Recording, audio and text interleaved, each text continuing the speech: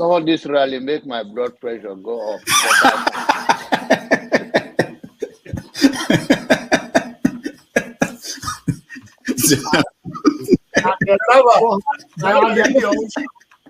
the people are platform for him who are supporting him.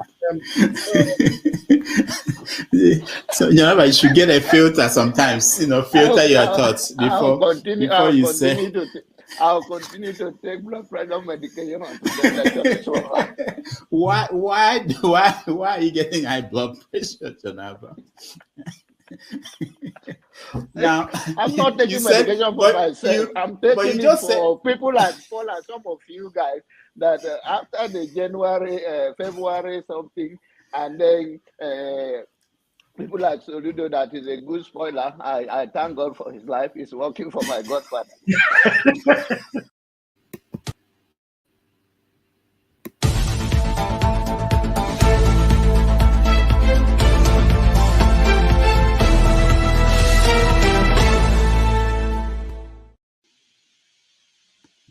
This is not a joke.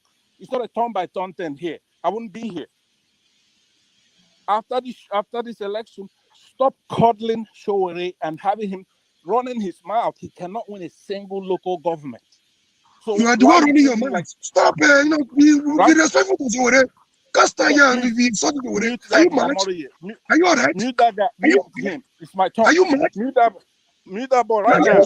Amari, hold on. Mute that son of a bitch. No. No. Pansa, no, you don't say. No, this is not good.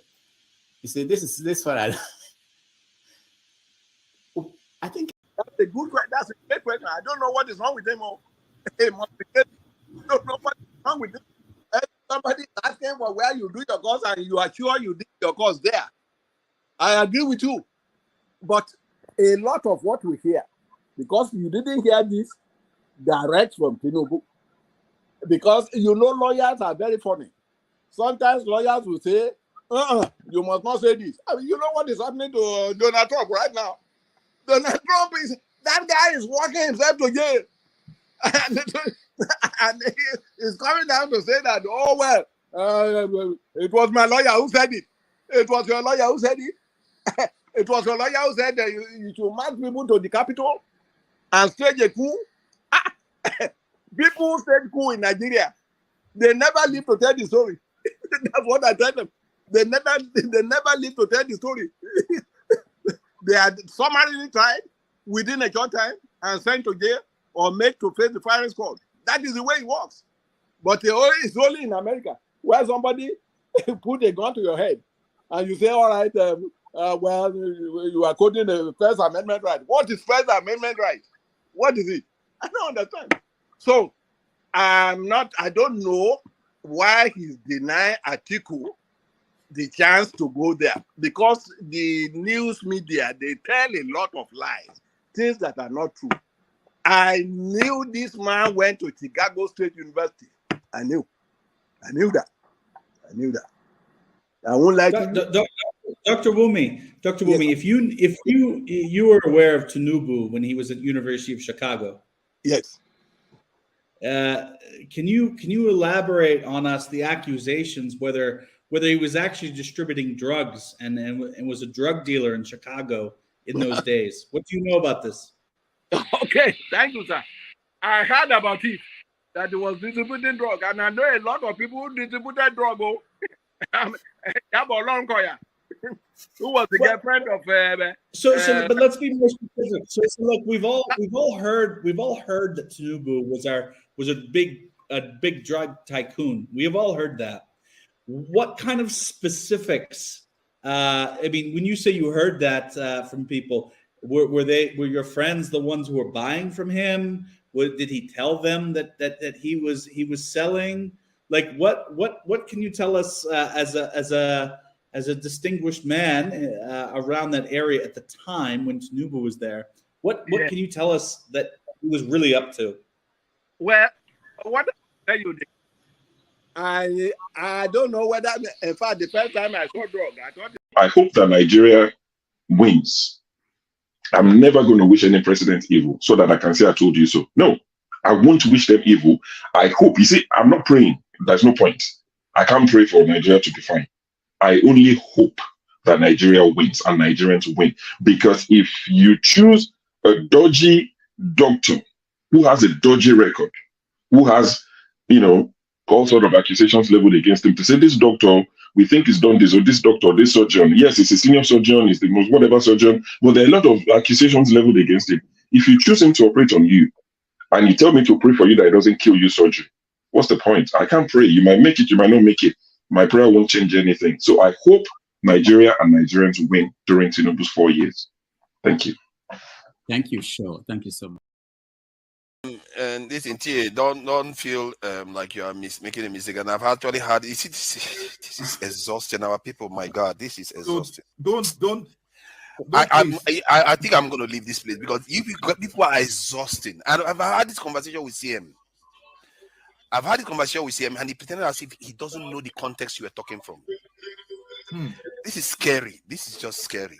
Our people, because are so dishonest. You see videos, you know what? Sorry, forefather. You should come and take over. You are too dishonest. Let me see. I am tired of you people. It's unbelievable. Show can come and take over. Show you can come and take over, please. Forefather. These people are just full of dishonesty. Please. They will never tell you the truth. I don't know what are you accusing me? You've seen whether it's deliberate or not. Calm down, please. Something is broken in our people. Oh, Father. Something is broken. Calm down. We've had long conversation. That's made this. They asked a question. I gave you instances. A long one. I gave you instances. What We should always spend more time examining the foundations of our arguments than we spend proclaiming the conclusions. The reason is simple. When the basis of a claim is incorrect, the decision arrived at with those claims must also be false. And wrong decisions are almost always dangerous.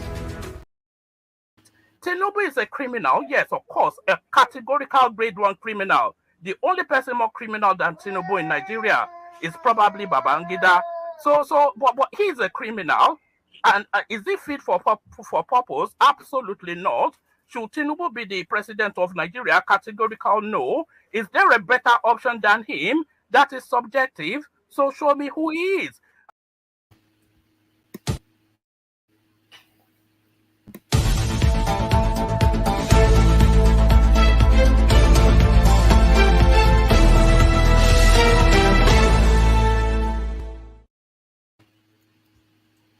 Good morning,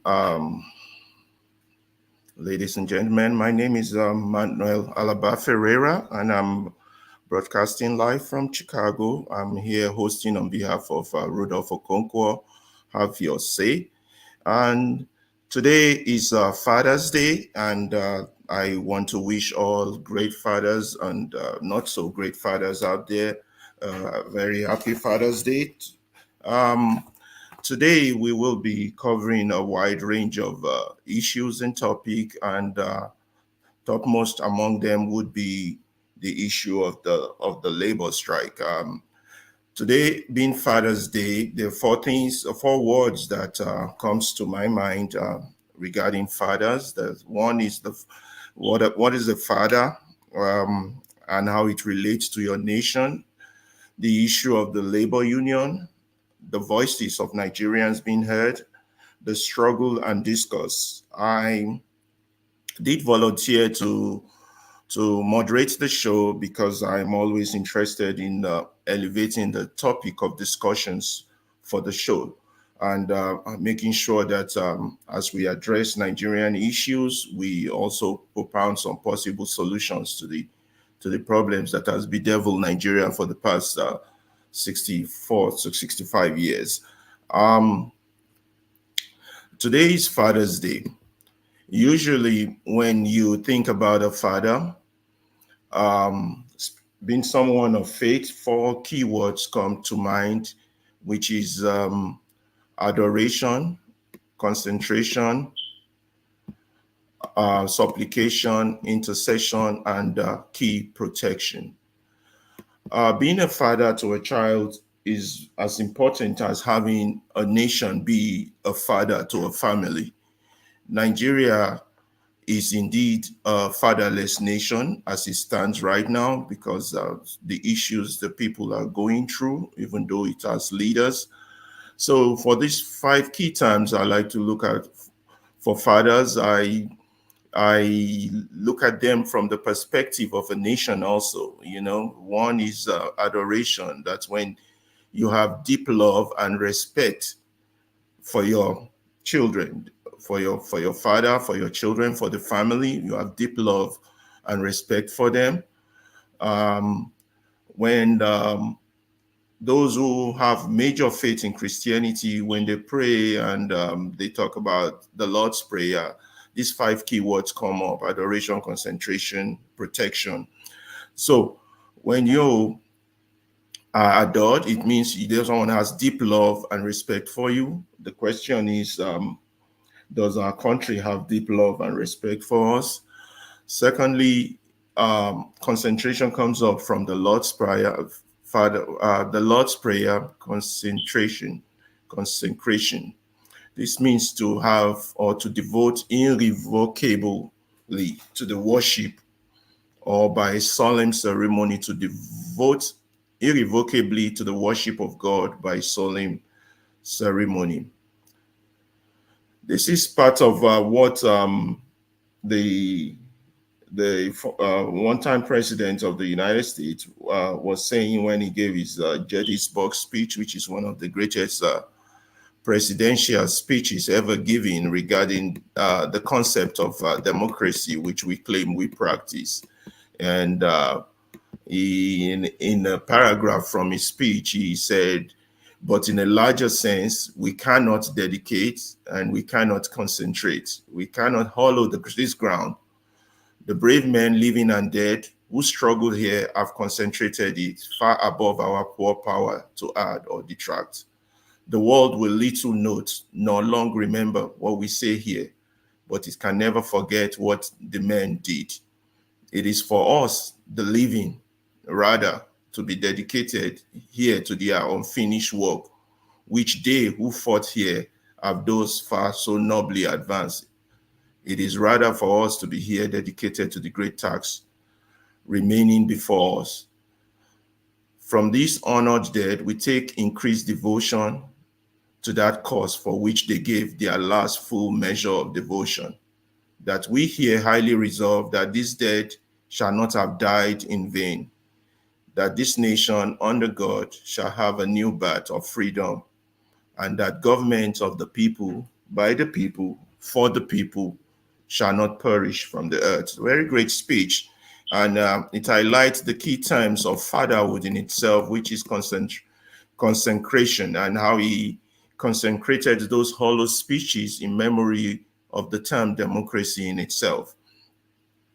Also, when you pray the Lord's Prayer, Father, supplication is a major aspect of that prayer.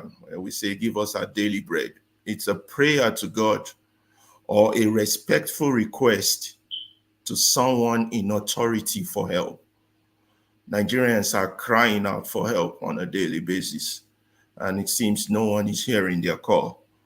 We call to God for help. A child calls to his father for help. All these things are kind of connected in a way. Also, within that is the terms intercession. Is the term intercession in our Father's prayer, which is we expect your Father to intercede on your behalf, to put forth a petition or an entreaty in favor of another.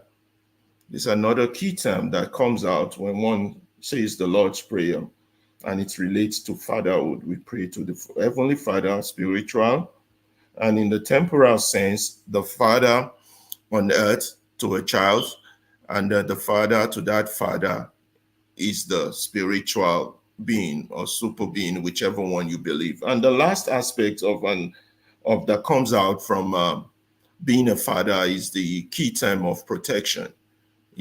Protection. Lead us not into temptation, deliver us from evil. It is a key term which is a preservation from injury or harm.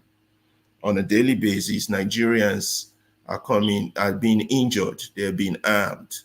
They have no protector. Their government doesn't really play this role properly, and they're being harmed. So there's a connection right there between nationhood, fatherhood. There's a key connections. Also, today's topic will be dwelling most likely on labor union who are currently backing on a strike and are making demands. The strikes are results of employees calling for livable wages and better benefits, while they deem it essential throughout. They've endured immense risk as workers, and they're saying that they need help. They need help because the rising cost of living is affecting them, and their take-home pay cannot even take them home with the rate of inflation that's going on heavily in Nigeria. So what are the roles of labor unions in the life of a nation? Unions are an essential safety net. They exist to hold employers accountable. They advocate for livable wages and fight to protect workers from unsanitary or dangerous working conditions or long hours, unfair benefit, and other risks. So unions help workers. They help workers have a sense of community and strength, and they have strength in numbers. So collectively, they hold power. They have power, and they could hold those in power accountable. So unions will be key to most of our discussions, but the presentation for today is going to take a little different tone before we start adding people to join us. The key aspect would be we have a presentation in form of like a mini small PowerPoint where can the labor union save Nigeria? And under that, after this brief introduction I've just given, we will be looking at the weekly news event that has occurred over the week, the current strike, what the news are saying about that, and if the labor strike is a very viable tool to changing the Nigerian context. Then we will be asking key questions, and we require your voice in these answers. We will be asking the question, what is Nigeria to you? We want to hear your view on what your perspective to this is. This is have your say. We will also be asking down the line, if we have enough time, in Nigeria, where everybody knows the problem, why is there no solution? Why is the problem been there over 40, 45 years, 24 years, 60, 64 years, and the problem is still there? Personally, from my own experience, everybody talks, when I went to go serve about 30 years ago, everybody talks about Nigerian problem, and it amazes me that that nobody has a solution. I remember when my uncle came to pick me up from youth service. After my youth service, actually, I served with the likes of Dimeji Bankole, who was a one-time speaker during this political dispensation. My uncle asked, so what's your experience in this, your youth service here? I said, oh, I noticed that everybody seems to know the problem. How come there's no solution? And that was 30 years ago. And he smiled and gave me a quiet response and said, well, Nigerians are politically naive. That's why there is no political solutions to their problem, and they keep doing the same thing over time. So the goal of most of the discussions we have, although some people see our discussions as a kind of form of therapy, is that we hope we could educate people, enlighten hearts, and change minds. The only revolution Nigeria needs is the revolution of the mind. So on our agenda also, we would ask for your help to help us in highlighting what is Nigeria's major problem. We will give us a list of problems, 1 to 10. We want you to arrange it from the highest to the lowest. If you were suddenly made president today, what are the top 10 problems and which one, how would you address them? That should be on our agenda for today. And of course, we want you to have a say in telling us who is going to help us fix the Nigerian problem. And also what we call democracy today. Is a real democracy, or is it just a fallacy in our head? These and various other topics we hope to cover, and also we would proceed and say, so we've talked, so where do we go from here? This so basically highlights our itemized agenda for the day. So the first thing I want to do now is to go into what were the weekly news that have occurred in the last week, what has been happening in Nigeria, and I will do a quick rundown of a few that came to mind. If you come on board, we want you to help us join and add the ones we might have missed out. Of particular note is the Reverend Father Ehusani on national minimum wage debate, on the statements he made. I will be showing that video, even though we showed the video yesterday, but I will be showing you that video and what he says about what we practice in Nigeria being a form of apartheid. Apartheid is just, it might not be, it's an apartheid system of government, but not based on race. It is based on class, on economy, and it's still apartheid. And we all know how the whole world gathered collectively together to fight apartheid in South Africa. Nigeria even contributed an enormous amount of money to fight apartheid. But unfortunately, over the years, we have planted a seed of apartheid in our community, in our society, in our country. And that apartheid persists, even though a lot of people don't see it like that. So that's in the news. Then also we would talk also what's been in the news was the over 20 trillion was added to Nigerian debt in a year. Wale Edun announced this 2.2 billion loan, additional loan. The government been borrowing since inception for almost a year now. They just keep borrowing. Also in the news, Nigerian president jokes about him falling down. Falling down is not really a major issue, but I don't think this is even an issue worthy of discussion, but that's my opinion. Also in the news has been 8 months after the federal government commenced payment of 35,000, a wage award in addition to the 30,000 minimum wage to workers, and urged state government to replicate it. 15 states are yet to do so, while 7 paid briefly and then they stopped. 7 states, 15 are yet, 7 paid briefly. That is the 35,000 that was promised to workers. Also in the news is the issue of a minimum wage. The labor union saying they're not going to accept any unfavorable figure. They will not accept it. And then in the news also is the fact that Nigeria is deploying troops for peacekeeping in Gambia. 197 personnel have been deployed to Gambia for peacekeeping, and you wonder, while bandits are destroying farms across the nation, people are internally displaced within the same country, we still have time to send some of our troops outside the country. The other things in the news is Nigerian dropped tax charges against the Binance executive. They were arrested, previously blamed for the fall of the naira to the dollar. Then eventually they escaped, and now Nigeria is dropping their charges, claiming they probably have nothing against them to start with. That was also in the news. Also in the news was the issue of Democracy Day. Nigerian unity cannot be traded, says Tinubu. Customs intercept 4 billion illicit drugs at Tinkan Island.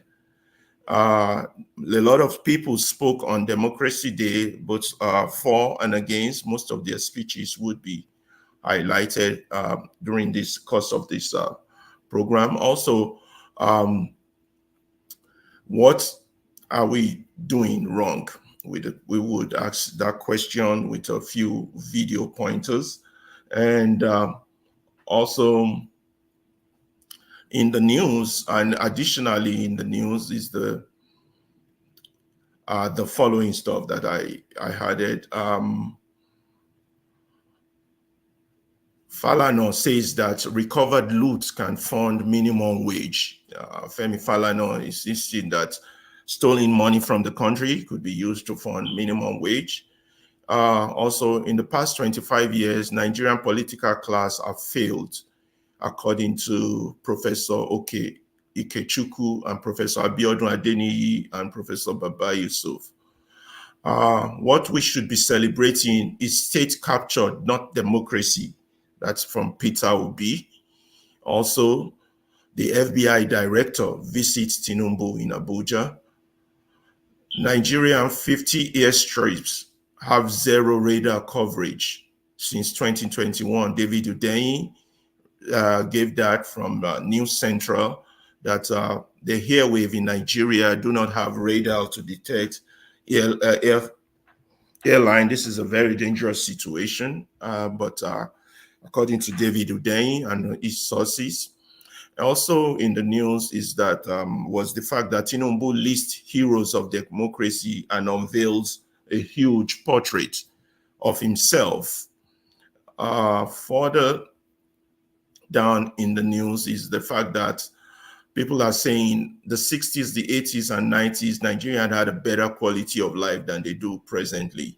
And they've listed a few people as the heroes of democracy, and we want to question that fact, if these people are really truly heroes, if we get the time to discuss it. Also, if we have the chance, we want to discuss two Nigerian actors with respect to issues with both of them in the political scene. That would be what Showore is doing wrong and what Peter Obi is doing wrong.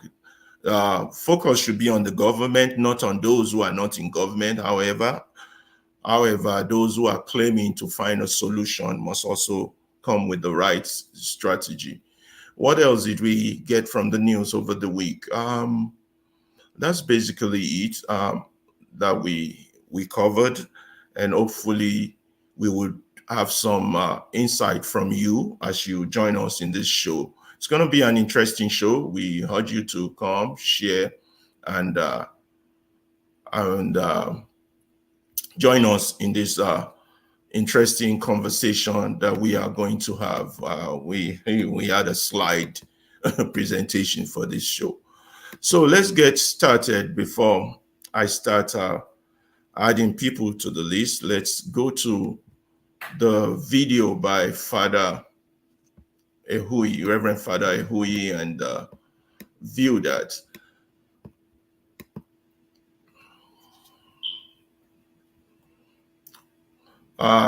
In the meantime, please join us for this chat, and also like and share this page. Like and share this page, and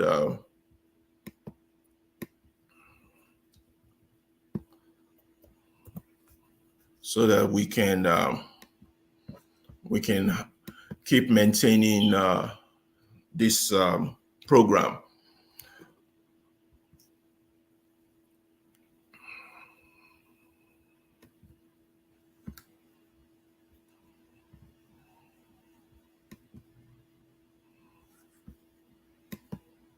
Okay.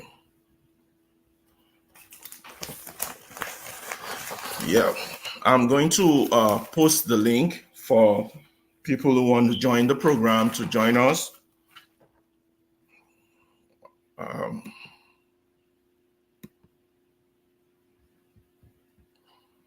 Yeah, I'm going to post the link so that those who want to join us can join us for this program. And welcome. That would be, I can see the name. Hold on. Henry Gabriel. Morigi. Yeah, thank you, Henry, for joining us. Is that Righteous Man, I believe? Yes. And Tone, I thank you, Tone, for joining us. I've been clamoring to host the show. I thank you all for joining. And we're going to post the link so that more people will join us. But in the meantime, I'm going to go to this Reverend Father's a speech whereby he talks about us operating a system of apartheid that is not based on race, but rather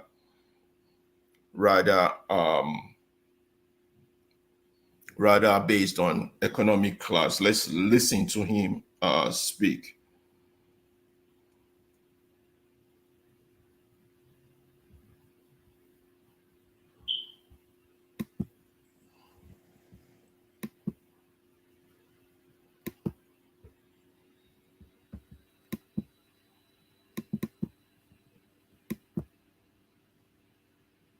I have been sick of this problem.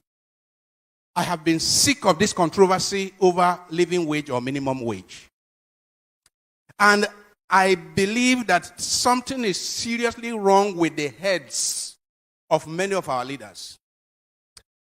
How can anyone who earns 200,000, 300,000, 400,000, 500,000, not to talk of people who earn 1 million, 2 million, how can they go to sleep in good conscience every day? How can they go to sleep in good conscience and come out to sit down in a boardroom to discuss the sustainability or otherwise of paying 60,000 to the poorest of workers? How can we go to bed and sleep, all those who belong to the elite, who earn 2, 3, 4, 500,000, 1 million? How can you go to sleep in good conscience, I say, if you still have any conscience? How can you go to sleep in good conscience and come out to be debating? I hear people on TV, I watch people on TV, experts, economic experts, corporate executives, government officials, who are taking home more than $1 million in a month. And they are there arguing that 60,000 or over will destroy the economy. It's not sustainable. How wicked! You give 60,000 to a poor worker a poor worker who may have a family of 2 or 3 or 4, for his feeding, for his accommodation, for his house rent, for his medical care, for his children's school fees. How wicked! How blind! How can we do that? And we think that God will bless our country? We think that it is by bringing a new national anthem for God to bless our country. How can you commit this crime against humanity? For me, this is a crime against humanity. Because the poor people who cannot afford to buy gari, I'm not saying they will buy that they are to buy sardino. I'm saying buy gari, poor people who cannot buy gari. I'm not talking of meat or fish. Poor people are dying because they have no money to cure malaria. How can you go to sleep in good conscience? Those of us who belong to the elite, how can we go to sleep with good conscience and we are debating and we are discussing and we vote 500 million naira to meet and debate about paying 60,000 to the poor? My dear friends, I see this as a new form of apartheid. Nigeria is one of the most unequal societies in the entire world. A society where it's like the animal farm. A society where we have conspicuously rich people, people who are living in conspicuous consumption, and others who are in deplorable, dehumanizing poverty.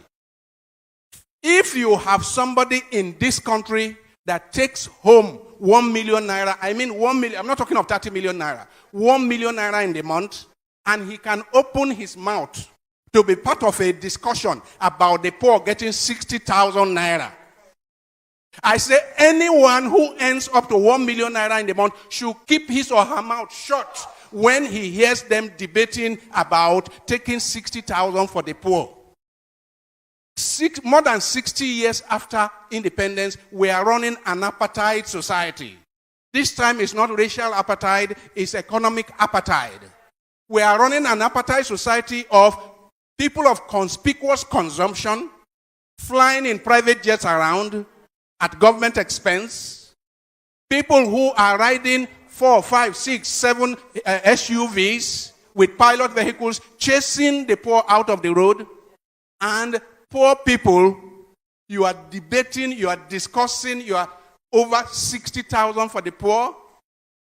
You insult the poor by saying 30,000, and later you say 48,000, and now you say 60,000, and you pay more than 60,000, you come out with 62,000.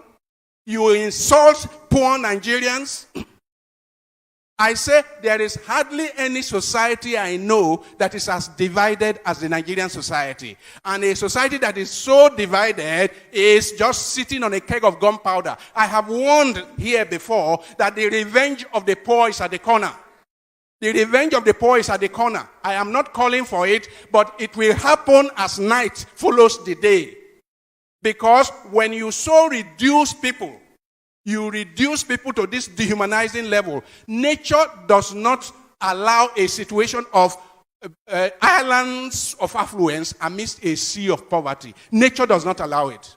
And let me warn those in the elite. Let me warn those in the tripartite committee of government. Let me warn that it is in the course of nature that when a predator continues to devour the very resources that the predator needs for his own sustenance, nature will take out the predator in order to have equilibrium, in order to have a measure of equilibrium. Nature is about balance, you know. All of nature is about balance, and human beings are part of nature, and Nigerians are part of nature. If the predator who needs the animals in the kingdom, it needs the animals to survive, if it is recklessly devouring the very animals it needs for its own survival, if it is devouring it recklessly and senselessly, nature will step in and remove the predator so that there can be balance in the system, in the ecosystem. Let me warn that all those who are in government, I hear, I have not confirmed, that there are people taking home almost 30 million naira in the month. And you have the guts, and you have the temerity to sit down, and your conscience allows you to sit down to discuss about 60,000 naira for poor worker for the whole month, and you are the one that has all the opportunities of ex-Esther code and all kinds of perquisites of office. You sit down to discuss about 60,000, and that is all that the person will have in the month.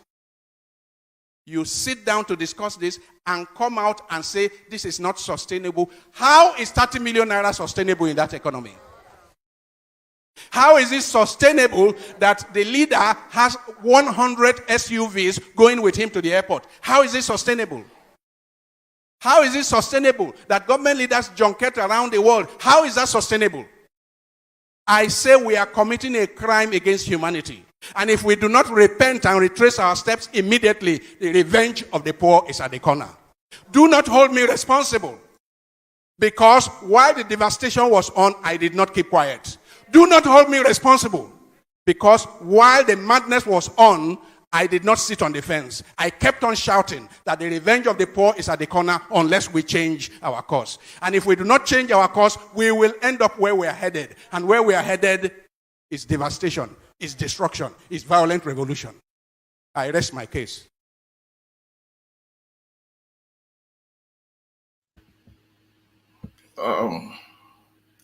Okay, that was that. I want to share two more. I want to share two more headlines, and then I want us to start discussion, or at least greet each other on the panel and start discussion. But I want our discussion not to be on the headlines shared specifically, but on the key question: what is Nigeria to you? What is Nigeria? Is Nigeria a crime scene? Is it a shithole country, like Donald Trump said? Is it a geographical contraption?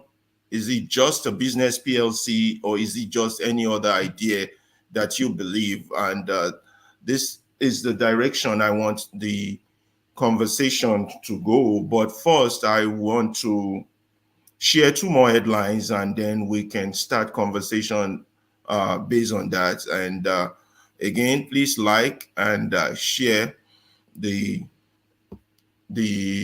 broadcast. Okay.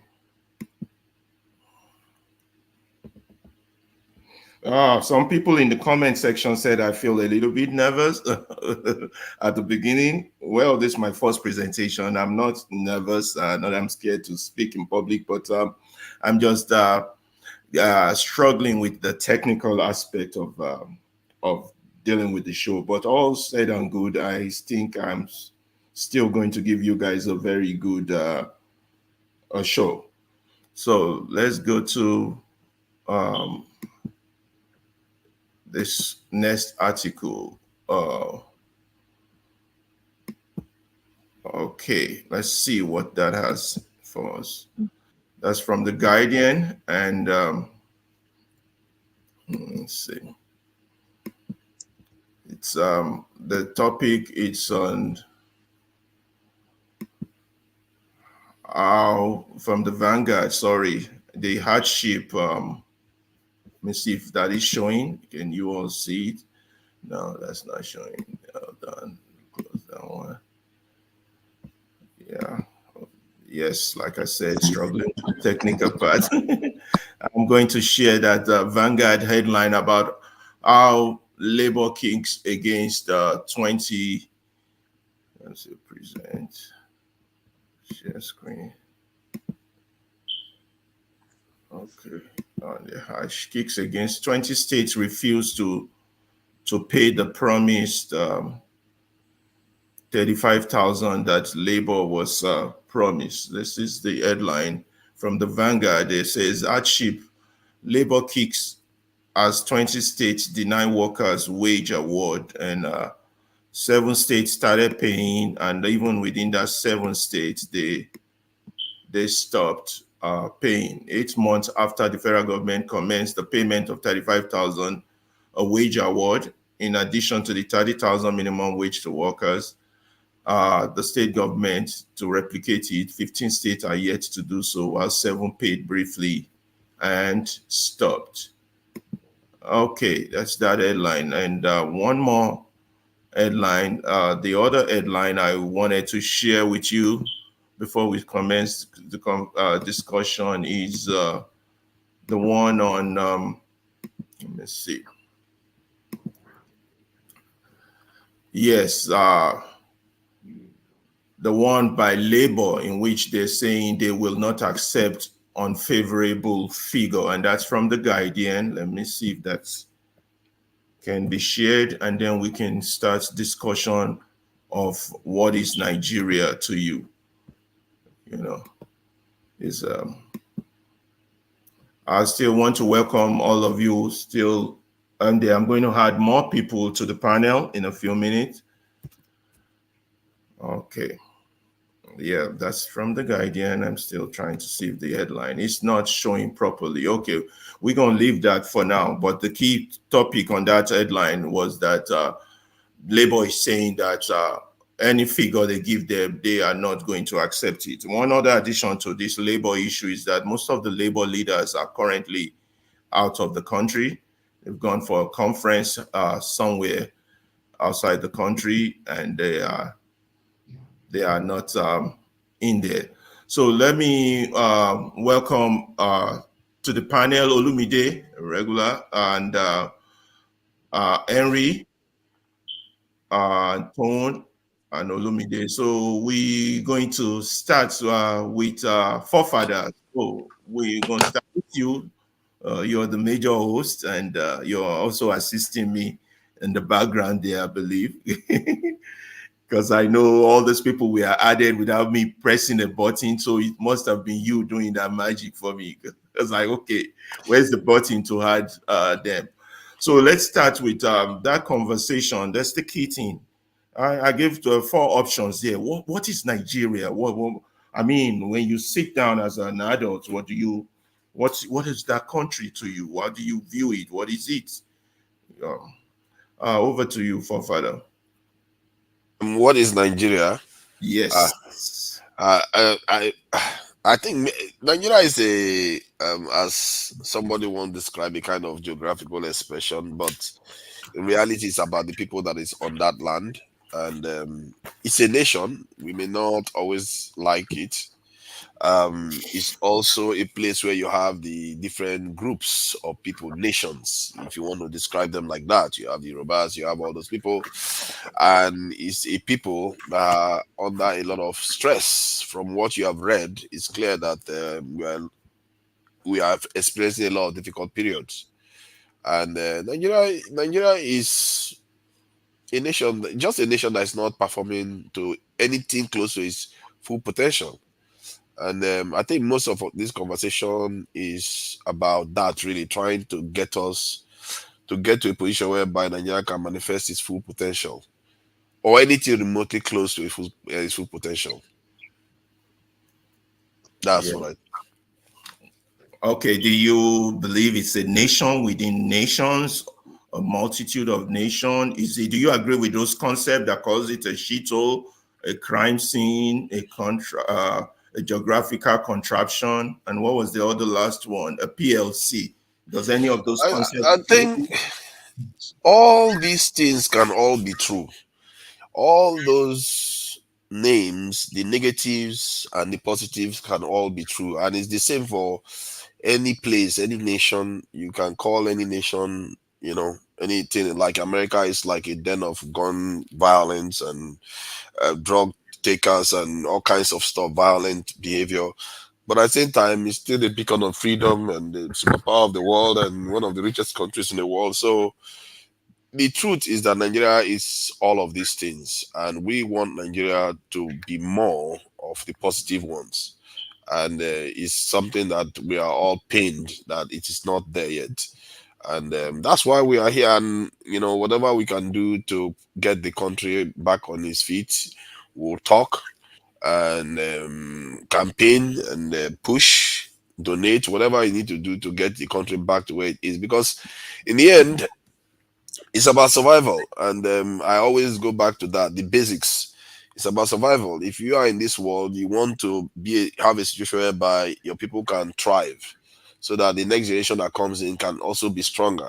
Otherwise, you are just signing off. Sooner or later, you're all going to be gone. I don't want Nigerians gone. I want Nigerians to thrive into the distant future and do great things. So, thank you. Yeah, well, Forefather, you had 1 minute left. Well, should I save your 1 minute or just throw it away? I didn't tell you exactly how much minutes we had for that. I budgeted 4 minutes for that, but thank you. So, Omar Henry, your turn. So, what's your take on this? Good evening, everyone. To you, I want you to give us your individualized perception of it. You're doing a good job. Thank you. It will take time for this technical issue. Anyway, you are doing a good job at the moment right now. Yeah. So good evening, once again, everyone. I would say at the moment now, the way Nigeria is now, Nigeria is a public liability company with different CEO. Yeah. Few CEO. Because we are the main CEO, but at the moment now, few CEO is taking care of the company. But the company supposed to belong to the people of Nigeria. But now I'll call it PSC, Public Liability Company. Because if we call it, if you say it's a nation, do Nigeria government care about the Nigerian people? That is the question. I'm a foreigner in this country where I stay. I'm a foreigner. But if I go to the embassy of this nation, anywhere in the world, they will attend to me without me having an appointment. If I'm in trouble, if I'm in distress in any country, if I go to Swiss embassy, German embassy in Switzerland, in Nigeria, I don't need appointment to go there. If I say I'm in trouble, I'm a foreigner, but they will attend to me because I have their passport there. But Nigeria was born there, they're living there, they're in distress. The government doesn't even care about them. I don't see any nation we neglect their people, their citizens, the way Nigerian government neglects Nigerians. So when you say it's a nation, you don't call it a nation at the moment. It's a public liability company. Because how can your citizens be hungry? You are celebrating. How can people be hungry? Sending billions of naira to those lazy people who want to go to Hajj. How can your people be hungry? You'll be buying SUV for your so-called sleeping allowance, who call themselves senators. How can people be hungry? They are building your vice president who said don't need he said use this word, structure my foot. When they told me about Nigeria needs to be structured, he said restructure my foot. Your vice president, he said this word. The same people now they spend billions of naira to build his house or renovate his house, where people are hungry. I cannot call that a nation. I remember this country where during June 12th, we were working. We were working in home care. We were working. They share money to citizens. Every workers, every human being. I got two. I got my salary and I got some money too. They pay to my account straight ahead. They care about this. They care about people living in this country. But Nigerians are suffering. Common basic community. Nigeria don't have it. Social welfare, nothing for the citizens. You call that a nation? The poorest country in the world take care of their citizens. Do Nigerian government care about the people? No, you don't call that a nation. It's not just a nation. Then we have some people who are patriotic, who prefer Nigerians to be happy, sleep with stomach full. Then Nigeria will be a nation. But not at the moment now. Nigerians are hungry. They go to bed hungry. Some people cannot eat 2 square meals a day. Do you call that a nation? Go to the street and ask people in the street. It's not a nation. We should not deceive ourselves. Because people are suffering. I went to Nigeria. I came back to Nigeria this year. I saw people suffering. But now it's getting worse now. It's not a nation. It's PSC. Thank you. Yeah. Okay. Next would be righteous man. You have 4 minutes.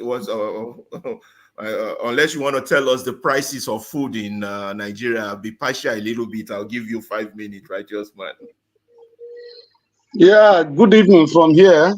I'm in Lagos City, the Center of Excellence. Happy Father's Day to all fathers and intending husbands to be, because I learned there are a lot of great bachelors among us. Happy Father's Day. We are all men. Ferrari, good evening. You are doing a good job. Jego, good evening. Henry, good evening. And my precious anchor man, forefathers, good evening. Yeah. Back to the issue. What is Nigeria to you? Now, if I'm to answer that question, I will answer it this way. Nigeria is a public limited liability company owned by the Western world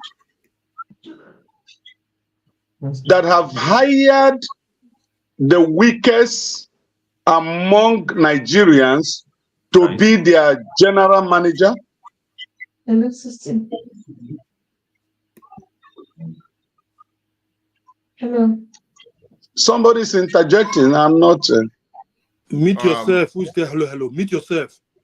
Huh? Yeah, he was stoned. I muted him. Oh, okay. Thank you, Father. Okay, so it is a public limited liability company not owned by Nigerians. It's owned by the Western world, and the Western world hires general managers and managers and supervisors who do not have the rest Nigerians in their mind. And so as they get into office, their primary focus is to make a living for themselves, for their family, their acronyms, and maybe their girlfriends, you know, their dogs, their pets. They find it very courageous to attend to the needs of these people I mentioned, including animals that are their pets, than full-fledged Nigerians who are humans like them.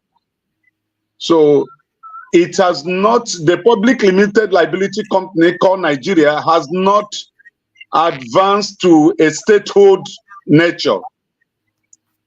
And that is why we are having what we are having today. And it's quite unfortunate that the rest of the world, the black world, are looking onto Nigeria to lead, to emancipate the black world. But here we are, we're in a jungle, we're in a place where madmen and mad women have been drafted to rule those who are not mad. Because when you listen to that intro you did by that reverend, you will discover that we are not considered as legitimate human beings that deserve the best in this life by these assembled criminals who have ascended into offices in the name of democratic settings being voted in. As I speak to you today, as I closed from church service, I went into the market to get what my family will eat. As I speak to you, a bucket of paint Gary, that custard paint Gary, I bought it at the rate of 4,500. Against, during Buhari regime, it was 1,200. Today is 4,500. 3 balls of tomatoes, 500. 4 pieces of pepper, 500. Small tuber of yam that we were buying maybe 800. This today I bought it 4,000. Very small. A bag of rice 93,000. Long gray 93,000. Short gray 87,000. Nigerian breed. I think it's 79,000.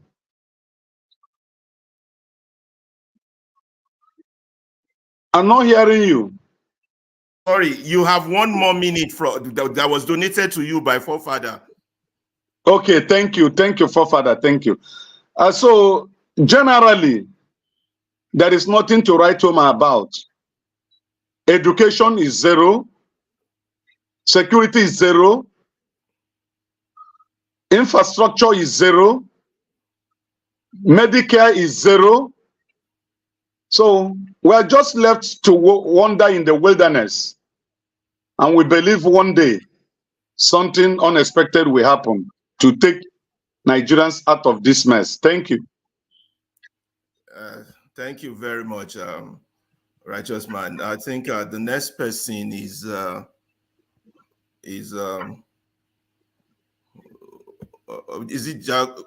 I think it'll be Tone. Sorry, is Tone there? I don't see his face. That's why.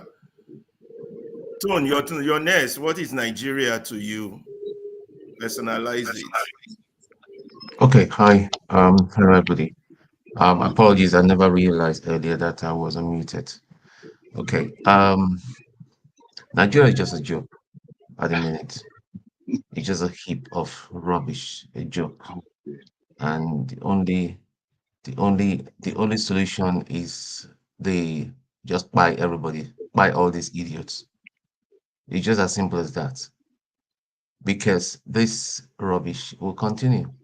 We just read and heard that they took yet another loan. What are you doing with all this loan?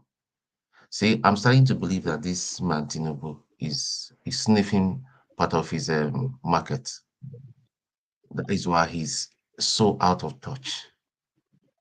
If that man is not on drugs, he won't be doing all this. He's sniffing. Trust me. He's just out of his freaking mind. And all the people that are there. So Nigeria is just a big, it's just a big town. And Alaba, before I continue, can I just say something? Please be yourself. Do not come under the shadow of forefathers of electricity. Do your thing.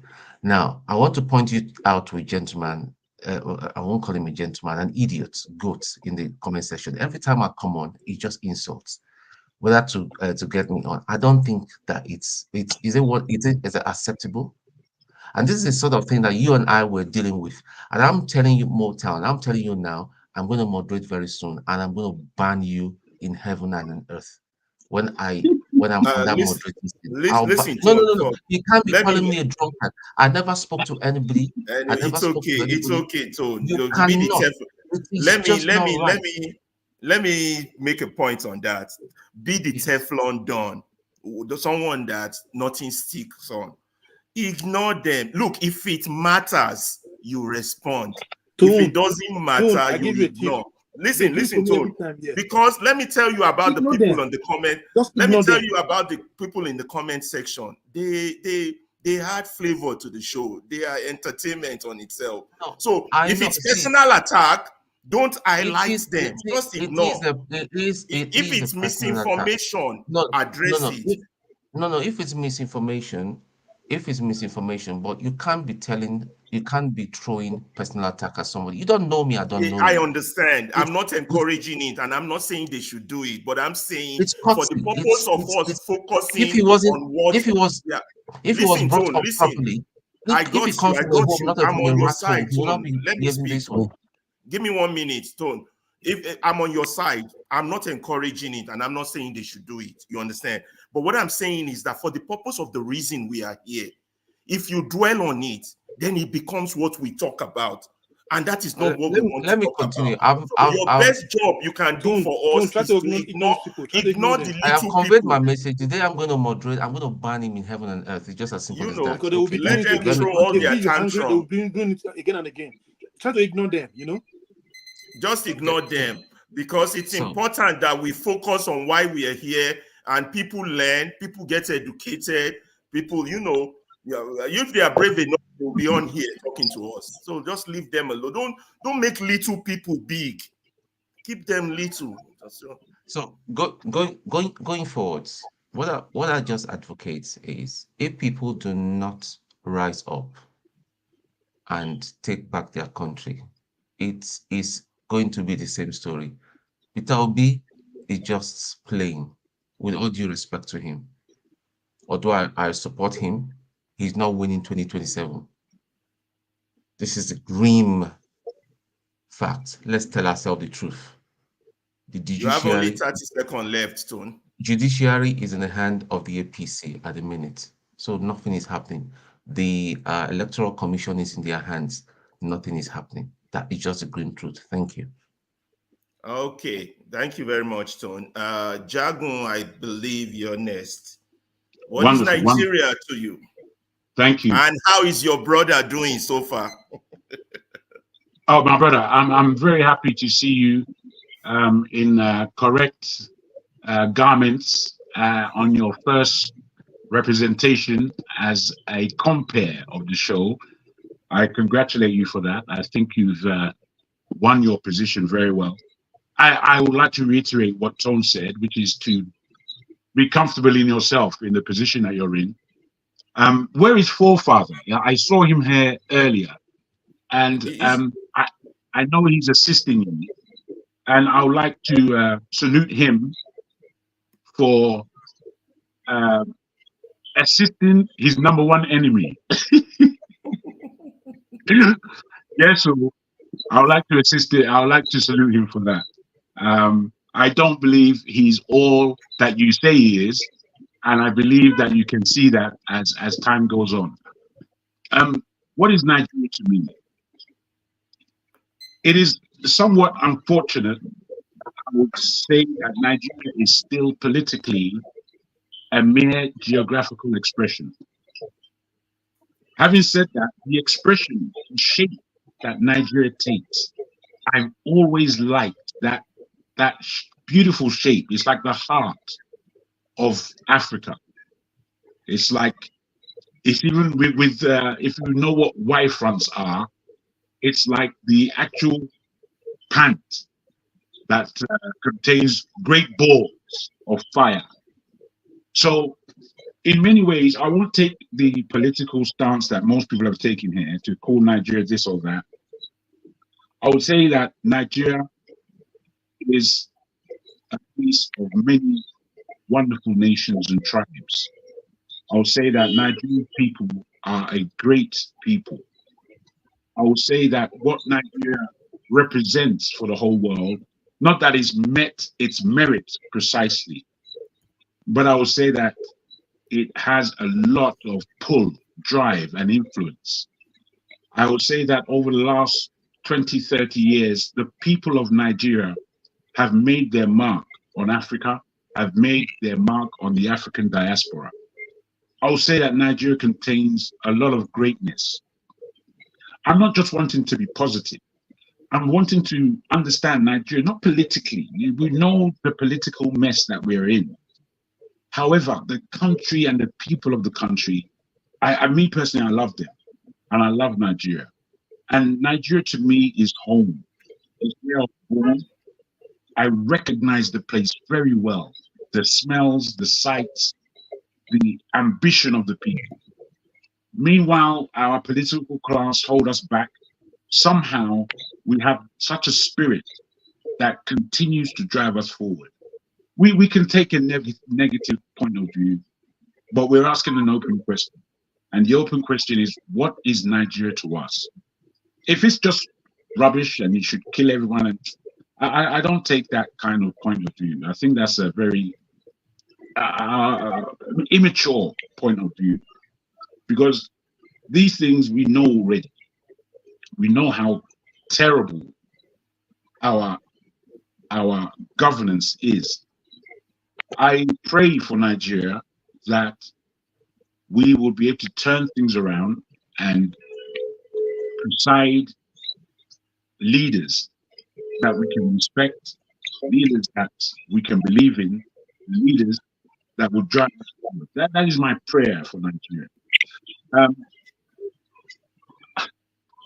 This channel that we're on, for me, the people that come on and express their views, whether I agree with them or not, I know that they're coming from Nigerians who have a heart for the country. And this whole energy, I would want all Nigerians to be positive with the energies that we put out there, even if we're critical. Positivity is a big thing when Nigeria is concerned. What I know is not just what Nigeria means to me, but how Nigerians make other people feel. And what I'm aware of is a black or white, Chinese or other. Once they come across a Nigerian, they know they've met a real human being. And I want us to maintain our ethics. I want us to maintain our culture. I want us to grow into a nation. And that's what Nigeria means to me. Thank you. Okay. So just a maker, is that King a maker or just a maker? When did they crown you king? I thought you were I'm always just the king now. Don't you know I'm a prince now?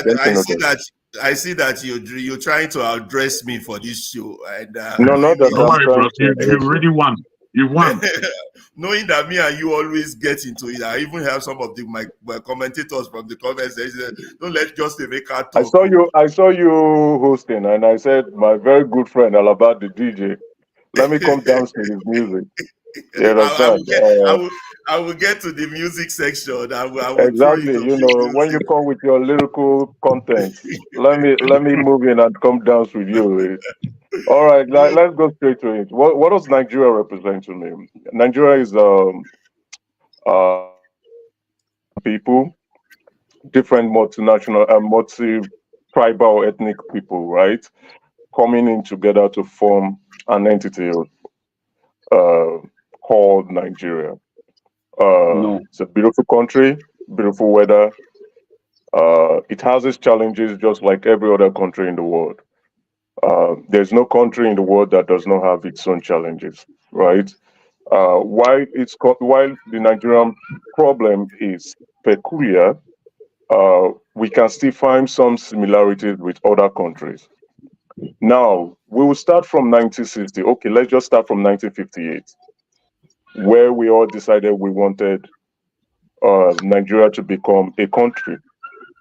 We had several regional geopolitical zones coming together to say, okay, let's form a country and let's pursue our destiny out of the hands of the colonial masters.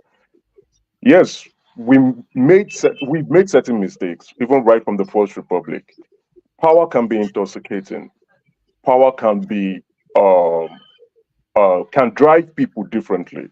So, but what I would say is, we have a separate class, the political class, and those who follow. There's an expectation gap, right? We've been on this platform, several platforms, yearning for good governance, criticizing the government, speaking a lot of stuff. But leadership is hard. We must acknowledge that. And how do you know? If you have never tested power before, you will not know.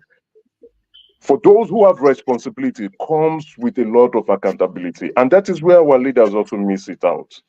We've not been blessed with visionary leaders. We've not been blessed with thought-minded leaders, leaders who could sit down and craft out a plan for the country. We've been I won't say blessed, we've been punished with selfish people. And I would say also, we Nigerians, we do not also love our country. We could complain for all we care, but once we go into power, we become who we complain against. We become the same people we are fighting against. I can call names, but it's not the need now. But what I would say is, we hope Nigeria takes a different turn, right? You see, when we're talking about local government autonomy, if the president or the federal government begin to stifle state governors and control them the same way they are controlling local governments, things won't work. These governors do not want autonomy for local government. Now, how would the dividend of democracy get closer to the people? How would people feel the impact of democracy? We are talking about wages. I listened to that Reverend speak. He's partially right, he's partially wrong. Now, he said economics are all speaking, are all talking. Economy should speak. Because once it's a minimum wage, I myself, who has a business back home, I must pay that amount. Is my business going to be sustainable for me enough to pay that amount, 100 or 250,000?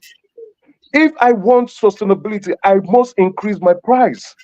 And with that price comes with inflation, the same inflation that we are fighting against. Because I have to obey the law.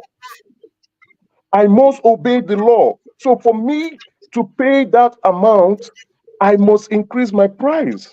And if I increase my price, what does it happen? It impacts everyone consuming my services or consuming my products. Now, for the government, they might not have some leeway, but let's not forget, they are borrowing to pay salaries. I think, was it Tom who just said, oh, we've gone to borrow. And he's right, we went to borrow $4.2 billion from the IMF, from World Bank recently, because we want to resolve our poverty issues. So when you are borrowing to pay salaries, what are you doing? You are only borrowing for future purpose, and you are bringing it down to present terms, and you will pay for the pains of borrowing. So I'm not saying we shouldn't increase the salary of Nigerians or the wages of Nigerians. Fine, we deserve a raise. Everywhere in the world, everybody deserves a raise. But What happens? For every action we take, there will definitely be a consequence. Thank you very much. Yeah. Emeka, I have a follow-up based on two things you said. You reference the video we showed about the referend. You said he's right or wrong. I want to ask you, right, it's partially wrong. Yeah. Also, your comment has raised a possible discussion question. Every time we say Nigeria has a problem, educated Nigerians always come up with a rebuttal saying that a rebuttal that, well, other countries have that problem. I have a video to show on that. I might show that video, or like the Aisha Yusuf rebuttal on a journalist that attacked her when she sat down for the national anthem, and the answer she gave to that, I felt that was solid. But when educated people say that pushback, well, other countries have that problem. Also, do you agree with the pastor saying that we practice an apartheid system? Some people have other names they call it. They call it feudalism. I like to call it big manism. But I think we should still search for a real name to describe our system. I think to answer your question, right? I think he's making a big issue. Look, we can't compare for an apartheid. Let's be very realistic here, right? It's close to slavery. So where you put people. Which one is close to slavery, apartheid or the Nigerian system? Apartheid. Well, hold on. Let me explain. I like to stick with facts, right? Where you say a certain class of people do not deserve to enjoy specific services, you put them at one corner. So is that not what Nigeria has done to its people? I have to be hard on you, Emeka. I got to interject you on questions. No, is that not what Nigeria? We provide our own electricity, we provide our own road, we provide our own judiciary is not there. They didn't those problems. See, what we are doing now is we are not taking cognizance of the fact of the several types of government we've had. We've had coups, we've had military governors. We have people who do not. Emeka, excuse me. You've had your 4 minutes. What I do now when I do a counter is that when you're pushing a position that I have a counter for, I'll push you so that you can address that. Okay, you said we've had several types of government. I beg to disagree. Since 1966, since the coup up till now, what we have is collaboration between the military boys and the civilian collaborators they overthrew. Do you agree with that? They are the same people. That's a fair thing, but no. We do not have. That's fair. We never. Wait. Can I land first now? Okay, land. So that we can have a civil conversation. But we've not had a fair representative during the military time. The military never invested in our country, and we had deterioration. A fair representative now. We have representative in the House of Rep and Senate, and they represent the people. We can talk about that, but we do now. We have people who are making laws that needs to be abided by the citizens. If you are going to take your bias out. I have my own bias. Let's take your bias out, right? Please. Let's take your bias out. We have House of Representatives. We do have House of Representatives that were voted into power, right? Now, but during the military time, we never had those. We only had certain people who were state administrators and making decrees. Whatever they want to do, that's what they want to do. They never invested in our country. They were only taking, and taking out. So when you don't invest in your business, what do you want your business to do? To fail. It's going to fail. Emeka, what you are eating on is the main topic of today, but we are not there yet. I think some members of the panel have a counter. I don't want us to go back and forth because a lot of people still want to speak, and we have to move on to the next issue. So we're going to come back to you, Emeka, on that issue of whether we truly have the people's representative. That means we have to. It's part of the video I have for today. What do we really have democracy? Do we have, But on a positive note, I have some other positive videos, but I want to hear Paul, All Politics, and KJ on the Nigerian issue. What does Nigeria mean to you? I'm cutting the time so that everybody can go around and Forefather can rotate as many people in the background as possible so that everybody can have their say before we move on to the next one. But Emeka, we are definitely coming back to that issue. I thought you've spoken. I'm so sorry. Olumide is next, so Shigo for me, funny. Hey, Go ahead, brother. Olumide, can you sit up, please? Can you sit up? Olumide is next. Okay, thank you. Kudos down. Well done, Malaba, on your maiden presentation on Dimeji's platform. More grease to your elbow. Like I said previously, and in some time on this platform, like I've mentioned previously, I'm in my I'm in my 40s, mid to late 40s, and you know what? I'm not unlike some people who are probably older than me.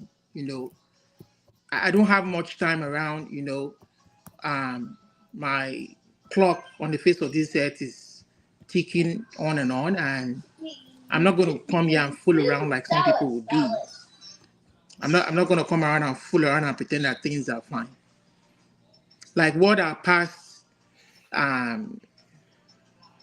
leader, our power has said, Nigeria is just a mere geographical expression. We are not a country yet. We've not met that criteria. We were on that trajectory shortly after our independence, with the start of the regional government, until things took a turn for the worse. We all know that history. We don't have to bore ourselves. But and so all of a sudden we plateaued. Now we are sinking down very, very, very fast. You understand? And right now we don't meet a criteria for a country. I don't know how many of us living outside of that country can boast that, you know what, I want to go back there today and resettle and start living there. One reason out of many reasons will prevent you from doing that. Is it electricity? Is it security for your life? Is it the way they manage the economy? You know, so everything is just upside down. You know, and I don't doubt the fact that there are not good people in that country. You know, even as much as we call it a shithole society, you know, it's a slang for shithole society is a slang. It's an American slang for a place that doesn't work. Period. It doesn't work. A system that does not work. That is opposite what they have in their system. So it's not just Nigeria alone. It could be any country anywhere geographical place in the world where things don't work. It's a shithole. So unfortunately, a place that I should call home has met that criteria in all ramifications. And it is not surprising that somebody like Emeka, just Emeka, can say that hopefully Nigeria will turn that corner at some point in their history. After 1 year of the man you elected here, you are still saying hopefully Nigeria will turn that corner. So when is that corner going to happen? You see you are kidding yourself. But like I've said, let us assume that this constitution is the perfect one, even though we know it is nothing but full of crap. The minimum requirement for people to make their leaders accountable is a free and fair electioneering, which Nigeria has not met. No wonder it will keep remaining a shithole. There are good people there, like what Jagun has said. There are wonderful people there who want to make things happen, but they will never get the opportunity if people who we want as leaders are not elected there. You keep having criminals forcing themselves. Thank you very much, Olumide. Thank you. We're going to reduce the time from 4 minutes to 3 minutes so that we can get as many people's opinion on what Nigeria is to you. This is a very vital question because we have to also move on. So I'm going to Paul, KJ, and Ovie, your 3 minutes starts now. Thank you. So, as of today, the question that you asked, if I will use one word, Nigeria as a country don't mean nothing to me because Nigeria has failed me. If I want to call Nigeria today, I'll probably call the memory that I know about Nigeria. And it trickled down to just individual things. My classmates, my former colleagues, my family members, and the likes. But that geographic zone called Nigeria, I can't say I'm saying anything that makes that country means a lot to me. The answer is just no, except I want to lie to myself. You understand? Things is going bad, bad, bad. Every memory that I have in that place called Nigeria today, is it just hard? Just imagine if I tell family member now that I'm going to Olumorok here, the word that everybody will tell me, be careful. I'm going to this place, they tell you, be careful. You are going here, be careful. It's just hard. Nigeria is not working. And one of the ways I say Nigeria is not working, very many of us here, we all live in the West. Just imagine I brought a 70 years old, my 70 years old mother to this bad weather that I live in the West. Do you know what will happen? Everybody will be happy for me. Say, oh boy, Paul, you try, you don't carry your mama come up for that suffer place. I'm taking my mother from a very good weather where she's supposed to eat good and healthy food. And I will bring my mother here and everybody will be happy. And that is true because good percentage of us that brought our parents here for us, they have that good health sector and the likes and every other thing, which they don't have in Nigeria. And it makes me, I feel bad when I think like that because I know the right place that belongs to our parents is to live in a place like Nigeria. Fantastic weather, everything. But nearly everything is not working. If my parents going to be comfortable in Nigeria today, simply mean we're going to get all this, what I call slave labors and everything. In the name of so many people are hungry, we'll pick this one children to take care of my mother, we'll pick another one children just because of they're going to eat, they're going to sleep in a house where there's electricity and every other thing. You understand? Modern way of slavery indirectly. These are the things that some of us that is doing well, a little bit, not even doing well, we do to our own parents at the detriment of others. You know, it's that is Nigeria. I cannot bring my brother's kids to the US today and say, go wash plate for my children. You understand? They're going to enjoy what my kids are enjoying here. I cannot bring a family member and say, go and do these things for me. No, they're going to enjoy what I'm enjoying here. But in Nigeria, we will literally use other people to make our loved ones much, much comfortable. So Nigeria is not working for today. Thank you, Paul. That's my take for now. KJ, you got your 3 minutes. Thank you, every one of you on the panel. Thank you, Ferrari, for taking your first shot. Yes, for me, Nigeria. I would like to throw the part of Jagu. Nigeria right now is a mere geographical expression of a location somewhere in West Africa with numerous nations, amalgamated. Okay, let me not say conbeefed into one with different thoughts, different understanding, different approaches. And those whose desire was to create this conbeef, or can beef, as they call it around where I live, have refused to allow its stew to become a proper stew. And then they have recruited agents amongst this geographical location to keep, playing, dancing to their rhythm. If not, there are many opportunities that Nigeria have had to start all over again, but it was always foiled by certain powers beyond the shores of Nigeria. Am I giving the leadership or letting the Nigerian people escape for that? No, because you will always be, you will always reap what you, even if you didn't sow it, but you're in the periphery of that location, you reap what is there. And so our people have refused to come out like the Nigerian spirit, which is can-do spirit. There's a spirit in Nigeria or in that geographical location called can-do. In other words, nothing is impossible when a Nigerian is concerned. But we have refused also to apply this when it comes to the governance of that space. We have refused to apply it, or we have not found it worthy to fight for those who will come to the stage and apply that can-do spirit of a Nigerian. That can-do spirit that have kept the nation going until one of our leaders once said, I don't even know how this economy is surviving because from our own estimation, it should have collapsed many months ago, but we are still going on.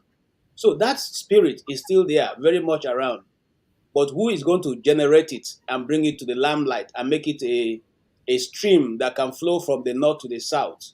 I don't think if we can be able to achieve that in this time that we see.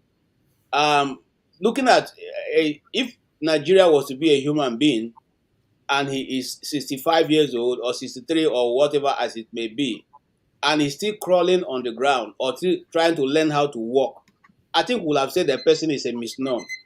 Would not have given. Okay, so I'm rounding up, sir. Therefore, I think in conclusion that we are not yet where we're supposed to be, and I don't see us getting there in the near future. Thank you. Okay, before Ovie speaks, and one man went to the moon. Who speaks? I'm glad he's here with us. I want to hear him speak. I want to just say a few statements about educated people. I actually got this from Aisha Yusuf when he tackled that journalist, Yinka Obembe. Said was that we are at a stage where our children are stateless, looking for a home. That means Nigeria is no longer a home. He said educated people are the worst kind. You know, he was referring to that journalist standing ground for something that is obviously wrong or bad government. I said the educated people are the worst kind, mentally abducted people who put up a persona of intelligence. They think they are intelligent. He said this country is as dead as it is because we have people who decided they are not citizens but slaves and allow people to walk over them and still want to force others in that line. In light of that, they said no Nigerian is more Nigerian than anyone. Ovie, what's your view? What is Nigeria to you? 3 minutes. Thank you, Alaba. I think you're up to something. I mean, you choose the Father's Day to talk a topic like this, even though some of us are not as responsible of a father as much as we want to be. Anyway, that's not a topic for another day. Yes, what's Nigerian to me? That's like me, my children asking me, what are we in this country, or what is country mean to you? I think to me, Nigeria is not special. It's just like every other story that is being told, or that has been told, that has still been told, however way you want to phrase it. Just like the idea of money, the idea of God. So the nation state is not special.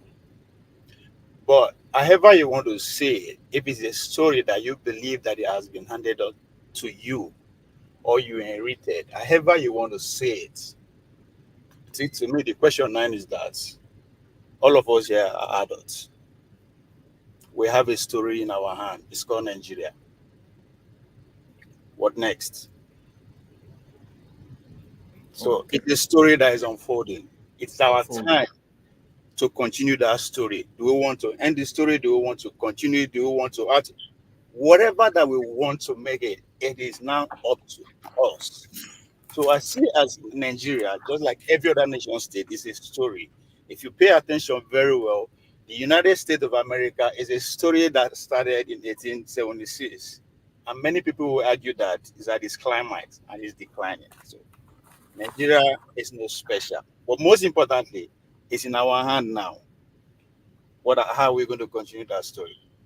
Thank you. Thank you, Ovie. Your time's up. Before I hear one man went to Mo, I would also want him, if he can, to stay for the next round of topic, because the next round of question is on each of us going to list Nigerian top 10 problems from the lowest to the highest. Each of us. That's going to be our next lineup. But before I do that, there's a video I want to show.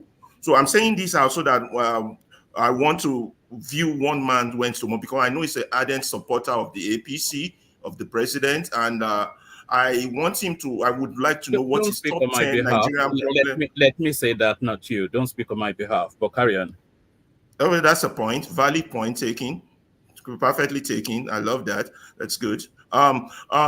So I want to hear his view on that. But first, I have a video to show. So one man last tomorrow will be the last person we take on this. What is Nigeria to you? And then I'll show you the video, and then we'll start on the top 10 Nigerian issues. Let's say you become president today. All of you talking here. Least, I mean, you don't need an advisor. You walk into an office. What are the top 10 from the least to the most heinous? And then, like I said, I'm here about elevating the conversation to the highest level. So one man went to more. What's Nigeria to you? You got 3 minutes. Thank you. All right. Thank you, Alaba. You're doing a good job. So well done. Good day to the audience, to the people assembled. I see Emeka there, Ove right there. I see Soji as well, and everyone else gathered. So good day to you all. So you're asking what Nigeria is to me, and by extension, let me speak to what Nigeria is to all of us. Nigeria is all we have. So I don't think you have beyond Nigeria. You know, you can claim you were born in XYZ and you've lived in ABC and you carry whichever passport. All you are is a Nigerian. You know, so essentially getting it right is to your advantage. I'm not sure what your lived experience is wherever you are, but the lived experience of the Black person in diaspora, the African, that space that we occupy, the lived experience is that as soon as you step out of your house, you are interacting with the society as a Black person. So you're in a space alien and foreign to you. No matter how indigenous, no matter how much you've adapted to the lifestyle, or you switched your tonality over, whatever it is, you are in a space that is alien and foreign to you. So you ask what Nigeria is to me. I'll say what Nigeria is to all of us is everything. You know, because we have nothing else but Nigeria. No, to you, not to all of us. No, guys, please don't interject. Please speak on your own behalf. What Nigeria is to you is not what it is to me. Please, guys, I need us not to interject. It's got his 3 minutes. I'm going to stop the time. Interjection not allowed. Please, if we have follow-up questions, you can put it in the private chat or the general chat where I can read it out. Let me just round it off in a minute. I stopped his time, and I'm going to continue his time. He's got 1 minute 20 seconds left. Yeah, I don't even need more than a minute. But let me just say, it's getting a little bit passé. Anytime I come here, all this heckling voice from the cheap seats. You don't have to do that. What I'm doing is I'm voicing my. Oh, don't do it again. Just settle down. I'm not even talking about you. So just give me what. And I'm just in and out, by the way, so not really hanging around for the next round, so you can do the abuse when I'm gone. You don't have to heckle every time I come on. What I'm expressing is my view, which I'm entitled to. You disagree. You can disagree without being disagreeable. I'm not sure that's a concept that... But what Nigeria is everything, not just to me, but to all of us. Because there is no other space that we're indigenous to other than outside of that space. So no matter how badly you think of it, no matter how fantastically you think of it, there's no escape outside of that paradigm that the indigenousness of your being is in that space. So get it right, get it wrong. What you always will be is a Nigerian. So thank you, Alaba. Let me bail out because I don't want you. From one man to more, I don't want you to. I don't want you to bail out because the next question is very important. If they can't have a civilized conversation, yes, they can. Yes, they can. I'm moderating. Yes, we will. Yes, we will. You already know I have a contrary. I have a follow-up. You correct Alaba when Alaba talk about woman. If Henry goes to correct himself, what is wrong? Woman, hang around. You correct Alaba to speak for you. So if Henry just says something, what is wrong with that? It's okay, Henry. What is wrong with that? Paul, let me undo this. One man wants to move. I have a Do I have follow-up the to your floor? Can I comment. speak? No, Let can me- I You don't have the listen floor. to You're me. done with your 3 minutes. You don't have the floor. Forefather, can You're done you with your help 3 me mute minutes. Paul for So you don't now? have the floor. Paul, No, you don't need to please, remove okay. Paul. Tell him to keep quiet. Yeah. Don't remove Paul. Alaba, Don't remove move Paul. on. All right, Alaba, move on as they said. Okay, But one man, I have a follow-up for you. You said Nigeria is for all of us. I agree. But do you believe Nigeria is equal for all of us? Yes, a I do. straightforward answer, no sentence, please. And I need you to talk your top 10 Nigerian issue when we go on that next round after the video. So don't go. So the youth believe in their heart of hearts that Nigeria is equal for all. Well, I do one, but just a 30-second to. But Paul, you don't have to. Don't address Paul. We're not here to discuss Paul. Please don't address Paul. I believe that Nigeria is.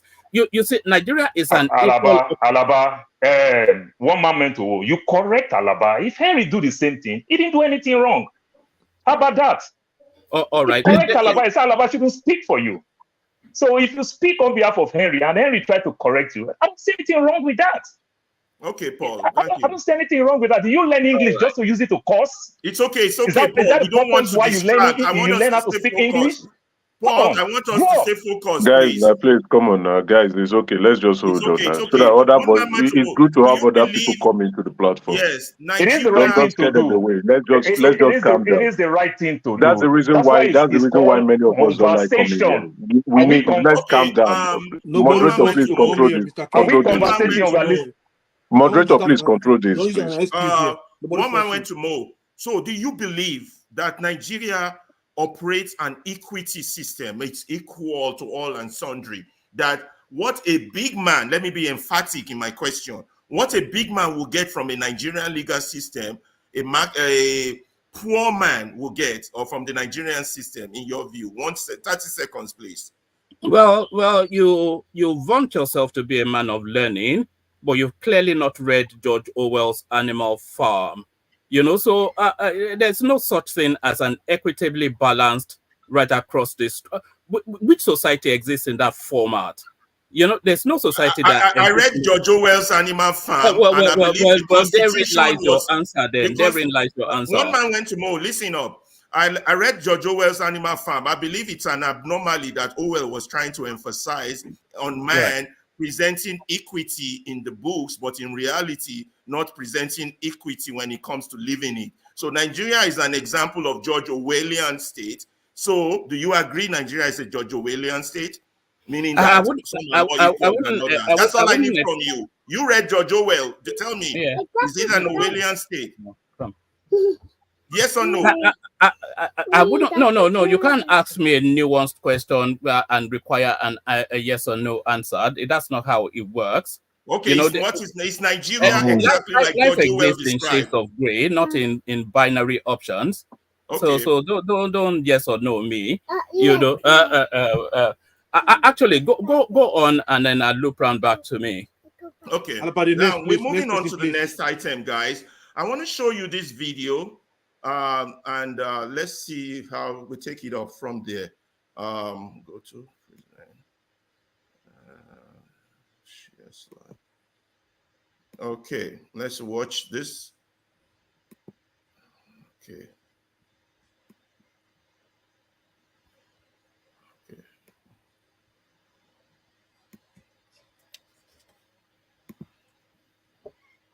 Democracy of Nigeria will only begin to have meaning when Nigeria provides leadership. It is the time is now. As we celebrate democracy in Africa today, I'm calling upon Nigeria and Nigerians, rise up to the occasion. Rise up so that your politics will be a point of reference, so that when we watch men and women in the Senate in Nigeria and in the House of Representatives in Nigeria, and we watch them debate, they'll be debating about the things that relate to Africa. They'll be debating about Africa Agenda 2063. They'll be debating about Africa Continental Free Trade Area. They will not demanding of anybody that anybody who wants to come to Nigeria who is an African must have a visa. No, Nigeria, being as big as it is, should be the welcoming big brother, because when you do that, we'll follow your leadership. We want to see a Nigeria that is economically dominant, because if Nigeria is strong, then the rest of Africa is strong. So when I hear occasionally Nigeria saying that is the third largest, sometimes the second largest, sometimes the first largest economy in Africa, I'm not impressed. Because when you have a GDP of 500 billion, I'm not impressed. I think you should have a GDP of 10 trillion United States dollars, then I will be impressed. And you have the human resources, you have the intellectual wherewithal to ensure that that happens. When I hear Nigeria saying that they generate anything between 5,000 and 10,000 megawatts of electricity, I'm not impressed. I'm not impressed because little Denmark generates 35,000 megawatts of electricity. And if Nigeria is to earn the dividends of democracy through industrialization, Nigeria must now get and embark in the serious business of ensuring that Nigeria has energy to propel not only her and her neighbors, but the continent of Africa into the fourth industrial revolution. Those are the dividends of democracy. I want to hear that Nigeria is successful because Nigeria can be the defender of democracies in Africa. I want to hear that when the leaders of Nigeria go to different parts of the world, they are treated with respect because Nigeria has demonstrated economically, politically, and diplomatically that they are the dividends of democracy. I want to see that when one carries a Nigerian passport, but I hope that there will be an African passport, that that passport will be respected throughout the world. I look forward to those days. Okay. Okay, we move. Before you go to bed tonight, drink a glass of this to help clear out eye floaters. Did Harvard University Air 2020 vision without glasses, contacts, or surgery? Okay, still struggling with this technical aspect, but I'll be fine. So 1 our minute, next 30 seconds, please. Is it Okay. allow somebody to sleep there and play with the kids in the program here, like woman is doing? He's laying down. He cannot sit. Must you complain of every fucking thing? Come on, come on, guys. Can't a man be a father again? Can't a man be a father again? Can't a man be a father? Can you help me with Today is Father's Day. Oh. Today is okay. You can imagine. What kind of behavior is this? Can't a man, today is Father's Day. Can't a man be a father on Father's Day? Leave that issue here. We have Yeah, rules here. must Leave you that thing complain about everything?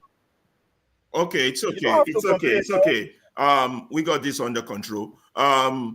Guys, if you have a specific issue, instead of interrupting the show, please put it on the private comment. Then we can address it right there. That way, I want us to be focused. I don't want us facing distraction. Nigeria is a country of distractions, and we are here because we care, and we want to make sure our time is equal. We should be with our children right now having dinner, lunch, but we're here discussing Nigeria. Let's make that time more valuable for each one of us, please. Okay. The next question is top 10. It's only 2 minutes I'm going to give you because I don't want you going into each topic. Top 10 Nigerian problem from the worst to the last. Just give your list. I will pick down, then you just become president. But I just see Chim coming in. I don't know if he has 1 minute to give on the what is Nigeria to him, 1 minute, and then start us off with. I'll pass that one. Don't worry. I'll pass that one. Let's just go. Oh, you passed that one. Okay, so let's. Who are we starting with? Who is starting The with? person next to you. Or Chim? Should we start with Chim? Right, Chim, you ready No, for the the topic? person. Yeah, okay, you can start with Chim. It's not bad. Let's start with Chim, and then But I'll give follow Chim, this give thing. Chim a chance to think about his 10. Yeah, let him think. Omarege, No, you go don't- first. Why don't you Okay, it's all right. All right, no problem. Thanks. Yeah, let Omarege go. Yo, what's the Top next 10. topic You only now? have. I want to say 1 minute, but let's give it 2. Alaba, what do you mean? What is the next topic you say? We move to the next topic. Are we the Next next topic is what is Nigerian top 10 issues? You become a president today. The first top 10 you want to deal with from the least to the most severe. So your First of all- severest one would be number 1. Your least one would be number 10. So go count down 10, top Nigerian issues. First of all, if I become the president today, I will build more prison home for our corrupt politicians. First of all, those corrupt politicians, first of all, they have to go there with their families. Just keep them. Please don't expatiate because you have too many. Say if it's corruption, let me give you options. Hold on, let me go to my slide and give options so you have clarity. You can add your own or take out from mine. I think in my slide presentation, I have some list of possible Nigerian problems. Hold on, that I listed. I don't know which one you're going to list, but don't go with mine. Bros, if you can, just go to the next person so he gets an inkling. Yeah, that's better, rather than you giving him the question. We can be fast. Yes, that's right. That way we can be fast. In my own list of possible options that I listed, I had corruption, tribalism, injustice, born to rule, constitution, impunity, insecurity, hunger, bad leaders, horrible followers, right of self-determination, lawlessness, lack of infrastructure, centralized government, inequality, my thief is better than your thief, religion, slavery, some are more equal than others. That's more than 10. Educated people, illiterate, poverty, big manism, add your own. So those are what I just jotted down, but I want it in hierarchical form. You know, one man more just confirmed that Nigeria is an Orwellian state. Some are more equal than others, but let's get our top 10 down. Quickly, it's a top 10 thing. Who's ready? First of all, I make my opinion now. Jail the corrupt politicians first. Okay, corruption. Yeah. Then make social security for all Nigerians, all citizens of that country. Okay. Infrastructure. Security. Social welfare. Electricity. Yeah, electricity. Good education. Yeah, education. Good healthcare system. Healthcare. Minimum wage for all political office holders. Minimum wage for office holder, political office holder, including the governors. Okay. Yeah. That's your number one? Yeah. So the most important one. I have to jail the corrupt politicians first. That's my jail corrupt politician. Thank you, Omar Ige. Thank you. Who's ready to go? Righteous Man, you're there. Or Tony is ready. Who's ready? Top 10 Nigerian issues. From the list top 10. Okay. Is it Tone going or me? Is Tone going? Tone, you ready? Then okay. I don't think there's ready, but if Tone is ready, you should go. I do not think there is any top 10 because all these things you listed are subsection of the main thing. The main thing that is a problem with Nigeria is tribalism. So your number one is tribalism. Okay. Tribalism. Do you have a number two? Don't explain on it. If you have any other one apart from tribalism. Yeah, followed by religion. What religion? Religion. Yeah. Okay. But you are a strong religionist yourself, you know. You could catch yourself in that trap. I'm just kidding. No. You see, listen, for one, I believe in respect.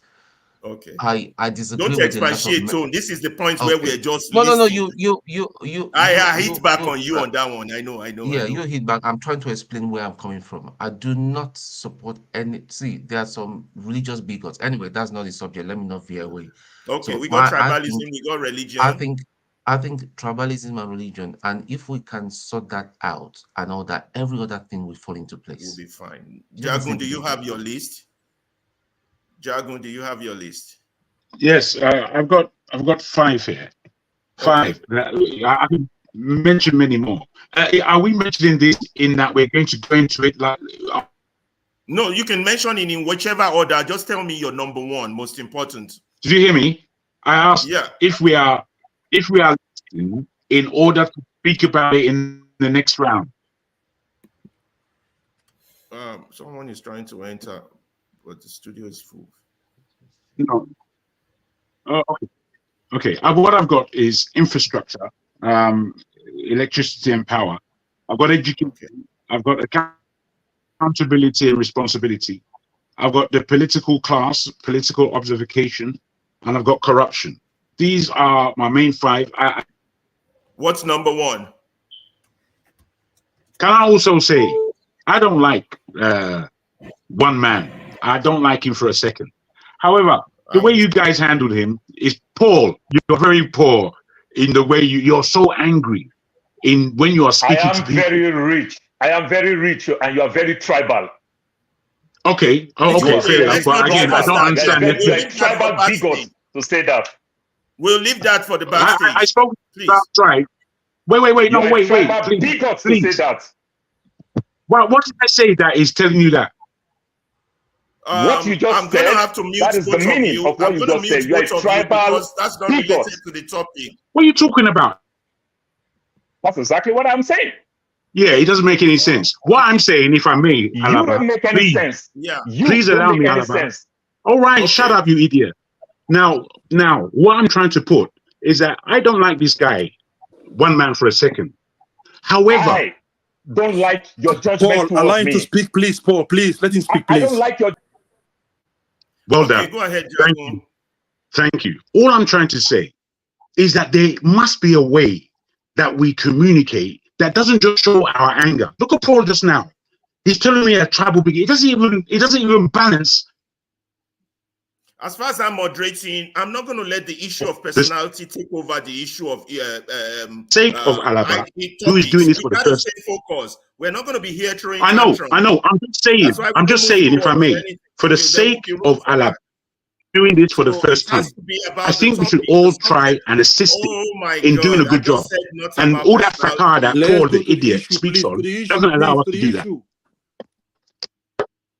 Okay, Jagu, what one was your number 1? I didn't hear you. What a breaking fool. Jagu, I didn't hear you. Which one was number 1?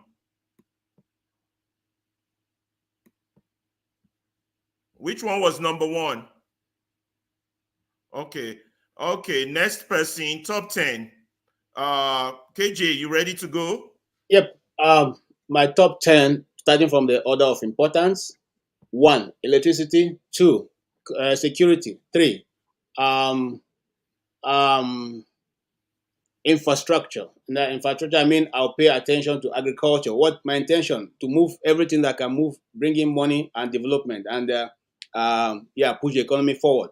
So 4th will be economy. Everything that needs to be done will be done. Whether it be just to get the economy moving, jobs and all. So that will be those ones 4, 5, and the 5th one will be dealing with national reorientation of minds and sets. That's it. I'm going to repeat that all over. That is my 5 major points, and the intention is to get the economy moving and people's mind reoriented.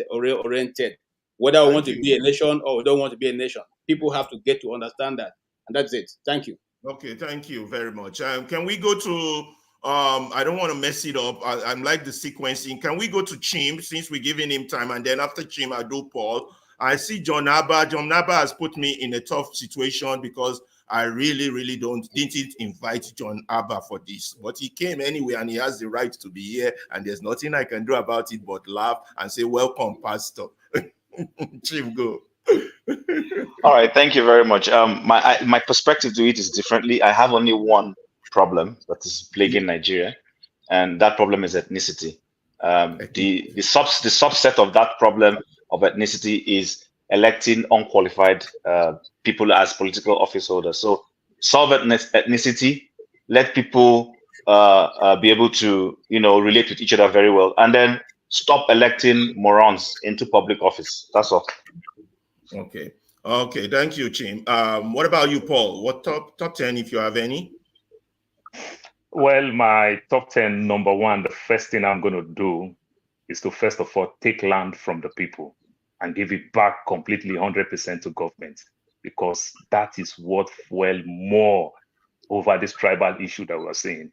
So take land from the people. It don't make any sense why one family will say they literally own all the whole land in the community, in the state, and the like. That is cowardness. That is barbaric. That is the first form of crime, as you can think. So take land away from the people and give it to the government. It will reduce tribal sentiment tremendously. It will going to help very well. Then the second thing I will do, I will merge education and National Assembly into one sector. So while they are reviewing payment and everything, what a congressman, a House of Rep man make is what a primary school teacher will make. And what a senator make is what a secondary school teacher will make. I will put them together and everything, and that is what I will do. And I believe strongly if I put those things together, it's just going to help. Then So my third one that I want to do, you see, when common sense is not common, this is what Aisha Yusuf will say, educated people is our problem. When somebody choose to talk, you spoke, Alaba, about one man said, don't speak for me. And one man spoke on behalf of Henry, and Henry said, don't speak for me. Where do I go wrong? For me to quickly remind one man that you just did the same thing with Alaba, and Henry did the same thing with you. It is called conversation. You understand? But old man like Jagu couldn't understand it. I got it, Paul, but it would distract from our discussion. It would have been nice if we put that in the private chat, which I rarely check. I don't know how to type. Let's do that future time. Let's put things like that on the private chat to address it so that we can stay focused, guys. We're grown men. We're here. This is business. This ain't child's play. Let's stay focused on what we want to talk about. There could be a child listening to us. They can learn something from us. Okay. But when they see us back and forth, there's nothing they're learning there. Okay. Yeah. Who's next? Is that Chim? You've been to Chim. Father, can you rotate the panelists so that more people can come in? He said there's about 15 more people. I think it's King Emeka's turn. I've spoken already. I told you they didn't make him king. He's not I've not spoken. I've not spoken. Go ahead, if Righteous Man has not spoken. Okay, let Righteous Man go because he's in Nigeria before NEPA takes light. Yeah, you said top 10 Nigeria problem, right? Yeah, right. Yeah, number 1, Nigeria founded on a faulty foundation. Faulty. Number 2, constitution that governs the people is completely not the people's constitution. That's right. Number 3, freedom of speech and freedom of information. Okay. Number 4, religion. Number 5, illiteracy. Is one of the problem of Nigeria. Then number 6, tribalism.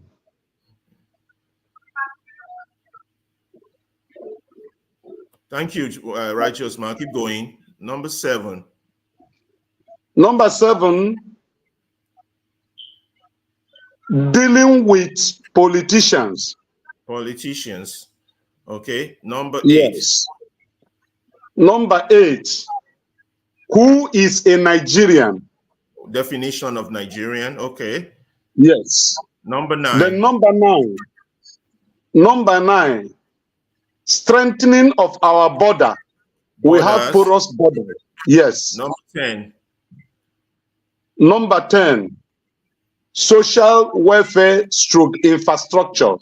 Social welfare. Okay. Which one was your number 1 of all this list? Do you have a specific one that's the most important? Faulty foundation or constitution? Which one? Faulty foundation of the country called Nigeria. Thank you. Forefather, can you help us rotate panelists so more people can have their view on this important topic? Emeka, you're next. I like the way Righteous Man did it. I mean, straight to the point, no explanation, no, just, number 10, this, number 9. That's professionalism, man. Let's do it like that. No story. Yeah. Thank you, Alaba. Number 1, I'll pursue an expansionary economic policy. Number 2, address terrorism, insurgencies, and all insecurity concerns. Number 3, enable states to pursue their own power generation. Number 4, address unemployment and improve the quality of education. Number 5, embark on a radical infrastructure improvement. Number 6, a new state for the Southeast region and address the concerns of the Southeasterners. Number 7, I believe so, state and local government autonomy and state policing. Number 8, embark on resource control and regionalized government. Number 9, carry out a massive campaign for citizens who disregard law and order. Number 10, electoral reforms. Thank you. Okay. Electoral reforms. Okay. Next person, John Abba, you ready to go? You got 1 minute to mention what your view of Nigeria is. Why are you and giving another me 1 time? minute. Say 1 minute like that. Do you give Because I the can't give you the first 4 minutes, and you know I don't like you, so we're not going to get into personal issue here. No. Let's say no. I love you, John Abba, but no, I you don't know. have a problem. But I don't have 1 minute, and I'm not even going to talk about the 10. I just want to remind you, to whom much is given, much is expected. You have come this far. We have our differences, and we will continue to do that. It's a unique of life. The way you took one man, whatever, down is unfair because no, one man left. One man left. Down, no. He Okay, left. Listen, Yeah, no, they didn't want him to take care of his baby, so he decided to leave. And I think that behavior is disgusting. I didn't take him down. Okay, He left. wait. I'm going to the point. Your friend or brother Olamide was lying on bed. So when we're gonna die, I don't know these people. I don't have the I got you, John Abba. These are the issues I want us to address on private chat so that we can stay No. focused It's on because people are listening to us. Our brain is beyond one thing, and people see if they see that injustice play out here. I agree with you. It's not just about the injustice, right? It's about the bias here. That's why sometimes many of us don't like to come here, right? You guys don't. You see, Alaba, you're doing a great job. You're doing a great job. I didn't take him out. I know you didn't take him out. No, I know you didn't take him out. But it is those who made him feel uncomfortable. You understand? And that's not right. This place I did address it. That's why I did address that point, and I told them issues like that, they should help us put it on private chat. No, you did your job, but people should stop making other people with different opinions. I passed that message across. Make I don't change it's anything wrong. here. They have rules here. Don't try to bring your this man, this ignorance man. This ignorance man that is always talking. Nigerian issues. Okay, now your face, I'm not going to stay too long because of your face. Your glasses, it look nice, but you are doing well today. I can give you a credit, and I hope you develop tough skin by doing this. And Paul, nobody drink your gogoro. Calm down. Waiting. Why you come here so mean with these glasses like one of If you want to buy me a gogoro, I'll be happy to give you my address. Today is my birthday. Oh, happy birthday, brother. Yeah, if you want to buy me a gogoro, I'm happy to give you my address and I'll drink it. Will deliver it. Okay, thank you all. You are doing well. I just want to remind you to just keep it civil and we are talking about Nigerians. I still don't understand what is civil. If I repeat what one man guys, we're not going to do that. Let us make common sense. Come on. Paul, I still don't understand. No. Paul, I will answer you when you. I did not talk to you. John Abba, go straight to the point. You can't be a jury and a judge at the same time now. You can't be a jury. To the point. Abba, go straight to the point. I don't want trivialities during this program. We're not here for that. You caused a lot of confusion before, so don't relax.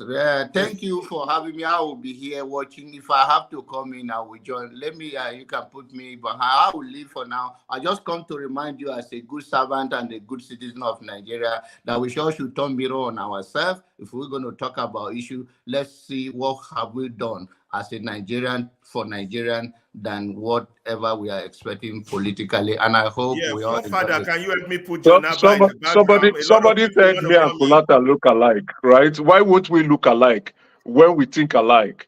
So why would me and Kulata? Okay, now we're going to get straight to the point. I'm going to be putting some people in the backstage because this is getting crazy. I don't want us to be doing frivolities. I want us to stay focused. Top 10 Nigerian issue. Please, let's hit the nail on the head. All this side talk is not going to get Nigeria anywhere. Let's see if we agreed on what our top 10 problem, maybe we'll agree on what the solution is. Let's move. Come on. Is Augustine next? Yes, I am. So I am beginning with my top 10, with mentioning Kulata, my brother, is number 1. So I just have 2 lists. I'll put that under educated Nigerians. Is that fair enough? So educated Nigerians. Is that fair enough, Augustine? Yeah, so Kulata is 1. So my Nigerian challenges is 2. Then you can multiply it to get 10. Nationhood and the system of government. Nationhood and the system of government we want to practice. Thank you. Okay. Kulata, well, oh God, you still look ugly even with the hoodie. God help us. Alaba, Elton John. Just talk your top 10, make we leave. I beg. We don't want the women in the chat. Alaba, you like your own voice too much. Okay, keep quiet. I do. We don't want okay, ask your question and keep quiet. Ask your question. Top 10, and then 1 second to say what's your view of that. Don't do that. That would waste our time. Just your top 10 Nigerian. I'm not the time waster. I don't even know why you're asking for top 10. Because it's kind of because I'm going. Let me tell you. I'm going somewhere with that. Once we list the problem, we talk about it, then we start talking about why everybody knows there's a problem and we're not having solution. Okay. So the way are you taking notes of what people are saying? Are you taking notes? So what's the commonality so far? Look, I'm taking notes. Those that I can decipher. The commonality so far has been, I would say, tribalism, religion has been very common. Constitution has been very common. Infrastructure has been very common. Those are the few commonalities I've picked up. Okay, let me give it a shot. So I'm not going to list 10. I'm just going to list the obvious. The very first thing is lack of shared common goals. We don't have that common sense of purpose as a people. We're different nations, different ideologies. We don't think alike. So can I give you a follow-up on that? Lack of common goals. Do we give room for us to discuss the fact that we don't have common goals? Do we ever give? Yeah, you guys can discuss it now. I think it's a topic of interest. I'm not saying on this panel as a country. No, but Alaba, sorry, Alaba, you're going off track. Let him list his issues. You said nobody should explain. So that was why I gave him a follow-up. Okay. So that's number 1 in my opinion. The next one is ignorant followership. Ignorant followership. There's a lot of people worship, no ideology or no sense of ideology, just kind of like everybody wants a hero. I think it's the Pentecostal mentality. Not like I'm attacking religion or anything, but I'll just say ignorant followers. So the third one, it's going to be, the obvious, insecurity. But when you look at both of those 2 I listed initially, that's kind of like the source of it. And the fourth one is incoherent economic policy. Incoherent economic policies. Like there's no follow through. We can't decide if we want to play orthodox or if we want to, go the left field, and we're not sticking to any one of that. The fifth one, well, it all begets from all the stuff I said. There's political instability. Without political stability, there's no going to be growth or prosperity. Then when you look at other things, like the obvious ones are transparency. There's no transparency in the system. And then I will say, there's the external influence on us, both the Eastern perspective and the Western perspective. So it just kind of like creates this dichotomy, and which also goes to the first one. So to me, out of those ones, you probably can farm out the individual ones everybody is listing out. So if you guys can discuss that's going to be my top 6. I don't care about the rest. Let me repeat that top 1: lack of common goals. Correct? Yeah, no shared common goals. No shared common. Okay, I got you. Who's next? Wale, I think you're next. Forefather, please help rotate. I heard there's a lot of people behind the stage who wants to come in. Let's rotate. Everybody has a voice. And then there's another video I wanted to show you all regarding, I think I'll join it before we go to the next topic question after we list the top 10 problem on why we all know the problem and yet we're not getting any movement towards a solution. I would talk about that. And I'm noting all the problems down. Wale, go ahead. Top 10. Okay, my top 10 will start from selfishness. I think every single one of us, one way or the other, we are very selfish. We always want to think about our own, either directly or indirectly. Me, and I. But the selfishness is different level. Some people's selfishness is very minimal. Some people are just too high. We have a lot of educated illiterates that they think they are educated, but they are stark illiterate if they look at it very well. Then ignorance is one of the problems we have. Greediness, religiosity, and tribesmen. We have a lot of idiots that we have some citizens, but it depends on where and how each one of us will classify ourselves into. Am I an idiot who doesn't care about others? I just care about my own tribe only? Or am I some kind of person that sees how the country will move forward? What do I need to do for others to enjoy life? Let's live and let others live. So I think that's what I can pen down for now. Okay, that's good. Thank you, Wale. Straight to the point. Ken, can you hit it? Top 10 Nigerian issues. Wale, before I go to Ken, Wale, what's one-liner? Can you give me a one-liner? What's Nigeria to you? One-liner. When I mean one-liner, Shito, PLC, give me what is Nigeria to you? Nigerian to me.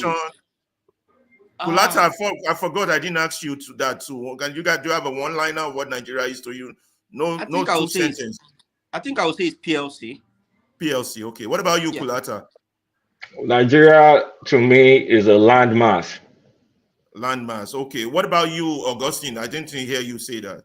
It's a country struggling with identity. Identity issue, okay. Ken, one-liner, what Nigeria to you and your 10 top issues? Failed contraption. Failed contraption, okay. It's funny enough, we all have a commonality in description, and I wonder why we're not having solutions. Anyway, move on, Ken. Top 10. Yeah, thank you, Alaba. You're doing a wonderful job here. Yeah. So my number one on the list is insecurity and insurgency. And number 2 is corruption. Corruption. We are all corrupt. Nigerians are very, very corrupt. And we have economic instability as well, and especially when we have an entity as the president right now, you know. So the economy is really, really going through some sorrowful, journey. Now we have infrastructural deficit, right? Infrastructure. And then number 6 on my list, number 5 on my list is education. Wale said that we have a lot of educated illiterate that think that they make sense all the time, but you wonder what kind of education that they have. And they always try to make sense when there is none. Then we have healthcare problem. The healthcare system is a mess. I don't even think that we have healthcare system in Nigeria. I don't know what we have right now. Then we have number 7, ethnic and religious tensions. And there you have, in this number 7, the ethnic and religious tensions, there's where you find a lot of educated illiterate that always think that they know or think that their person should be the one in the power, whether the person knows what he's doing or not, provided they are of the same ethnic group. Whatever he does is making sense. And tribalism, basically. Tribalism, tribalism, very bad illness. I don't think it has therapy. Number 8, political instability. We have political instability where one will grab power by force because power is not given. Is it by a la carte or whatever nonsense he spoke that time? Then we have poverty and inequality. The gap between the rich and the poor is just too much, man. And we have few rich people and a lot of poor masses. Then number 10 on my list is environmental issues. Environmental degradation, we have erosions, we have just unorganized system, unorganized structure, Very bad thing. So which one is the most important thing you will fix if you were president? Top one, just one-liner. The most important thing is education. Okay. Education, education. Pastor, you're next. Pastor, I hope I'm not going too fast. I hope we're doing it right. No, you're good. You're good. Not even checking the private chat to see if there's So, any comments. Alaba, sorry, if you can speed it up after Pastor, so some of us we need to go. But Okay. I came to support you. I mean, as funny as that sounds, but if you can speed it up, thanks. Okay. That's so Pastor. funny. So one line now. What is Nigeria to you and your top 10 issues? The Nigerian Well, problem. Nigeria to me is always love. It's love. Can you hear me? Yeah, you say love. That's to me. Yeah, I always love that country, no matter what anybody says or think about it. I recognize the obvious troubles and challenges we have, but to always remain love. I don't have top 10. I only have one, which is number one thing that Kulata mentioned, which is no share common goals. I don't have 10, only one. And if we have one common goal, for example, if we want to say we want to go for IPOB and all of us say all the way for IPOB, we will achieve it. If we want to say we want to take out our elected representative and we have that common goal, we will achieve it. The others will fall into place. So it's just one. That's all I have for you. If you don't mind, may I approach the bench? Kulata, my apologies. I know you want to leave, but if you don't mind, can I be indulged a bit to approach the bench, which is Ferreira? Do you mind if I ask that? If I stand to be corrected, you asked Paul to be put backstage. Is that correct? Go ahead. Sorry, electricity. Yes, Mr. Ferreira, you asked Paul to be put backstage. Is that correct? Not for long, just for him to calm down. No. It's a yes or no. Is that correct? Yeah, because I didn't want to distract from the conversation. I would like the record to reflect my question and your answer. I yield the floor back to you. Thank you. Oh, thank you, lawyer Pastor Ibro. My learned colleague. Ferreira, Ferreira, 1 minute. Yes. I believe in equity here. It seems forefathers and electricity have got some favorite people that they recycle. When we say recycle, it means recycle. It doesn't mean leave some damn people there. Recycle properly. No, Jim, leave me alone. Can you handle this? Let's not help do me this. out now. If you want to can you just rotate? He has made a point. Let's move on. Okay, so while I'm here, I want to leave space for people. I want us to go to the next topic. And I believe my perception about the next topic was to go deep into some of those things. We can't just list things and not really talk about them. That's why I'm hanging around. That's right. Sorry, can I make a suggestion? Can you just do 2 topics? Everybody do 2 and then bounce. You don't have to stay here now. Yeah. Okay, we're done with listing topics, but I have a comment to say about what everybody has listed. Ferreira, sorry, before you go there, you ask people to be doing something on the private chat. Sorry, somebody made a comment. I listened to your introduction. So somebody is asking you, is Dr. Dimeji still in hell? Actually, he's listening to us now. He was with us earlier in the background. He wasn't just... Is he still in? What was the question about Dr. Dimeji? Is he still in hell? Oh, he's in good health. I mean, and him spoke this morning. Hell.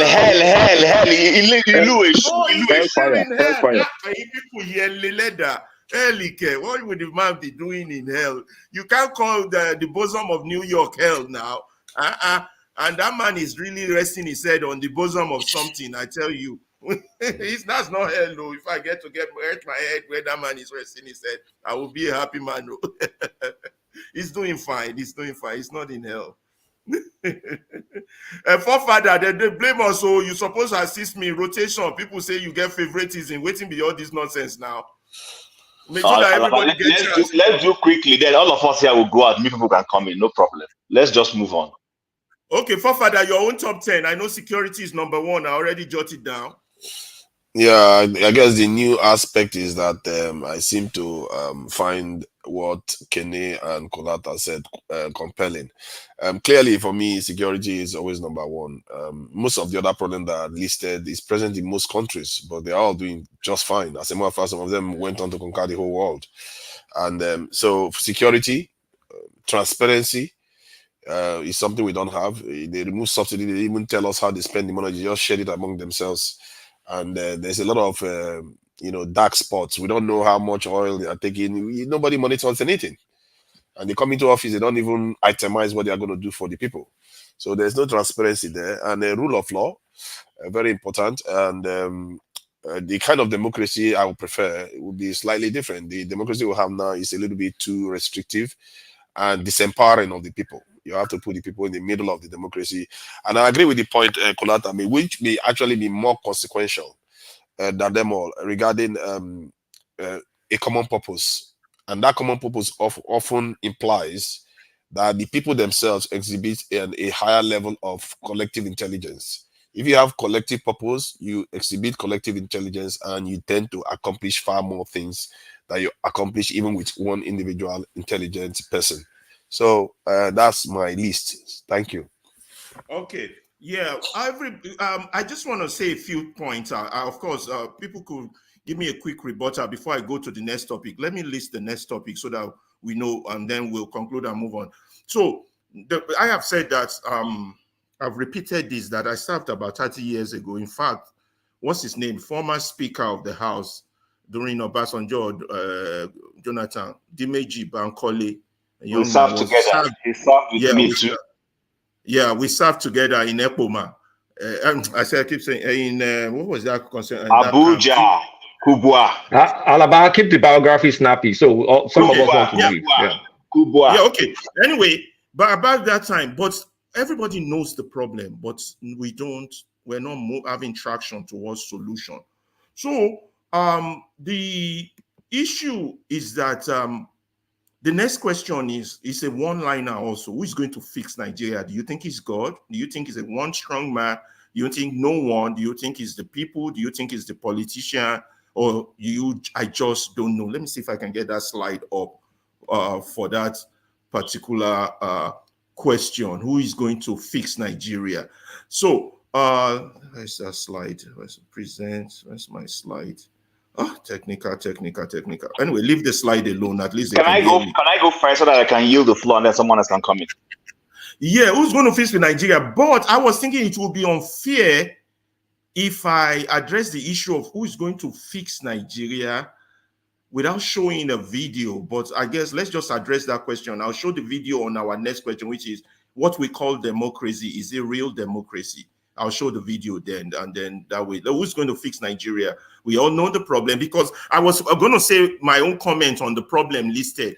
They are very straightforward commonality in all the problems we listed. I don't know if you all were paying attention. For example, if you listed corruption is linked to insecurity. If you list lack of rule of law, lack of rule of law is linked. So all the problems have like a spider web connection. But there was the primary thing that most people did not mention, which is the one that leads to all that problem. And it has its roots in our understanding, our miseducation, our educated, miseducated, I don't want to call them educated, miseducated literates who their interpretation of things, all the problems are linked, they're connected, everybody. Then the fact that we don't have a common purpose is also it's arguable. I don't want to say it's wrong. Think about it. Every human being wants a comfortable life. That's a common purpose in itself. I don't think somebody comes from this world and believe that he wants to suffer, or he doesn't want water, or he doesn't want electricity, or he doesn't want a good road, or he doesn't want a house. I don't know, but it's subject to debate. I see Kulata shaking his head like Shakespeare, but I don't know. But I think we have a common purpose. We want to be human. If you dispute that, this is the time to raise that objection. Of all things, we want to be human and be treated human. Am I wrong on that? Every night, you're wrong. You have a common purpose in your echo chamber. You've not reached out to see what other people think. So we have other people who don't want to be human, who don't want to enjoy human enjoyment, human life. That all this that we might not have the concept of all are created equal, but we all want to be human. Whether I want to be more human than you, But let me add my one coiner on what the point. Sorry, the views I made and leave. I want to leave so that another person can take the space, if you don't mind. Okay, yeah. Who's going to fix Nigeria? That's our next question. Yeah. Why are you leaving? So we need your views. I want to go and watch. I want to watch England. I'm not lying about it. So let me just be straightforward. So when I mentioned that Nigeria. When I mentioned that Nigeria's problem is ethnicity, I do agree with all the other points with me, but there's always a starting point. Who's going to fix Nigeria? As much as I'm not looking for a Superman, and as much as I agree that every society has its own issues, most societies, whether you call it ethnicity or you call it racism or you call it favoritism or some form of clannishness or whatever, it exists everywhere. However, what you notice is that in most places, there is a deliberate effort towards galvanizing the people towards what Kulata referred to as that shared common purpose. If I am still seeing Ofe Mano, or I'm still seeing, I don't know, all the derogatory words we use for each other on an ethnic basis, if I'm still in that cocoon, there's no way I'm going to be able to galvanize people towards a common front. If somebody is still saying Yashinedu, stay away from an election, and then the person he is doing it for says he wants to be president, I don't know how that person is going to galvanize the Shinedus that he has already put by the corner. So you see, and we keep repeating this mistake. I give you a little example. I read from history that at independence in the old parliamentary system, they were discussing how Nigeria's power system will be structured. Should we go hydro? Should we go gas? Should we go coal? And predominantly, politicians from the north said, let's go hydro. That's where Nigeria's problem started when it comes to energy. And I was of the view, as little as I was there, to say, why would you, push for one subset when you had the opportunity of gas, you had the opportunity of the hydro, you had the opportunity of coal when coal was still allowable? Why not diversify Nigeria's energy, for instance? Why not say, okay, if coal is strong in the east, can we have a coal process where we generate coal in the east and use that coal to power the east? If we have gas coming from the south-south and gas can be used for the south-south and extended to the southwest, let's do that. If hydro is predominant in the north, as it is, considering where Kainji is, let's do that. But we boxed ourselves in a corner because of ethnic baiting. So consistently, we keep repeating this mistake.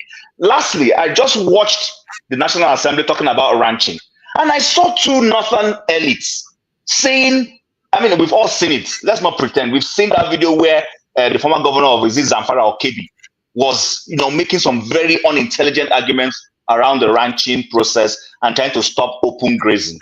But he's doing it because he feels he needs to defend his Fulani brothers. And these are the issues that are making us not achieve the kind of thing Kolata just mentioned about a shared common purpose. But assuming you see somebody, for instance, say, you know what, even though I come from the east, but we have a huge propensity of sunshine from Maiduguri, can we go and put up a alternative solar system to generate power to help us liberalize our electricity? I don't care that it's from Borno State, as long as at the end of the day we generate this thing and we use it for Nigeria. So until we begin to have leaders who, when they go to office, they are able to separate to say, you know what, even though I'm a Yoruba person, but guess what? I need to take care of the people from Niger Delta. If I clean up that place and we're able to generate more gas from that place, Nigeria will be richer. I'll have enough more resources to be able to manage and do all the things I want to do economically. Unfortunately, our parochialism doesn't let us see the larger picture. And that's why I'm saying, when we solve these ethnic issues, yes, I'm rounding up. Once we solve these ethnic issues, then the other things we're talking about will begin to fall in place. But for so long as we're not able to solve it, then it's going to be difficult for me to say I'm supporting somebody, because at the end of the day, all I want to do is to support the subset of which is where I come from. That's my view. Thank you, guys. I'll talk to you guys some other time. Tim, before you run, let me give you a rebuttal on what you just pushed. You're just taking us from high intelligence conversation down to the to the mud. We've just moved. I'm dead serious. I'm validating your point. Don't get me wrong. No, Don't get me wrong. sorry. The No, choice no, of no, no, no, don't worry, don't worry. Don't worry. No offense taken. No offense taken. Let him go ahead. Augustine, Let him finish. Yeah, you've just taken us from a high intelligence level conversation to the rougher fight, which is the Nigeria we know. We're not going to go there. We're not going to go rougher. You started your argument saying that tribal led to choice of electricity, if I paraphrase you rightly. Then you blame the leaders, and then you blame education. Now, Chim, let me put it to you. When those tribal issues came up to choosing what type of electricity came up, you have people from your tribe there. Why didn't they stand their ground? You understand? So if they failed you, don't blame it on tribe. Okay, Alaba, sorry, let's make it quick. I'm not finished. Okay. Then All right, the okay. key points you hit was the fact that education, people just don't know what is right for them. And that's where we're going with this question. That's why all the point of this list, our top 10 issue. I really believe you just taking us from the high level straight into the rougher fight, and we're wearing white, we're going to be stained. And once you put us on that stage, this platform, we ain't going to achieve anything. It's going to be bad. Okay, so are you done? Are you done? Are you done? And the likes of, we're not going to go nowhere. Alaba, are you done? Your complaint is valid, but Alaba, no, don't go that direction. Don't worry. Are you done? Are you done making your point? All right, okay. So it's quite unfortunate. I'm not going to join issues with you in throwing slurs. I won't do that. Oh, No, Alaba, I listened to you. You saw the gentlemanness in my listening to you. I didn't take offense. And to be honest with you, I haven't taken any offense. So what I would like to make a point very clear. You see, when you call for a national conference, that's what you just did. This is a confab you called. When you call for a conference of this nature, you must have an open mind to listen to what everybody wants to say. If you have a preconceived notion, then don't call me to come and have a conversation. That's number one. Number two, I did not blame anybody. What I said is because of the numbers, and we all know this. You see, the problem with us as Nigerians is sometimes we live in denial.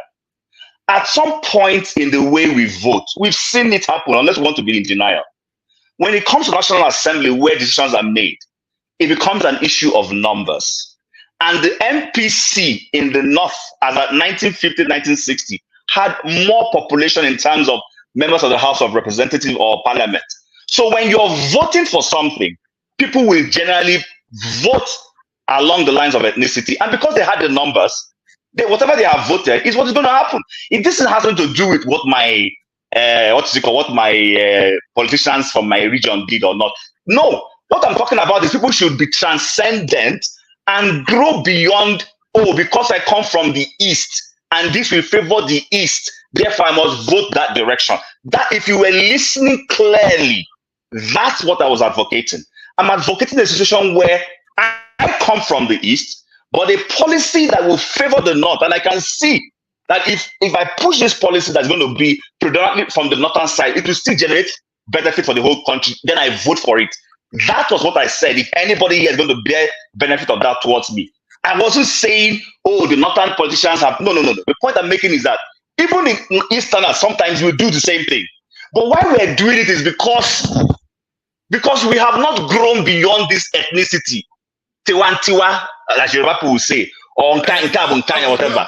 Once we grow beyond this. I don't want you to drag us in that line. The question was. No, but you're the one dragging us in that line. Listen, the question you're not accusing me. Yeah, because now somebody would not want to give a rebuttal. Even I have a rebuttal to what you've said. Because Alaba, ask anybody here. Does anybody have a rebuttal excluding you? That's why we listed 10 top issues. No, Alaba, you're listening to yourself. Somebody said here, you're just talking. Sorry, Alaba, can I use my time? And I listened to what Chim said, but it does as if you have already made up answers to the questions you're asking. Exactly. Because exactly what he said is what I am going to give you. So if you don't buy his opinion, then my opinion will not matter. Finish. Okay, can I group what you've just said under ethnicity as under the top 10 list? Is No, that that's fair? not what he said. What did All he right, you know under what, guys? education? Let me go. Put it under an I've made umbrella. my point, guys. Don't Okay, worry. Go bye bye. Tribal. Okay, what about tribal? Can you put it under tribal? That's not what he said. What under what category can you put it on? Nationhood. Nationhood. Okay, let's leave it at that. And the question is, who is going to solve Nigerians' problem? Is it God?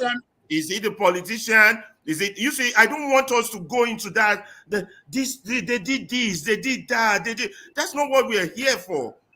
We're not going to go anywhere with that. Please, are you talking some people in this panel today? Excuse me, sorry. Excuse me. Can we quickly go through, because like I said, I have stuff to take care of. So can I jump in? Sorry, who is doing this turban today? I'm going to put some people on the backstage for now. No, Alaba, hold on. Excuse me. No, before you do that. Before you do that, you're supposed to address. It's a sign of protest. It's a sign of protest, please. Don't do that to them.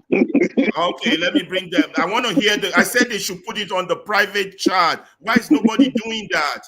It's a sign of protest, please. Allow them. Private chat first. What are they protesting? I wonder what they're protesting. Yeah, they call up and talk now. You, Kulata. Why? You don't like my face? You don't like my beard? They said you're blocking everywhere. They're not seeing you.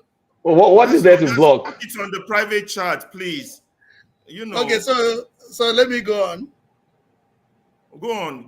Okay, But the question is, who's going to fix Nigeria? God, this, that, and then we went into the 1956. They did this, and then we're going to go into that tribal mudsliding, and we're not going to get anywhere. Because the reason we're asking this is that our next conversation will lead to how we govern or rule ourselves, how we pick our leaders. That's why we're going there, not to say this tribe did this, that tribe did that, these people love its tribe more than I love my tribe. I don't want to get into that kind of conversation. That's redundant to me. So Alaba, it is nationhood that will save Nigeria. Yeah. And I'm going to stand with what Kulata said about, he muted it little, external influence. Now, because when you look at what is happening in Nigeria, you will realize that when Nigeria strived, when Nigeria was excellent, was when we had regional government. And I am believing that it was external influence that brought the idea that regional, which we know that the coup that happened in Nigeria, military taking over, was external influence. So it was the external influence that gave us the idea that it is bringing in unhealthy competitions. So if we go back to nationhood, where every nation in Nigeria will be proud to be member of that nation and build their nation and contribute to the general, but go to the general head as a block, Nigeria would look different. If you go back to, when I mean nationhood, I mean to the regional. Every nation in Nigeria has so many nations. So if those nations can be identified and be given the legitimacy to take care of themselves, to take care of their responsibility, just like the bill that came up that ranch should only be the places. Don't talk about details so that I agree with you. Yeah. I think you're on point on that. Yeah, let me read this part and then we go on the next topic on why we got here. Look, personally, I feel that what has happened to us since independence, apart from our historical perspective, is this salvagery in our politics. The hindrance to national development is the salvagery we have allowed to exist in our politics. Now, the faulty political practice, emphasis on the word faulty, as the primary cause of our failed economic development. Now, where am I going that? Even I'll quote the words of Ibori. My worry is that we have not done anything collectively to seek the advancement of Nigeria. We have not. So, if you want it from an historical perspective, let me give it to you. Political practice on the platform of political parties as a route to political power started in its present form in Nigeria during the last 2 decades during the last decades of the colonial era, with the formation of the AG and the Northern People's Congress, right? Events that made these political parties rivals to the National Council of Nigeria, NCNC. Now, politics and political practice in Nigeria rapidly acquired the characteristic of parochialism. It was parochial on the basis of tribe. You're right on that. I'm not disputing that fact.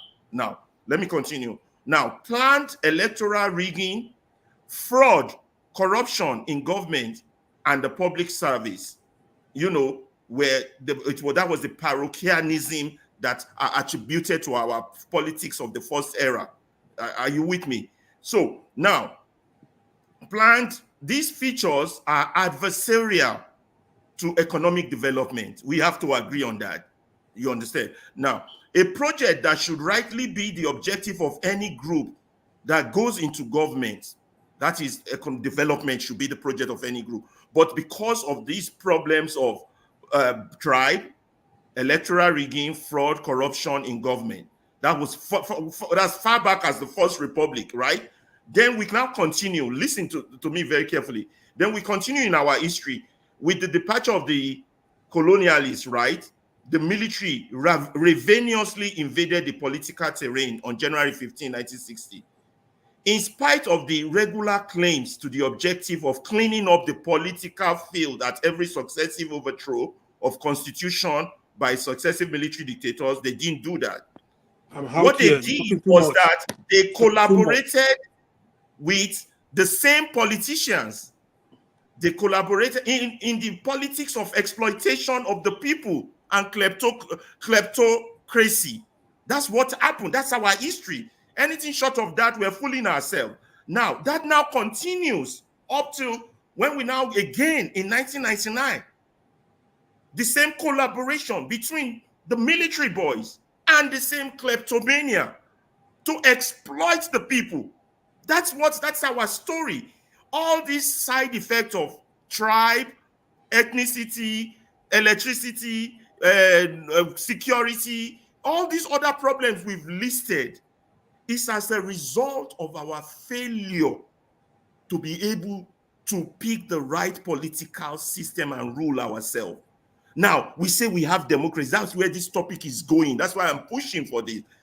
What do we have? Is it real democracy? And I have videos to show you that professors and people who are knowledgeable in political science are saying what we currently have is not what we should have. And we should watch those videos and come up with our answers. That's why these questions were designed. They're not designed to drag us into that mode of tribal this, tribal that. We're not going to get anywhere with that. Yes, we know it. I'm a proud Yoruba man, and I want you to be a proud Igbo man. If I don't want you to be that, then something is wrong with me. I want a proud Hausa man to be a proud Hausa man, to get all the benefits in life that he deserves. If we don't want that, if we want to cheat, and the way we are cheating, we're not only cheating each other in terms of tribe, we are cheating our own people. The Yoruba political thieves, they are Yoruba now. Are they giving the money back to their Yoruba? No. The Hausa political thieves, they are Hausas now. Are they giving the money to their Hausa brothers? No.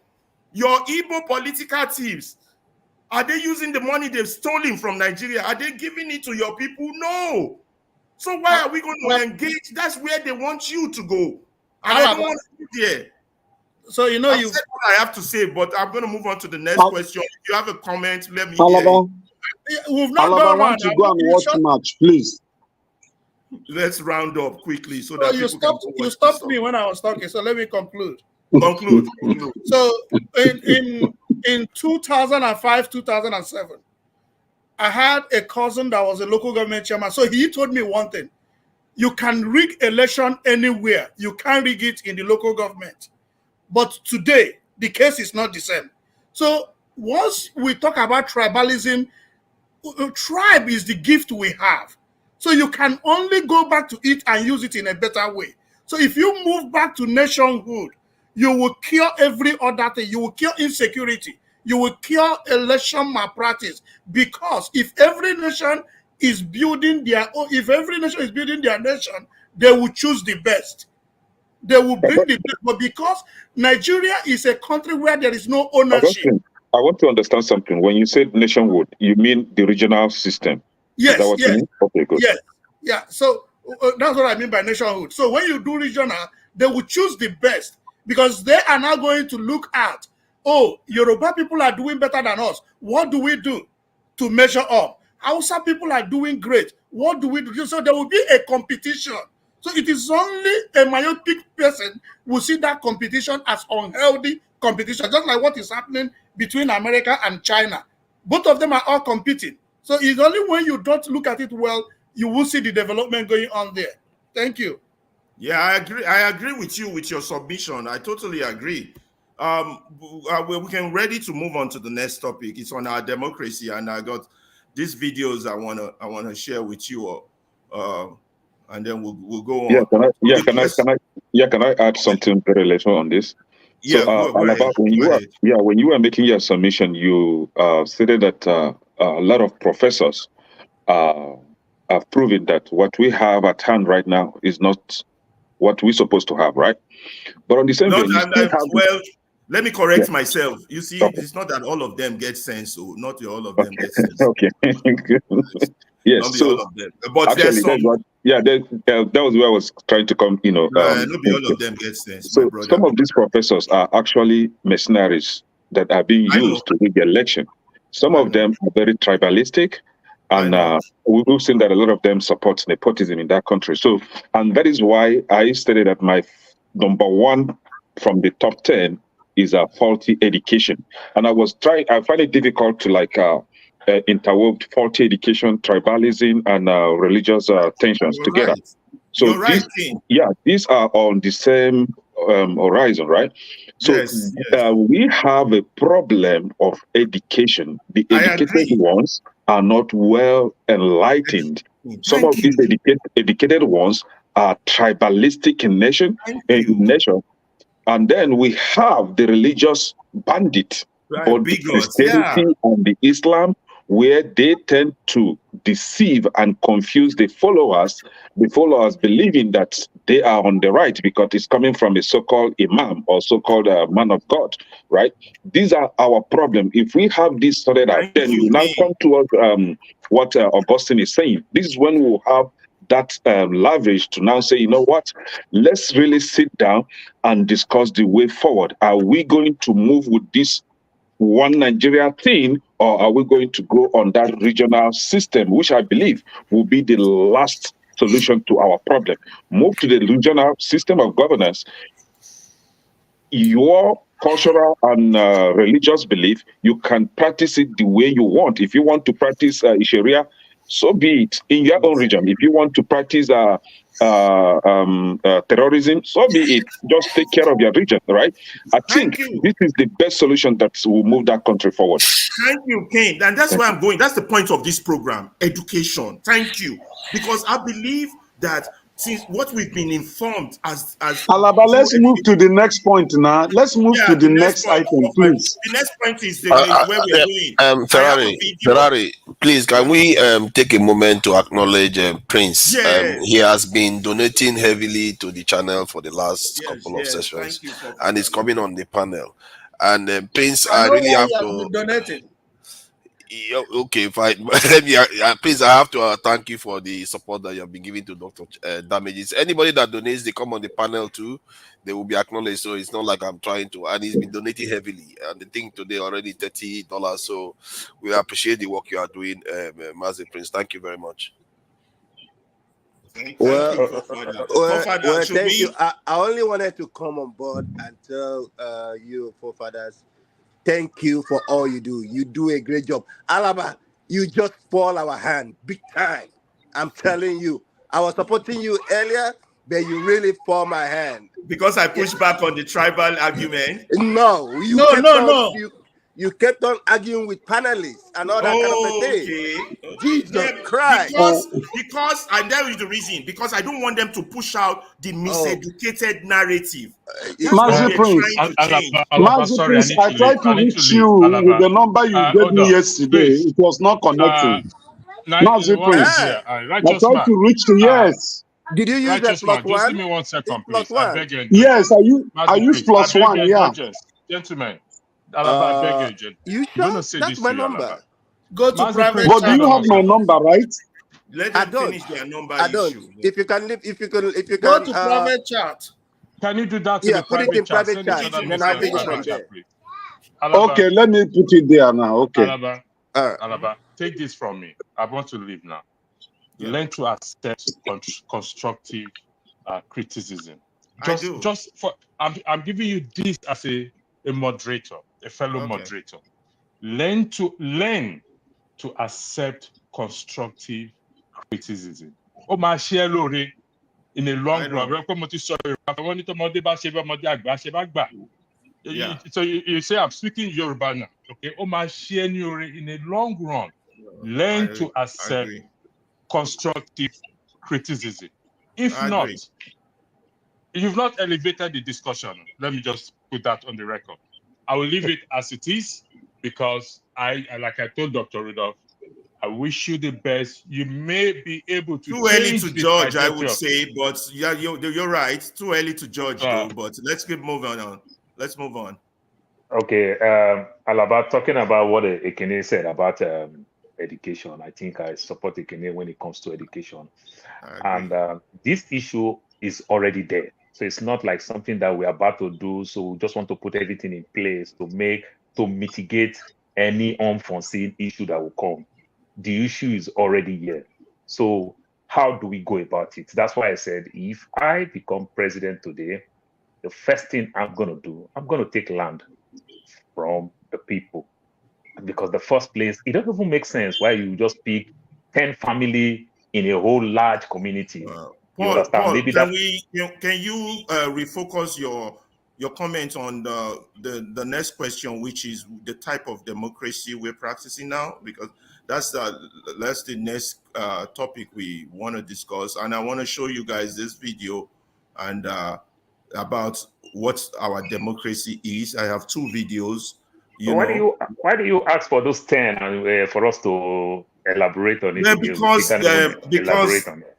Because after the problem have been highlighted, when we go back and see how we've been addressing it, we will see that we probably need a rethink on how to approach them. Okay, so even if we still Not talk just about not just to regurgitate problem. Like I said, we all know the problem, and there's commonalities in all the problem, and the problems are linked. And that's what we do almost every weekend. You understand? I just want us to go a step further than that, and that's why I'm going to show a few videos. Going to ask the panelists next what is democracy to them? Not to them. What is it we are practicing? And I have a few people describe that on the video I want to show, and then get your feedback and think that if that was adjusted. Do you want me to continue my comment now or after the video? After the video. Okay. After the video. Thank you. Please put me on the backstage, please. Okay. Okay.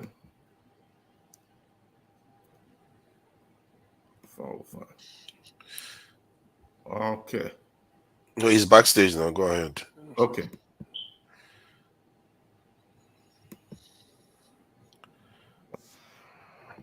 Alaba, you can go ahead. Okay, let me hide the video now. Okay.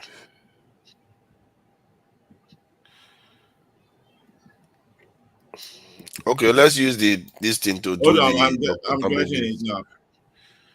Okay. Gods are right. Good.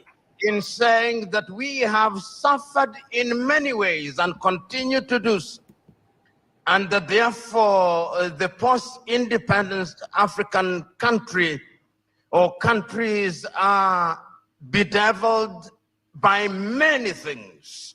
That could be a reason. It has also been said that part of the reason why we have not realized our potential is because we make the wrong choices. And that could very well be true.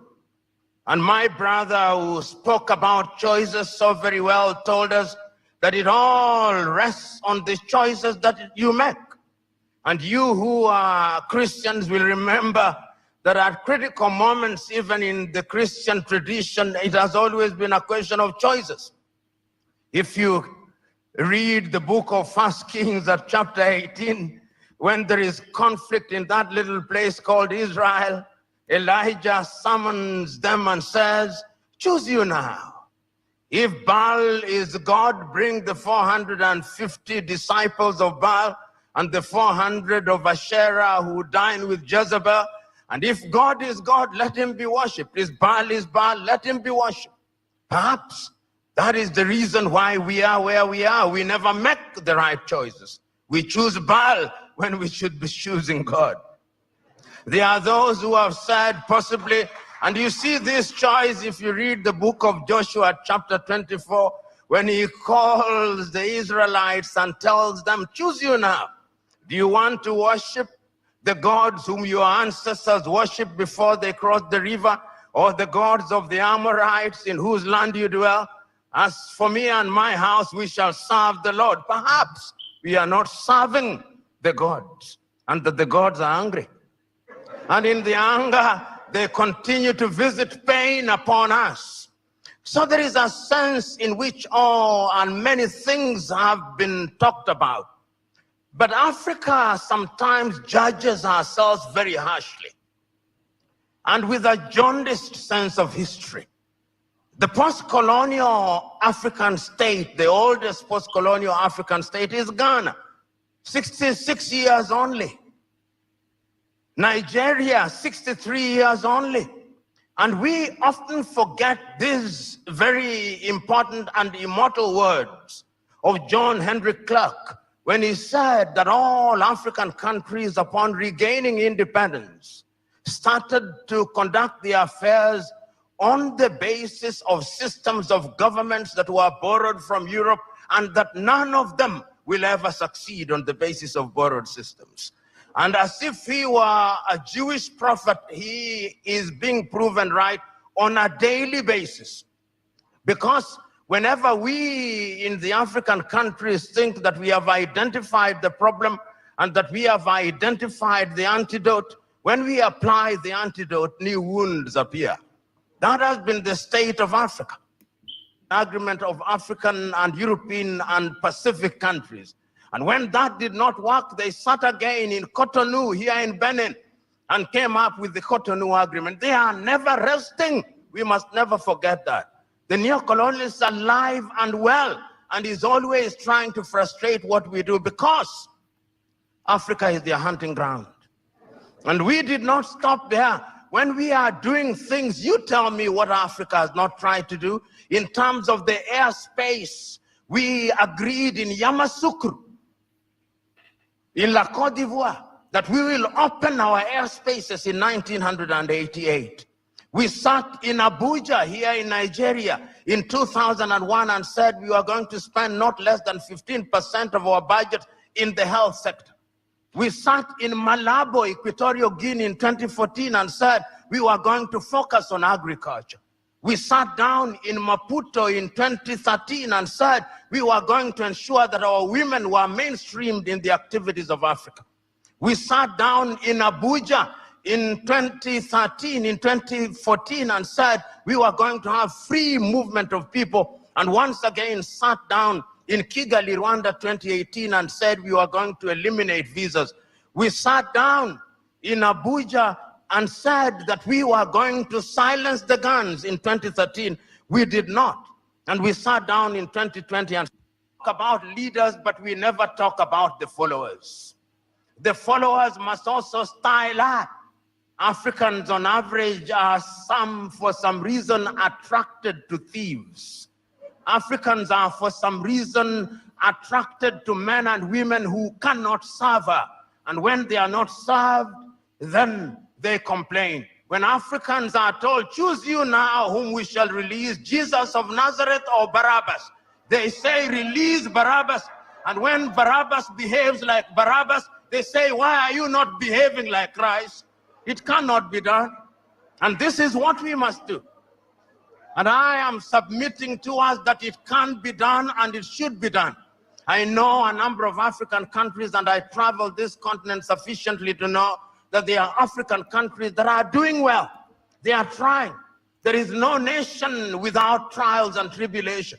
We are fond of talking about the United States of America as an exemplar of that which is good and bad.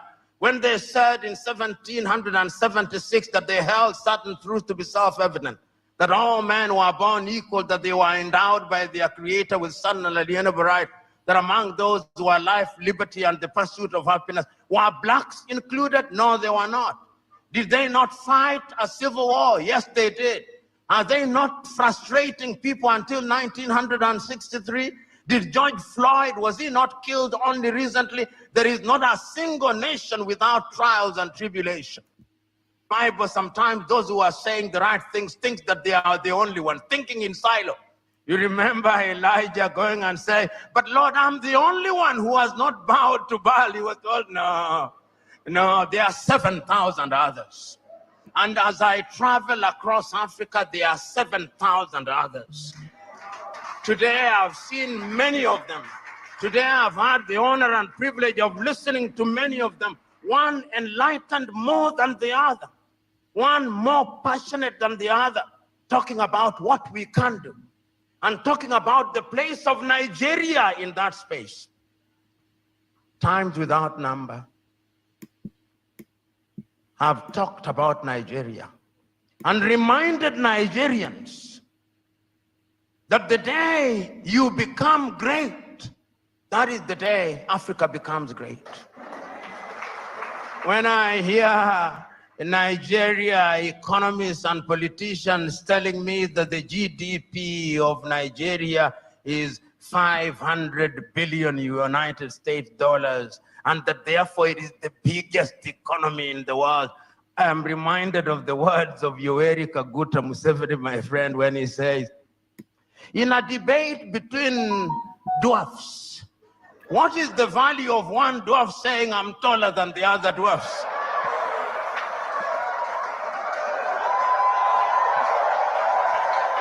You are still a dwarf.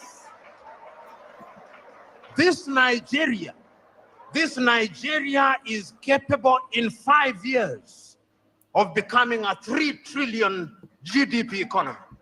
The fundamentals are there. Talk of human resource. And I think it is my sister, you go to anywhere in the world, tell me, engineering, artificial intelligence, space. Okay, so let me stop the video. So yeah, the next question I wanted to ask was the fact that what type of democracy do we have now? It's a real democracy, or is it just a false pretense democracy? That's the next question we were raising up. Thank you. Let me just take my turn first. I didn't know what happened because I was doing something else when I was backstage, so I don't know what people are going on about. But that said, regarding the democracy, our democracy is a little bit it's not very good right now, is it? And to be fair, I always say to Olumide, because he is very passionate about this, I always say to him that the thing that you are thinking that, you are seeing this as every time it is rigged, is Nigerians that are rigging it from the top to the bottom. They are all rigging the whole thing. And so if in terms of as a solution, personally, I would say you have to engage people, because when people have a stake in something, they tend to be more galvanized to care for it and nurture it and make sure it succeeds the right way. Because the way Nigerians are engaged is similar to the way we are in terms of our democracy, is similar to the way we are engaged in terms of oil wealth and all our national resources, even our security. It's almost like we're just expecting those magic makers, federal government, to solve the problem. We don't know that we are part of the reasons why either they can solve it or whether they can't solve it. If the people refuse, they will solve it. If people say we are not going to take this anymore, they will have to. They don't have a choice. They will have to solve it. So the same thing goes for democracy. If you want to change democracy, you have to give people a stake in it. One of the things I'll say is that I think we should have a more advanced democratic system, not this halfway house where you are like, oh, you give people democracy, but the people that are controlling the people that are selected are the elites. You have how much they pay to even get selected for governorship now? It's million in Nigeria now. You have to put the power in the hands of the people. If we are going to, they call it a direct democratic system. There are different types of democratic system. I think there are at least 4 or 5 of them. But the direct one is the one where the people know they can decide anything.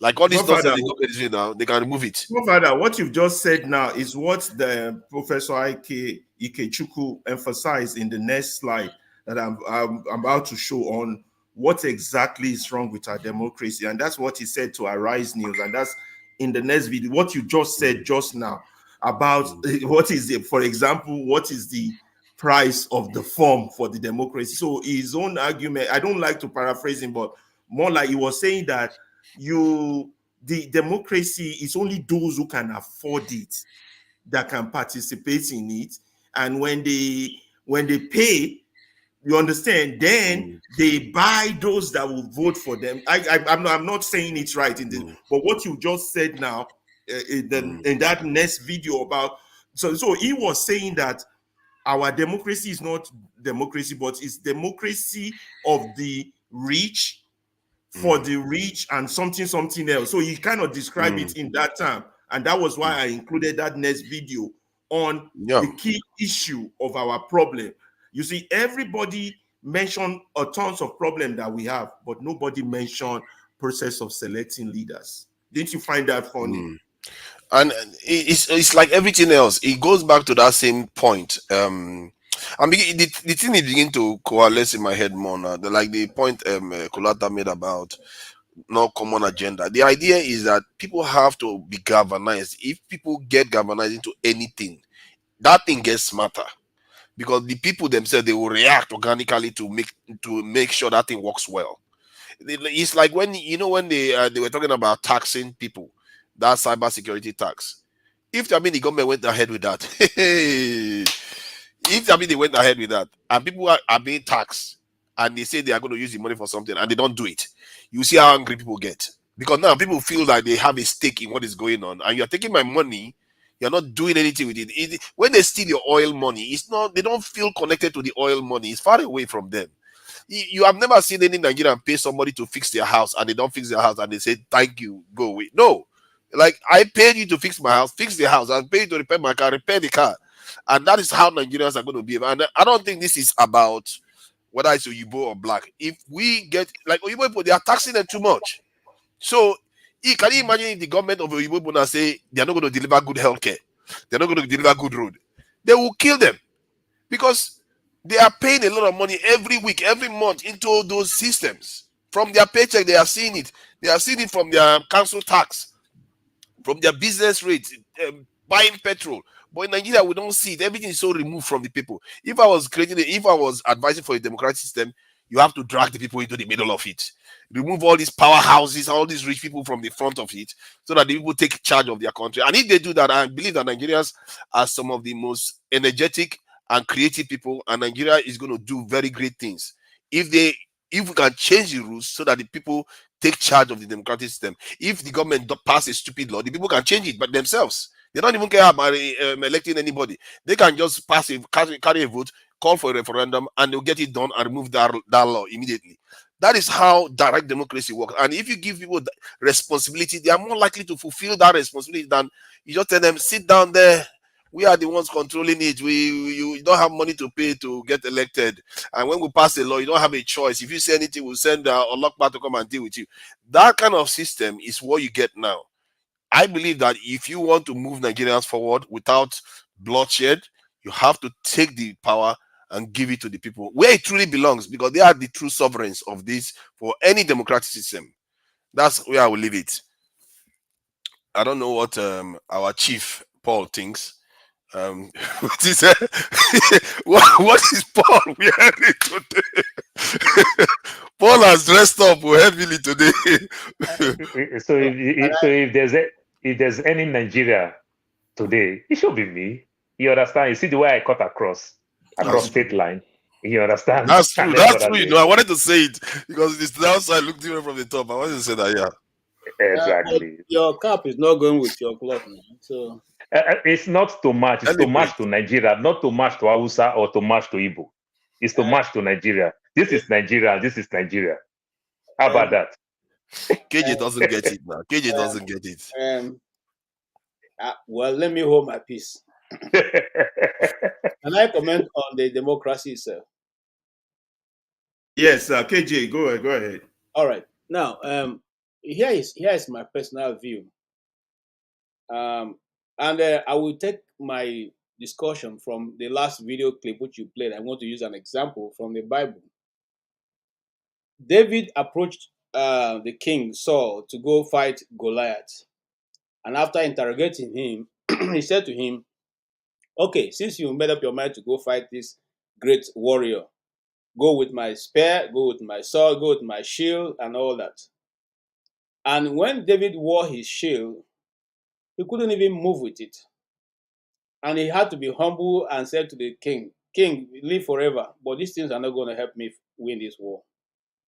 And so let me take what I know and use it as my weapon. And that did the job. I see this thing every time I take a look at the democracy and the system of governance in Africa and what it has done to our own people. Sometimes I begin to think that it may not be the weapon that we can use to deliver our people.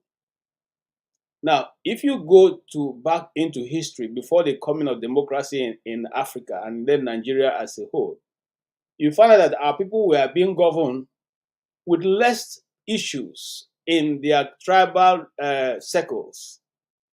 They didn't have democracy as a form of governance, but they lived in peace with their neighbors, and there was prosperity in other words. But we are now told that democracy is the best form of government, and I'm not doubting that. It could be the best form of government.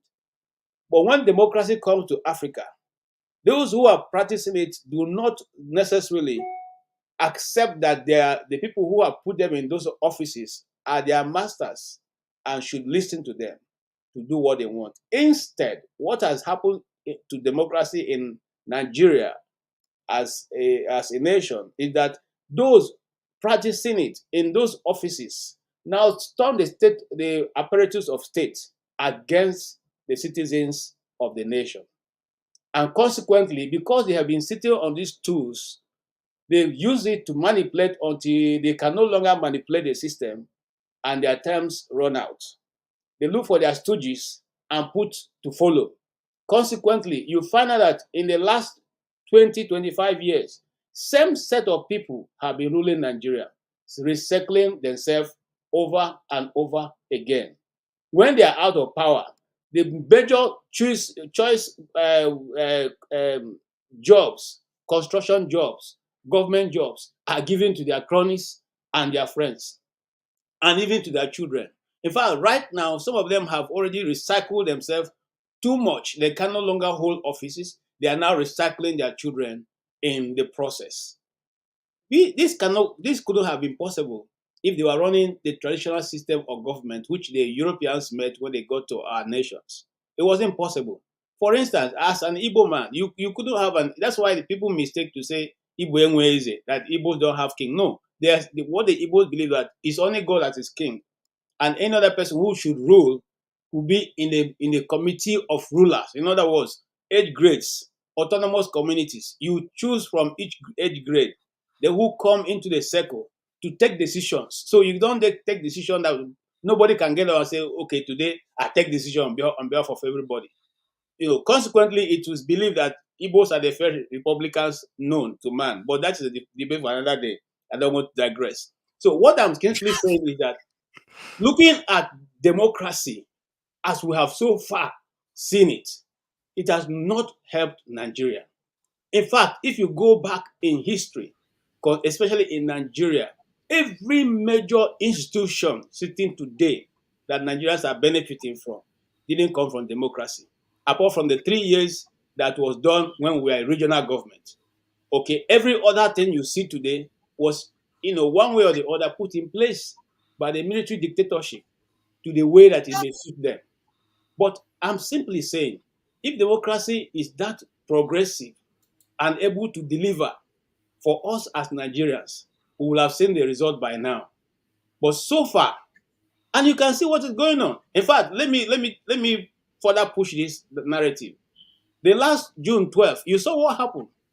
In the June 12th, you saw the portrait of a man raised at the Eagle Square. That is, democracy is shifting now to individuals who didn't, rightly or wrongly, didn't even play any important part. Nobody mentioned Humphrey Nwosu, who stood his ground to declare that Abiola was the winner of that election. They didn't bring him in. They didn't even mention him. Okay? If he had done what Mahmoud Yakubu did, we wouldn't be having that June 12th celebrated today. But a man stood and put his life on the ground, on the line. So what I'm trying to say, so that I'm not misunderstood, is simply that maybe it's time for leadership, Nigerians, to look again at the system of governance we are using. It may not just be able to deliver us. Thank you. KJ, before you go on, can I just don't worry, you're gonna go out. Let me just say something. I think what KJ said towards the end about Humphrey Nwosu. I think I was listening to the Democratic video the other day, and they mentioned him, how he declared it, and I was like, wow, that was brave, because that was a military regime in office, and he defied them to release that result. That is an Igbo man that did that. And at the same time, the stuff about the South is not having rulers. They do have Ezes. Ezes are kings, isn't it? To an extent. So I just thought I should add that. But nice submission. KJ, there's a lot of people that were not honored for that democracy day, but the point you made is very correct. What the next video was trying to argue is that since we have made democracy about the richest among us, you understand, it is normal for any person who goes into business to buy, to buy the office, buy the person who will announce the result, buy the people to vote, and do whatever he wants in office. So the people in that next video that we will show is trying to argue that point, that is the key problem to this thing we keep calling democracy, and that's why it's leading us nowhere. That's why it has produced a state of Alaba, if I can comment on that. Yeah, I understand it's so painful, and because they deprive the ordinary man to aspire for a position in Nigeria, which is not good because it's supposed to be for everybody. But let me take it outside Nigeria. Let me talk about the US now. The US has the most corrupt electioneering system in the whole world. You understand? Where you see the NRA, you see APAC, they will bribe people. Today, you see the way they gag senators, they gag congressmen, they give them money and everything. If you don't do their bid, they're going to vote you out. They contributed. As we are talking right now, APAC is contributing almost about $800 million just for primaries alone. For the people that they don't want, that they want to campaign against, to vote them out, they give you money.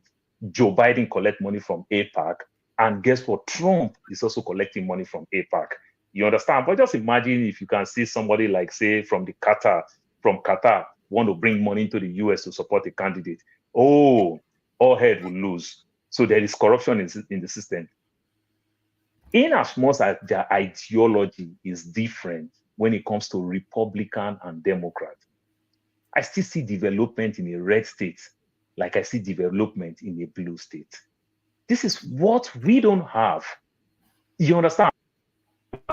Yeah, you're right about influence of money, but it seems in their own case, it's more organized. For example, in the US, you can't go straight and buy the Supreme Court or buy the election body or buy the... Alaba, you can buy the Supreme Court. Like now, as we are talking now, Republican have 6 Supreme Court justice, while Democrat have 3. What do you think Republican is doing? They are winning everything from the Supreme Court. So you can also buy. That's the most luckiest president in mankind today is Trump, who was lucky enough to have 3 Supreme Court judges. You understand? So I don't understand. So you can buy. Why is not a problem so much like that? Apart from some of us who love politics, who want to follow politics to the nitty-gritty, you understand, will complain. You know why the ordinary man don't complain? It's not affecting them, their day-to-day life, so much like it does affect us in Nigeria. Yeah, That's that why means the our ordinary own has man in the no street boundary, in which was America don't really also complain. Yeah. that So means our own. If you're saying that money still plays the same influence in those so we are money copying. money is not only the problem. Our biggest problem, to some extent, which some of us said it. Chim said it. KJ said it in his own way. Ekene said it more and everything. Tribal, it's a biggest problem. You understand? People will vote more on tribal line. People will take interest based on tribal line. Like one question that I will ask, let me be a tribal god. How much revenue does the Nigerian government make from this cattle that everybody is speaking about? At least we know that almost 70% of our revenue is coming from oil and the likes. How much revenue the Nigerian government is making from this cattle that they discuss everywhere? You understand that you can't discuss anything. We can't discuss the cocoa in the Southwest today. We don't discuss so many things. You understand? We don't talk about coal. We don't talk about so many things.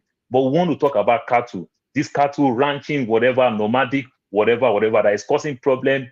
We are losing lives and everything. Businesses is going down and the likes. How much revenue does the Nigerian government is making? What is the percentage of revenue we make from cattle? Know to some extent in Nigeria, if not 100%, it's almost an individual business. That good percentage of these people, I strongly believe that they don't even pay taxes. You understand? Just among the community, they probably give people money from the local government in a little bit, not here and there. I don't see them pay any taxes. Or we discuss that issue. Because of their number, they have influence.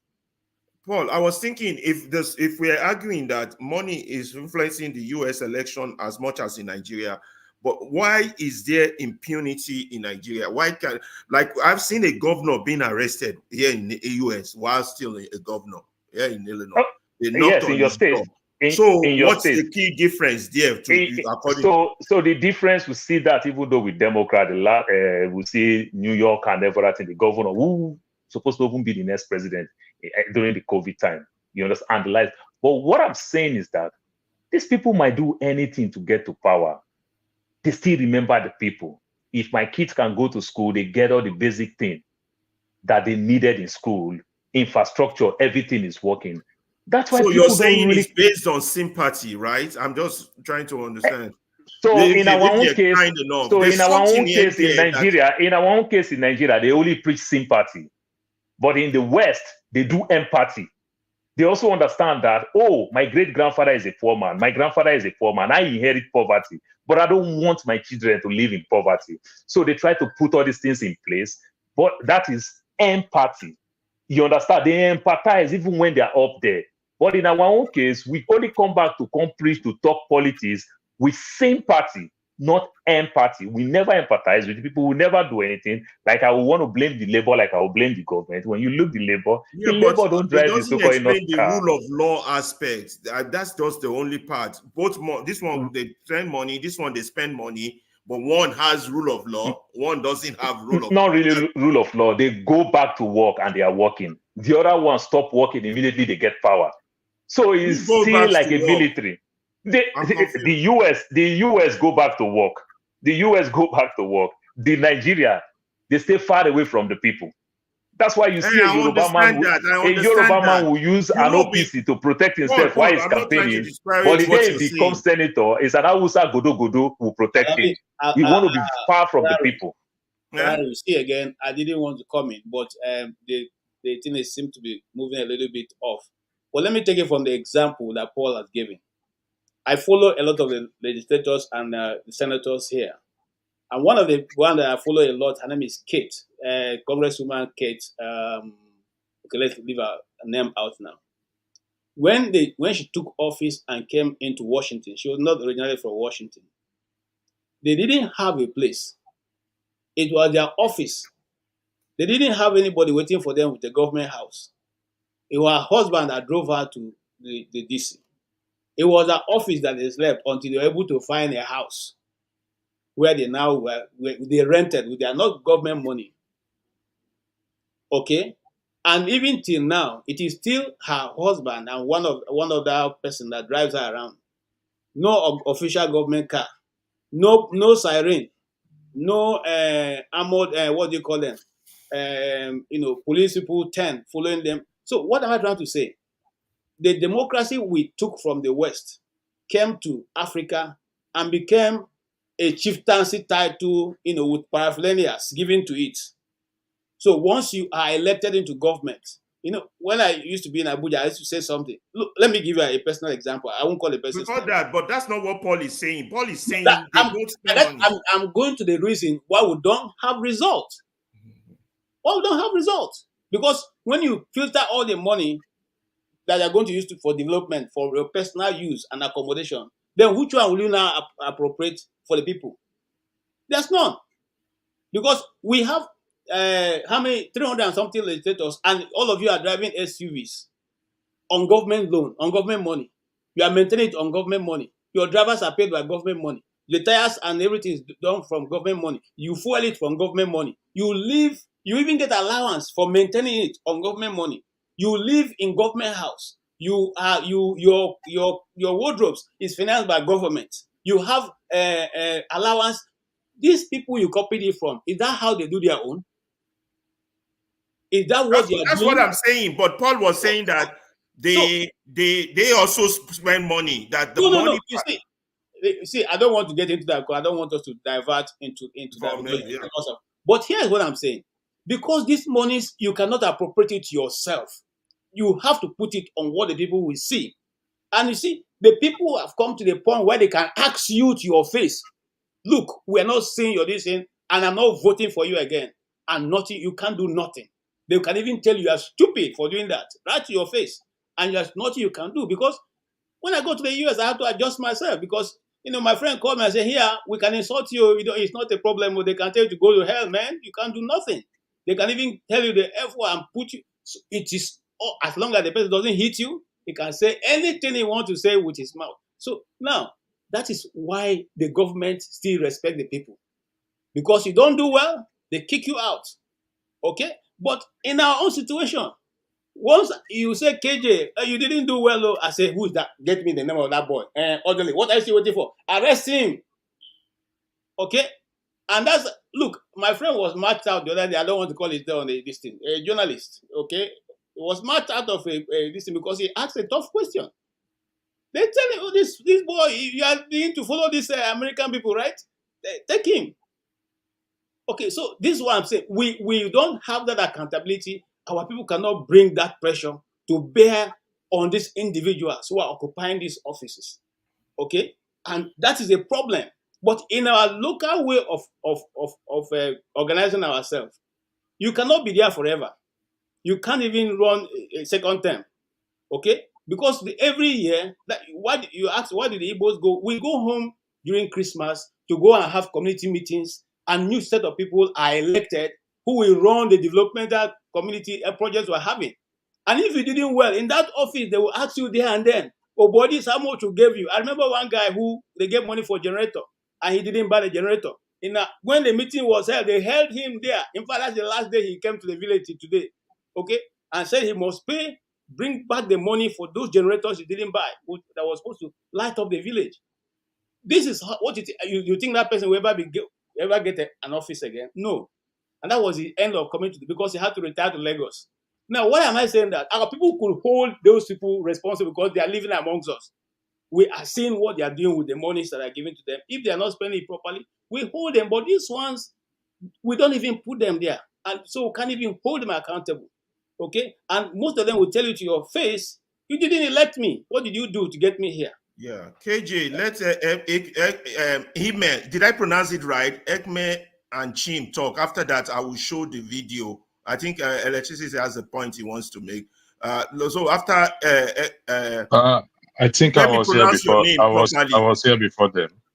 Okay, Electricity will go first, then Ekme and Chim. After that, I'll show the video. I'm here before you. I'm correct. Yeah. Ekme, did I pronounce your name right? Yeah. It is where can you for this one? KJ. Ekme, how do you pronounce your name? I think I got it wrong. Actually, it is hey me. Okay, but Ekme. Okay. Not So, there's yeah, no go K there. electricity go. Hey me. Simple. Ekme. I don't know. It's been hard. That one is hard for me. Actually, when you first put it there, I thought it was Chim. Then I realized that was my glasses not reading right. It looks like CHMI. Okay, go electricity. Thank you. First and foremost, there was this comment by Adama. Adama says she's scared coming on the platform because of the way I question. Please kindly come on the platform. It's a normal thing for me to ask questions. Anyway, KJ, you say you are one of those that hold the view that we did not elect those our representatives. You say the democracy is, as we simply define, government of the people, by the people, for the people. So if the people, which is you and I, are not seeing the dividends or enjoying the dividends of democracy, it is now up to the people to now change it. If we are going by the argument that we did not elect these people, that means we can what? Unelect them and re-elect somebody else. Or that we can re-elect somebody. In that video, for electricity. In that video, I just want to make a point. In that video, was it the questioner, somebody questioning or the person responding, counter that part that is because the people have collected money in advance, so they've lost their. I don't know. I'm paraphrasing them until you all see the video. They've lost their senses ground or whatever, whichever way we want to put it. Yeah. So they've lost that power. But exactly. I still will not. Yes, it appears they've lost the power, but they've not lost the power. It's something happened, made them to sell their vote. So a re-education, which has been what we have been preaching here, which is what he's doing, but an active action needs to go with our talk. So until the people come together, which is the number one thing I said, the only thing I said, shared common goal. For example, if the Yoruba people, the entire Yoruba people said they want a Yoruba nation, and they pursue it through what? Through due process, following due process, they will get it. Because why? Because they have even Yoruba people in the house there. If the Igbos say they want, the IPOB say they want the IPOB nation, and they have that common goal, they share that common belief, they will get it. If the entire Nigerians will come together and say, okay, this is what we want, will we get it? Yes, due to poverty, hunger, people have sold their vote or their right, but they still have it. If we did not elect those representatives, Section 68, again, I repeat for the record, and 110, we don't have to wait till 2027. This is where we often get missed it. We are waiting for 2027 to invoke Section 60, but the Constitution did not put it that way. The Constitution says it can be invoked at any time if you look at the list there. And this is what we've not done. So if we keep arguing here that we did not elect them, when do you think you are going to elect them, KJ? When do you think you will ever elect them? You can't say you didn't elect them because they are telling you that they are representing you. So if we are saying that they are not representing us, if, like, for example, this is a platform. If all of us here kick against that we don't want Alaba, we did not elect Alaba. We don't want him. We don't want him. We don't want him. We don't want him. We don't want him. It will be removed. That is democracy because he's not representing us in the way we expect him or want him to represent us. It is not the politicians' problem. Electricity, after the video, I would explain to you how your recall process can work in the current Nigerian situation and what needs to be in Whichever place way it can work, Alaba, as long as we have that shared common goal, whichever way, whatever we choose to hold on to. And that is what the broadcast is all about. Anything we choose to hold on to. So far, we have what? one shared common goal, and we pursue it. And if we fail, we fail together. If we succeed together. We will go back, we will recoup, and we will go back again. I yield the floor. Thank you, and everyone have a good night. Before I go, I know a lot of people have been giving that to me in my way. I address you, Alaba. Like I said again, and I will say it all over again. Admonition in private, in public, it is what? It is It's encouraged. welcome. It's welcome. Yeah, so Let me, you're next. So Go ahead. Go ahead. I cut salute to you. Thank you. Hello, good evening, everybody. Can you hear me? Yes, of course. All right, thank you. So please, I don't know, where should we start? Where do you want me to start from? I think maybe you should ask the question again because I'm kind of lost in all the Lost. Okay. It's on the issue of the type of democracy we currently have. Is it real democracy, or how would you describe it? Is it fake? Is it, I have a video after you and Chin speak to show regarding it. What's Professor Ikechukwu and Professor Alabi, what's the man's name? I gotta check. And another Professor Yusuf, I think, said on how our democracy differs from what the real democracy is. What we're practicing said is government of the rich for the rich and something like that. But I don't like paraphrasing. I don't do that pretty good. So we'll see the video later after your speech. So it's about democracy and what type we have now. And we've had other questions before you come, but we don't want to go back there, unless you want to. You want to know? No, I think we have the floor. We have a lot of time to talk, and I just want to know. Okay, yeah. The other questions were the first one was, what's your view of Nigeria? I mean, what's your own personal opinion of what is Nigeria? And then the other one was list 10, if you have 10 Nigerian major issues we have, and that if you're lucky to be president, you would address immediately. Those were those questions previously. Okay. Thank you for the bringing up of all those things, at least to bring me up to speed on the discussions we have. Well, what is Nigeria to me? Nigeria is my country. Yes, I think I'm proud of the country, even though there are lots of denigrating issues so far. But well, that's just the country I find myself. And there's nothing I can do about it for now. But that doesn't mean that I am happy with what is happening, and that doesn't mean that I support what is going on at the moment. And that doesn't mean that maybe I want it to remain that way. Sincerely, for me as a person, I think I'm kind of fear-minded. I don't want to hold on to any particular opinion too long if I see that there's a better argument around something different. But as at Nigeria that we have this time around, I think I will appreciate that maybe we should all go our ways one way or the other. And that's just because by doing that, we'll be able to manage our problems far better than what we are doing at the moment.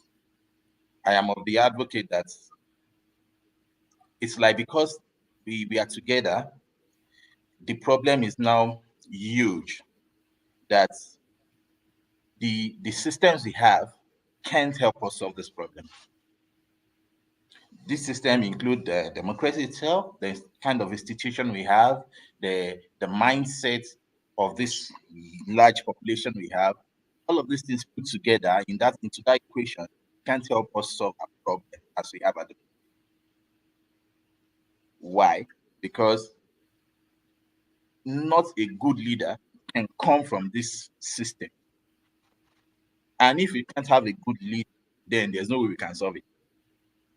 I don't see us solving this problem bottom up. The best way to solve this problem, the more proactive, what am I trying to say now?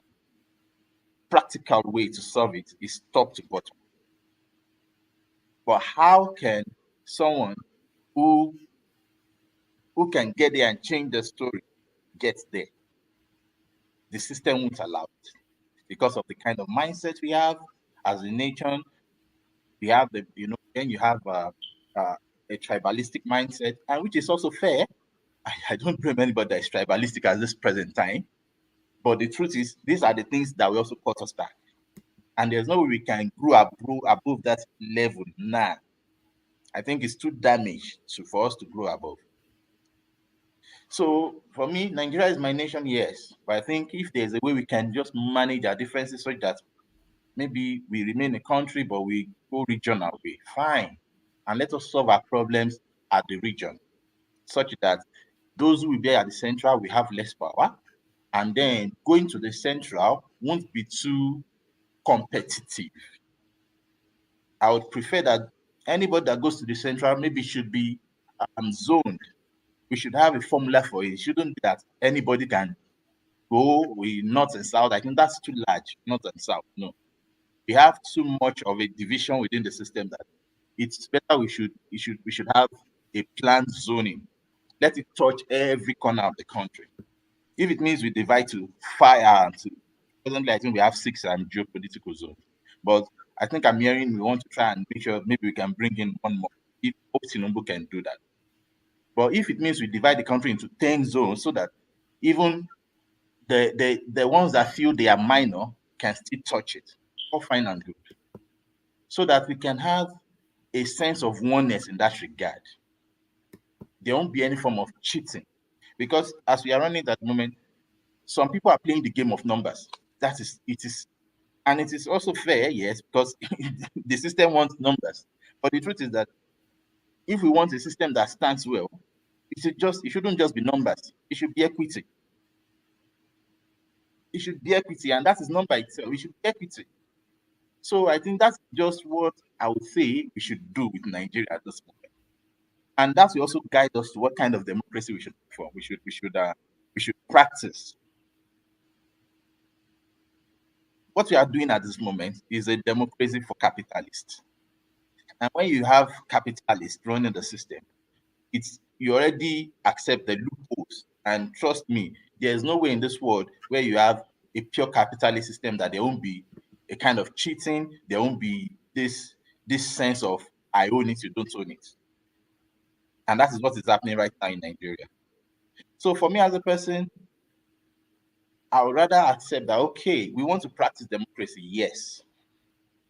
Let the general ideology be democracy, because what else we can't just go autocratic again. It's also late. So let it be democracy, yes. But let us put equity into this democracy. Let us put it into the foundation of this kind of democracy we want to perform. Let this thing go around so that there won't be too much competition. Like, you all know when it's going to get to you. When it now gets to you, bring out the best of your system then to come and lead us. So that is the kind of democracy I want to see. By doing that, it's going to it's going to make everybody believe that, okay, now it's going to get to me. I'll be patient. It's going to get to my turn. When I'm in my turn now, I'm talking about that group. I'll be patient about it. And there will be too much of dragging and buying, and because after that time, it won't be needed again. At least it won't be needed like this kind of system that everybody just have to buy and do a lot of things together. And when you go to regional system, then you are talking of managing your resources. So at that time, nobody, even at the central, you don't need to shine your eyes into too many resources of a particular state and ignore the others, whereas some other states are enjoying themselves and their resources. And funny enough is that it's not even those states that are enjoying it, it's simply the elite, like 10, 15 people, just the one enjoying those resources. So you can see the way the system is made to cheat the populace out of the wealth of the nation and to make the populace feel like you are not part of this system. Anything that gets to you is simply by chance or by privilege. So you don't even need to question it. And that is what has affected this even to this point. The general person can't even question. There's no feeling of, this is mine. This is ours. The people at the top make it look like we own it. And you guys have nothing to talk about. You can't even argue it. So anything that gets to you is simply by grace. It's by privilege. And from there, enjoy it that way. And that is why an average Nigerian person sees himself as the government of himself. The democracy is the government of myself, for myself, and by myself. You provide your water, provide everything, and you can't even question the government too much. And the government still leverages their power to levy you till you get to the ground. So, but that is just where we have found ourselves. And it's painful.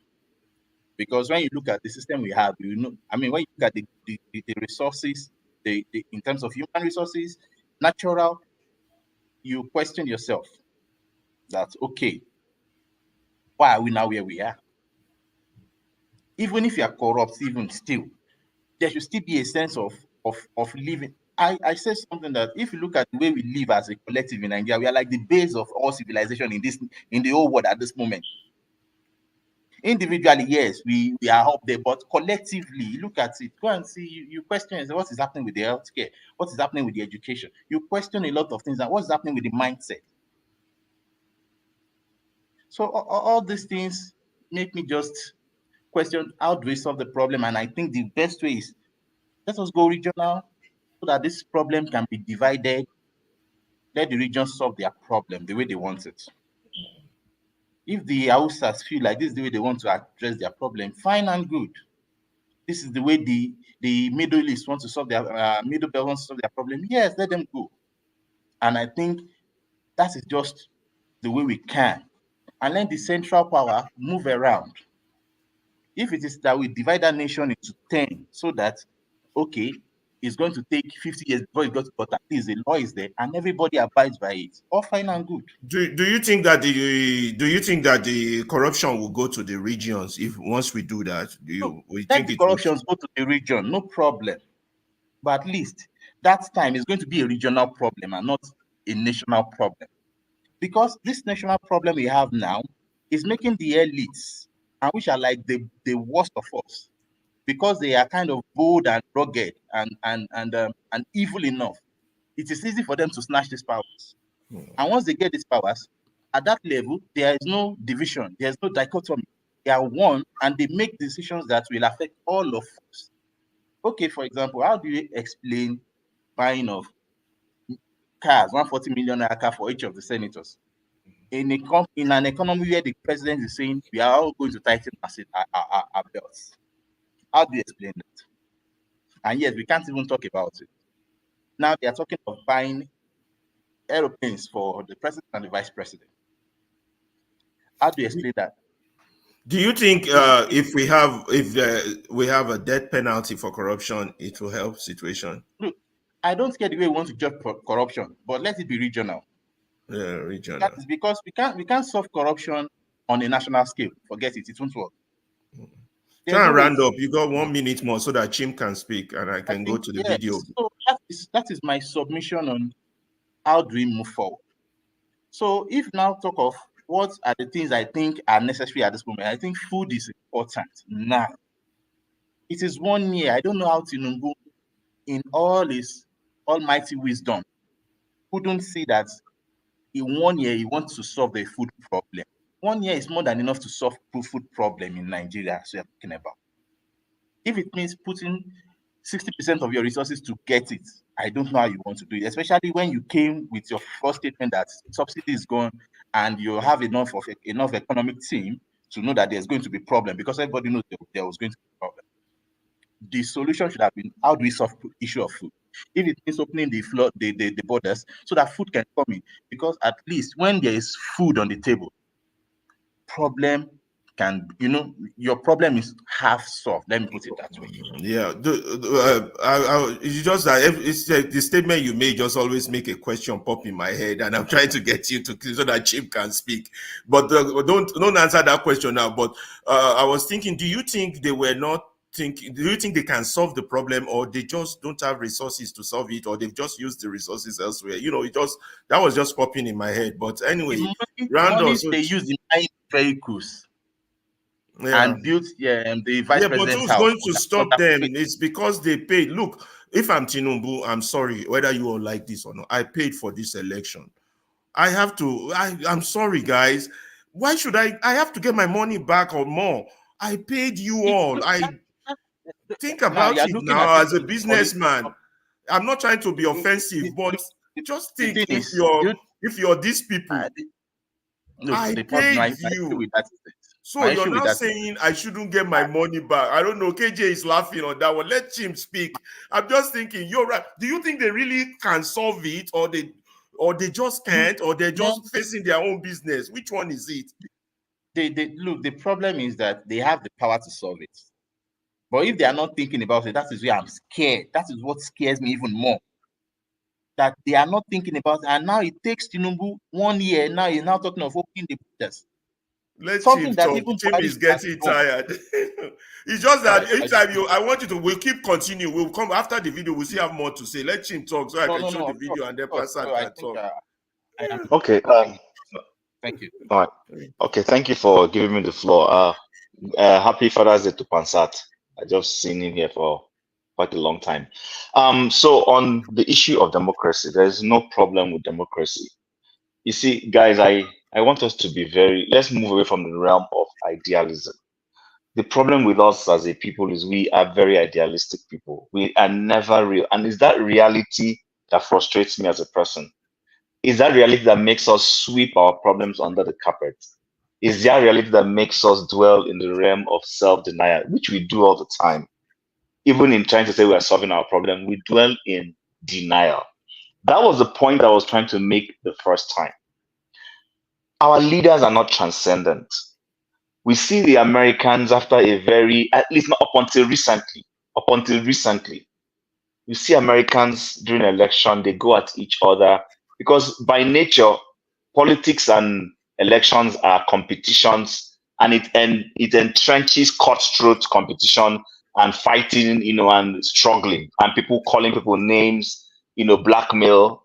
But guess what? As soon as the elections are won, you will hear the loser will congratulate the winner. And then you hear the winner start calling to nations to say, listen, we're no longer Republicans or Democrats, we're Americans. And the person will be working to make sure he provides. His policies may slightly differ from, the other person. Maybe he's a Democrat who will include more socialist type policies. The Republican will come and cut costs, cut taxes. But at the end of the day, the central principle on the way they are governing is the same. Go and check it. What I am saying when it comes to democracy is not our problem. The problem with Nigeria and democracy is how we're operating that democracy. For instance, you've mentioned the election being rigged. We all know that in America, at least, there's no perfect system anywhere. Don't think I'm here to say American election is. No. But you see, okay, before I forget it, I think something that he said that made me remember Cameron. When Cameron was the Prime Minister of the UK, I think when he took over from the guy he took over from, who I think is it Gordon something that he took over from. What did he do? He cut down on a few things. One of the things he did was he even told his members of his cabinet that they would no longer ride first class coach because the economy was bad for the UK at that time. He said no minister in his government, these are parliament, that will ride first class coach. What was he trying to pass on to British people? That as much as I know that the economy is bad, we need to start with those of us in government. And that is where our democracy is wrong. Our people operating our democracy think it is their, what's the word now? That it's their turn. So when they go there, all this, like when we're saying cutting costs, they don't believe in that cutting costs. Why is it now that it's me that I'm senator that you want to cut costs? But you see, so until we start doing this, and then someone mentioned that, I think it's you, Alaba, I said the people, and then Pastor said so. Listen, how are you going to get the people to remove people that the system does not look? The recall process. Have you seen how the recall process is? I know. So how are they going to do it? And then the issue of so that's why I'm saying let's not deal in the realm of idealism. Let's deal on reality. I agree with you. The suggestion I was going to give after the video was that the only way you can get people to recall is after you've educated all the people. 1, 2, you have good, strong media. You have all the things they have in the States. Alaba, even before then. Okay. So on this recall thing, let me give you an example, if you permit me. I live in Calgary. We did a recall of the mayor of Calgary, and although it failed, but I'll tell you what, the woman got scared. she got scared. When she came in as an Aluta mayor. She was picking up issues that had nothing to do with Calgary. There was in Quebec, they were talking about hijab, and she sent $10 million to fight a. Kagina said, "Madam, we elected you to be our mayor, not to be the mayor of Canada. Not that when you see any minority diversity issue anywhere in Canada, you're not going to be throwing our own taxpayers' money to go and solve the problem there." So when she thought it was a joke. From nowhere, recently, one man just woke up and said he was activating the recall process. And people started signing it. So, but they needed 500,000 signatures to be able to do that recall. Unfortunately, it fell below that number. But guess what? Guys, you won't believe it. The woman invited the guy who triggered the thing while this thing was going on and sat down with him to say, "What have I done wrong that is making you want to trigger this thing?" And then she heard from the guy. The press went and asked her. She said, "Yes, I've listened to him. I feel concerned that, the allegations against me are weighty, but it's painful because I know I'm doing my best, blah, blah, blah, blah, blah." But guess what? You won't believe it. Even though the recall failed, the woman has become humbled. Go and see the way she's suddenly leading our she has changed because people have put fear in her. At least, even though the recall process will fail, but let the people see that at least it was allowed to start. Same thing when I say this referendum thing. Biafra wants to go. Let the process run. Allow them, call for a referendum to say, you know what, you have heard this noise about Biafra for too long. Let's even test the waters and see if the so-called Biafran people really want to go. Let it run. And if it fails, it fails. If it succeeds, it succeeds. That's what happened in Scotland, between Scotland and the UK. You understand? But what we have a democracy in name that is not allowing the tenets of democracy to be practiced. And that's where our problem is. You mentioned how your governor, Begovic, was removed. I watched that happen. It was in my lifetime, not a story I was told. They knocked on his door like this. And served him. Governor, you're under arrest. He said, you asked his towel on, said you must be joking. They said, no, we're not joking. And guess what? I think he was a Democrat. Yeah, he was a Democrat. And who was the president that time? A Democrat also. A Democrat, yeah. Did you see that nobody protected him? That's the point I'm trying to make. See, our democracy. I'm going to need your view after we watch this video on what this Professor Kechuku and Yusuf and the other Yoruba Adeni would say. I'm going to need your view. They are saying something about why. Okay. It's not. I'm not good. All right. Let me round off so that Pansat will talk. Yeah. So for me personally, I don't think there's a problem with democracy. While I agree with what I think it was KJ said about when we were in our old system, and then someone said going back to, I think Hima is one saying going back to parliamentary system and regional system, literally. See, Nigeria has evolved though. We can't go back to those processes. The challenges we had that time are child's play compared to what you have. So if we go back to regional system, remember that Cross River State, Rivers State, Akwa Ibom State, all used to be part of the Eastern region. Are you going to go bring them back? Would they agree to come back? So there are some things we're not thinking of when we're saying let's go back to those regional processes. So I want to end it there. There's a man proposing regional. I don't know whether they would accept it. It can't work. It can't work. Let's just make what we have now work. We can make what we have now work if we want to. So, but let me leave it there so that Pansat will talk and then we can watch the video. Okay. Your Pansat wants to talk before the video or after? I don't know how you want to go about it. I don't know. Let me do it after. So Pansat might have something to say about the video. Okay. So let's go to present. Share screen. This technical aspect, I've not gotten full hang of it. For the entire today, I wasn't the one hiding or taking people out. So it's very easy now. You click on that thing and you shade it, the person goes off. It's just been tough for me. That's the major one. Let's say play, then voice. That's become a symbol of this country's democratic aspirations. Yes, that is true. On June 12, Nigerians went out to vote. The two candidates contesting were both Muslim candidates. Nobody paid attention to that.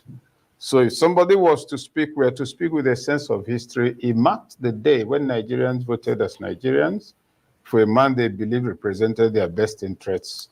Unfortunately, that election was annulled.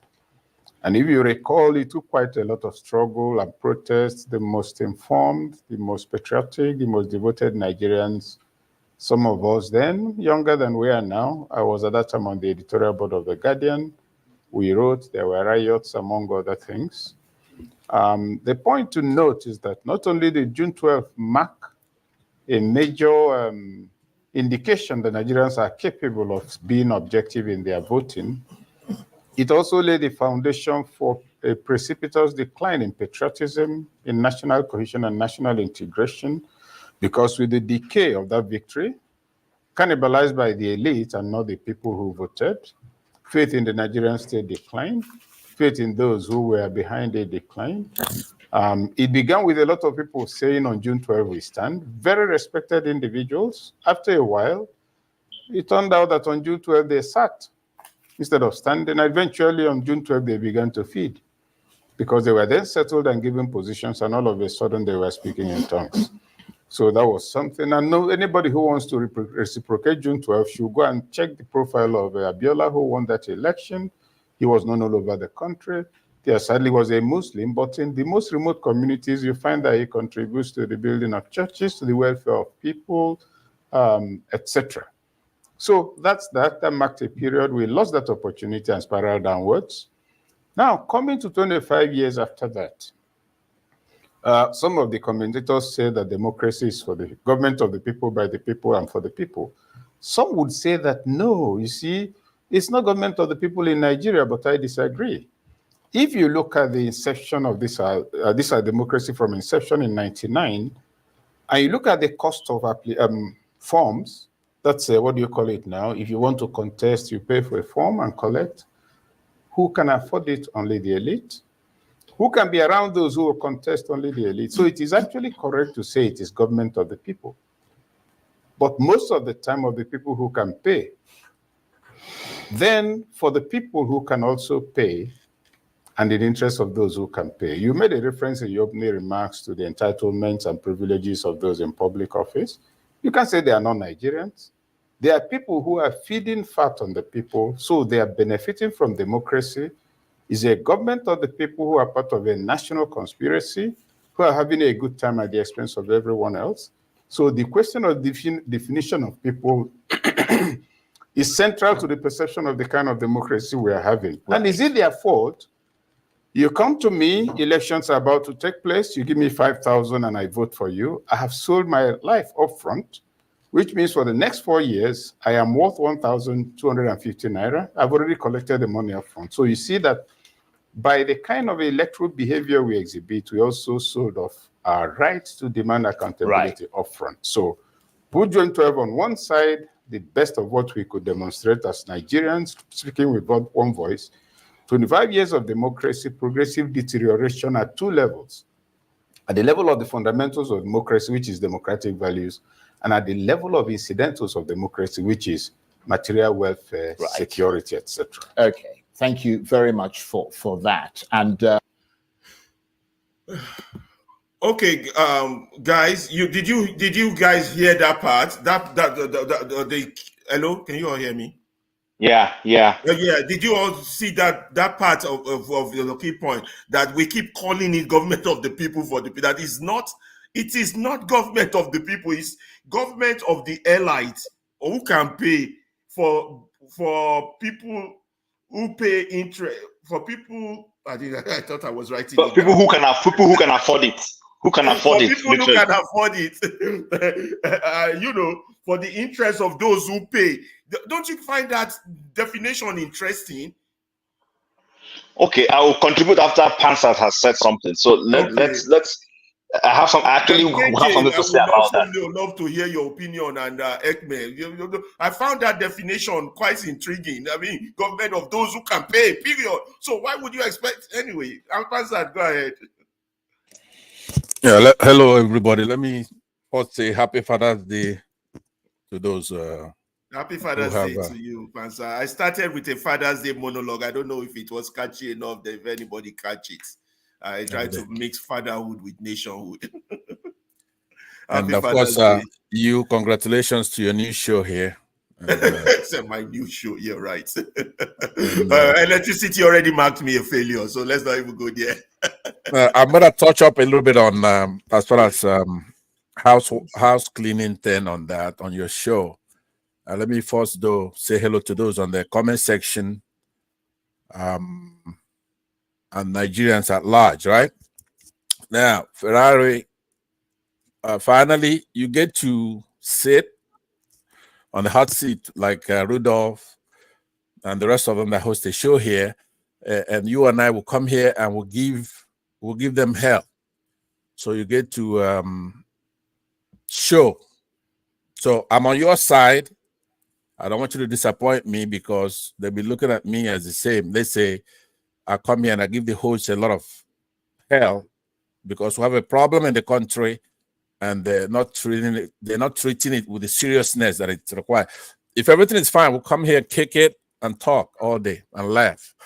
But so far, let me say that you as an activist, a reformer, crusader, campaigner, radical, sometimes you say in your history you used to be almost militant to battle the Nigerian state. So there's no way that you're going to relinquish the control of this platform, who comes in, who goes, who speaks, to narcissistic individuals, self-absorbed individuals to be manning your thing that you're doing. There's no need to go into talking about what's going to fix Nigeria until you get this right, because I'm not going to come to your show again unless you are in charge of the show. I have been on a crusade to say to Rudolph that he has to pick better hosts in order for us to make an impact. We can, for example, have somebody hosting a show that believes that, first of all, our major problem is to have more soldiers, right? And no matter what anybody says, Nigerians come here from home and abroad and say, hey, look, we need that, but we have to have priority. We have to have some things right. So what a disappointment then that you come here and you almost tamed. That lion is tamed by the same corporates that you bicker at all the time here. So you have to have control, mastery of the platform. You have to be in charge, right? This has to be your show. And you cannot do it any other way, because then you're going to be, what they say here, all talk, right? You're going to be a talkative. You don't have any control. You're going to be all talk and no action. A big hat with no cattle, like we say in America. I don't think Nigerians will understand that, right? You be an empty vessel that makes all the noise in the world. You be all sizzle and no steak. So as far as your heart, I know you're a patriot. We've been on platforms. You and I went to Omoye's Corner the other day, and we 99% of the time we agree. I wouldn't say, I wouldn't want to make it 100 and then you're going to lose all your friends if you and I agree all the time.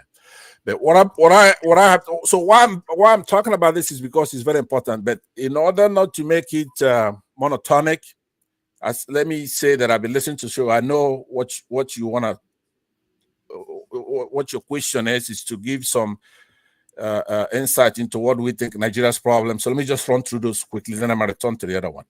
I believe that we have to have election sanctity. Our elections have to be sacrosanct. It has to obey all the rules, all the laws, especially in that Electoral Act of 2022. A lot of people worked hard to get that done. So we have to make sure that Electoral Act is in order, our justice system. I mean, we're a bunch of animals if we don't have a justice system, a court system that's independent. It's an independent branch of government that's equal, co-equal to the executive and the legislative. So that is a very big deal.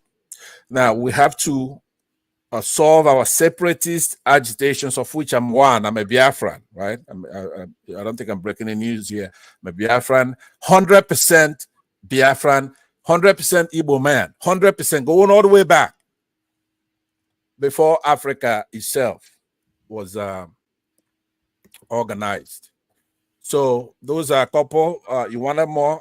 The Boko Haram conflict needs to be resolved, because even if we're Biafrans, we're still, of course, Africans, we're West Africans, and we used to be Nigerians. Actually, we formed Nigeria itself, got its independence. So we still care that Nigeria is doing very well, and that there are no violence in Nigeria, and Nigeria economy is doing very well, and that entity is in order. So just exiting Nigeria doesn't mean then we're enemies to Nigeria. No, we exit. For instance, we're not the same thing with Ghana as far as a country, but we care about Ghana, what happens in Ghana.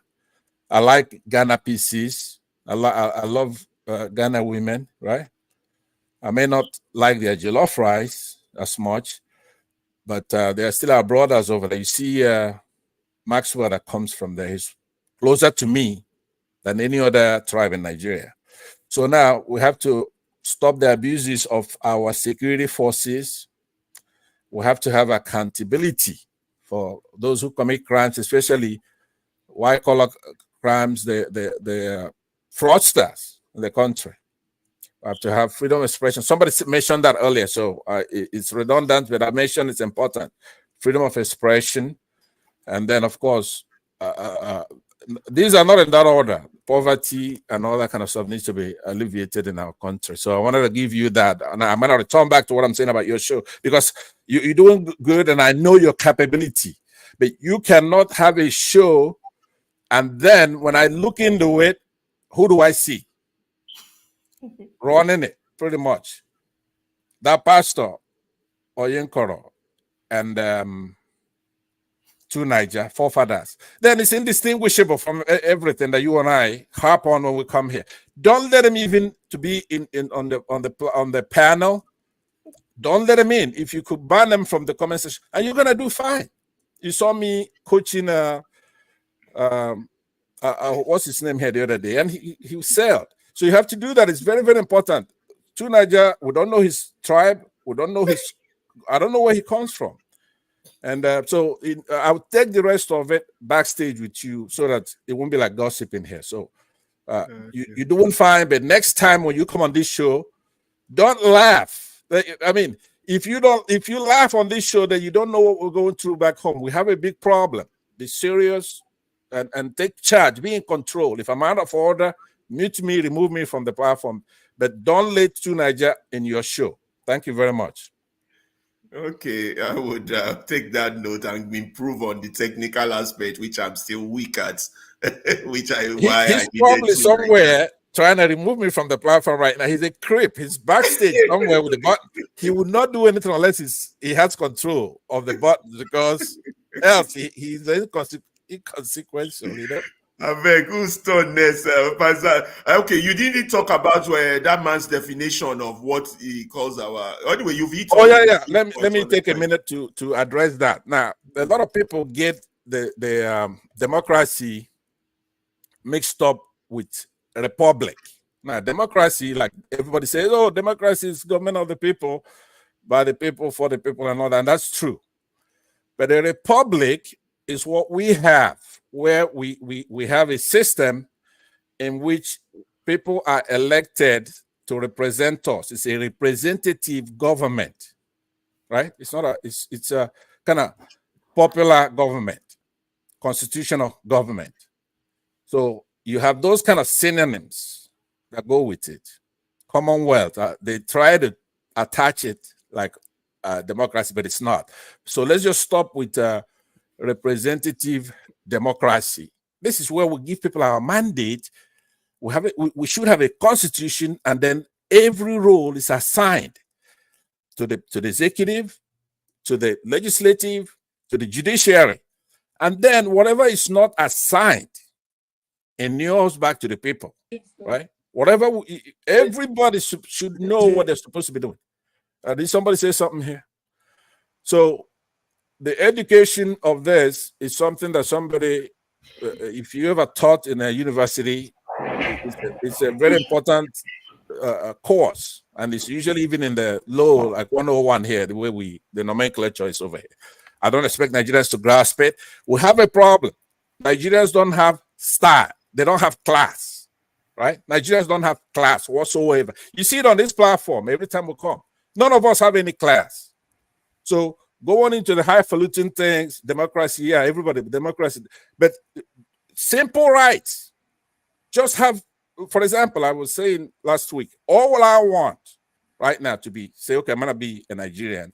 I want the branches of government to be separate, adversarial, and then play the role that's given to them in the Constitution. That say you cannot say, oh, this governor, oh, he's in, he cannot be, he has immunity. There's nothing like that. If a governor has immunity, it's from lawsuits and things like that.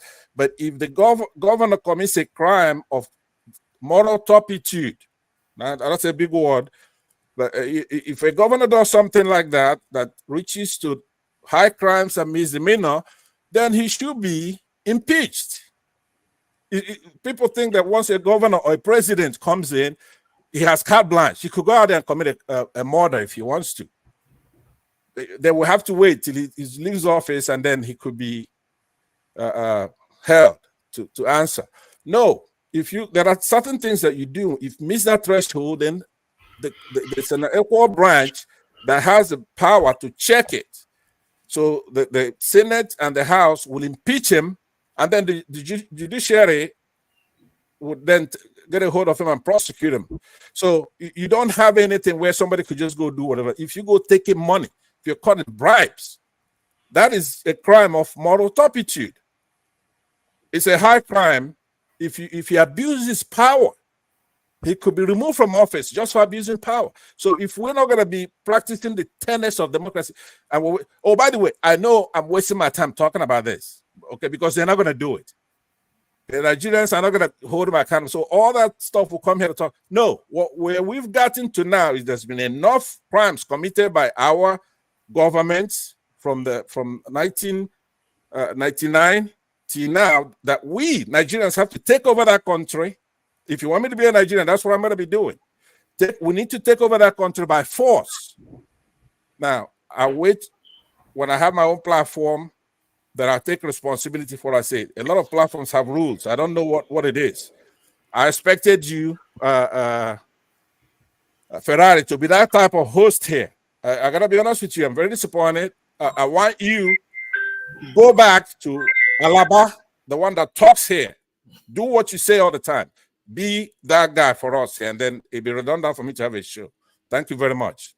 Okay, Panzat, I agree with you. I believe what we've been practicing is actually economic sabotage and treasonable felony. But people keep calling it democracy. That's their miseducational state of mind, which is going to be interesting for the next topic, what those who are participating in it are doing. We know the government is not doing right, but what about the so-called opposition, those who are participating in it, particularly Obi and Showore? I have a strong criticism on that next topic when we get to it.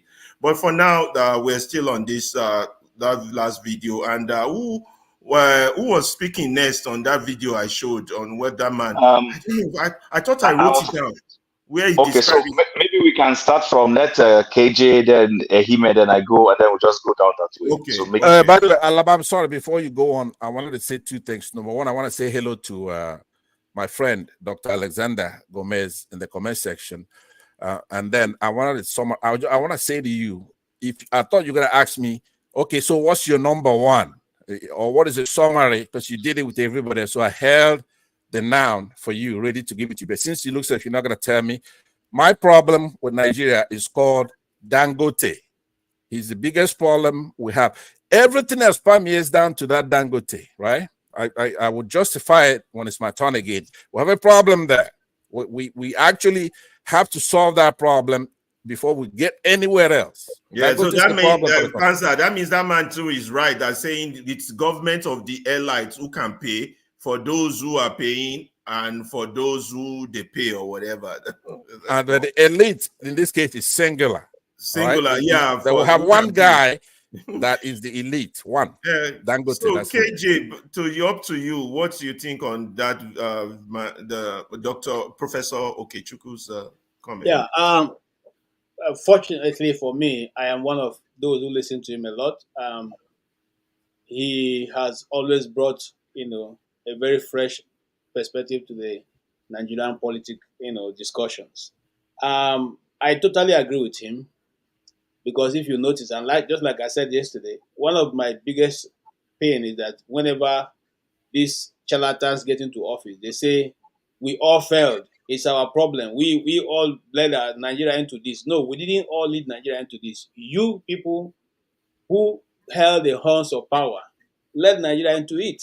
You refused to listen and take good counsel. It wasn't because Nigerians didn't have people who were up to the task who could advise. We had some Nigerians who have been advisors to presidents around the world. In fact, at one time, we had a Nigeria who was advising almost 8 presidents at the same time, economic, around the world. So it wasn't that Nigerians didn't have the intellect to be able to, navigate ourselves out of where we are, but the people refuse to follow those people. They refuse to listen. So, yes, again, let's break it down. What he said. If you want to now contest, and I said it on this platform many times, the system is written in such a way that if you don't have money, you cannot run. You can't run because it says that for you to run as a president, you have to have offices in 774 local governments.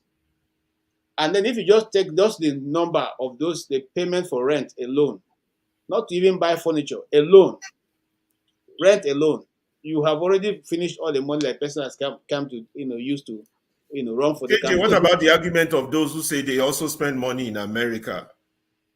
I found that argument not fair. Okay, here is the balance because there's so much mention of the American politics. I don't want to get into it, but here is the balance. The American politics is being financed by the people. It's the people. If you open the internet now, it's filled with every one of them asking the public to give. If you can give $1, who is that? Somebody's hold on, let me check. Somebody's I hear you. OT, mute OT. Okay, I got it. Yeah. All right. So now, if you come, is it my turn now? Not yet. Good. Okay, if you go to the internet, you see Trump is asking for money, Biden is asking for money.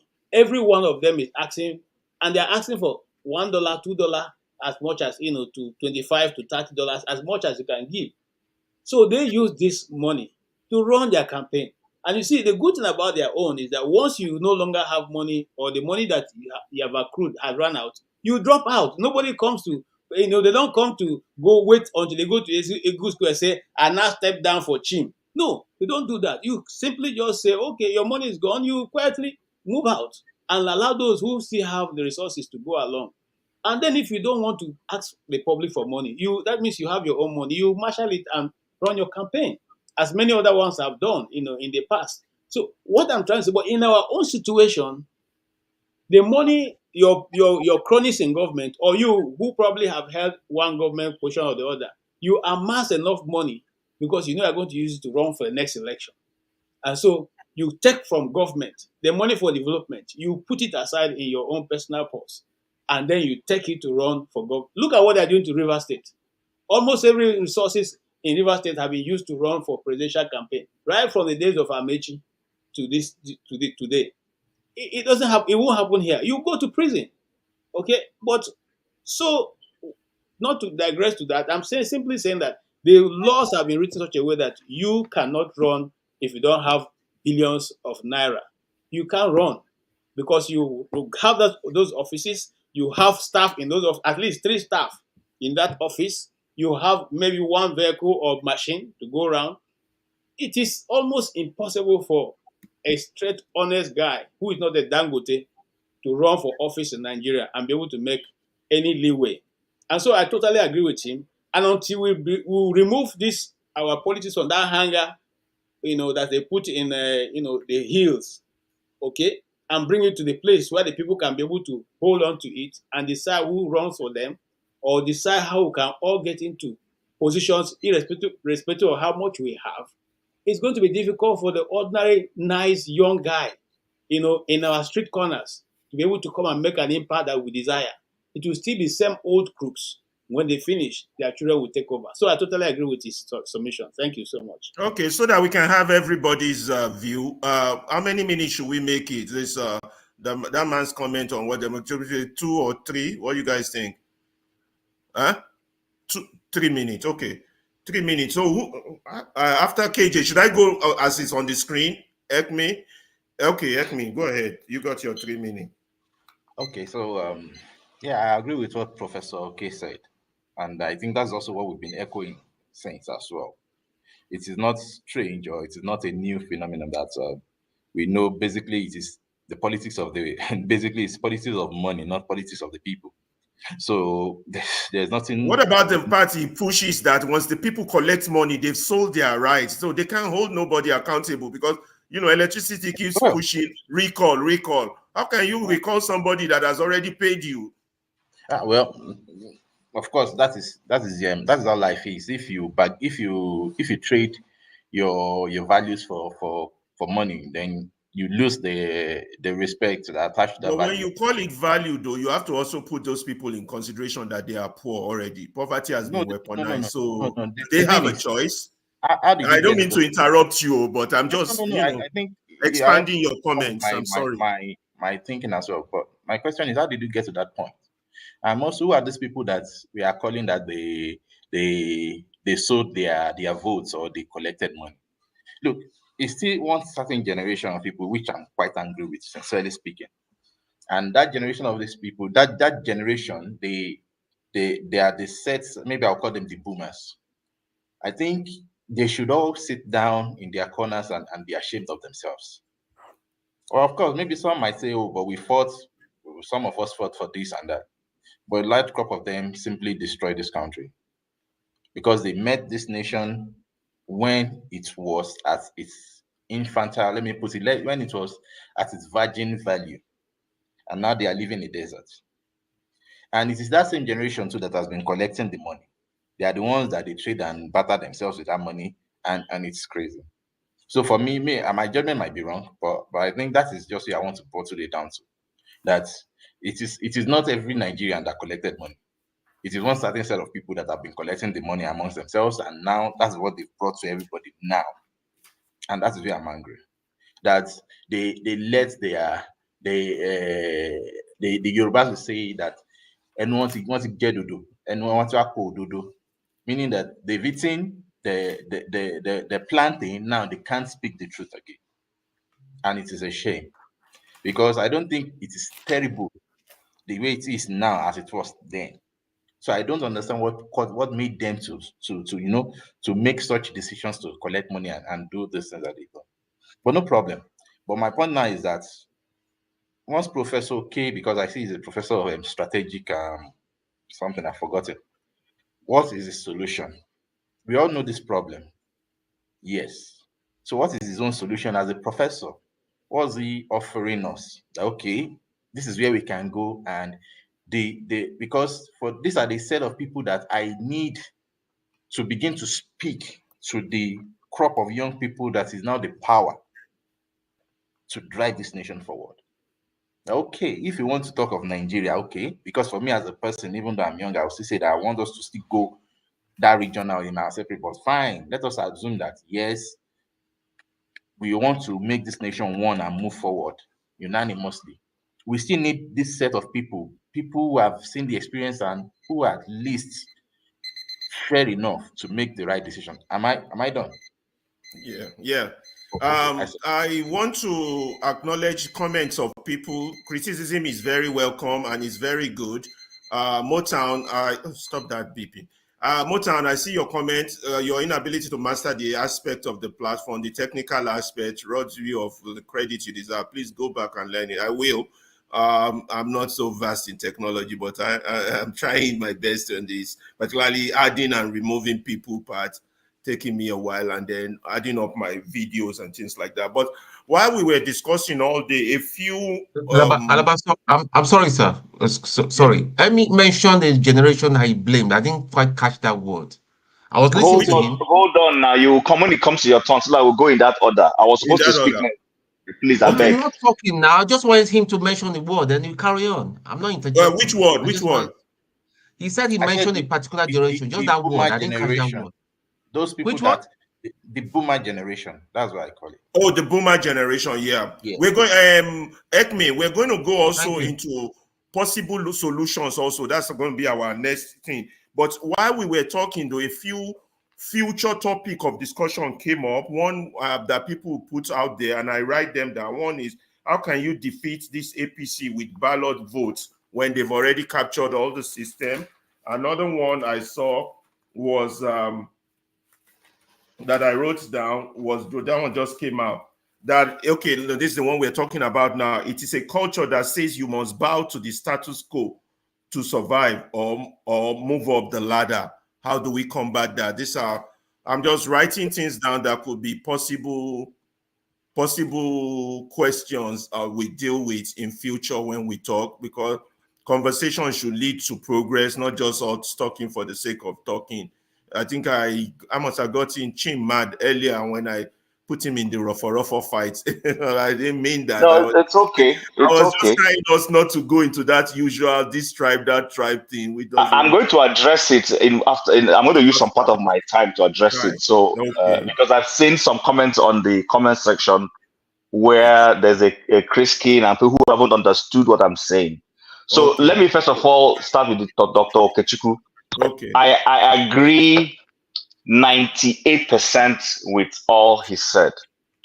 The 2% where I disagree with him comes back to the statement I made earlier when I said, let's move away from idealism.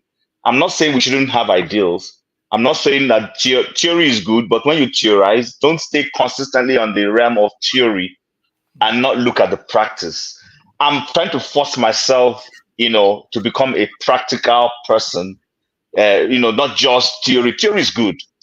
From theory, then we'll start building blocks on practical. But as a system, we often stay too long in theory. For instance, there is a myth that we have that democracy in the United States is not corrupt and that there is no money in it. That's not correct. Yeah, but Chief, if we highlight those parts, these people who don't want to do anything or want us to... Oh, no, I hear you. On that, because that's what I noticed. Hold on. That's what I noticed educated people have been doing. When we say, oh, these people are doing bad, they say, oh, but they do it in other places too. And that don't make us move. I hear you, Alaba. I agree with you 100%. I agree with you. I'm careful. In fact, let me even tell you, when Joe Biden started misbehaving, I was like, hey, this is the wrong time for America to have a misbehaving president, because our political office holder was now saying, hey, Joe Biden not, this kind of thing. Which, like, when our president fell, everybody that pointed to Joe Biden fell too. You understand all those? So I know how our mindset back home works. We are people, I pass my neighbor mindset is how we operate. That I pass my neighbor mindset. You fail exam and your father asks you, say, but Jim also had 0-2 now. You know that you get what I mean. So, but the point where I'm going to when I say that the American system too, see, the truth about that is modern democracy and electioneering involves money. And it's also usually run by very rich people. The only thing is that because these people have built systems, it becomes difficult that even when there is some measure of loophole, the loopholes are not 100% able manipulated by the elites. The elites are still subject to the people. Take for instance, the Americans know that democracy, that how do we put it? It says the majority has their way in democracy, while the minority views are protected. That is what their electoral college defined. People don't seem to understand. When I hear people, sometimes people in Nigeria say, how can Mrs. Clinton won popular vote and then Clinton and then Trump won the election? That's why they did it was because they know that if you leave it to where the numbers are alone, California, Texas, and co, will be the only places where one candidate, if he has influence in California, has influence in Texas, those big states. You know what I'm saying? Those of you who live in the US, he will just go and campaign in those places, and once those people give him the vote, he has won the election. So just to make it difficult, they have this disproportional approach to their electoral college system, whereby it boils down to that situation. Otherwise, it will just be the person who has the number, which is what I was trying to state when I said our northern brothers had the number for a long time and still do. They were just using it. They know that at the end of the day, when you bring it to vote, they will carry the vote. Whether that vote was imaginary or real, whether it was a rigged system or counting cows, or having the process where you allow on little children who are not yet old enough to vote to go and vote, they were milking it. What a good democracy does is you set up proper checks and balances where one group of people don't just hijack the system. That is where the Nigerian democracy is failing. That is where our money bags are being able to use. Somebody will go and sit down and project for 10 years. Maybe he will go and be governor of a state, control the state, create a system, and then put his stooges there, so that as long as his stooges are there, he's able to rake in money and plan for the day he wants to run an election. That's what is happening. But even in the US, people still have their friends who are businessmen. You want to run, somebody will say, I will support you, but promise me that when you get to the Senate, you will do X, Y, you will support policies, and they fund them. This Trump that everybody is killing today, that's what he was doing for all those people who are suddenly against him today. The likes of the New York senator, what's his name? The man who is the Democratic leader in the House. We all know they were not children. Those of us who have been following their politics, we know what has been going on. He was funding all those people for many years. He was. But suddenly when he ran into the fray, it became a problem. So the point I just want to make is this, is that democracy is not perfect anywhere in the world. What is happening is that our own system has loopholes that our civil society, and that's why answering your question of who will solve the problem. Our civil society are supposed to be the people. Because when we say people are individuals. They can't come, somebody has to galvanize them. But the civil society, the Nigerian Bar Association, the Labor Union, name them. They are the people who are supposed to be holding government accountable. They are the ones who will be writing bills and saying, okay, based on the last election, the errors we have discovered, National Assembly, we want you to change this. We want you to enact so and so law to make sure that the next electoral elections will be free and fair. But we're not seeing people do those things. Those people, because I talked to a colleague also in Nigeria who belongs to a civil society. Those people, the first sentence he said is us versus them. I said, no, I'm not talking us versus them. I'm talking Nigerian issue. So they are so partisan, and some have been bought, some are partisan, and they saw this whole thing as Liverpool versus Manchester. You beat me. That was a good comment. That was my next comment. My next comment was going to be that our political office holders have also learned how to buy civil society groups. Okay. Look at, for instance, look at Labor Union fighting for wages. Because I think a lot of people want Can I just make this last comment? Let me make this last comment, and then you go to the next person. Look at this labor union issue. Yeah. Who calls off a strike before getting a deal? They've been bought. Exactly. So that's the point. Because if you buy civil society, you have bought society already. Okay. How do we go around? Is it Olumide next? Then let me arrange. I don't want to cheat anybody. Let me see. KJ have spoken, right? So it's Olumide's next, followed by OT, followed by Stone, right? Is that correct? Followed by Jagun. No, somebody's raising their hand over there. Easy D, right? No. Let me remove this. I can't see the person's name. Sorry. Wale. Okay, so Wale is next, right? Before Olumide. Is that what you're saying? Okay, no, I came before Wale. I know when Wale came. No, it cannot be. It's going this way.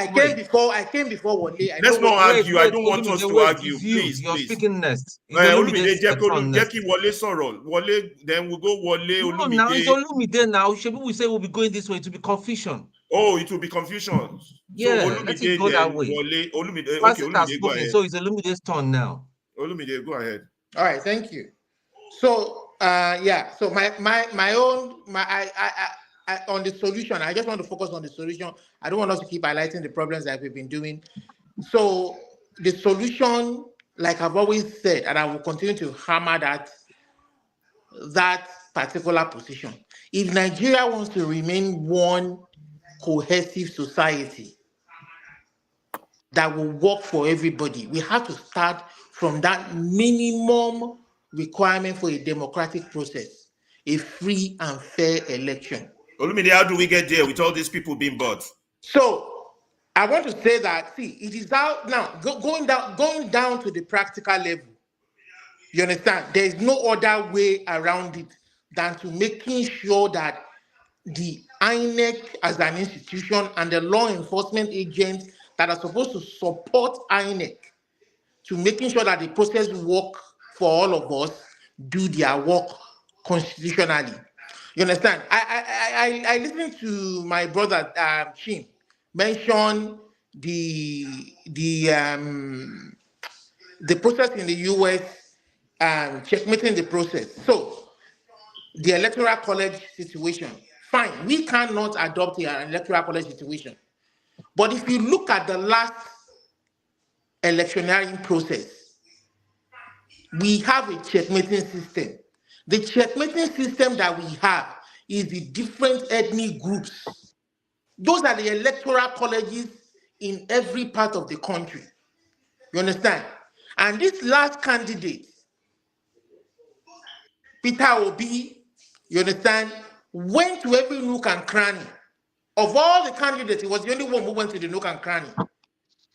Talked to every constituency, every ethnic group, to saying that I will be a better president than the last president.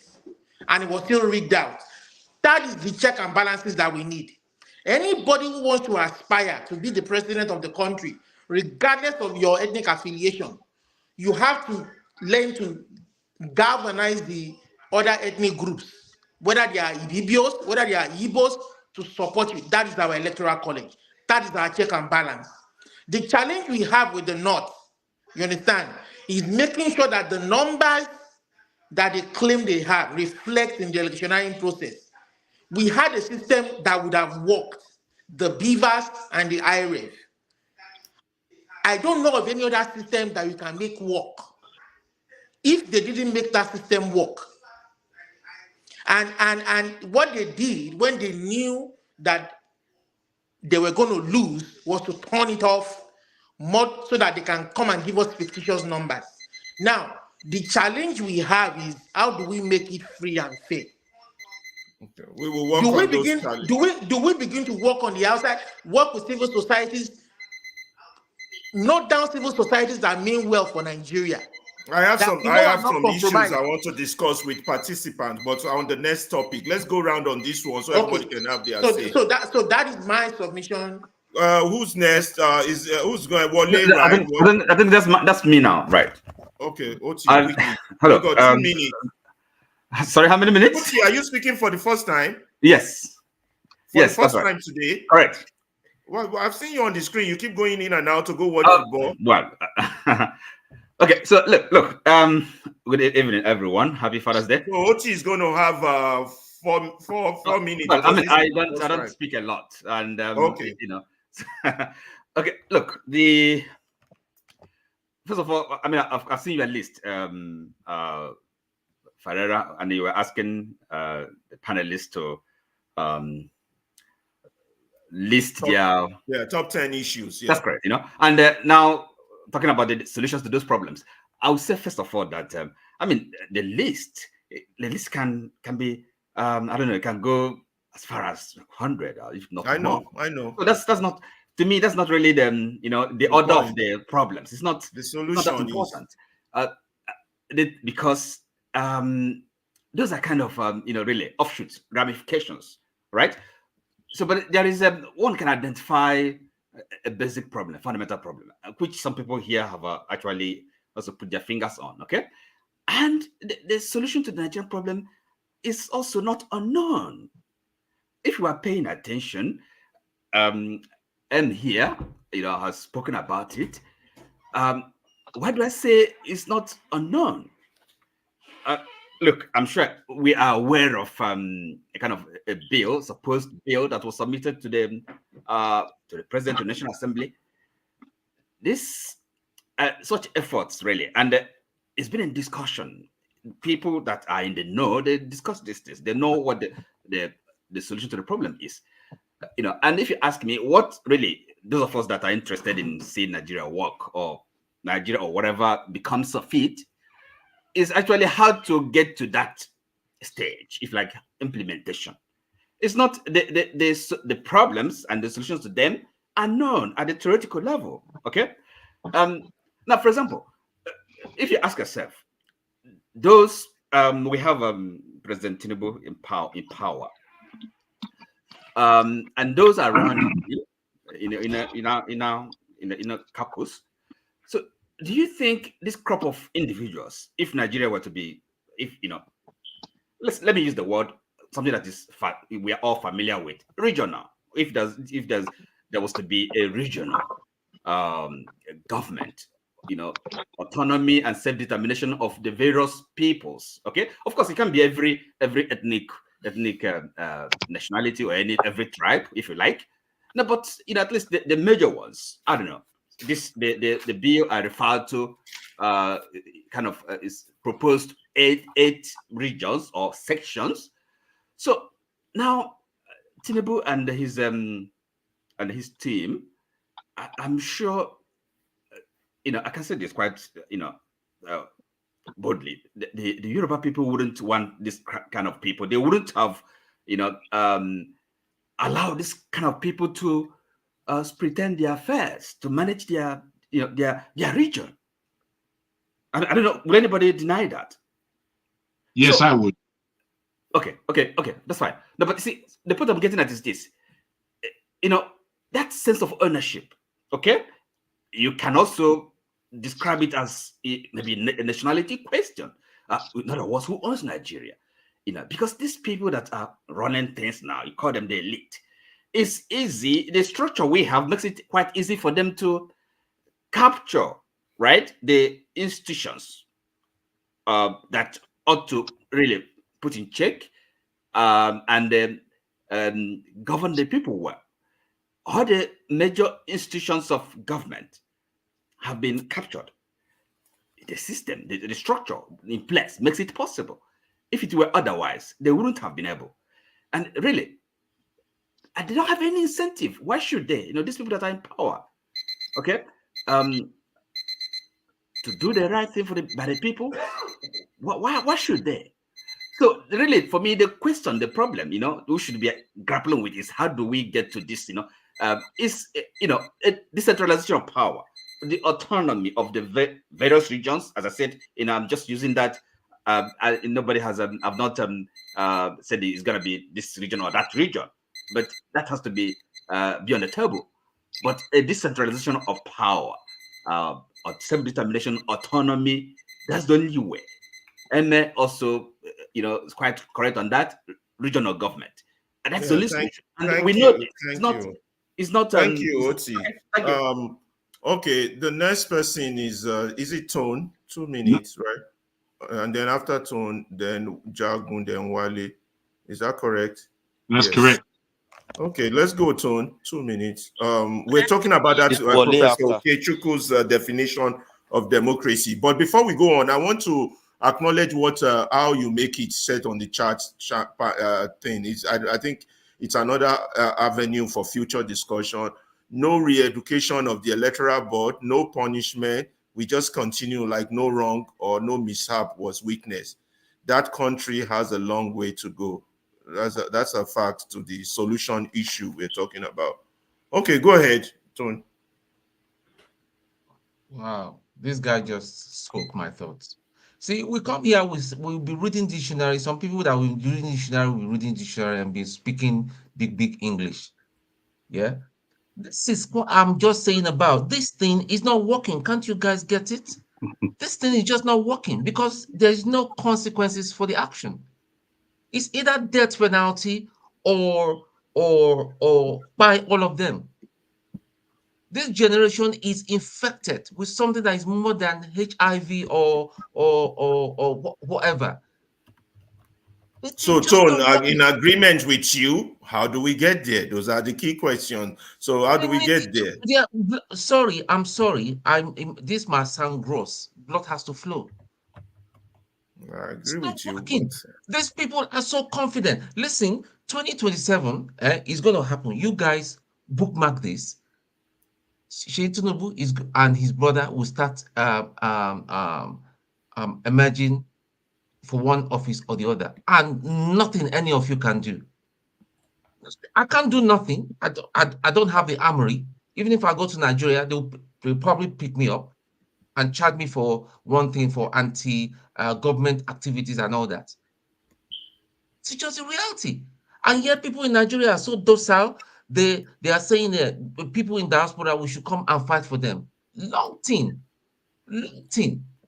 And people that are supposed to be educated, that are here, that are supposed to be saying the truth and be objective, are not saying the truth. They use their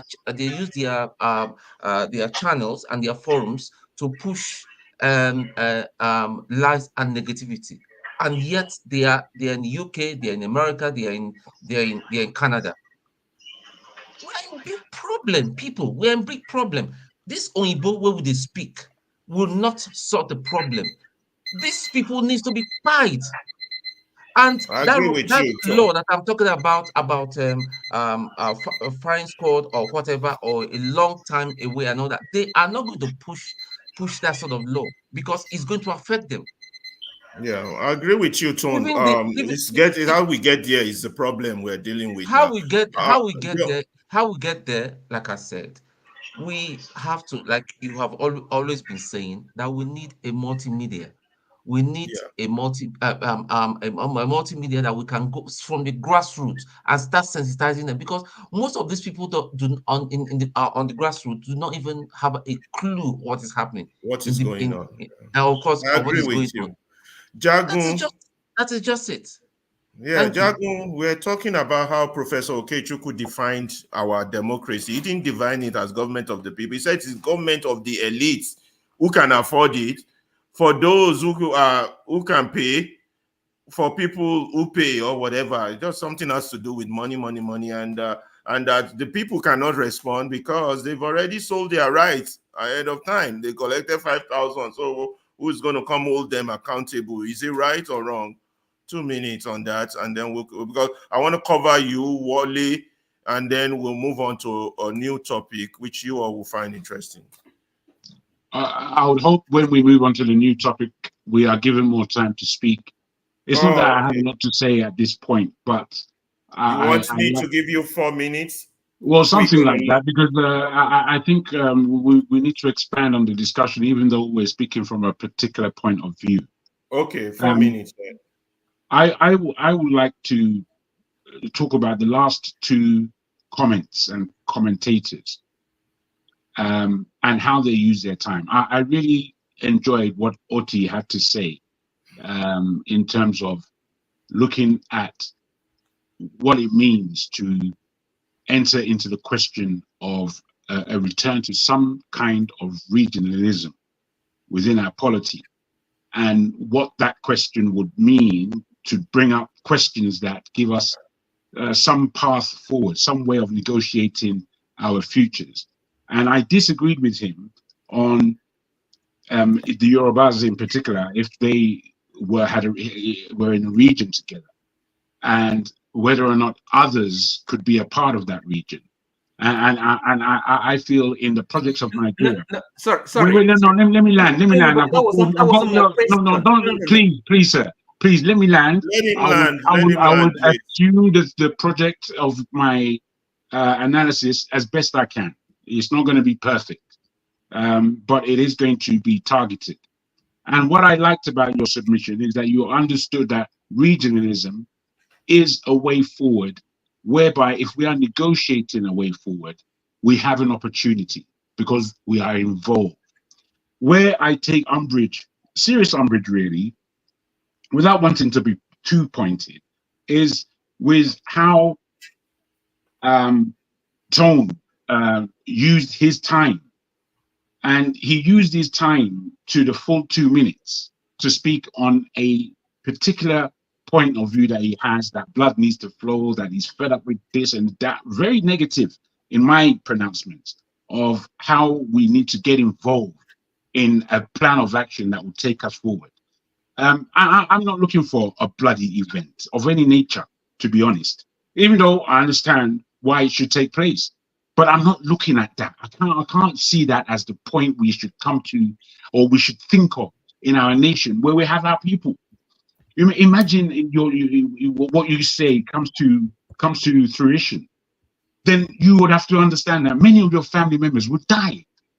Many of your loved ones would cut off. Wait, let me land, bro. Let me plan, please, please. I'm speaking from what I've heard, and in hearing these things, I'm in dissentment about such pronouncements, really, because it would tell us that not only are we at a full stop almost, that we have no negotiation skills, that we have no preferred intellectuals that would come to the table and argue the points to a point of agreement.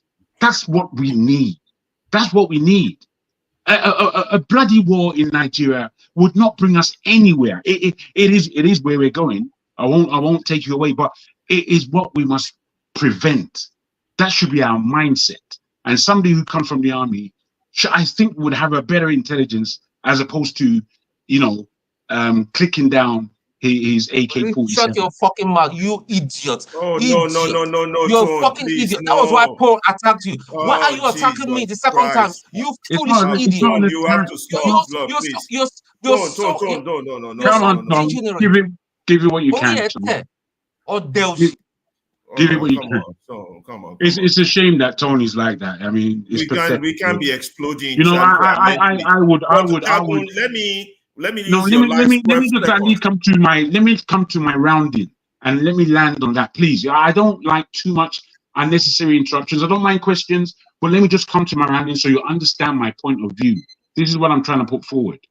It's a shame that I can't be bothered to argue with Tony. He doesn't understand anything. Most of the commentators that he quabbles about, I think they may be very accurate in their assessment of him.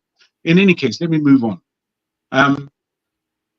The thing is, Tom thinks I'm attacking him. I'm not attacking him. I'm looking at what he is saying. And for what he is saying, I prefer Oti's understanding of a way forward. It was a shame that he used his all 2 minutes to complain, and then you had to give him so much more time to actually come to the point of answering the question that was before the table. So that's the shame of how people use their time. You can see it as an attack if he wishes. I want to land on this. For what has been put forward by Mr. Fat in something and the other, if you can remind me of his name, Alaba. Fat, hold on, I wrote it down. Yeah, just go ahead. Thank you. Well, at least you know who I'm talking about. Yeah. For what he has suggested that this is not hammered in stone, that this is a question mark on how between now and 2027, yes, we should be using the time outside of government, inside of government, to placate this plan, because there's no point in going to the vote. There's no point in going for any one of us to vote in Nigeria after our 2023 has taken place, and we've seen the hash mash that it is. So by the time we come to 2027, if we as a people aren't working to a point of negotiation, you see, what we don't have, unfortunately. Jagun, I will have to stop you there, but your point is what I want to address in the next topic. And I don't mean to just cut you off like that. The time before I bring Tone back, I just wanted to say that. If you're bringing Tone back, or I'll say this to you: if you're going to bring Tone back, if he wants to be a gentleman and understand what people are actually saying, and don't misunderstand, he should understand what English is. Does he not understand? He needs to apologize. What was all that effing and blinding? No, we're not going to get into this. No, it's the truth. No. Let's stay on the topic. I'm gonna have to call a full stop on this, I'm afraid, because you are not, my brother, Alaba. Alaba, please listen to this. You are now a moderator. As a moderator, you know what you don't like. I didn't swear. I didn't make any mash. It's my first time speaking really in today's comments. The rest were just 1 minute I had to list. So in my conversation, because it is a public culture, we don't need swearing, especially if I'm not.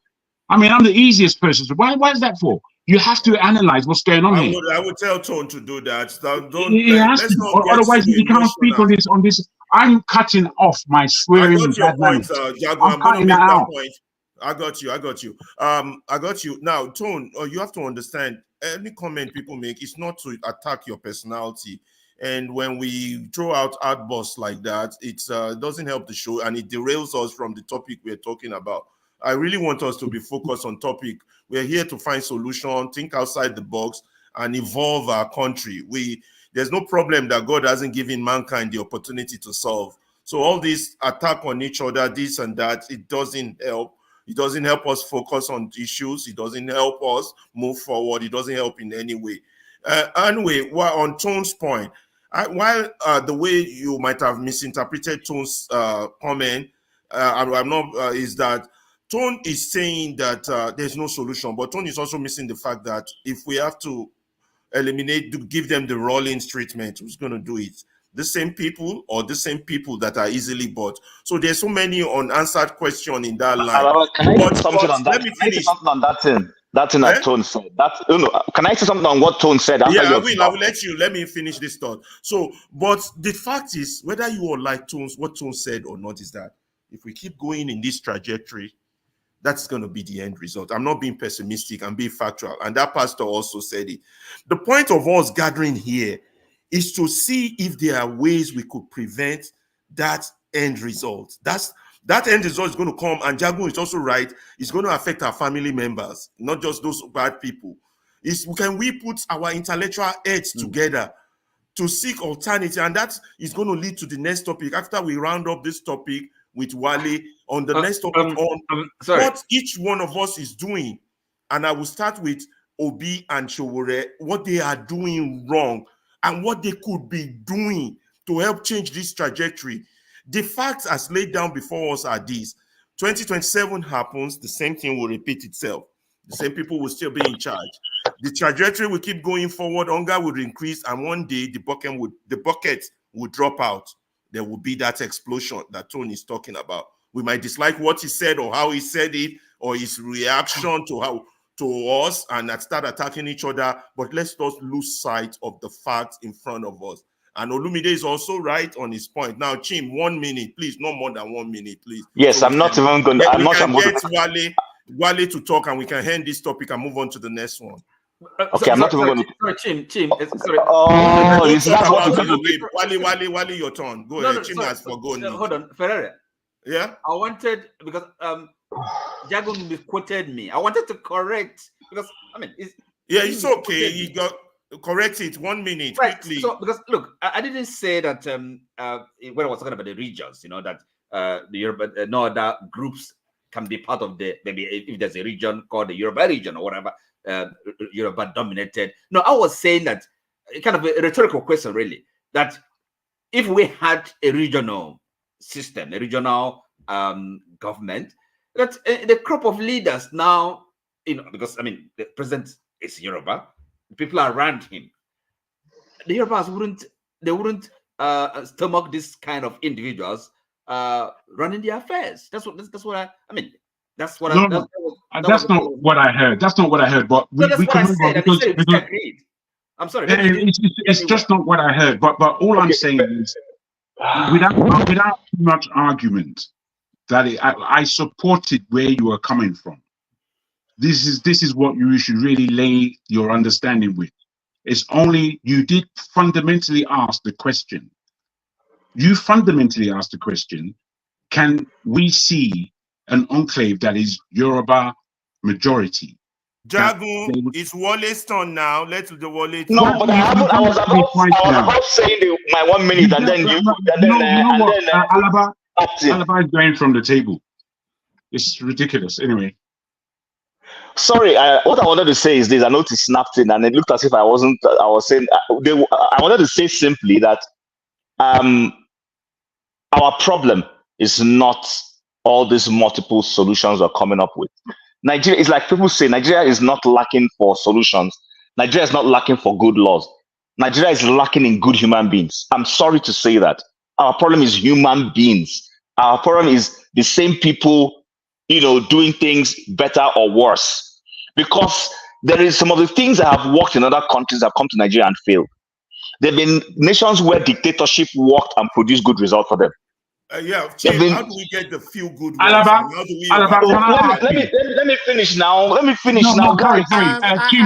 No, now, Jago, no. Let me finish. Tim, you are Calm just down, repeating everyone. the same thing over and over. Let Bole talk. But I'm not finishing what I'm saying. I keep being interjected. That's Okay, you know the what? thing Let's you go are on. talking about. Let Please Bole go on, talk, Abeg. Jare. What do you mean by what Larry talk, Jerry? Alaba, what? Sorry, Olumide, stop this rubbish. No. Stop it. Can you stop? Chim, please. I asked to be allowed to speak. I was about speaking, and Oti. No, don't worry. You can mute me. Not a problem. I was about speaking, and Oti interjected. I can barely speak, and Jaguar has come in. No, I didn't want to come in like that. I wanted you to continue. What I wanted to ask Alaba is please allow this conversation where Chim is to flourish. Please don't. And what I mean by flourish is amongst the people. You've cut me off twice now, Alaba, if you may understand. And I know, Chim, I understand. I'm just asking you, Chim, please. Just let's be a bit calm, if we can, with each other. I'm calm. If I can be allowed to speak. No, please. I'm asking you kindly, Chim, calm down a little bit, please. We have time. We have time, Chim. You know, you came in and you said 1 minute, but I like where you're going. All I'm saying is to assist Alaba on his first time of moderating. But that's why I'm here. Ordinarily, I have nothing to go to. If you're not I able hear to you. hear I hear you, Jaguar. I'm not taking offense. I'm not taking offense. All I wanted to say is this: that whatever, even if we say based on what Tone is suggesting, that a bloody revolution, I can bet you in that bloody revolution, there will be soldiers who will go and tell their parents and their bad brothers to escape to Benin Republic, and then before the bloody revolution will happen. Our problem is that as a nation, we're not good at keeping to agreements. I'm going to give Ferrara money now to enter a business with him, and Ferrara will take the money and run away. We have terrible human beings in Nigeria. I'm sorry to say this. Okay, that's been said. Let's now go to Wale. That's been said. Wale, I beg, my brother, please, 1 minute. You see, let me tell you, Ferrari, you did what exactly me and you have been fighting on the forum. That's what you just done to me. No, I don't want you. I want you to cool down. No. Excuse no. It's not about cooling down. It's from about the cooling beginning. down now. Because, Why are we going to no, be excuse mad on me. stage? In the private chat, hold on. Let me so that you have an understanding. In the private chat earlier, Olumide was lying on his stomach.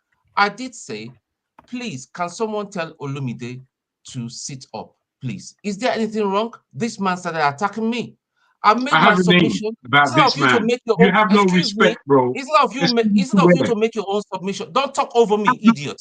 No understanding. Instead of him to make his own submission, even if though you don't even agree with me and all that, make your submission. And you're denigrating me. Say that even this guy that is supposed to be a military officer and all that, this is the nonsense. You all realize that Wale has been waiting for Why you are all you to attacking stop. me? What is So you wrong all with you? realize, Why are you behaving like a humpty dumpty? Chim, do you Remember, all I realize live in that? First South London. I can find Do you you all and realize smash that you. Wale has been waiting What? for you I all beg to your be pardon. quiet? No, wait.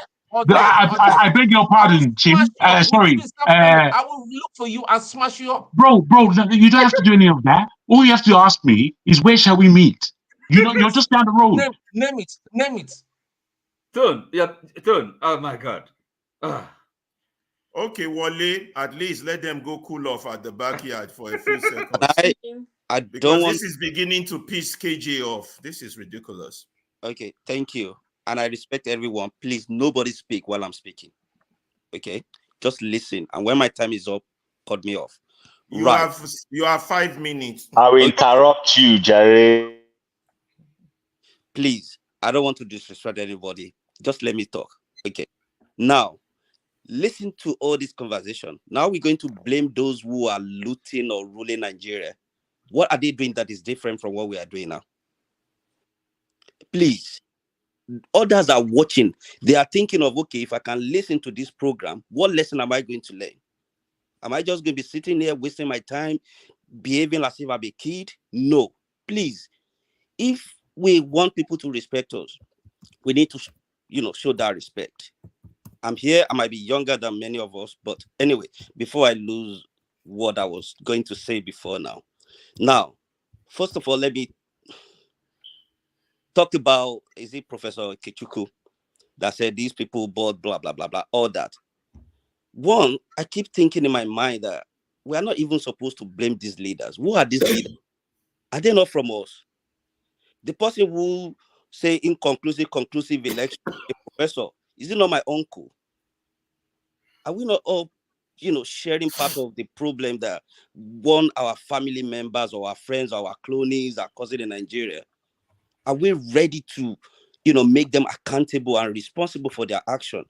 Because it's my brother, I can now cover him. Now I'm part of the problem if I'm covering my brother that's supposed to be held responsible. Are we really, really able to do that? We can blame others, but we are doing the same thing. That is on one part. On the second part, can I even remember what I was going to say before the glass was about to start? But please, people, if that country is going to get well, we need to, maybe within our own family member, our friends, we need to show a good example. We need to look inward and see what we are doing that is contributing to the downfall of that country. We can talk from now till tomorrow. Nothing is going to change. Our mentality, our orientation need to change. What America would do, what Canada would do, what UK would do for their own people. People get involved. One way or the other, you see people doing charity, you see people signing petition. Like Kim said, like someone who is a mayor, even writing petition will kind of shake them and say, wow, what is going on? Are we doing that? Or are we just sitting back and become docile and thinking someone is going to fix our house for us? It won't happen. We can talk from here till Jesus Christ. Nothing will happen. We need to encourage people to open their eyes. If you're going to choose a local government, know the person you are choosing, not because they are money bag, but because they give us 5,000 naira. They give my sister 5,000 naira. She voted 4 years life away. What information are we giving them? What kind of people did they see us? We have moved away from no NEPA, no light. We are now in a place where NEPA doesn't take light. We have light. What are we doing with it? And either we like it or not, the problem in Nigeria is affecting every single one of us, either we like it or not. Because if you have to send $100 to Nigeria before, I'm sure it's nothing now. You have to double it up. Come on, people. Let's put our thinking cap on. If we're going to criticize or if we don't all have to agree, but we need to find a way of constructive criticism. Don't shoot the messenger. Look at the message and see what you can come up with. By attacking each other is not going to solve the problem.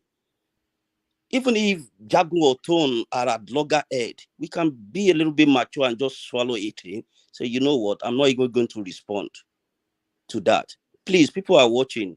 People want to learn. This is the way we can use this platform to change other people's orientation and mentality. But if we are fighting, what do you expect all those senators or all those looters that are buying SUV for 160, sitting down there and falling asleep? They will look at us and say, look at them, let them talk. As we all know, their main policy is propaganda. They will give us something to talk about. We'll talk. After all, does it make anything? No. But if we can get people to start thinking, I think that will help us rather than fighting each other. I rest my case. Thank you. Oh, thank you very much, Wale. That's what I keep telling people. Those personal things, we'll keep it to the chat, to the private chat. You're upset with what Tom said, put it in the private chat, not in the open, because one, it takes us away from discussion. It takes us away from others are watching. We're trying to expand mind, think outside the box. That's the whole plan. And everybody just want to, that personal thing, they want to bring it in the here, on the public. you know, Jim, Ekmi, go ahead, Ekmi. Yes. So let me just say, because I don't think I passed my point very well clearly. The point I was trying to make No, is is this. that Jim talking? Yes. No, no, no, Yes, no, Jim. no, Jim. I'm Oh, gonna no, no, okay. absolutely not. Go see what. No problem. No, This is the new government. No problem. I will respect the government. Okay, yeah, go ahead, Ekmi. Thank you very much. I have just two things to say. First is that, please, as the moderator, I would ask you that you should try and, of course, you've been doing well. I'm not just trying to also support you that, please, have your rules and let us follow it like that. That is one. Then secondly is that, please, why do everybody have the need that I want everybody to hear me, as in the need to be heard? I don't think it's not even good as, don't portray us as good leaders. That's the truth. Even if you have points that you think are quite valuable, yes, just take your time and listen first, and then try to, if you have resistance to discuss it, no problem, let it go. I don't think it is right that we should continue to talk on ourselves, and because some people are quite opinionated, and I think it is wrong to feel like you have opinions and your opinions should be heard over any other person. Let us follow the decorum in the rule, and then everybody have their peace. Please, that's just my submission. Thank you. Okay, now we're moving on to the next topic. Please, everybody, keep personal issues to the chat, to the private chat, not on here, because the whole public is watching us here and it will distract from the topic we want to talk about.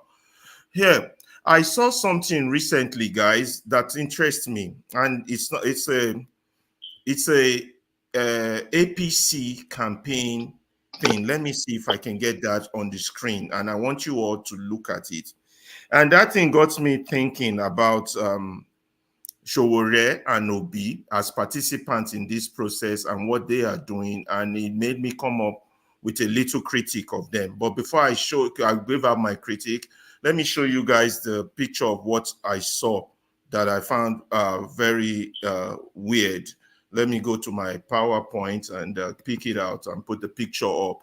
It's a picture of an APC campaign in Lagos, I believe, and I want to read it out because it's something that struck me, and I'm saying, oh my God, we want to change this country. Are we really serious? You know, let me look for it.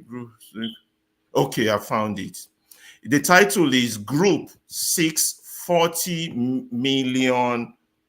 Control copy, million people to support Tinubu. That is the headline of that news coverage, guys. I want to show you, and I want you all to just see that. Let's close that, and then let's go to share, present, share screen.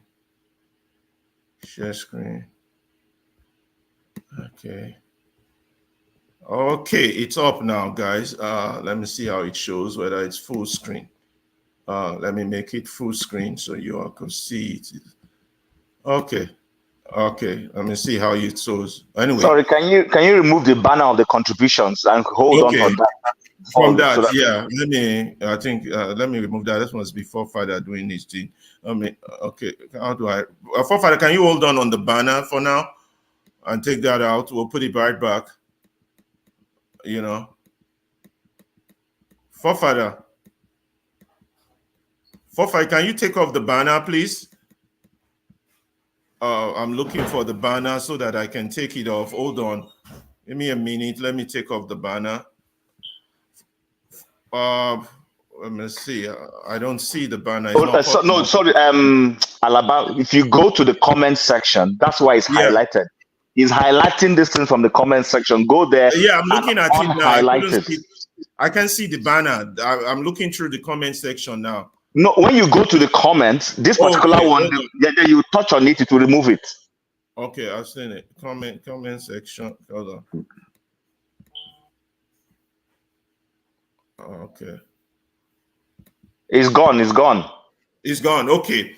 So this is they had a rally on this June 12th in Lagos, and I want to read it because I find it quite interesting, and it got me thinking, and I'm saying, okay, this is the APC, the same people running us. There's the people there, Let me read it. A political organization with its headquarters in Lagos, the mandate has announced a plan to mobilize millions of supporters for President Bola Tinubu and Vice President Kashima at a rally held at Police College Ground in Ikeja. You see, Police College Ikeja. Oh my God. They said that a rally, Police College Ikeja, the group state chairman, I'm going to ignore his name, announced the launch of a membership drive which aims to recruit 40 million members across 36 states and Abuja. Let me show you pictures so you can see more. I think they have a fake bishop there. I don't know if that bishop is real. But and then you got that one. They got, you see the pictures, they got that. But what's the part? You see the crowd? What's the part that got me thinking? And I'm going to ask you panelists this question. Let's go back to the studio. Okay. And then take that off. Where's that? Even when you see people, you feel like, are they actually suffering? No, that's a good question, but that's not where I'm going with this. Are they actually suffering? That's a good question. But where I'm going with this is on something else. Hold on. Okay, yeah, let me remove this so we can see each other. Now, I want to ask you guys one thing. First of all, let me go to your man, Showore, every time always attacking Obi. First of all, Obi is not in government. Focus on those who are in government. You might have your reason for attacking him. Then secondly, let me read it the way I wrote it down, because it looks like I'm not saying it right the way because I thought about this and I have it written down. I said 2 Nigerian actors, although first of all, let me give them their due respect, but because they are both in the struggle, they are actually truly fighting. So I need to give that to Showore. But the fact that in this current problem that we have, where every aspect of our government has been hijacked, the people are suffering, you would think those who are participating in the rough fight will take the issue more seriously than they are. I noticed that the likes of Obasanjo have now started wearing Emilio Kong hats. The likes of Baba Bode George, the usual Nigerian politician, Bode George has joined the wagon too. And what's the other one? Donyo Okupe. So this is what Nigerians politics does. The opposition loses, everybody join on the bandwagon of whoever is claimed the winner. It's either they got something on them or something. But the case of Obi and Showore interests me, and I think that there's a waste of opportunity going on between these two. And I just want you guys' opinion on that. For Showore, him and what's that other idiot that's always attacking Obi? Buwala. That's just guy, come on, idiot. They're always attacking Obi. Obi is not in government. Why you keep attacking the man? This or that. Leave him alone, focus. Then on the other hand, Obedient wouldn't like this. Focus on the bad government. Let me focus on Obi. Obedient wouldn't like this, but it's the truth. On the other hand, Obi have diehard supporters who worship him. But Obi is wasting a golden opportunity to galvanize for reform or change.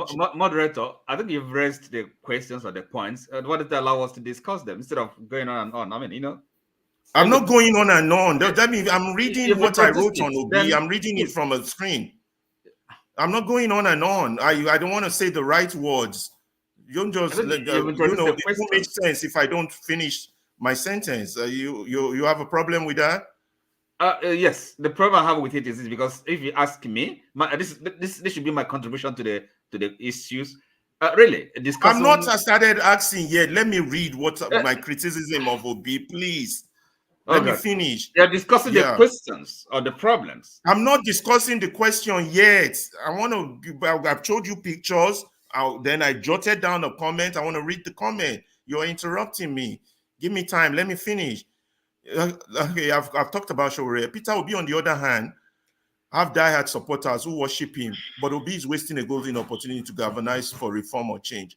He keeps doing the same thing over and over, continuing campaign when election is over, proposing next election without addressing the issues that bedevils the last election, expecting a different result and playing with the wrong rules of engagement. Obi supporters delude themselves, calling him a one-man opposition. There's nothing like a one-man opposition in this world, particularly in Nigerian politics. He keeps saying, go and ask the public, or it's up to the public. What a load of garbage I believe that is. That's my personal opinion. The fact is, until men stand up and react, appropriately, not throwing tantrums or gestures, but react appropriately, we are going nowhere. Is that like your the essay, lack of Ferrari? Listen, why is this guy keep interrupting me? What's the problem? Let me finish. Why can't I I'm trying to make a point. You won't let me make that point. I wrote this down. You just keep hammering me. Let me finish. There's a reason I wrote this down. There's a reason I picked that picture. Because we all keep talking about solution. How are we going to get to solution if we don't talk about appropriate things? You won't even let me land. Let me finish. 2 more minutes. Okay? What you want, grab Mike? Let me finish. Okay, where was I? Okay, I was reading it from. Okay, now I said, like the likes. Let me now. So that takes me to the likes of General Ishola Williams against Babangida, and I remember way back then when Temple or Newswatch reported that when Babangida wanted to continue his military and annul the June 12th, he gathered all the military officers for support in North Odambarak, in Bonny Camp. And there was this general that stood up, Ishola Williams. I said, sir, what we know is that on June 12th, the military will go back to the barracks. And he sat down. On that very day and time, Babangida knew there was no more water behind the fish. And that was why he made his step aside speech. We're not seeing that today. Our politicians are jumping ship and still playing the same game. Now, we need men to react so that we can call everybody elderly brother. It's not going to change anything. Check what the criminal government is doing and should be doing better. My question is this. Does any of you have an idea of how much number is on Obi's followership on chat or X or Twitter? Does he have up to 10 million followers or 20 million followers? Does anybody have that answer to me? That's my first question. I want to tell you why I'm asking. Does anybody know? Anybody have an idea? Pansat, you don't know, you're a strong Obi supporter. What, you don't have an idea? How many I can people? check for you. Let me check. Check for me. Yeah, this is important. You know why? Check this. I just thought about it. If, let's say for the last 6 months, Obi's primary objective is that I want to raise 40 million Nigerian. How many? 4.6 million. 4.6. Guys, let's look at the numbers. On Twitter. Okay. Let's look at the numbers. Let's say Obi with his platform is number 3 now. We have number 1 APC, number 2 the stupid PDP, and then number 3 Obi, right? If Obi says Nigeria cannot continue like this, right? I want to raise 40 million believers who say agree with me that Nigeria cannot continue like this, just like that propaganda machinery just showed with APC. Within the last 6 months, do you guys believe Obi can raise that 40 million? I believe he can get 10 to 15 million abroad. I don't know how much he can get in Nigeria itself. This is action, pragmatic action towards change. Ferrari. Currently, 1 year, we've had a disturbed Ferrari, election. You are turning this into a lecture hall. Ferrari. Now. Let us comment. Okay, KJ, go ahead. Go ahead. Let KJ go first. We're going to... Yes, thank you. But I'm supposed to go first because, let me tell you why. Hold on.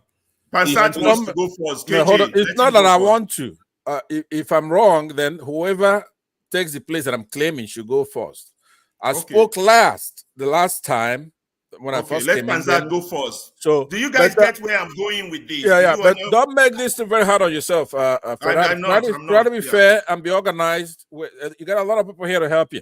I'm only here to help you get this thing started, right? Okay. You got Jim, who has experience holding. Let him get into that platform. All right. Let me say first of all. But before me now, I'll get past that. You want to speak before me? Yes. Okay, that's what. Let me go after him then. No problem. Let's try to help Ferrari get a hold of things in order. Okay, let's. Okay, go ahead. I'll go after. We have for these guys. Ferrari. You should know that. Don't ask us now. I want to give 3, but I charge. don't know if 3 is enough. 5. Jim said 5. 5. Okay, let's do 5. I won't even need 5 because you have already. How do you know Jim has more than 5 fingers or 4 I won't fingers? need 5. I just need 3 minutes. Okay, And go ahead. that 2 minutes, I am going to dwell on what you have spoken about. You see, what Oti was trying to draw your attention to is that you have already led the whole questions and you have already discussed it. So I'm only going to agree with you that what you have said is true. No, I'm not discussing. I'm saying, do No, you but agree that there's a wasted opportunity there? listen, in the first place, every one of them, criticizing Obi is doing it because Obi seems to be the only shining armor in that position. Only That's opposition. the only reason. Okay? And then he, Obi, to my own, that is me, my own understanding, is not able to galvanize even for himself this opportunity given to him. Because he could have used it to just lay them out in the sun and let them dry them there and hang them. But he's doing it. Look, if you want to wrestle a pig, you cannot say you stand in the shores and do it. You have to get into the gutters, okay, and then do it so you know you are wrestling a pig, But trying to say you are my elder brother, and they are totally every day they are nailing you down. Oh, I don't want to talk about it. My elder brother is my no. Look, if he doesn't want to learn, let him come and learn from Trump, who does not mind getting into the gutter with whoever. Sorry, but that's where we should come in. That's where we, the people, should come in. No.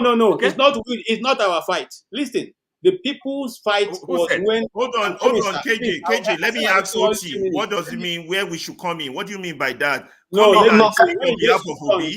Ferrara, let him hold on to that. Let this guy finish, please. Hold on to it. Let's KJ finish here. The people's role, you as a leader, you see, one of the problems we have is our leaders don't point us to any direction. Okay, and that's why people sometimes earlier on with this, some people said, look, if it was Shore that was giving 6 million votes, you know that Nigeria by now would have been different, because he's not going to leave that hall. Okay, there come a time, and those people who have any brush with the military will know that there come a time when you say, you know what, it is either here or never. Okay, that time came when this man was supposed to call the result and decided to do that. The people were ready to stand in with you. You didn't want to stand in with them. You said to them, go home, go and take your rest, I will go to court. So once that energy is taken off. Ask a question? Can I ask Hold a on, question? sir. Hold on. You get your time. I have only 3 minutes. Write your question down so we have everybody's time equally. Once that energy is taken off, okay, from the gas pedal, it's just like driving a car. Okay, when you take your car out of the 100 and something kilometers, before it picks up, you're going to go back a bit. They won't picking up. So right now we have lost the steam. The people have lost the steam. Everybody's on to your tent, oh Israel, and now you are the one doing it. My greatest pain is that, you see, if it's the politics of Nigeria that we know, they are already planning against Obi. Look, they are going to so shock him, it's unbelievable.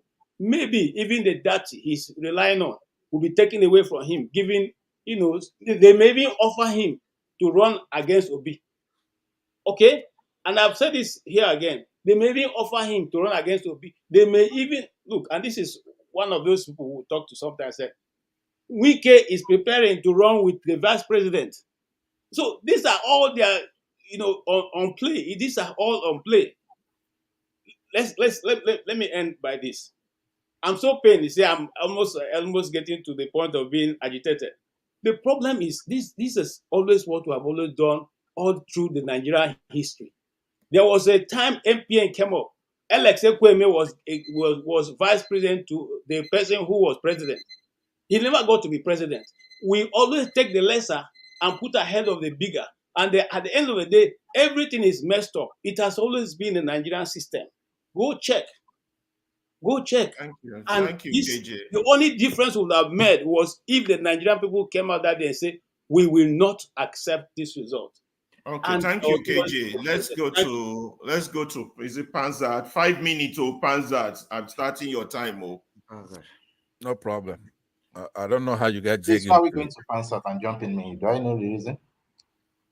Why are we going to Pansat? Are you jumping me? Because that's how we wanted to start. Don't allow it. Let it just go like that, please. Let's go like that, please. Thank you very much. Go ahead. Nigerians were a bunch of funny people, right?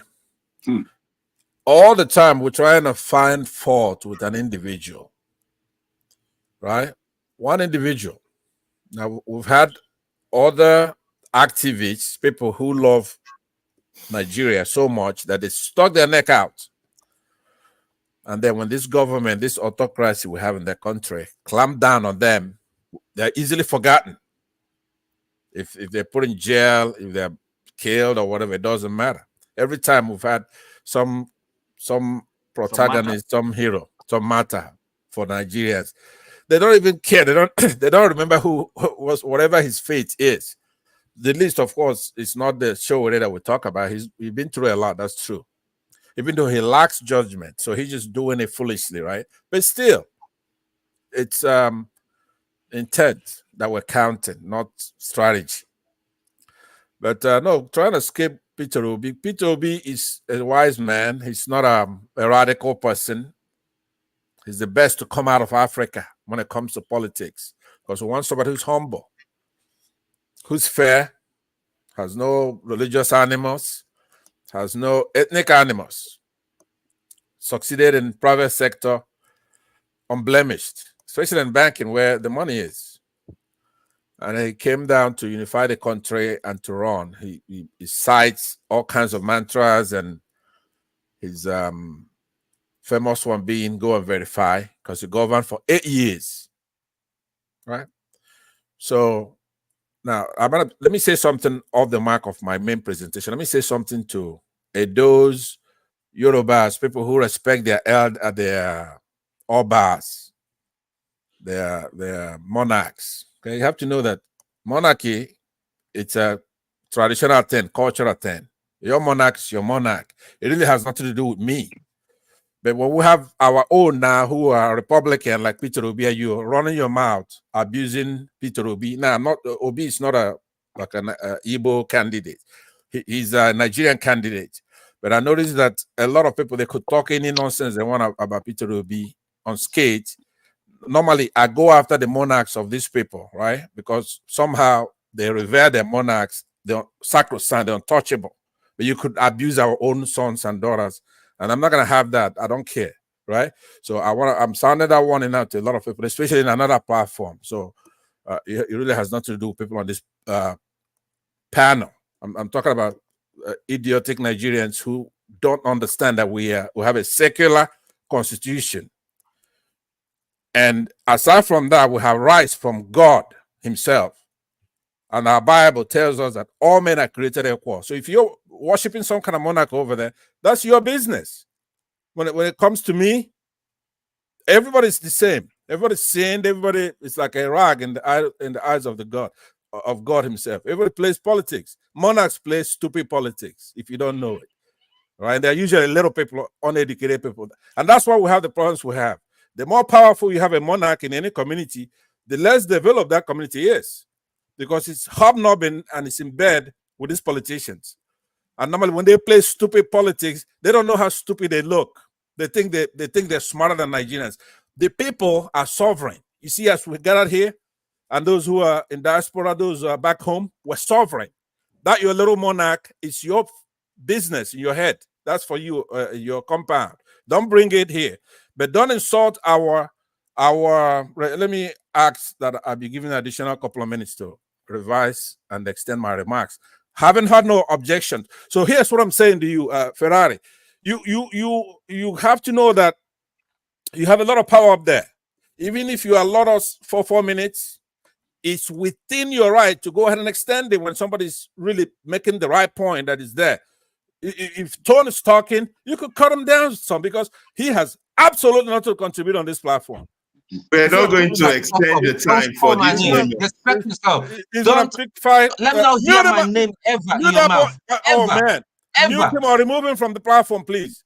Because all he's gonna do is to pick fights with people in the comment section. Is that why we're here? POB terrorists. That's what you are. I am. I wear that as a badge of honor. And if I ever get my hands on you, you son of a bitch, right? You come out here. You know the worst thing.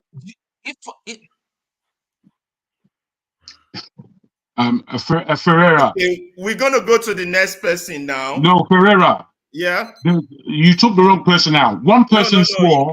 The curse word was too strong. The curse word came from Tone. What's the matter with you? I muted Tone. He's right. Muted. You should take him out. I will when Tone doesn't keep quiet. Okay. Who's next? Ekman, right? Ekman. Okay. Go ahead, 5 minutes. All right. Okay, I think the question is did Obi make It was mistake? not Ferrari that took me out. It's two Nigerians somewhere in the back playing games with toothless Ferrari, right? Ferrari has no power.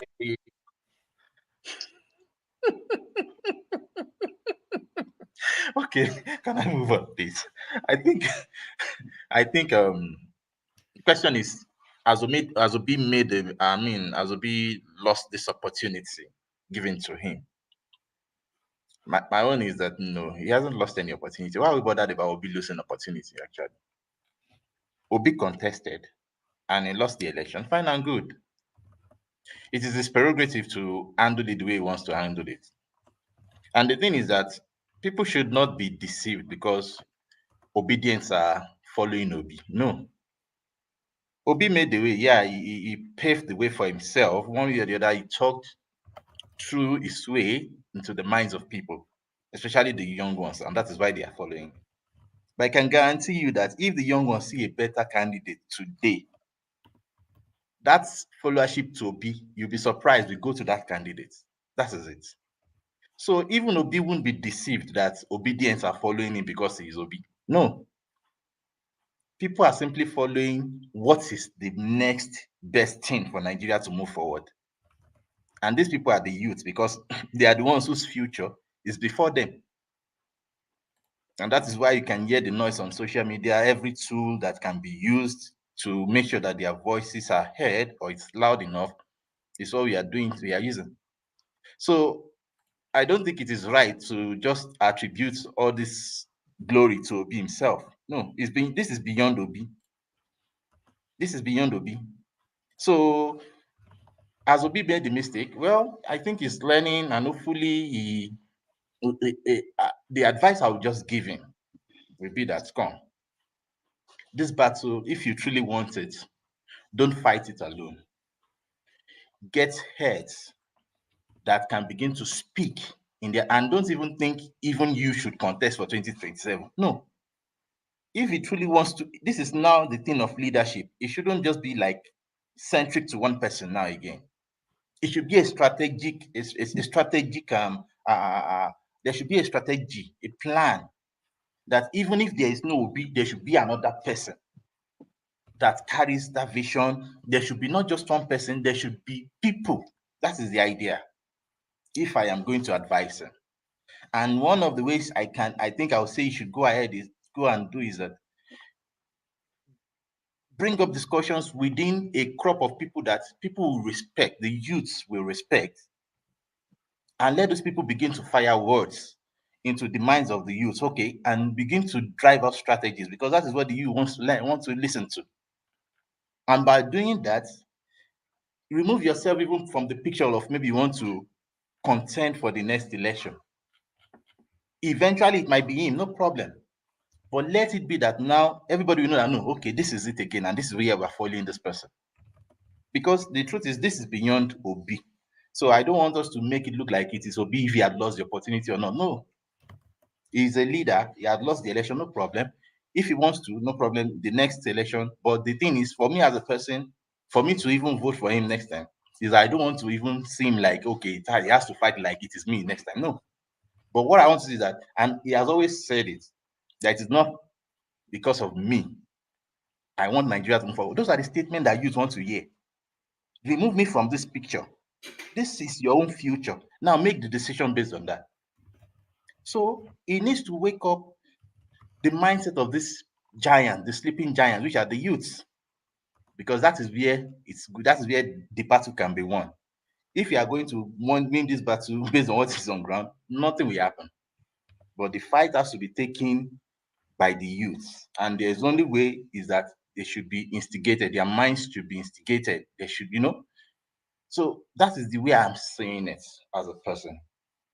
So as okay, has Obi lost it? My answer is no.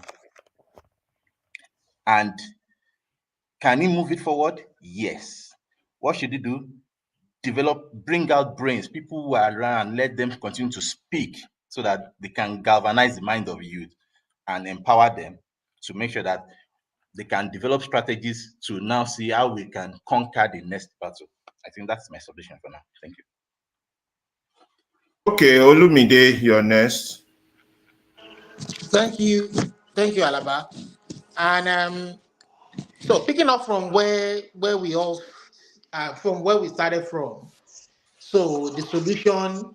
So first, I want to say, okay, you said the issue about Obi and Showore. So for me, the issue between Obi and Showore is it happens. It's an ideal situation that happens in the kind of society like ours.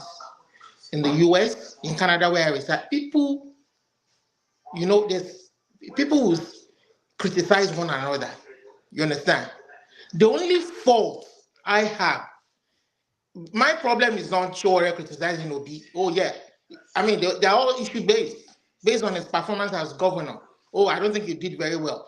You didn't give the people quality for their money. You didn't, and people are Obi, maybe not Obi personally, but people are saying, you know what, you're not a good Democrat, you're not a politician, you're very immature, you're this, you're that, you understand? You're not fit to be a president, not to even talk of a local government chairman, and this and that.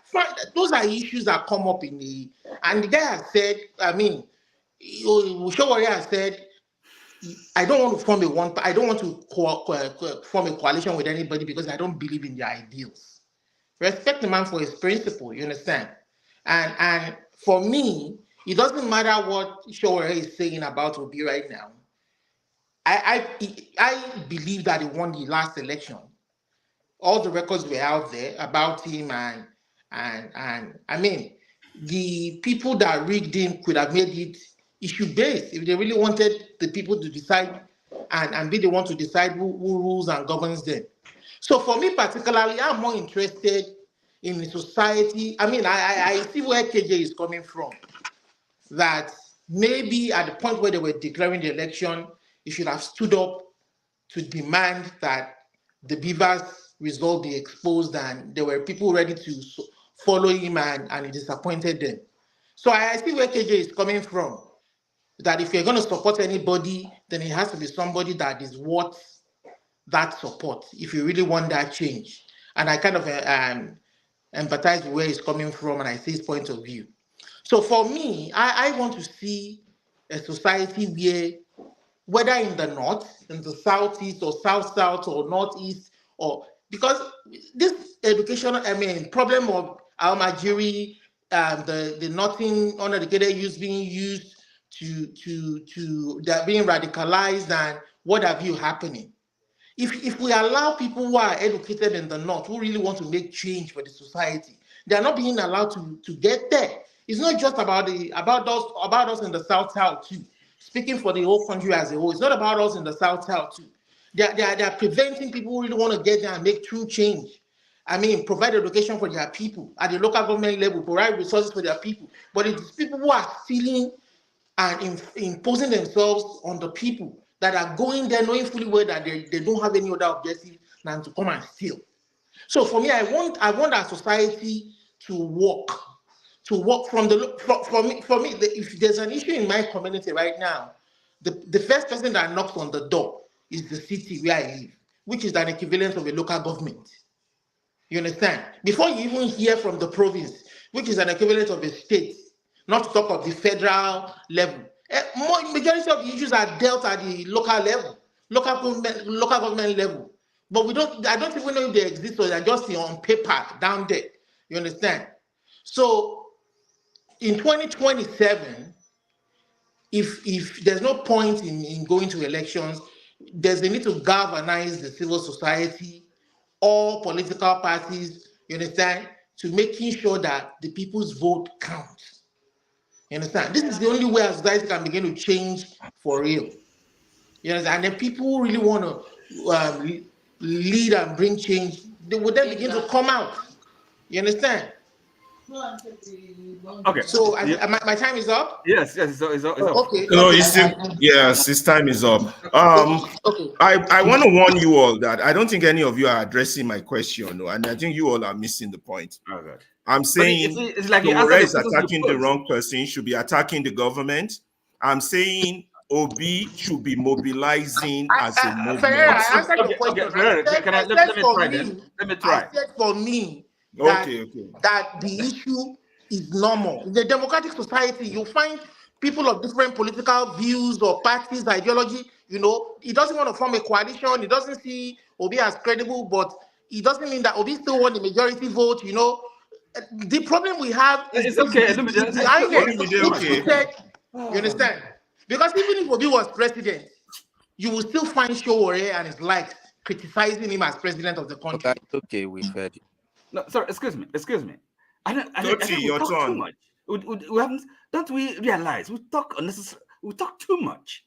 Me? Listen, Ferreira. I have quite a problem with the question you posed about Obi and Sowore.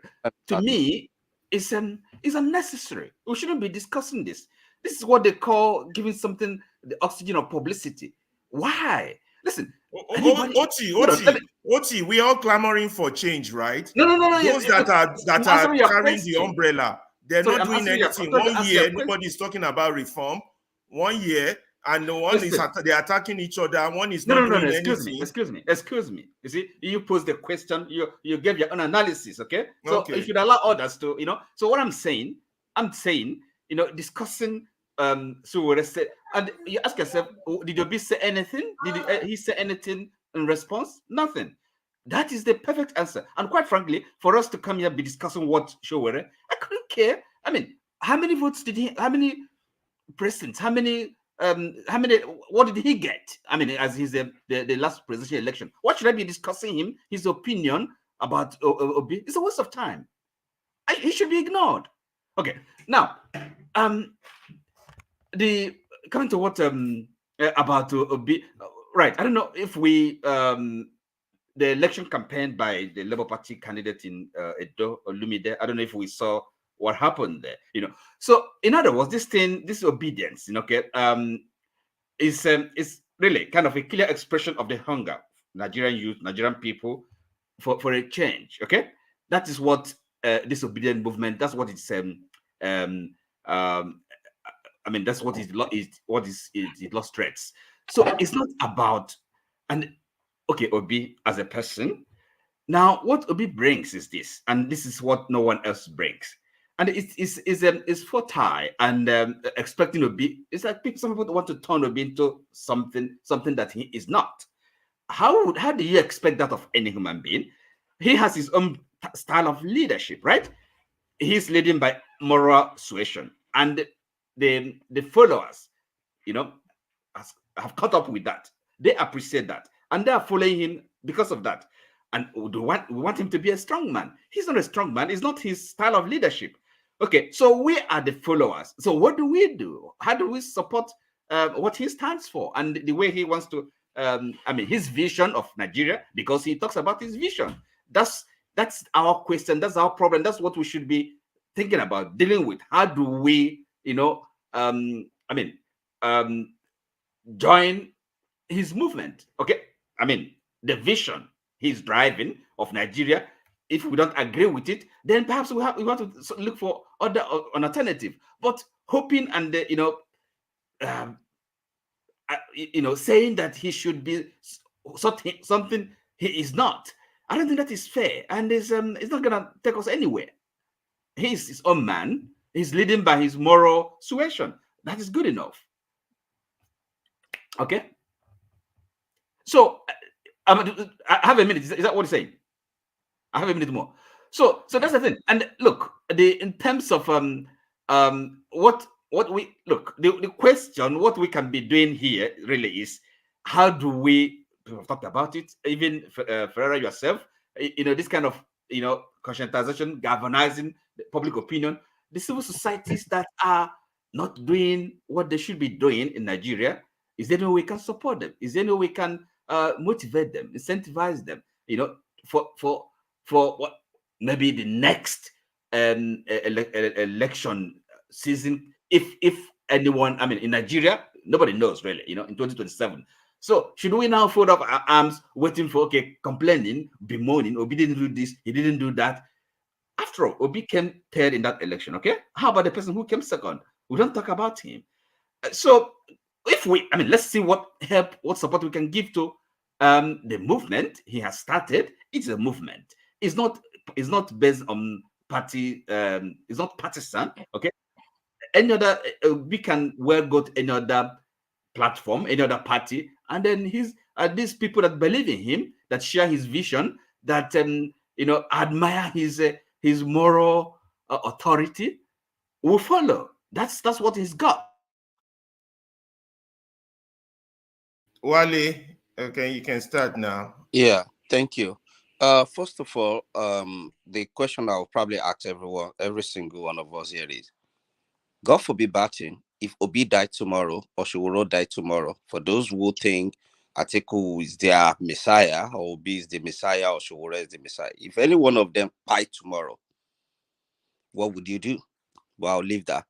Now, coming back to either the obedient or people who support the Tinobus or whatever, but you display a video, a picture earlier on where you see a lot of people for that campaigning thing with all their pink or red cap or something. Then my question was, we are here sitting down deliberating how the country will move forward out, but have we ever for once thought about these people we are fighting for?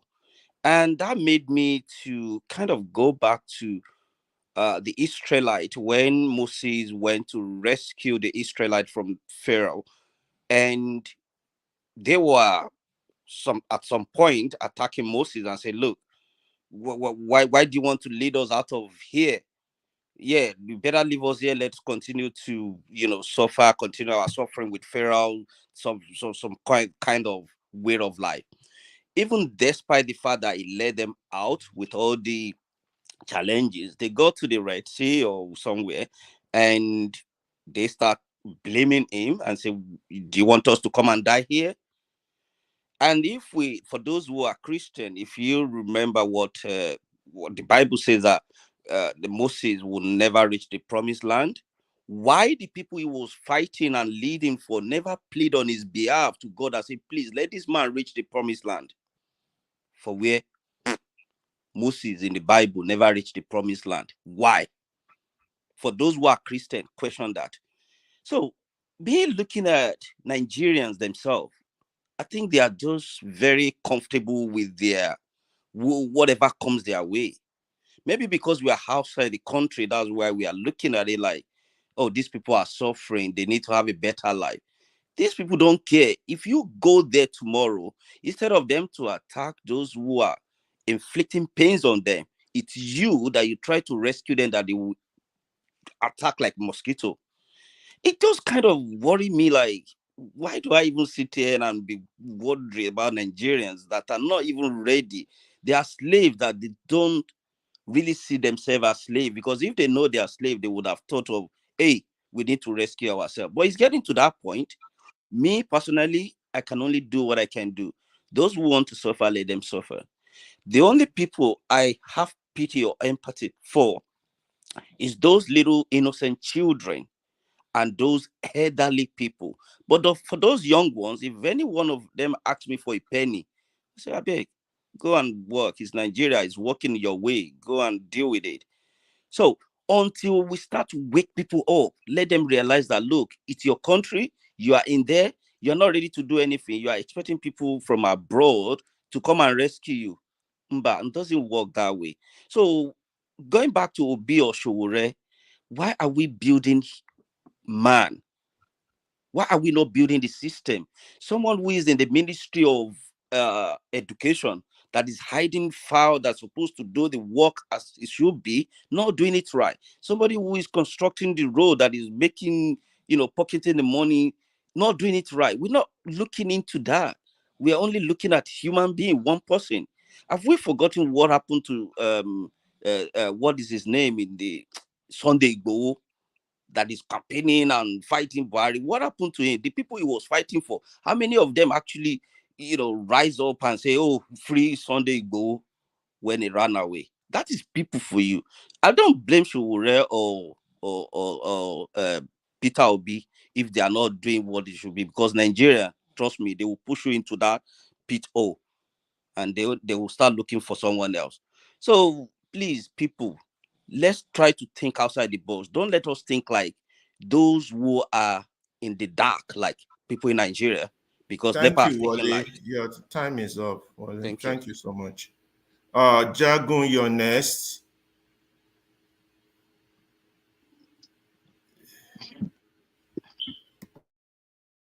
I've got a lot to say. Do you want me to give you 6 minutes? Would that be enough? It would be sufficient. Thank you. Okay. What I have to say is based on a few issues. I'm listening to the whole show. I've been here quite early today, really in order to support your effort in your first show. I'm not sure of our level of observation on this platform or indeed in the channel. I would like to pick up on 3 issues, and I will take 2 minutes of my 6 to complete as succinctly as possible. My first thought, and please forgive me and allow me to speak, Ferreira.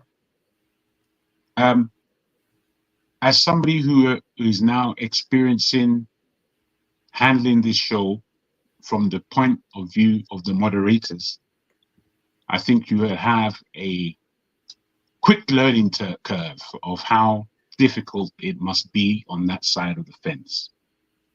And I hope that you are actually going to watch this first show back for your own self and your own learning. I think that in your first show, without trying to assess you in any way, so please do forgive me, I think in this first show, you have taken on a lot of subject matters. I know how your mind works. You have a lot on your mind, and you want to display seriousness quite urgently, and I appreciate that. However, I think to have helped yourself, and indeed to have helped the show, it would be nice that you were a bit lighter on yourself, so as to go through a whole show and make it simple on yourself. I think that would have been edifying. That's the first thing I'm going to say. What I'm going to carry on to say is my utterances in this show all the time are hardly personal. People don't understand that. They're hardly personal. If I am being personal at all, the person I've been most personal with, I think, would be Forefather, or indeed any moderator, whereby I'm looking at how the show is going. And I asked Electricity, where he was very upset with you. And it wasn't even his show. It was just from a point of view of observation on you on a different show. Now, I took umbrage to him shutting you down in such a way because it wasn't his show. Secondly, I asked him, if these new decisions that you've come to as per profanities is secured, is it secured across the board of the moderators, or are we shifting and shaping? He couldn't really answer that. My submission is to make this show a real show, because right now, when I look at it, we're kind of like a cartoon. We're not serious. As much as I respect the majority of people's intellect on this show, we come across like a cartoon. And then I check the observations of both the panel and those in the comment section, and I can see that, wow, man, the way we actually judge is not based on what people are saying. We judge personalities. On this show, both in the comment section and on the platform, the simple-minded amongst us judge personalities. Now, we all have personalities, don't get me wrong, and we all have likes and dislikes. Having said that, the whole point of this show is to be on point and on subject, and on a way of ingratiating our understanding to a way forward. That is why I'm here, in any case. And I've had to analyze many times, why do I come to this show? That still allows me to come to the show. There are many times I'm sure all of us have said, you know what, I'm going to give this a break, man. I'm not even looking at this again. I hear you. Let me land, please. Now, having said those things, there's somebody who spoke profanity. Thank you. There was somebody who spoke, is that 2 minutes, yeah? Good. There's somebody who spoke profanities, and we were the judge that profanities aren't allowed. If you witness, I've not spoken any profanities since that time. Yet, people who want to police other people are speaking in the most profane way when they don't understand that we're speaking to the subject and not to their personality. But they confuse it, which is why they pick up idiotic issues from the comment section and bring them to the table as per comment, when you're supposed to be using your time to make real comments. Now, I'll just end on that. Having said that, for you and your good self, and hopefully the platform and the comment section are hearing me. On this whole Obi situation, Shore situation, there are ways that we can ask questions and ways that questions may come across as just talking points. What Otti, again, I think this is the second time I've kind of agreed with Otti's utterances. Whereas are we asking these questions in real terms? Or are we just having talking points? Or are we just hearing ourselves? In order to satisfy that, again, when we're speaking about Obi and Shore, unless we are really here to look for partnerships, solution building, people who we can really break bread with in terms of thought, then we're not doing anything apart from causing trouble on the platform and wasting everybody's time, frankly. So I would agree. I think it was Wale who was speaking about, look, man, Obi and Sorore, speaking about them without including yourself as to be part of this solution building is most impractical, and it doesn't suggest our generation and what our generation responsibility is. I don't think we have this real understanding of what we're talking about, and this is why I'm speaking softly. And I suppose I've had enough time because can I just round up? Round up. I am rounding up, please. I was perplexed by the way the show has been managed, not down to yourself, Pereira, necessarily, but by the platform in itself and how they should have judged things. I wanted to actually salute Pansat. He's not even on the platform at the moment, not because I have the same point of view with him, because I don't. My point of view is probably completely opposite than his. But there's certain things that the gentleman says that, man, we've got to pay attention to some adult content, I suppose, where we understand that intellectually, that's where the battleground is on this platform. Certain people want to offer people out like their skinny bones can fight anybody. What it is, we have to try and pay attention to what's going on. You better warn this guy. Bruh. Anyway, my brother. You have no intellect, bro. You have no intellect. See, listen, you don't want to encounter me. Your intellect. You don't want to encounter me. I'm not the one that's going to send you to your miserable grave. Bro, I'm not the one. Bro, I'm quite. Jagun, off stage. Don't allow now. You go now. You be next. I beg. Tone, can you please? This is the intellect that we don't understand. Not on stage, please. Not on stage. Tone, you're next. You got your 5 minutes, please. Okay. Nothing to say. I'm not even just going to bother. Nothing to say. To some mentally ill tweet. Yeah. Right. What I said will remain the same. Ghana, for instance, if Ghana was talking about intellectualism, having some long conferences, hours and on and on and on, Ghana will not even exist as a nation today. The actions of Rawlings have proven that, listen, if we have to turn this country around, that this contraption, whatever you call it as Nigeria, something dynamic needs to happen. There are a lot of problems everywhere. Like I said in the beginning, that this country, when you said we should define what Nigeria is just a joke. A lot of problems left, right, and center. And the chief one is ethnicity, tribalism. When you see somebody that is from the north, he's Hausa Fulani, he should be killed. You mentioned somebody mentioned earlier that Dangote is a problem just because of your hatred for Hausa Fulani.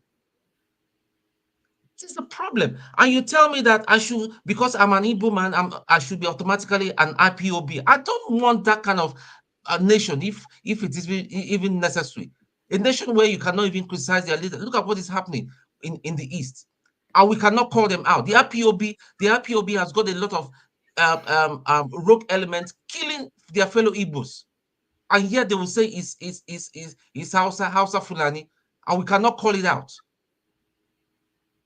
Professor Akunyili's husband, who is my dad, my dad's senior in secondary school, was murdered by Igbos. Till today, they shut their mouth up. They didn't want to talk about it.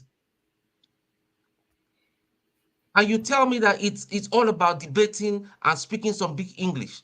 Most of you people here, I know that I was in Nigeria 2 months ago. I know that listen. I had lieutenants and captains. They came and took my bag and all that. Any of you, Pansata is saying he's an IPOB warrior. Let him be talking, and I dare him to enter the plane and go to Nigeria and say that, and whether they will not cut down his ass. When I say things, I back it up. I back it up. So don't come here and start attacking me and all that. I merely asked the man, please tell. I did not even attack him. He was behind. I said, let this man sit up. Is it a bad? Okay, I'm seeing. No, you gave him 6 minutes, so bro, you have to be fair. You gave him 6 minutes. You have to be fair with me. I told the man, I didn't insult him. The chat is still there. Go and even Olumide too can. I said, somebody tell Olumide to sit up. Yet one man, because I want to be fair, one man was leaning a bit with his son and coming over. This is a Father's Day, for instance. I know that we all attacked him. Is it fair? So we are proposing for equity, justice, and fairness in the country, and we come here, we do the same thing. Those leaders we are criticizing, we mirror the same thing here. Just because he's from your locality or from your local government, you don't want to criticize him. And you're telling me that if I should buy people and all that, if people are buying and all that, my relative might get bad. Yeah, if my relative is part of the problem, he should pay the ultimate price. Like they say in the UK, if you're ready to do the crime, ready to do the time. That's all I'm saying. And OT, you with that your glasses, you said, I read what you said, that they should put me in the background just because I said please don't start stammering at me, please. Do you smoke something? You said, so stop stammering at me. Stop it. It's my time. You're not going to take my time. Do you smoke said anything? I should be put. You said I should be put, and you're looking for alliances. You're not mentioning OT, mentioning Pansa. Don't worry, they're going to come to you in due time, bro. The time now is for Righteous Man, if he's still there. Righteous Man, can you hear me? Yeah. I don't know. The question, nobody among them answered the question. Everyone just talking this, talking that. Let me be honest. Let me repeat the question. Is that, okay, APC said they want to raise 40 million people for Tinubu. I'm thinking, Alaba, how did I get to this place where I am? I'm still wondering. I just kept quiet, but go on, no problem. How did I get here? I was before these people. It's okay, no. That must be forefather. Blame every wrong thing that happened technically on forefather, not on me.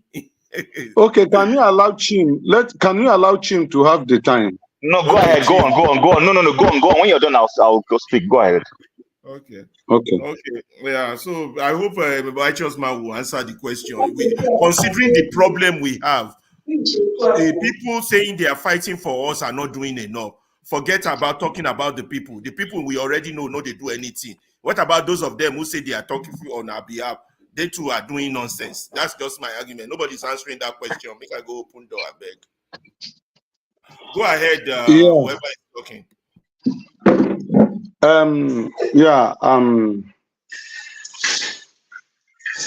Alaba.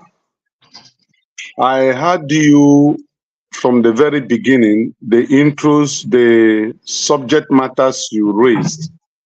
And I don't know whether during the course of discussion you deviated from it. I don't know. But because I was jotting things you were mentioning down, but I have to leave the show for a moment to handle some domestic issues. Now, if we're discussing about Showore, what is doing good and what is not doing good, and the same to Obi, I don't think Showore and Obi are the problem of Nigeria. I don't think so. And Showore and Obi I are was two thinking they are different. the solution. Are they doing enough to get to solution? That was where I was going. Yeah, both of them are two different personalities, two different upbringing. If you are asking if they are doing something to bring the solution, I don't think that any individual will do anything to bring the solution to the problems of Nigeria, because we don't have institutions that are working that permits individuals to exploit and bring the required and needed change that we are clamoring for. Until institutions in Nigeria start working as it ought to work, compared to what we're having, let me not go to the Western world. Let me just use South Africa as an example, because I monitored the election in South Africa till these few days when their president was re-elected. And you heard the speeches of each of the head of the political parties. It was something that I believe Nigerians, both the political office holders and ordinary Nigerians need to learn from. Nigeria is not working, not because the individuals that are serving the offices in Nigeria, not that they are not good. They are not doing what they're supposed to do because the structure that should propel them to do what is good is not there. It's a dilapidated structure. And that is why at the very beginning of this program, in the 10 points of the problem of Nigeria, I mentioned foundation. Because if you bring Obi there tomorrow to build on this faulty foundation that we have, he's not going to perform any miracle. Because what will be fighting his government will be more than what is supporting him. You heard what Dangote said? Dangote said the mafians in oil industry in Nigeria is more stronger and more worse than the drug mafians. You heard him. If the person in that capacity could make such a statement in Bahamas, I mean, you know that Nigeria is in trouble. So, and repeatedly, every one of you that have opportunity to live in diaspora have been accusing the handicapped Nigerians that we are here, we are doing nothing. And I beg to disagree with you. Whosoever that make that submission, the Nigerians that are here are doing nothing. Please, can I implore you to please come back to Nigeria and teach us what to do. And let us see how you'll be able to execute it. It is our fundamental right to vote, and Nigerians voted. It is left for the institutions to give result according to what the Nigerian people voted for. If the institutions decide to change it, it is not the fault of ordinary Nigerians that have performed their civic duty by queuing under the sun, under the rain, by being harassed, and yet they voted. And tomorrow, when the election did not come as we presume, we begin to blame the ordinary Nigerians that they don't want to do anything, so they should keep suffering.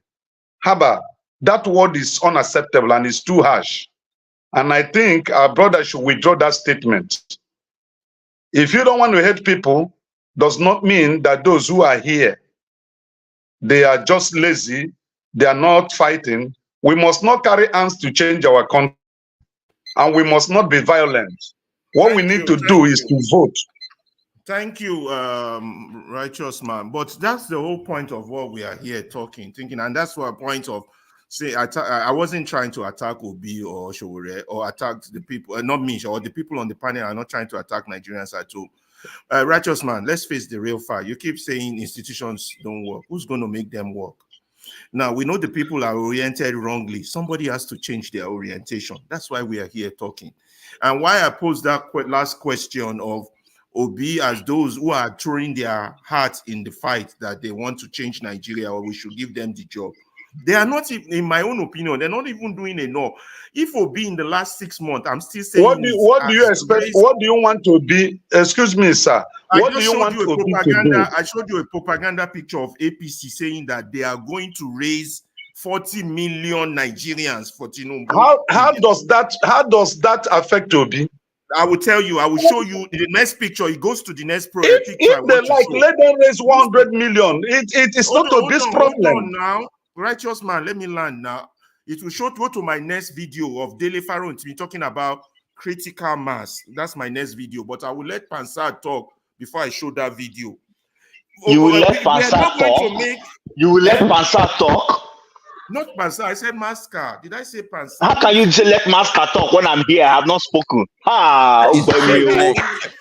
There is an agenda against me in this forum. Led by our advice. What do you have against me speaking? Okay. I'm not against you speaking. They've been jumping me. I'm going to give He's been marginalizing me because I'm an Igbo man. Listen, I'm going to divide it equally. 6 minutes. I'm going to give Chim 2, give Masca 4. That's going to solve the problem. You've been marginalized because you're an Igbo man. Righteous man. So what I'm saying is that leave Obi alone. Look, if I were Obi, that idea that APC raised, they want to raise 40 million. 40 million is critical mass for any political change.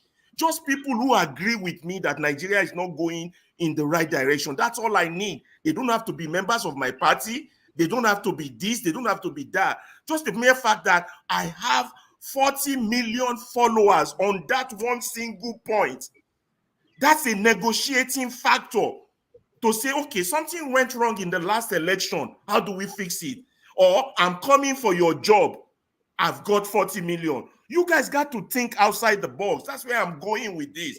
Yeah, Alaba, let me interject you just a minute, please. Yeah. Do you know what I think we should be doing, both Nigerians in diaspora, civil society organizations in Nigeria, and those in diaspora? We should begin to look into our electoral values. What are those lapses that APC exploited through the judiciary in order to retain power? Those are the important areas we should be looking into seriously. For it. I don't know why you are all pretending as if you don't know. They bought the system, and if I bought the system, I'm not accountable to you. Do you want to fight them by buying the system? These are questions you got to raise. Or you want to change the system by changing people's mind. You have to pick a choice. Or you want to change the system by violent force. You have to pick a system or what you want. APC bought the system. They use money. Do you want to use money to fight them? So what do we do now? They bought the system. What do we do now? Okay, now let me make my own 6 points, 6 minutes. I beg. 2 points. Okay. 2 minutes for Chim. Not with 2 minutes. I've not spoken. No. Unless Masca wants to give you 1 minute out of his time. Okay, 3 minutes.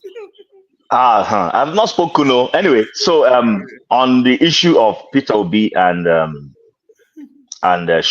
what's his name? Sorry, Showore. Yesterday I brought it up. You see, first and foremost, the first thing I want to even say is that please, can we start being good listeners? Because sometimes we're not listening well, and as a result, we misunderstand what people are saying. I see that on the platform, whether on this moderator's point or even in the comments, people are not listening. To try and listen before, I want to adopt what Stephen Covey said. He says, seek first to understand before you are understood. Understand what someone is saying. If you're not clear, confirm, say, please, what did you just say? Can I get a clarification? Rather than just judgmental people jumping in and then going on the jugular with each other, it's not going to help. Now, to the question you asked, I personally think that P2B has institutionally, there's a role for him to play. I keep hearing people say Nigerians need to fight. No. Someone used Moses here as an example. The children of Israel were in bondage, but the children of Israel did not rise in number to go fight the Egyptian system. A leader, God himself who created humanity, knew it was impossible for those people to rise as a mob and accomplish anything. Hence, he began to raise a leader. The same God raised someone to come and die on behalf of us in the name of sin. I have said it here. Tim, I don't mean to interrupt you. So you're on the part of those that says only God can solve Nigeria problem. No, now you see that's what I'm saying. Seek to understand before you understood. Let me finish. So my point is this, Alaba. It is leadership. There is always. I'm not looking for a messiah because, like someone, Kulata used the word that Nigerians are looking for a messiah. No, what I'm saying is this: there is no way in the world a change is made that it is not one group of people or one individual standing up, using his influence to galvanize people to make a change. If you're saying Nigerians in general, then what you're calling for is mob action, which will not produce any result. That mob action, we saw it when the so-called the last demonstration, the very last one that led into a lot of crisis at the toll gate. NSAS. Listen, I'm a sociologist. There is no way in the world it works where you just say people just no way. That is where the Showores and the Obis are failing. Look, I love Obi. Obi has accomplished a lot, but I also think that Obi is a selfish politician. Sorry, those of them who think that his followers are going to come. No, but you can't. You gave everybody 6 minutes. You gave everybody 6 minutes. So give me that 6 minutes. Let me end, please. There, I beg you. Too much. See what I expected Obi to do. Since he wanted to follow the due process, he didn't want to go the way KJ mentioned earlier when KJ spoke. Fine, he followed the due process. Nigerians started to hit the streets. He stopped them from hitting the streets. He went through the court process. The court process came out against him. He has accepted it. What I expect him now to do is to go back, start asking himself, where did we get it wrong? How did we let these people win this system? The general notion there by most people is that he won the election, it was stolen from him. Go back. Is it that you didn't have enough germane people who were honest enough to be your polling agents? Start preparing. Because you see this Tinubu is preparing and in doing well in his preparation.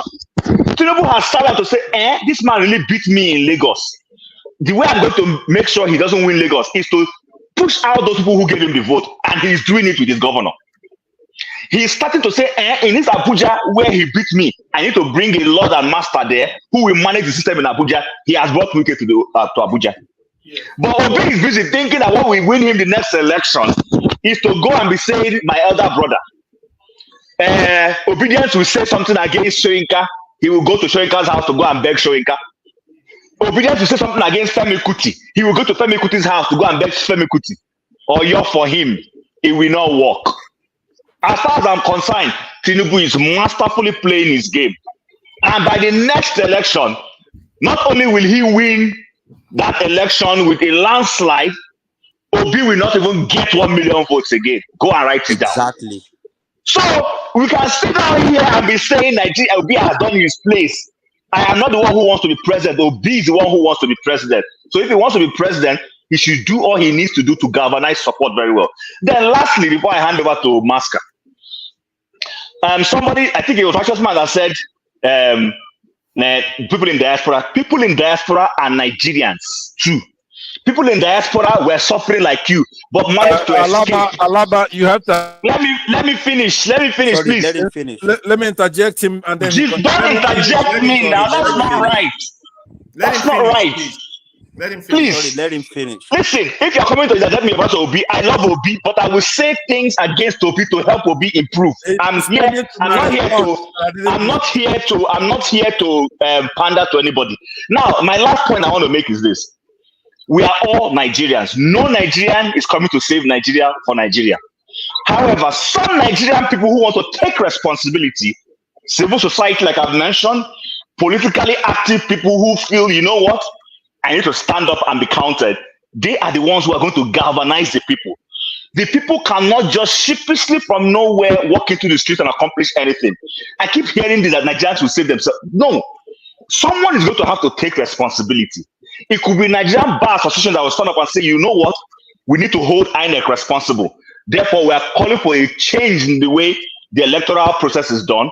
We want to make sure that next time when we're having elections, whatever the guidelines are, if the guidelines is that the only thing that is put inside that voting machine, that's the only thing you count, you make sure it is followed to the letter. I'm disappointed to see civil society and see MBA and see Labour Association. Nobody stood up and told our Nigerian judges that say, how can you say that INEC that declared that the only way they will count election is that that thing that has been put in there is what they will release. They're not telling them to go back to paper. No, it's not done anywhere in the world. So that's my own view when it comes. Yes, I've ended. That's my own view when it comes to this thing. I love Peter Obi. I love Peter Obi. Pansat, please, I'm not here for you. Please, I'm not here for you. I love Peter Obi, but to say after Masca and Chimbi. No, I just want to answer you see, Alaba, every time I'm talking, people interject. I was here for how many hours, and I kept quiet. Listen to everybody. I didn't interject. But the moment I want to speak, Pansat will appear. You yourself will appear. You will come and appear. That's all. I mean, no, but you can ask me the question after allowing me finish. Will you be quiet, Chim? Be quiet. But you can ask me the question after I have finished. You don't have to interject when I'm speaking. You're never gonna finish. You have a lot of conjunctions, and you. But Pansat, when you spoke here, I gave you the right to speak, and I defended you. Be mature too. Stop responding to random. No, I'm ended. I'll respond to him because sometimes if you don't respond to people, I'm not Peter Obi. That will say my elder brother. I'm not Peter Obi. I'm not. Okay. Alaba, is going to speak before my Pansat. I just want to ask Chim a question. I mean, conduct something like Western. Chim, well said. Right? Thank you. Let me just ask him a question. Being in a panel is not a fight, right? Okay, ask him one question, 1 minute, not a paragraph or one sentence. Okay, but Alaba, am I okay with Pansat talking, or I don't? We have to check with Masca. If Masca approves it, you can ask him. If not, you have to wait. Masca is, ask me, Pansat. Masca, ask me. I'm a Christian. We don't get along. He's not gonna allow it. Ask me. I may just shock you. I may allow you. Just ask me. Allow me without me asking you then. Ask him, Pansat. Just ask him. I'm not gonna let you ask. I'm not gonna please take your time, man. Just leave this shameless man alone. Okay. Go ahead, Pansat. I allow you. Pansat. Go ahead. I allow you. Go ahead, Pansat. Thank you. Arrogant Pansat. Go ahead. I appreciate that, Masca. Now mute yourself, all right? You hear that to me. So now, Chim, I want to ask you something.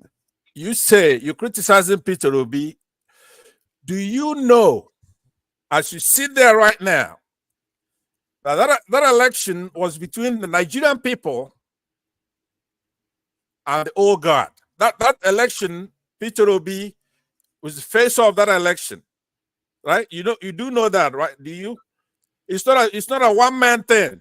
That Peter Obi is a symbol of Nigerians and frustration with the problem we have with the country.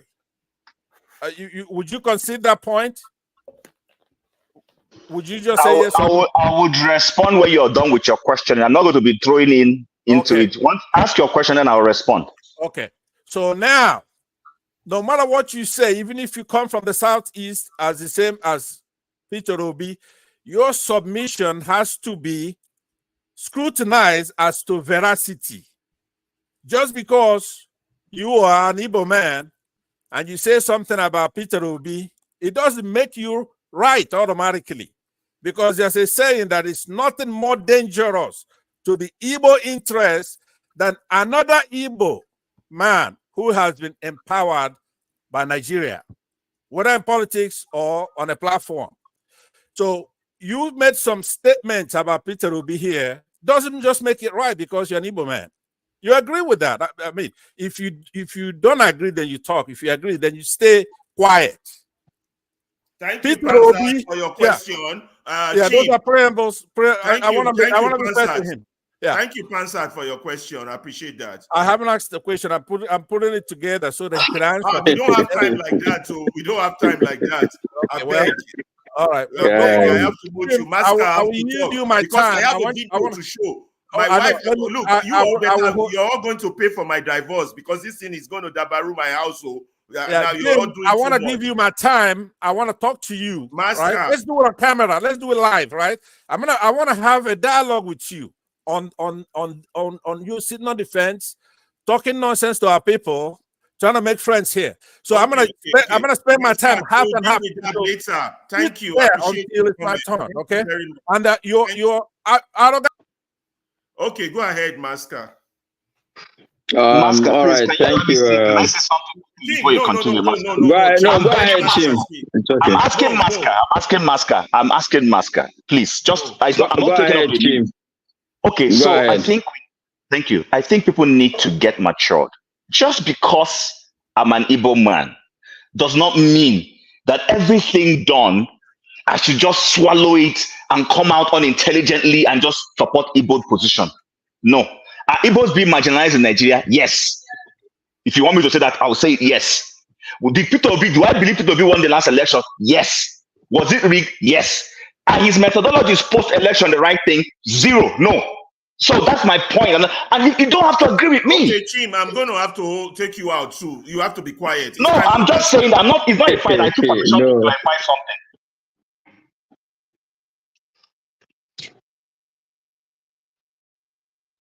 All right, is it my turn now, Pereira? Yes, Masker, it's your turn. All right, good evening, everybody, and nice to see you guys. And well done for hosting the show. Now we are beginning to reach a point where we know that the show is sustainable. Even if forefathers and the other ones are not around, we have other people to take on the gauntlet. Well done. All right, I would want to talk about a couple of things, but let me start by thanking Tone. If somebody doesn't listen to what he just spoke about, one would think that all Nigerians are tribal bigots. But clearly, I don't think anybody on this platform have denied the fact that Tone is an Igbo man. But I can see that he is clearly balanced in his views. So this is why I say people like Pansat, when they speak, they don't speak on behalf of any tribe. They speak for themselves. Unfortunately, they just don't have the maturity to ab initio make it clear that they are speaking as individuals and not on behalf of people. So thank you, Tone. The second thing I would want to talk about is just to agree with Chim. I think that if you say you want to lead the country, you have to some extent, play according to the realities of that environment if you really want to win. And I will go back to what Ferreira has always said. And I remember when Peter Obi was on this show, Ferreira asked him, what are the things he's doing in terms of galvanizing people in in terms of raising consciousness. I agree with him. I am not Peter Obi supporter. I agree with him that I believe people like Peter Obi need to do more. We need a lot of options. There are a lot of people, especially even in the north.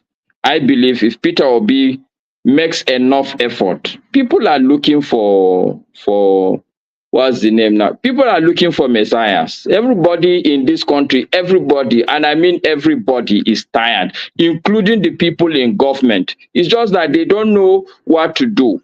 I've said it before. It's a dilemma. It's a prisoner's dilemma. You know, or let me give the analogy people will understand. A lot of the people in government would want to stop stealing. But the fact is that we will all tell ourselves, oh, if I don't steal, the next person that will come in will also steal.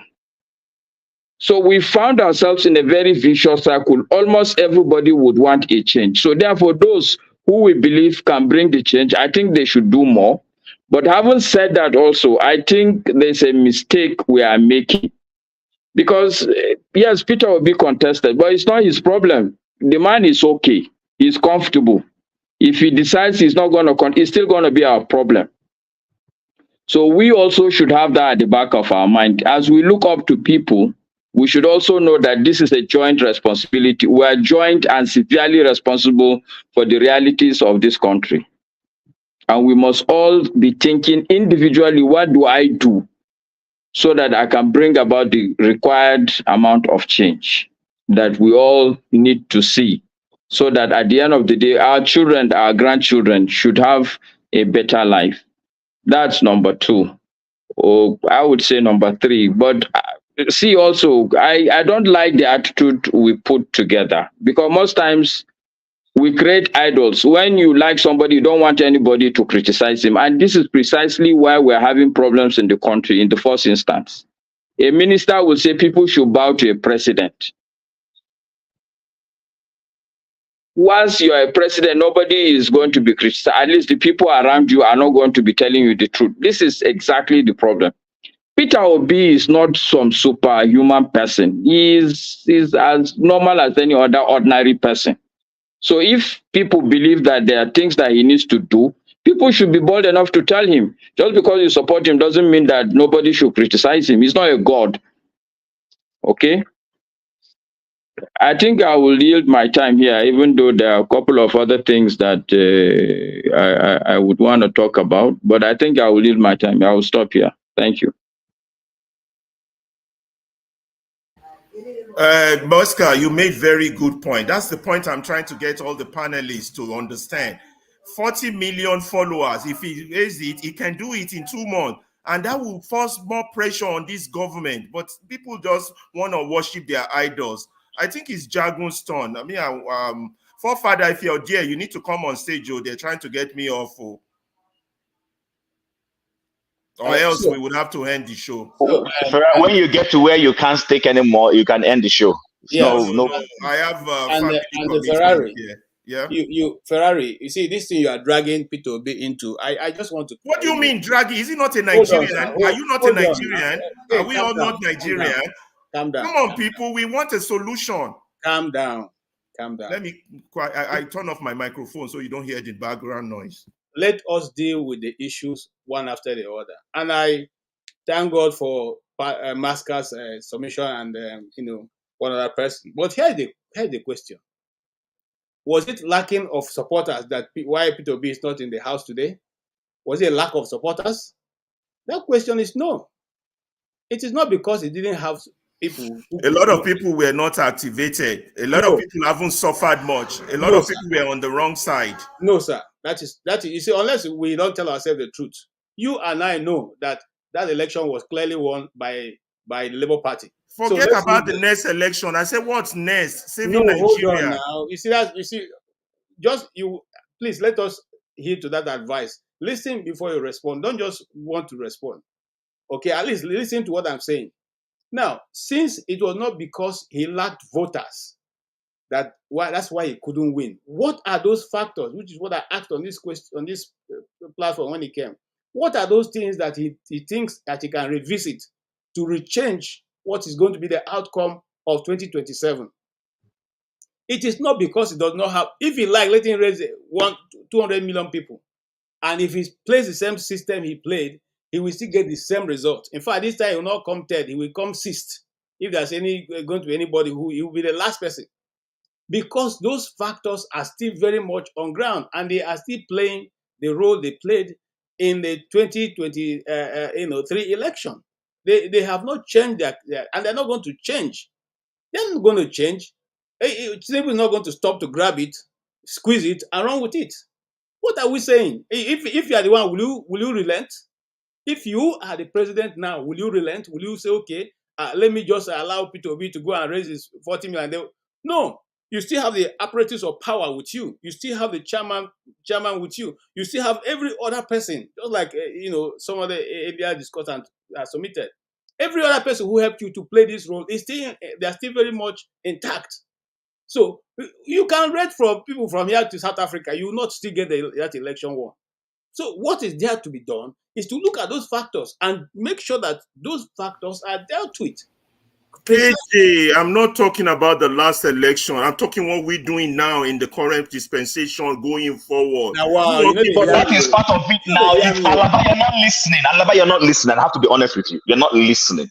Okay. Part of what he said is what I have repeated. My own view is do an x-ray of the past before you start moving forward. You have to x-ray what happened. How did this thing happen?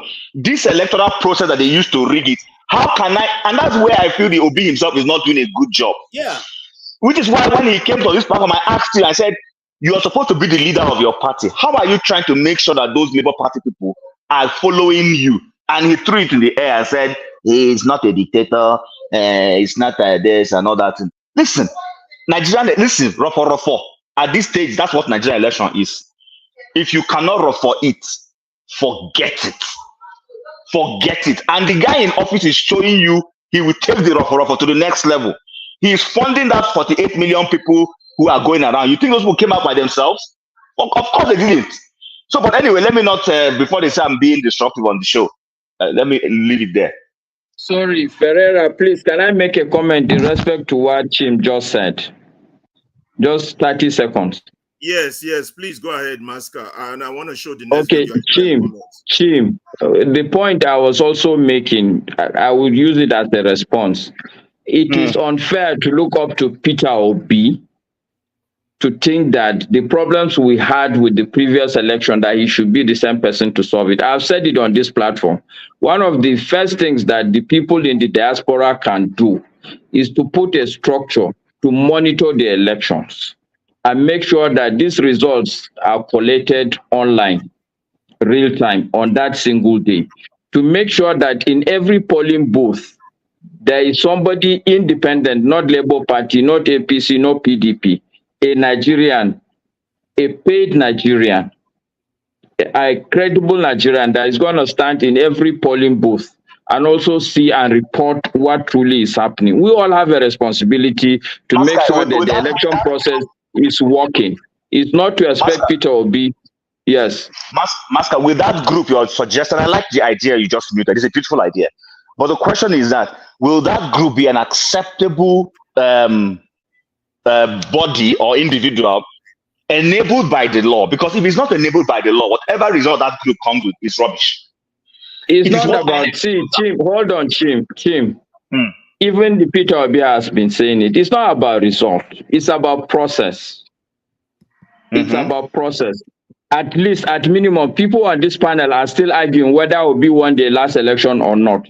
If you put that platform together, you would have an independent number. At least, even if somebody else was declared, which probably is what people are saying, that somebody else won, somebody else was declared. But at least the different thing now is that people have enough evidence to put around, even if that's the only thing they do. Maska, please, if Alaba will allow me to say something in respect to I wouldn't even want you to respond on this. I will rest it. If you don't agree with it, you don't agree with it. I don't disagree with you at all. So if you agree, let's move on. I don't want us to hold the place. Okay. All right, no problem. Let's watch these videos and see what happens, and then we'll go to, this is the second to the last video I got.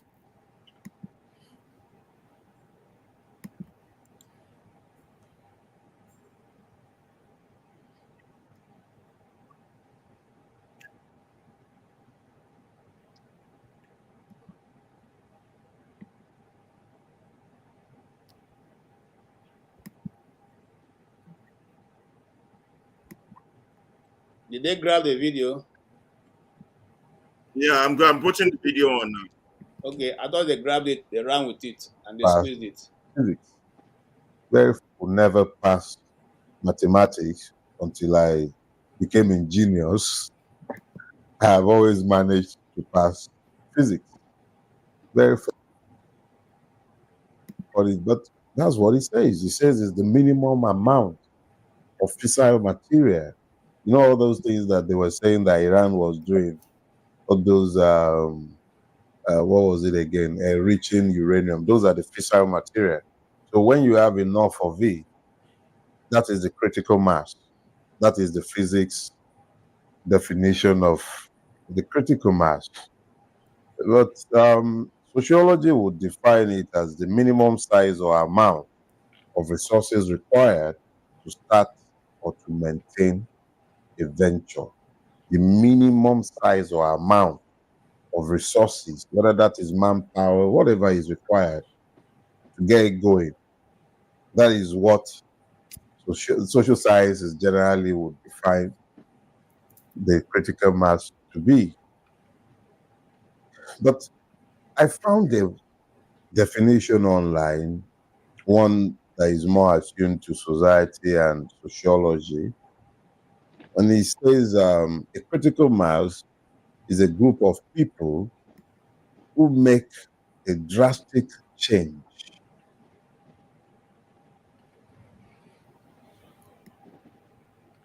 altering their behavior, opinions, and actions. A group of people who make a drastic change, altering their behavior, opinions, and actions.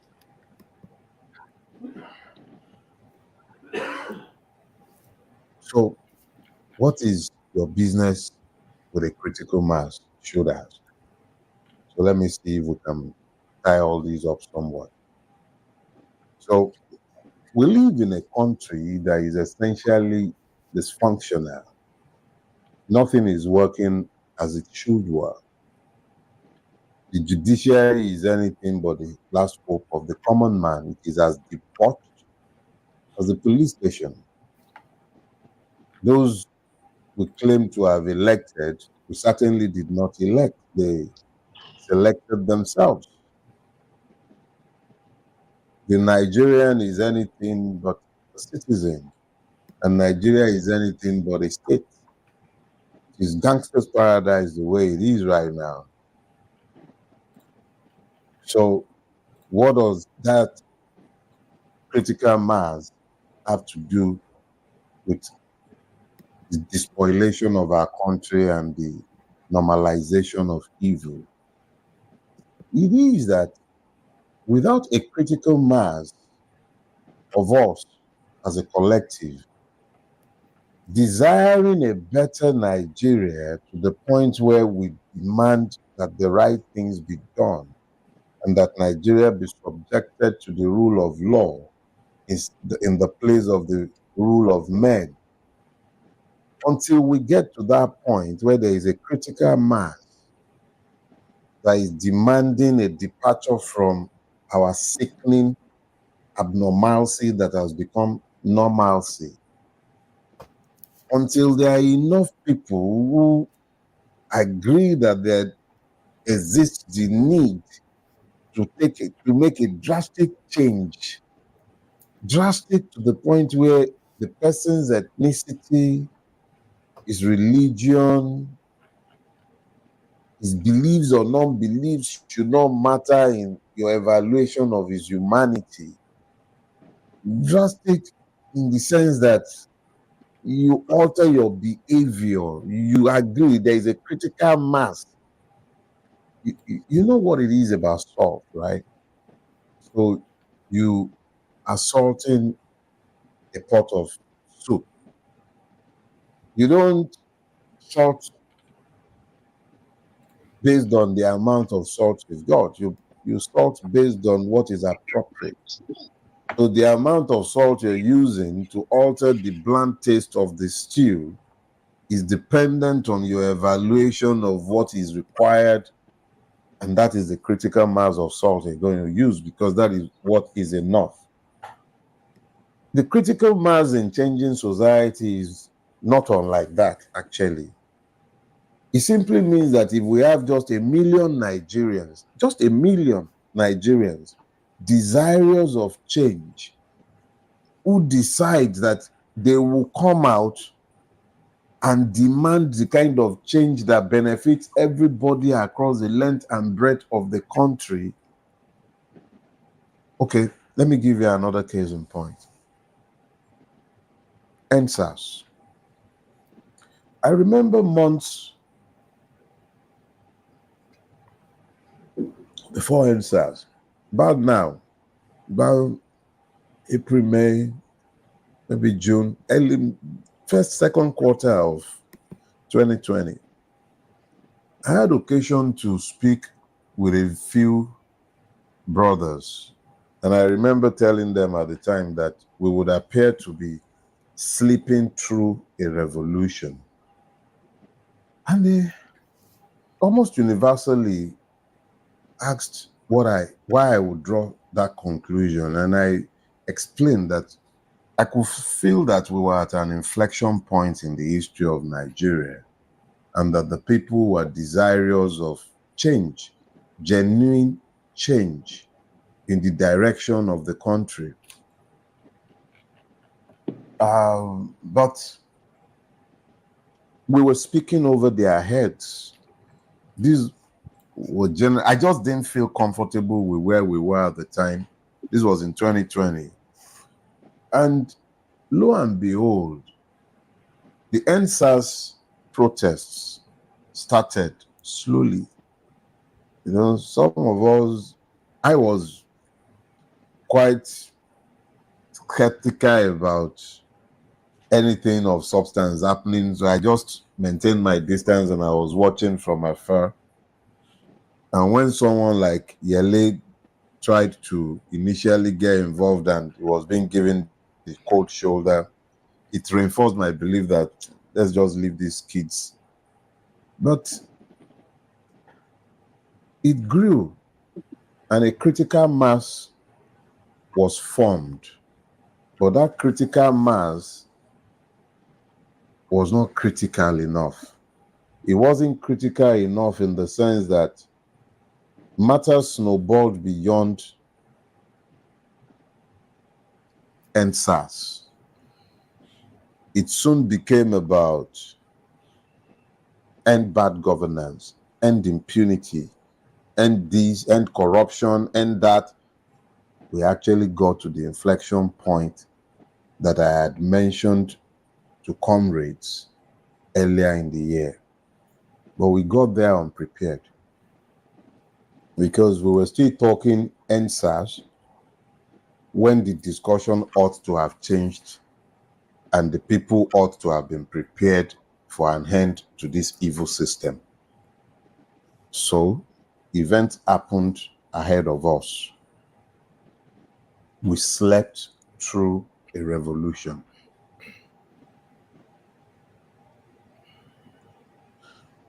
But we are entering a new phase now. And that new phase is where this critical mass is required if our children and our children's children are ever going to be freed of the blight that is currently called Nigeria. And I would explain. This system has eloquently introduced itself to Nigerians. The PDP is the APC is the PDP. I'll even go as far as to say that the Labour Party is the PDP is the Labour Party, is the APC.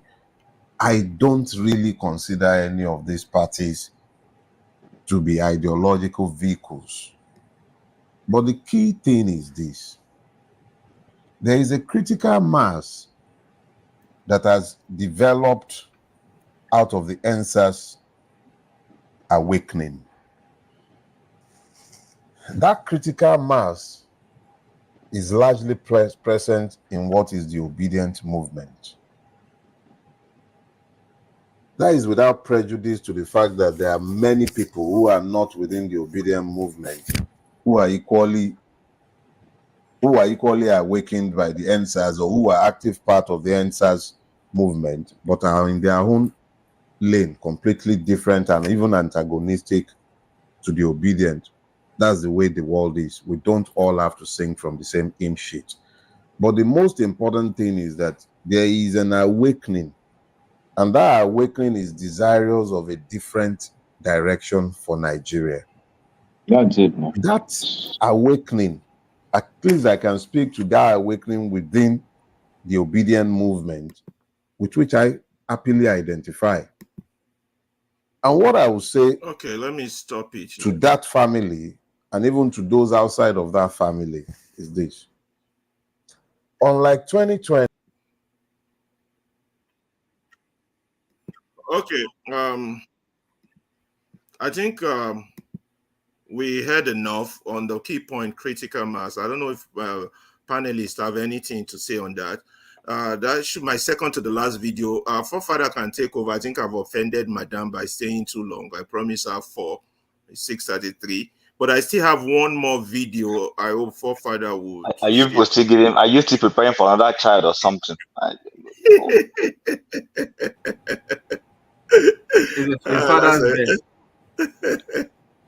I don't know. Let me hear comments on that critical mass thing. That's why I came up with my question for Obi. And then I don't know. There's another one by I don't know. Forefather, do you have the slide? There's one by that General General Williams that I wanted to show that was. Alaba, on this critical mass, can I ask you a question? And then it becomes part of what anybody can answer. Okay, go ahead. I think Forefather is quite knowledgeable about this because he says a lot about Stalin and Russia and all those things.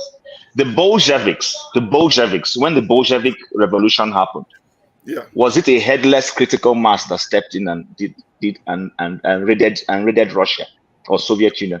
Was it a headless? Was there an anchor person leading it? There was an anchor person. All right, I rest my case. there. So what's your point? Connect it to the Nigerian situation. I don't get it. No, but it should be obvious to anybody who has been listening to me where I'm heading to. I'm not going to explain myself. Sorry, Chim. Can we continue the conversation from there?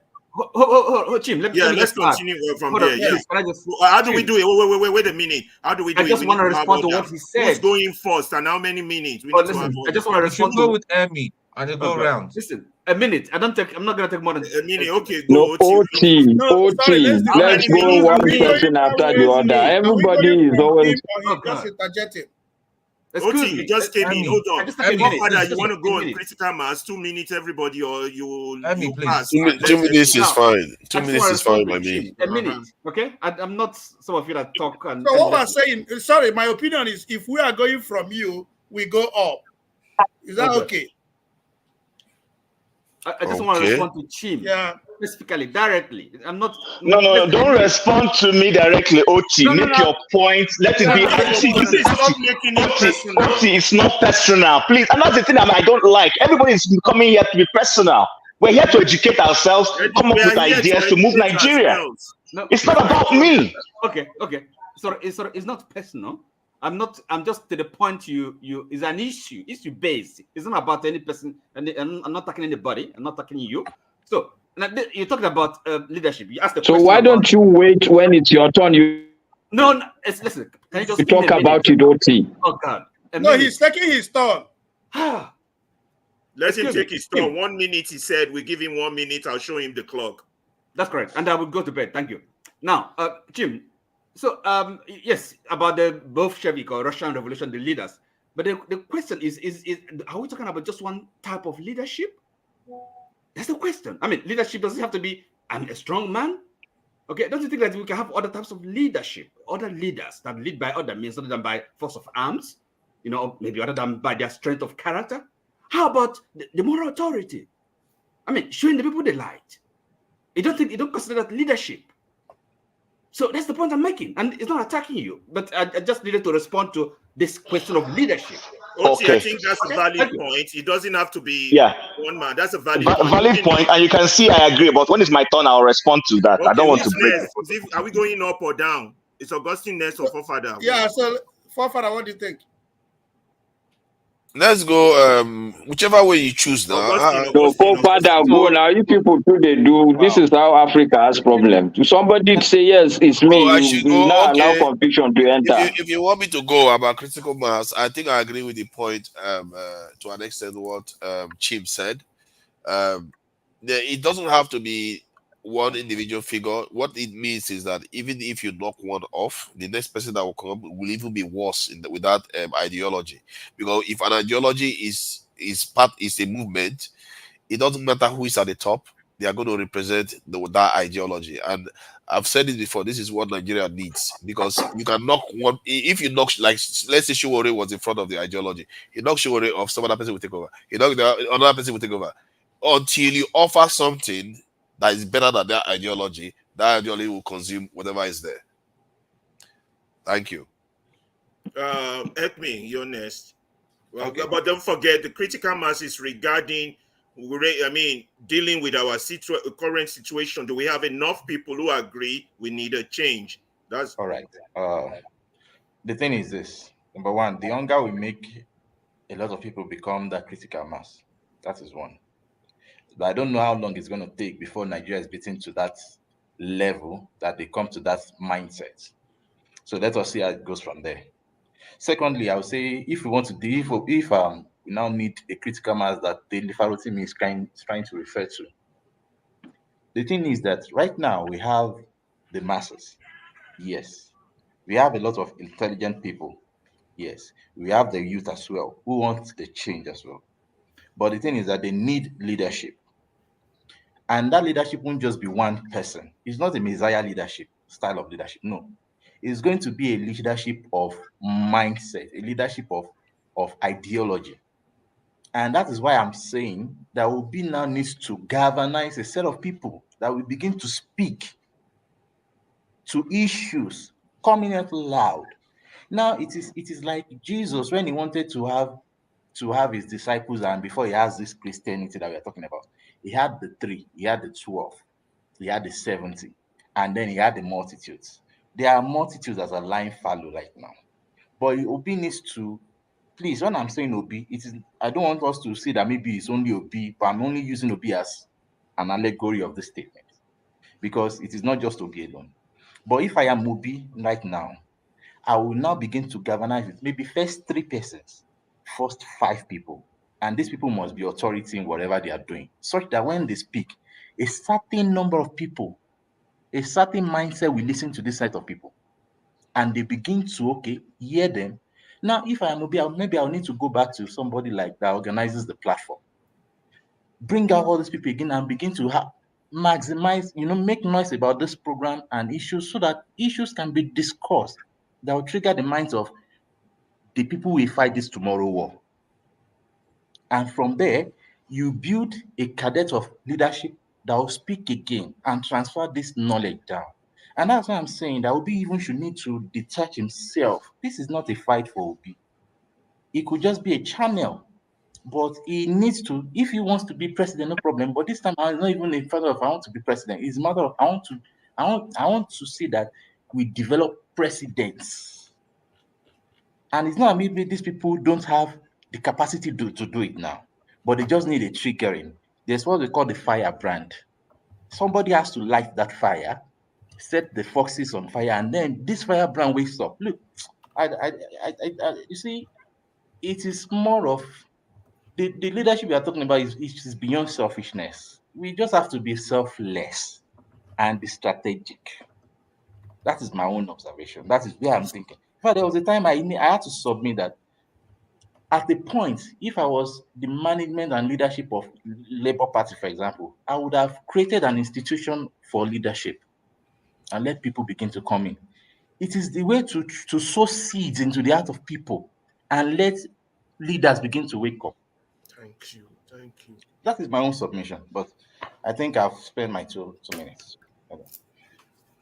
Yeah, I think you made a good point, Ekme. And I think they should be less focused on the next election or presidency rather than the minds of the people. and galvanize, at least get some people who you agree with you that we can't continue like this. Just stop there. Pick one key point. That's it. Then later you can now build further, and that's just anyway. Next is Tone. Yeah, thank you. Yeah, critical mass, very interesting. And Chim has been knocking. He made a statement and people did not understand it some few months ago, I remember. And I aligned totally with that statement. He said Peter Obi should be ready to die if he wants to be president. I'm not seeing that. We're not saying, he's not saying, because people I remember then people were saying, are you wishing him dead? It's not critical. It means total self. You're ready to sacrifice, even if you have to go to jail. Yes, but I don't see that in the man. I'm sorry. Am I criticizing him? I'm not criticizing him. I love the man. I know he's the right man for the job, but the way he's going about it, because if you want to go and deal with a criminal, you don't go and start speaking English to them and start opening files and say, please get out, this place belongs to me. You open your dictionary, you speak one big English. Get the fuck out of my property. You'll be ready to sorry. You'll be ready to get your hands You live dirty. in UK, it's okay. You'll be ready to get your hands dirty, and that's all I've been saying. These people is not by. It's going to be by ruffle, like my brother Ferrara will always say. It's going to be by ruffle. Wherever way they go, we say, okay, we match them man for man, space for space. I don't see that happening. And even the Labour Party, let us say the truth, we're in a mess. Our chairman is a fraud. He needs to be kicked out. Thank you. Tone. Sorry, I said Tone. Chim, sorry. Chim is he's really Okay. determined to evade me. Okay, all right. So, number one, let me just put a caveat emptor out there. I have nothing against Peter Obi. For those of you who want to carry Peter Obi's alter ego or whatever, I don't know what to say, who once somebody just says anything that doesn't go well, you become tickled. I don't get it. We're looking for ways to solve Nigeria's problems. And at this moment, the man puts himself forth. When you put yourself forth, you also put yourself forth for criticism and corrections. He doesn't know it all. His method may not be the best solution. As fantastic as we think he is as a political office seeker, his approach might not even be the best. Now, when I mentioned the Bolsheviks, I wasn't saying the Bolsheviks because I love Stalin and Lenin. That's not why. But you know what? In everything, you learn something. You learn, the Bible says go to the ants and learn from them. But when the Bible says you should go to the Bible is not suggesting that you should go and become ants. It's only saying go and learn the good process of the ants. Pick the lessons in those things and run with them. I just find it, quite frustrating that when we're having conversations like this, people always try to make it a personal thing. I have nothing against it, not even the pantsers that came here and spewed a lot of things. Earlier today, Alaba said something. I chose to rise above that comment he made, even though I felt it's wrong. I chose to rise above it because I didn't want to scatter things. I wanted us to stay on issues. So the point I'm trying to make is this, and I think it was he that said it wonderfully well. I couldn't have said it any better than the way he put it forward. You understand? In this struggle, you're going to have to put in a process, deliberate. Listen, running from one politician's daughter's ceremony and hobnobbing to the next politician's chieftaincy title is not what is going to get you that election or get you accepted. And I don't want to throw names. Those who understand this language I've just spoken know what I've said. Doing that is not going to win you this thing. Going back and sitting down, calling the Dele Fatoremi that is his friend and saying, where did we get it wrong? Perhaps we didn't get it wrong. Our system is rotten, like Alaba has said. But guess what? How can we checkmate this system? How can we put pressure on this system so that by the next election, the result will come out, even if it's not 100%, but it will not be far away from exactly what it was supposed to be. Right now, Sorry to cut you short. Should we be Chim, focused Chim, on I would like to election? ask you questions, please. Chim, I would Should like we to be ask you focused on questions. election or? no, I'm not focusing on election, but in the course of conversation, things will come up. So my point is this: what I'm saying is this: I'm learning from the Bolsheviks. How did the Bolsheviks pull down that system? And when I'm saying this, I'm not saying that we should go and have one stupid revolution to overthrow Nigerian government. No. What I'm saying is you could have your own kind of revolution that will upturn the system. And my good example is Senegal. For those who've been following me on, I said those two Senegalese boys, I give my thumbs up to two of them. Sonko, who was supposed to be, I don't know if I'm pronouncing his name correctly, be the presidential candidate, they checkmated him. They made sure he was not on the ballot. But what did he do? He had his number two running. And his number two got the job done and came back and said, guy, we have gotten it done. Come back to government and be the prime minister. How many Nigerians are thinking strategically like that? You think you can pull down this rotten system without having a good alignment, without having an agreement? I always say Nigerians are not very good agreement keepers. We're all Nigerians here, let me say it. Nigerians are not very good agreement keepers. That's why we see politicians can't sit down and say, you know what?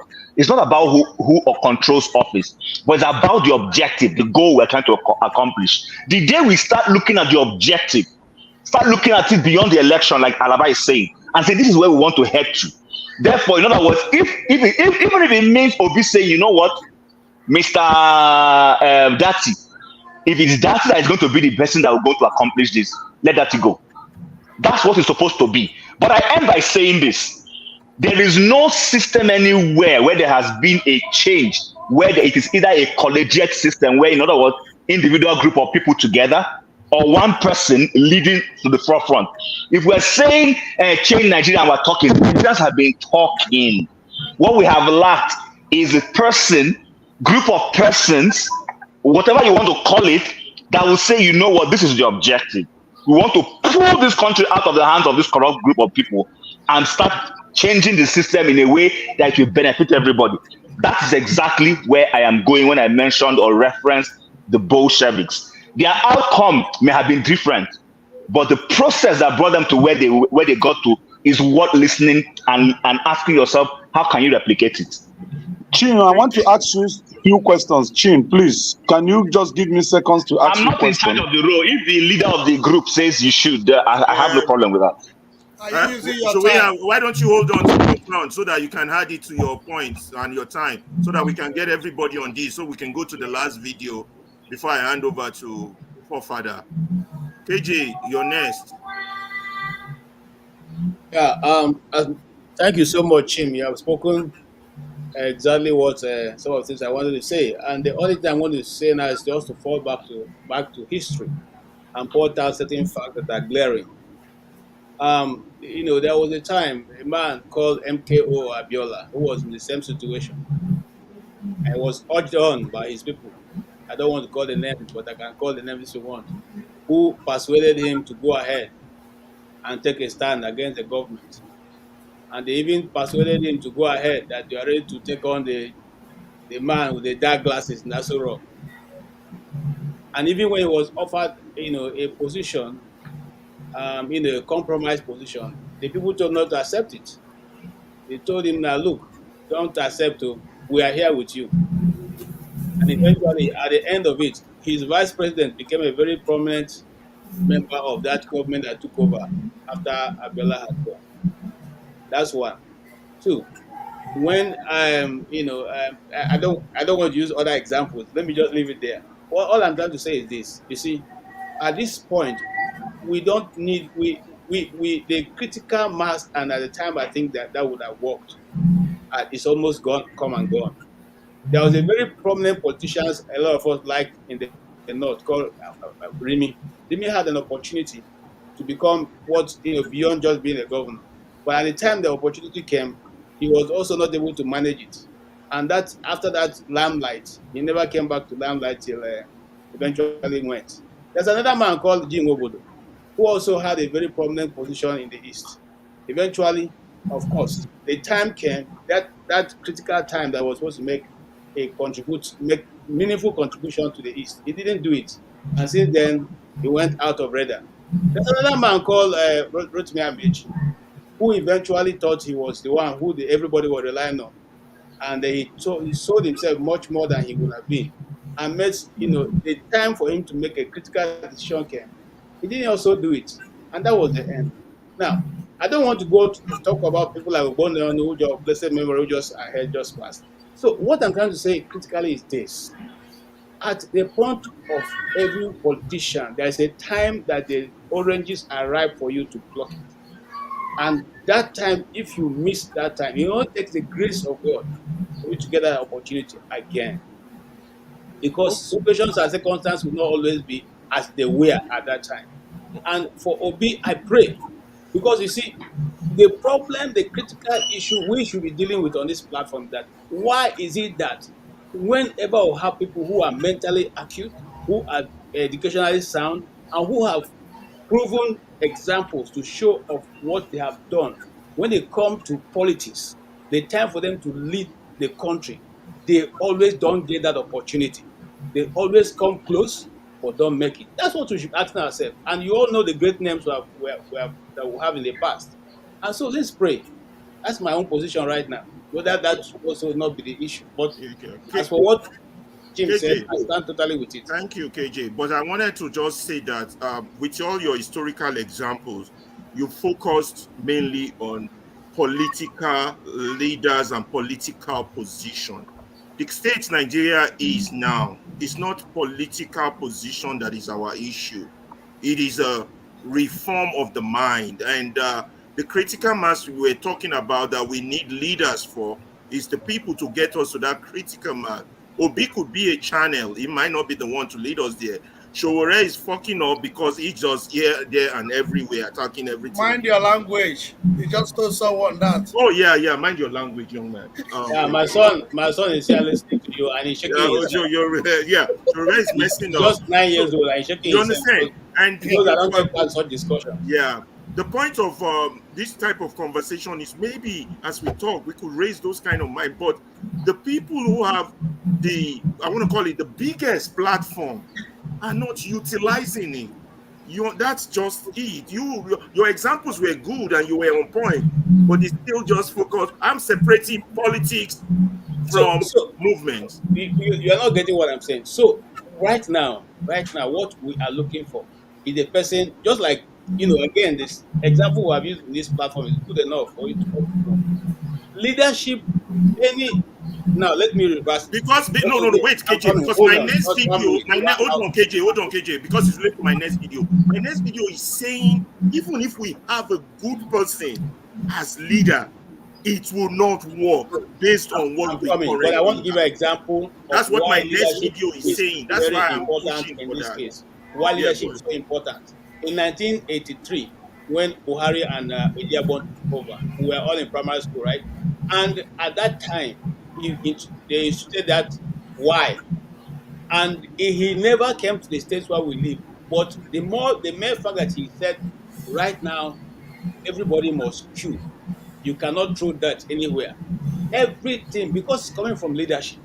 Everything Nigeria, at least for that time they were there, everything lined up, and people were able to conduct themselves in a more appropriate way. That is you get more mileage when it's coming from the top than when you are trying to go from the down upwards, or when you're trying to go from the middle upwards. If you come from the top, it's easy to achieve within a minimal space of time. But this time around, the top is corrupt. The top is rotting. The top is rotting head fish. So how's it going to come from the top? That's our problem.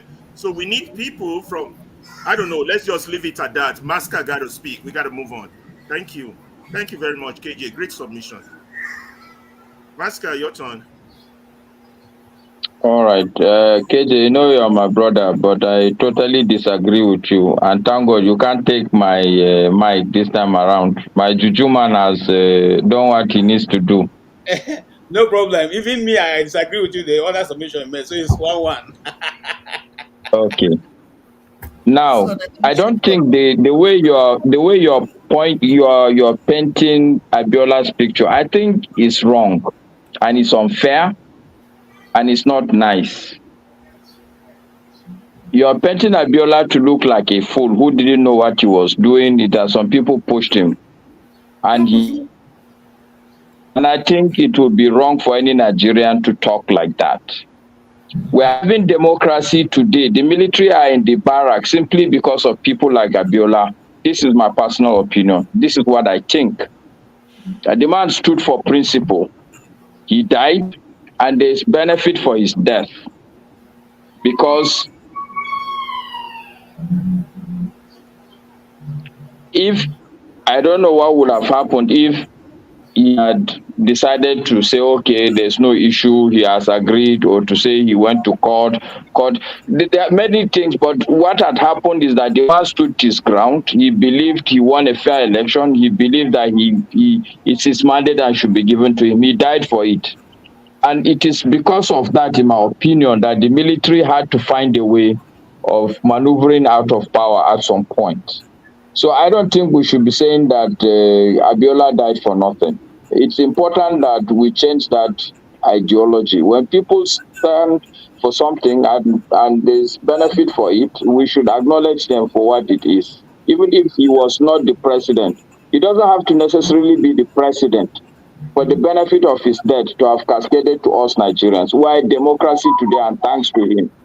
That's number one. The second place also I disagree with you, KJ, is because most of the people you are calling, people like Dreamy, these are not truly revolutionary people. They are opportunistic people you're calling. People who saw an opportunity and decided to go for it.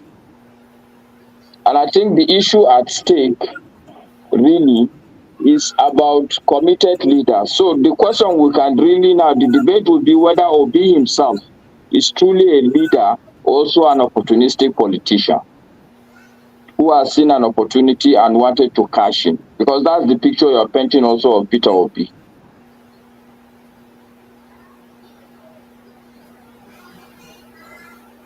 The key thing for me in terms of this argument is that I don't like the fact, and I'll repeat myself unfortunately, I don't like the fact that we keep putting the gauntlet on people who have decided to be leaders. There is no leader without follower.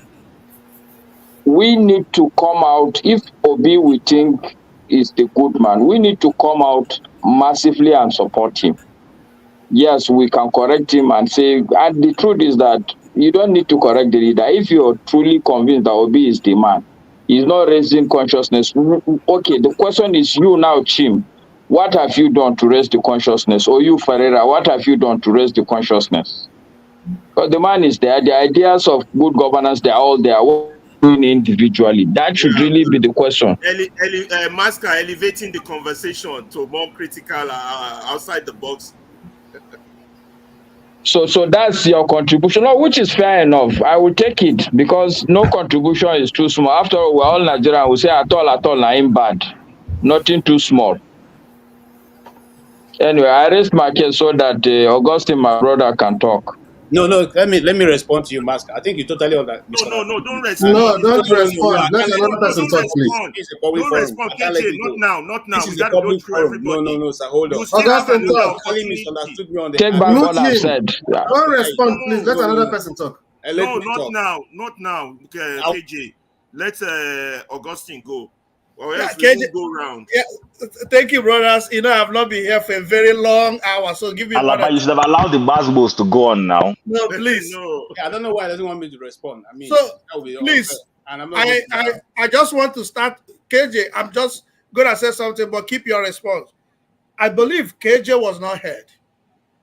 And the problem I have here, if not that Masker is here, okay, yeah, Masker is here, I'm free to say. I now see why Nigerians, Africans are very, very angry with religion. Religion have really destroyed every one of you that have spoken before now. You guys still have this messiahship mentality. You want one man to come and wrestle this power and give it to you, and you dictate what he will do. That is exactly what you guys are saying about Obi. You want him to get this power and become a good man. How can he do it? That is exactly what Tinubu did. He got the power. He paid everybody that needed to be paid and got it. And he's using it well. So if you want that strategic way of getting power by one person, then support Tinubu. And what I have realized that most people that were against Obi are coming here to pick his faults so that we all will keep criticizing him. By 2027, nobody will be worthy to. Obi has a direct phone number, and every one of you here can reach him and build a platform. If you feel that he can manage Nigeria, you can build a platform around him. That is exactly what Delefano TB is doing. What is this critical mass? And this goes to support what Chim is saying. You can't have a critical mass that doesn't have a head. Now, Obi is the worst that have happened to us. He's yet not the president. So who are we presenting? That is the question we need to ask. Who else? Because somebody needs to come out. We can't do census and point somebody. Among those that are volunteering to rule Nigeria, who can we galvanize and make him understand that is not your personal thing, is our thing? Thank you. The next person is Oti. Is it Oti? Didn't Oti speak earlier on this? Yes, I mean, I didn't. I'm just listening. You I don't did. really Yeah, so go on. we've gone round. I think I not now. And righteous man. And I'm not Oti, saying anything. I just listen. I've not said anything, please. I don't have to say anything. Okay. Oti said something before. I not now is your turn, and then after that, righteous man, and then we'll move on to the next video. Yeah. Good evening, all. I think that we all have an area of agreement, and there's a slight area of disagreement, which, in my own opinion, is a matter of perception. I personally think that, my own opinion, that it's wrong for us to be expecting one particular politician to do everything it will take to capture power, to give us the kind of change that we deserve, that we are looking at. I think that what Masker said, maybe if we understood him very well, is a valid point. The question is, do we really need one person, like the last person asked, who's going to bring out all the strategy, do whatever it will take, break any barrier that needs to be broken, and be ready to die? And be ready to die and get that power for us. And when he get the power, we still have the obligation, the moral right to still be telling him, no, you're not doing this one right, you're not doing the other one wrong. If this man we're talking about, I'm not against him, I'm not his ardent supporter or diehard supporter, but there is just two things that endeared him to me. One is that when I heard him say that he just wants us to start doing things right.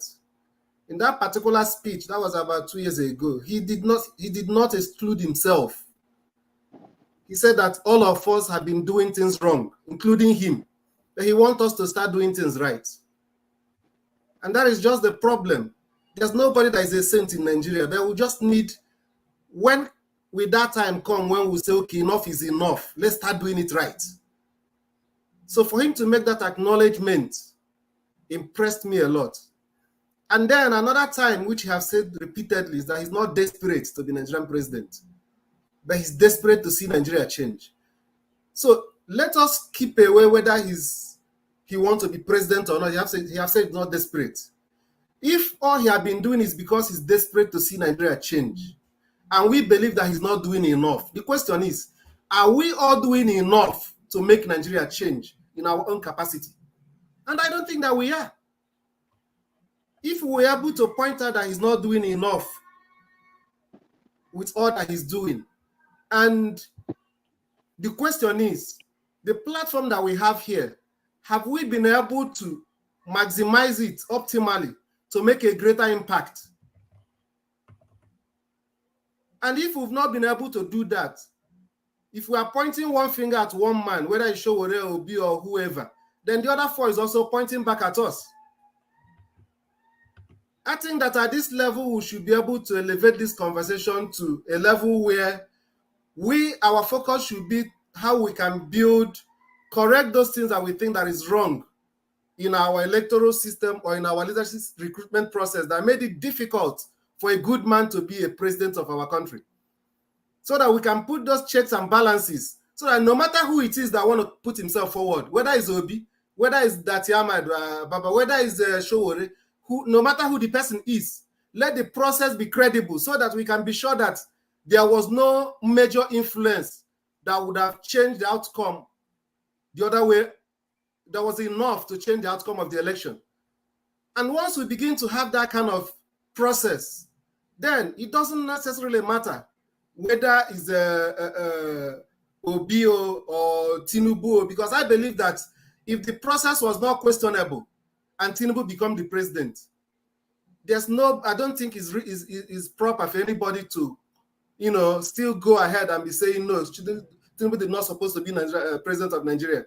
If the process was credible, whether he was a criminal, whether he was a drug baron or whatever, but he passed through a credible process that brought him into power.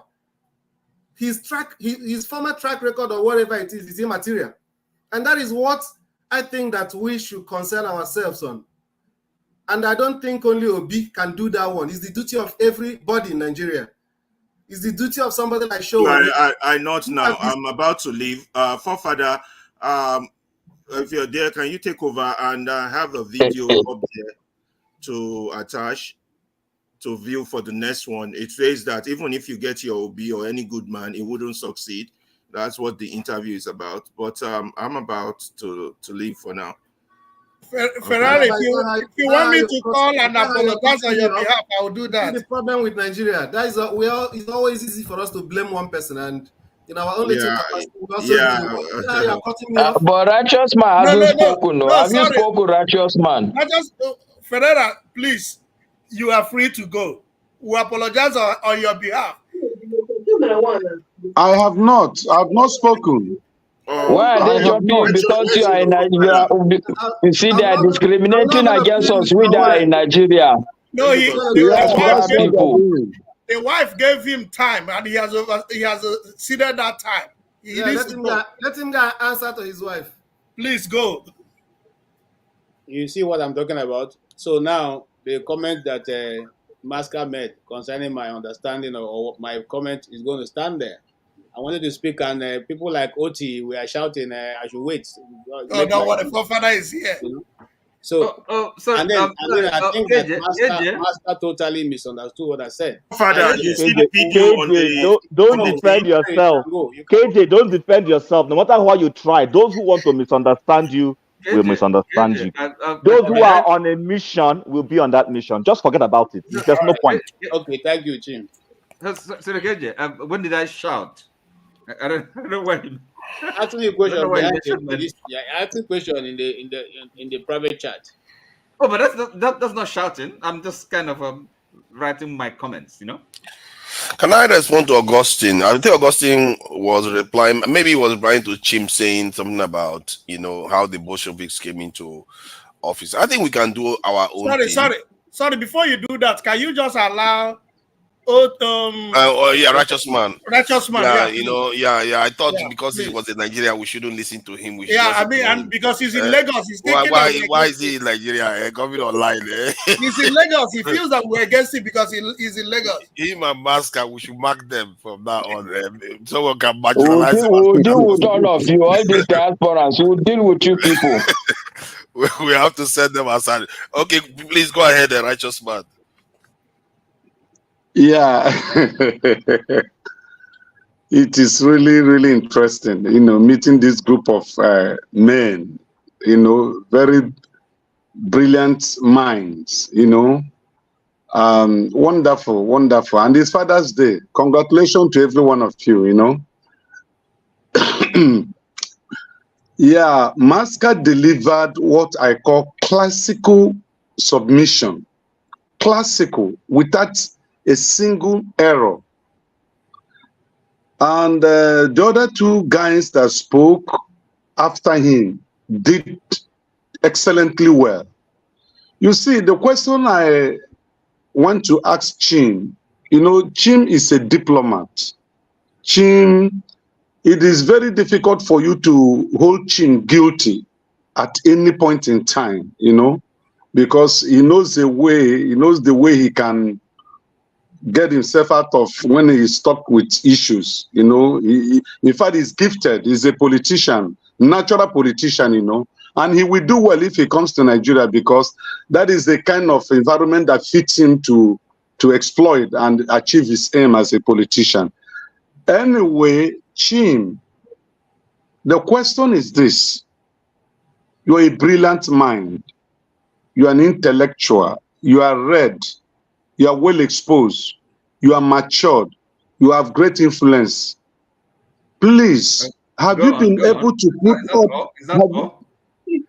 Have you been able to put up anybody, a body, an association, maybe of like minds, maybe from this platform or outside this platform, that are Nigerians, all the Africans, and sell the idea of building a movement that will give birth to an individual group of people that can take the reign of leadership in Nigeria? Because it's not a one-man show. You have freedom of information there, nobody harasses you. You have liberty to do whatever you are doing as far as you are not contradicting the law of the land. The police will not go after you. High assassin will not go after you. Tribal people will not go after you. So what is restricting you from setting up a movement that will collapse into Obi's platform for 2027? And again, the second question. You die from that. The second question to Chin. Chin, did you listen to the last interview granted to Obi in a Rise TV channel, where he was asked what he's doing at this present time? And he said he's talking, but some other things he is doing, he cannot make it to the public for now. When they asked him, are you trying to form an alliance? Are you working together with Kwankwaso, with Showore, with PDP, this man, Atiku?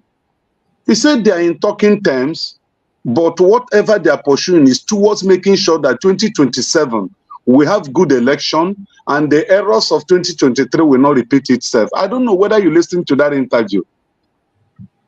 So I expected us to be, you know, have an open mind before we make essential criticism against individual like Obi.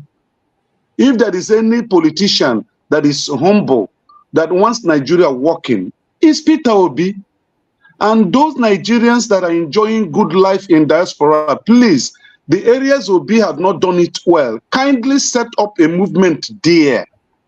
And in 2027, collapse it to make sure that any individual you have chosen, whether it's Obi or Showore or Ahmed Dati, then it will function as you want it. And Obi's phone number is not hidden. If you want it, I can give it to you. Call him. He's a man that do not discriminate. He will listen to you. Sell the idea to him. Coming to a platform like this and selling out negative information that does not, you know, represent the identity of Obi and the man he is in fact, is unacceptable to me. So that's the question I want to ask you. If you can answer me these two questions, I will be happy. Thank you. Okay, forefathers, do I have the floor to respond? As long as others are fine with it, that should be fine. Yeah, go ahead. You encourage KJ not to respond, but you can't. No. This is not the. No, I'm not offended. See, I'm I have moved away from, you know, those old ways of coming to. I'm not even going to engage in that. Number one is this, righteous man.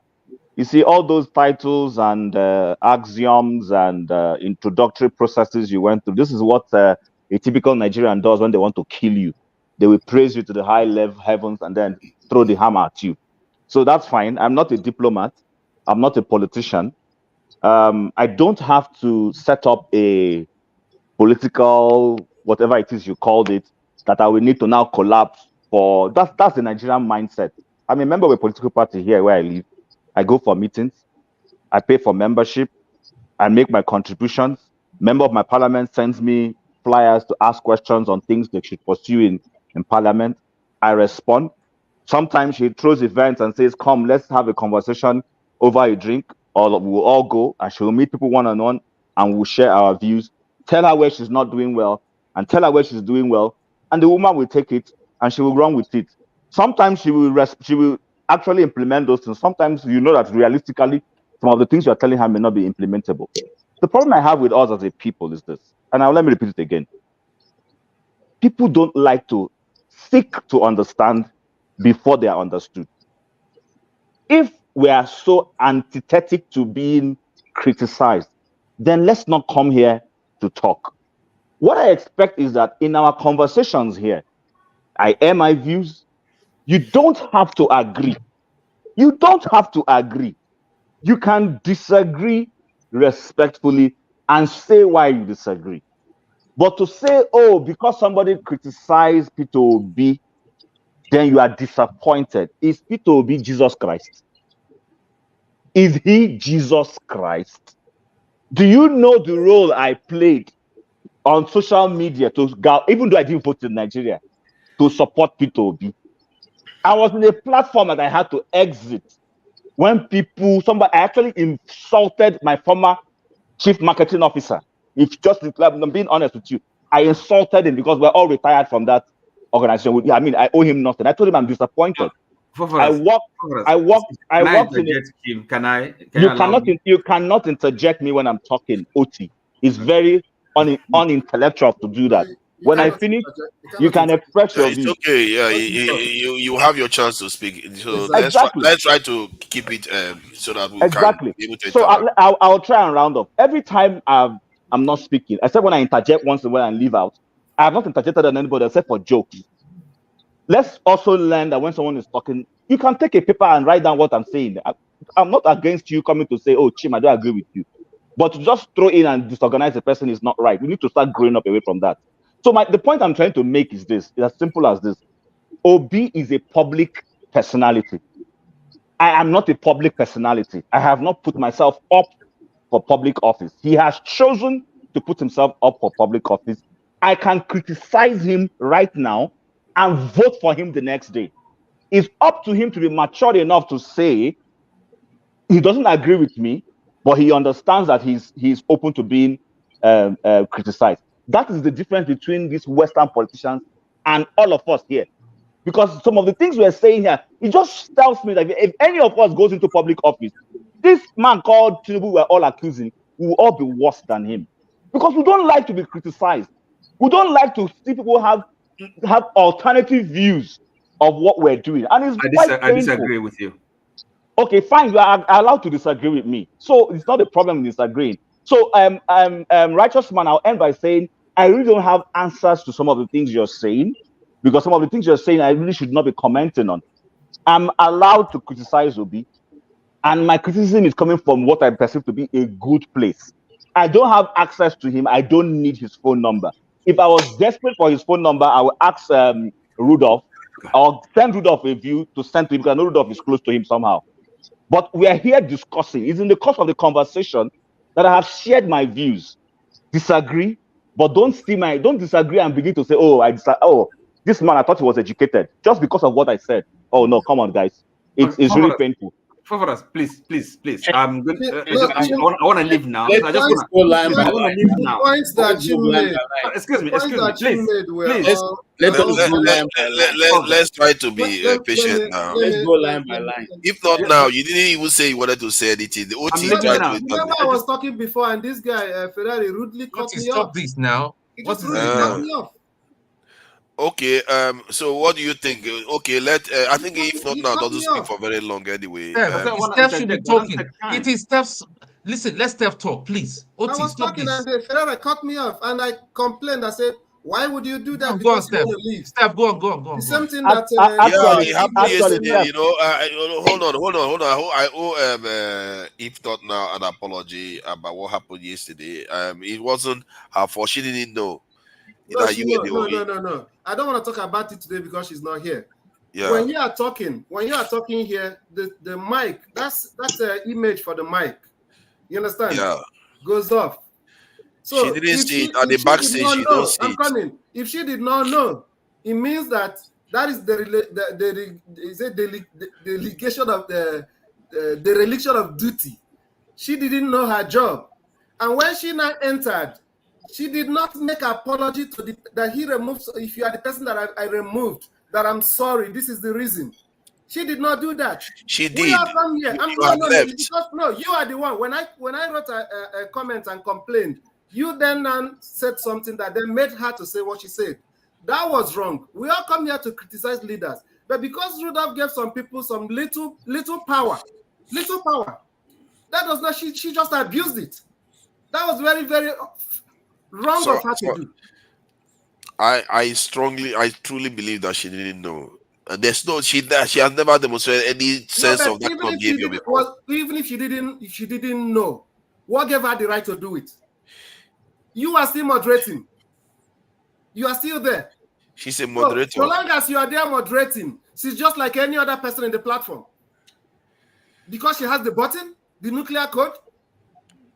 No, that was wrong. My apologies that she apologized. She just was not there. Our leaders do. They believe that they are more Nigerian than others. So she believed that she's more. Steph, you don't do now. You don't do. He's not here. I do like Mascas. He don't do. Now, she actually apologized yesterday. I was on the platform. She did. Said she didn't even know who she took out. No. And she apologized. Was it right for her to do it in the But it's enough now. It's enough now. Come on, are we gonna kill somebody because of it? Oh God. It was a mistake. She apologized. Step. Even Alaba. The last person that did that was here. Tinubu will apologize to you people that he knows your pain. People will not accept it. What is Oti going on?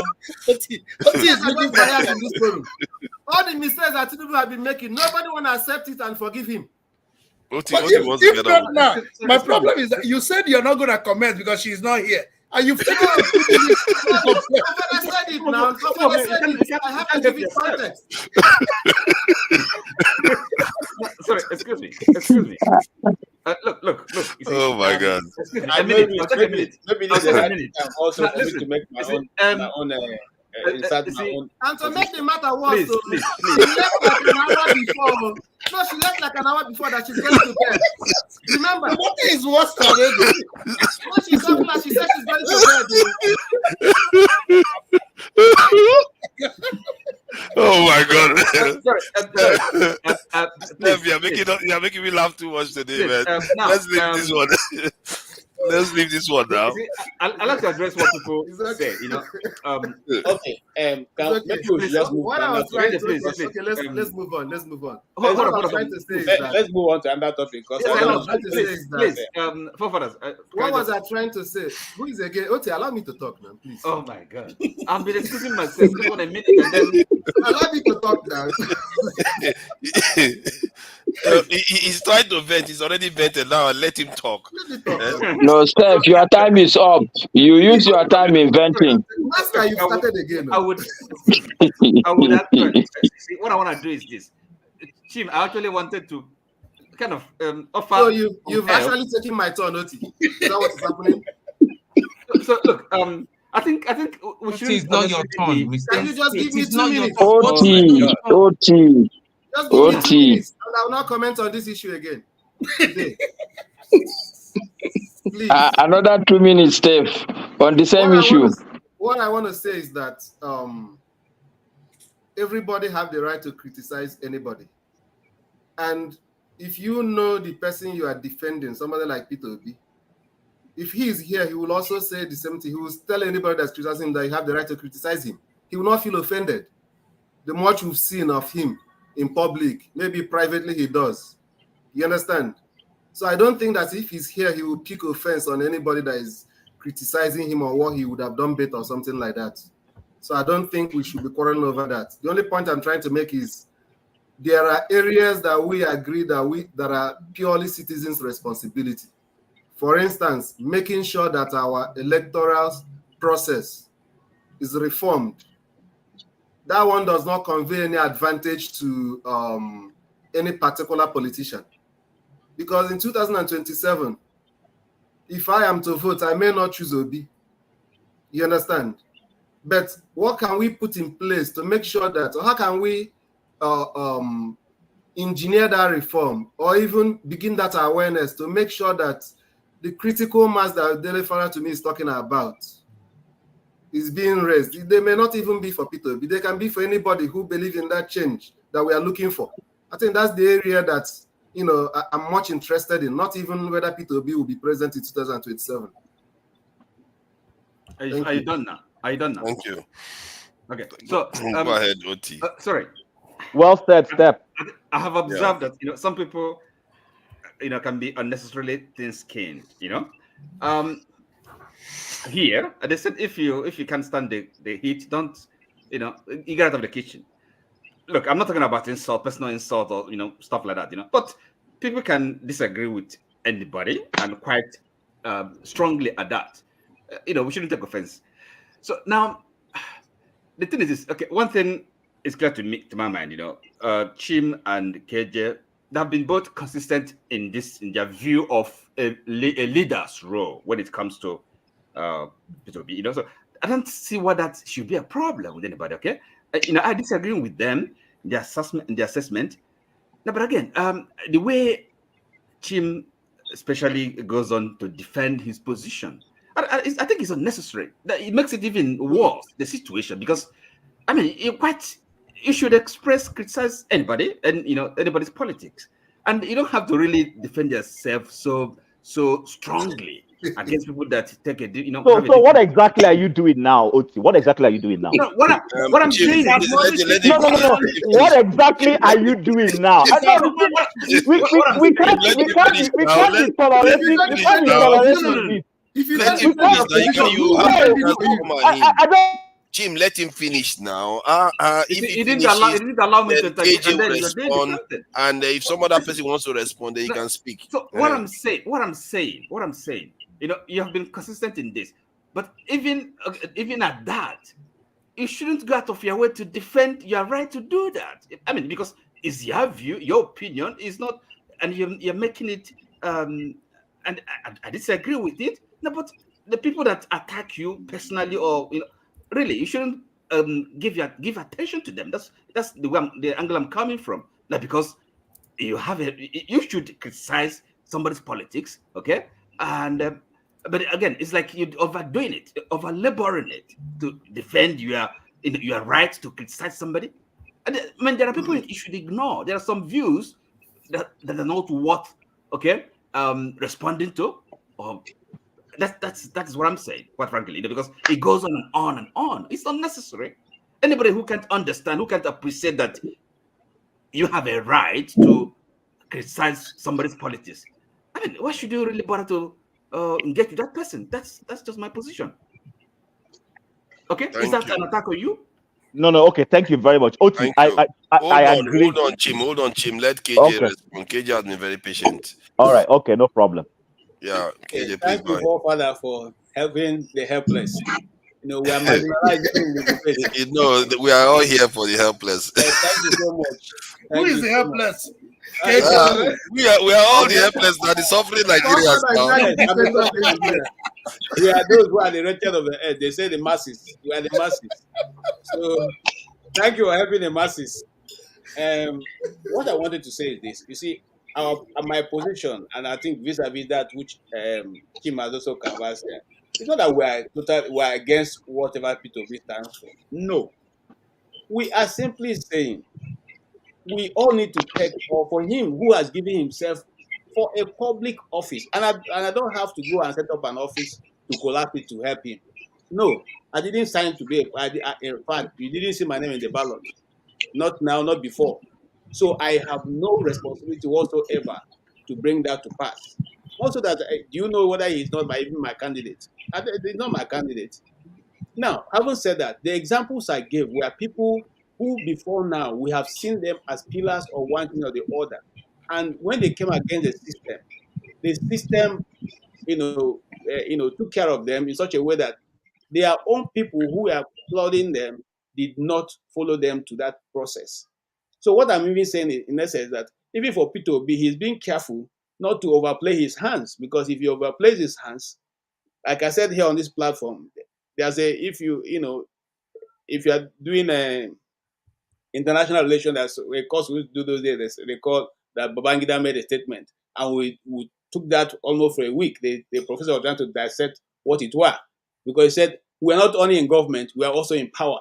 That was a very so being in government and being in power are two different things. You could do anything you want to do with anybody and tell me whatever name you want to tell it, and that's the end of it. So for Peter Obi, I understand his position, but what we are saying is, and which is the major reason for this debate, is that raising a critical mass. We have raised critical mass before in many times. If you remember, there was a movement those days called the People's Front, which brought about the late Adwa and then brought his brother into politics.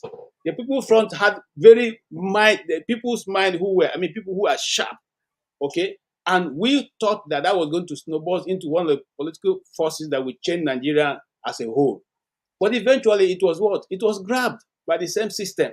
And those people were pieces, and they divided themselves into all kinds of fragmentations, and eventually that didn't come to pass.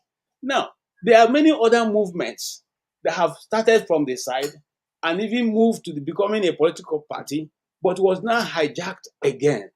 So what we are saying now is this, and which is been the focal point for me, is that, look, you need to find out how you can move within the space of time you have and make a difference for yourself. For yourself. Some people are making comments and saying, we don't need to go to Nigeria. We don't need to form anything to bring anything about. And then we are only trying to say which way it will be easier to run an administration that can bring us to the place where we think Nigeria should be. I didn't mention Abiola because I felt Abiola didn't lead himself, and I want to be clear on this. I didn't say Abiola died for nothing. I only said that Nadeko, which was one of the people urging Abiola at that time to declare himself president, and I repeat myself, Nadeko was one of those urging Abiola to go to that part of Lagos. I've forgotten the name of that place, to declare himself president. The moment he did that and was picked, every other Nadeko member did not support him. If you want, I can even mention names. Okay? Tunde Bakari, I remember going to meet him in prison. I said, look, don't follow them because they're going to lead you and then they'll leave you. That is always, these are public records. I'm not talking about something that is hidden in places. So what am I trying to say here? I'm trying to say, even for Obi, he should be very careful what he does with his time and himself. Okay, because at the end of the day, if he moves too fast, I'm not going to say anything, but there's a Yoruba adage that says that if the sun works too early, the juice of life will suck him. If he goes to the farm too early, the juice of life will suck him. So let's all be careful. Yoruba language is in Yoruba. Yoruba adage is in Yoruba. Speak it in Yoruba. When I reach there, I will let you know.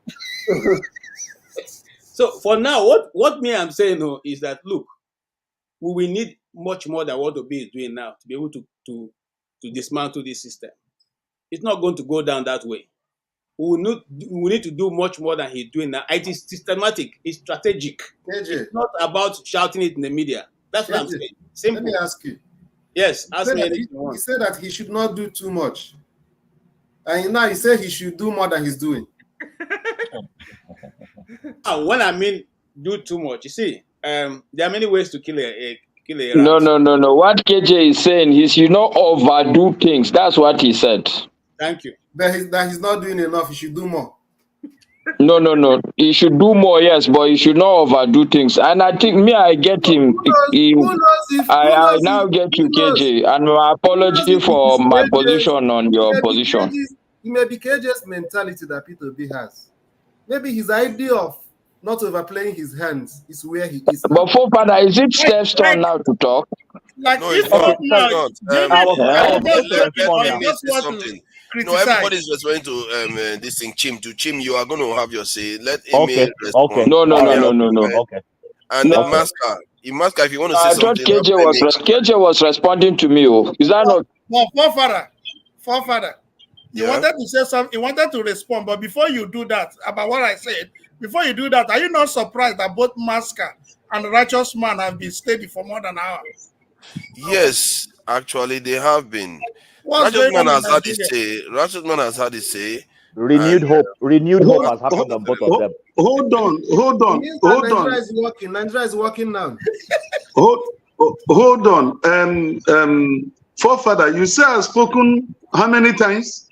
No, once. You 10 spoke times. once. Okay, it's the only one. Once. And Yeah. excuse me, I want to ask a question. And I don't want to sound silly. Please, if somebody criticizes another person and another person criticizes you, so what is wrong with it? I just want a clarity. Because there are some words that are being used here by my brother Uti that is not friendly at all. Okay, If Chim that's fine. criticizes Let's not Obi, expand now. Other which is people are his not going right, to be able to and I criticize Chim, what is wrong in it? Thank Can you. I answer? Can Thank I answer? you. No, you see, that's the problem. Let other people speak so that you right? can be able to answer. Other people need to be able to. Don't worry, Chimi. But The answer. Use the time to even craft better answer that is going to really pain them. Can I answer Righteous Man? Please go ahead. Okay, so this is my position. I don't know why we all want a messiah, or we Are we want jumping somebody people that now? can. When you say are we jumping, actually, I should even be the one. What is even Ime the hasn't said anything since I came in, so that's why. Tony, if you want to say something, I will always come to you. Ime, please no go for ahead. fathers? I think okay, fine. If you say I should do that, I think on what we are discussing is on obese action, right? Am I right? Yes. What we are Yeah, I Was it think really what we are discussing? no, that's not what we were discussing. We're talking about how to the idea is critical mass to transform a nation. How do you go about that? And Chim was arguing that you have to have a movement where you have a leader, and others are saying you don't have to, and things like that. Like others? and that is the truth. Actually, it can go either ways. It can to lead to develop. Look, as I said earlier, I said when there is hunger, a time will come the critical mass naturally will grow. That is one way that critical mass can grow. But if you look at that kind of critical mass, it might be a violent critical mass. So, and I don't know if that will solve our problems, but I believe that can go a long way because sometimes you need such. But where I'm now coming is on the angle of what can Obi do as a person. Now, Obi, when I say Obi, I'm not even just talking about Obi because maybe I like him or something. It could be anybody who wants to now lead. But as of now, Obi is like Do you like the Obi or military. not? Personally, I support him. Okay. You're not like AJ. So, but as I said, I support him. That doesn't mean that if I see somebody who is better tomorrow, I wouldn't support that person. I only support that ideology of what is good. That is it. Now, my point is this: we need, if Obi can, that's why I said, please, I don't know, I need people to understand what I'm trying to say here, that Obi needs to detach himself from what is going to happen in 2027. Like he himself wants to be there. No, he needs to, for him to get that critical mass that will support him in 2027. It's like sometimes for you to gain some ground, you have to slow down that kind of mindset. He needs to develop, to not develop now, he needs to waken people up. And that waking up is not going to be from his mouth. People have heard Obi enough. Obi needs to let some other persons do the talking.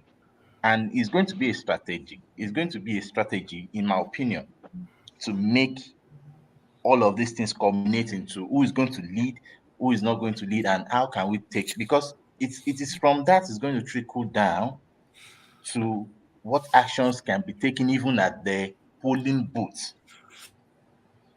What actions can be taken to make sure that the elections are counted.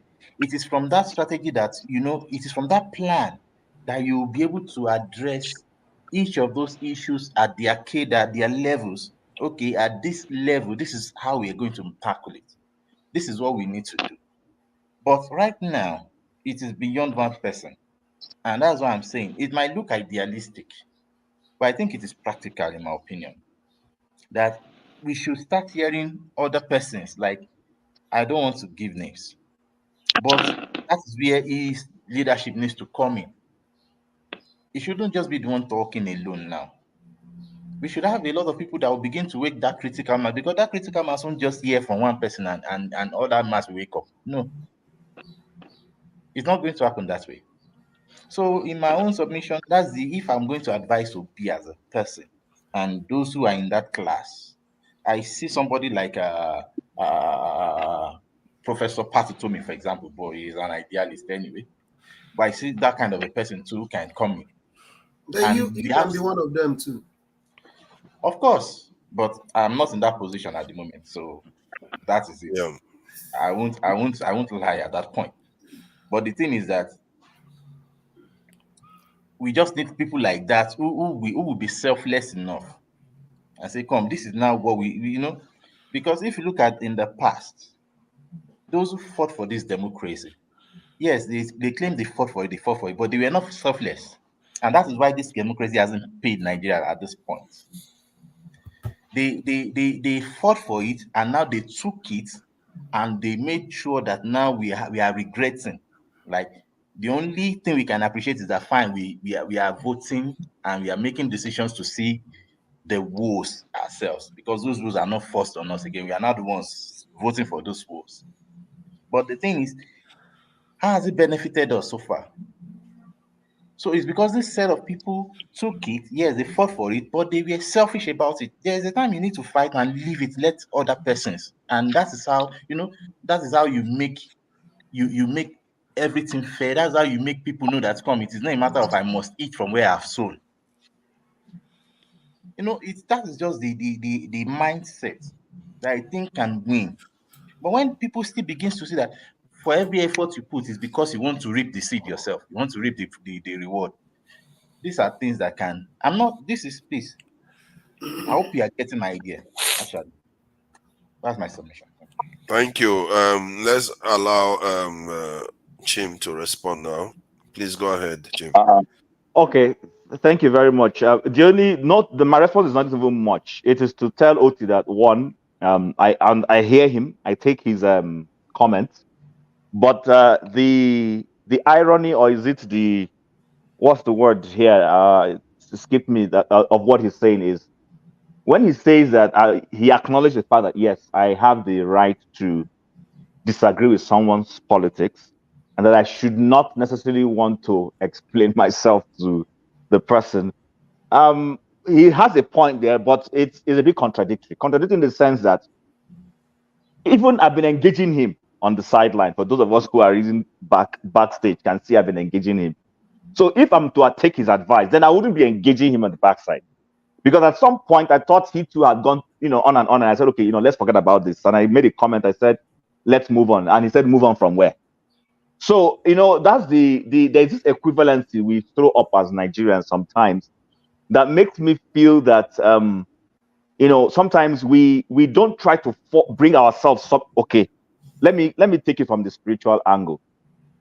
As a Christian who subscribes to the Bible says that God honors his word above his name.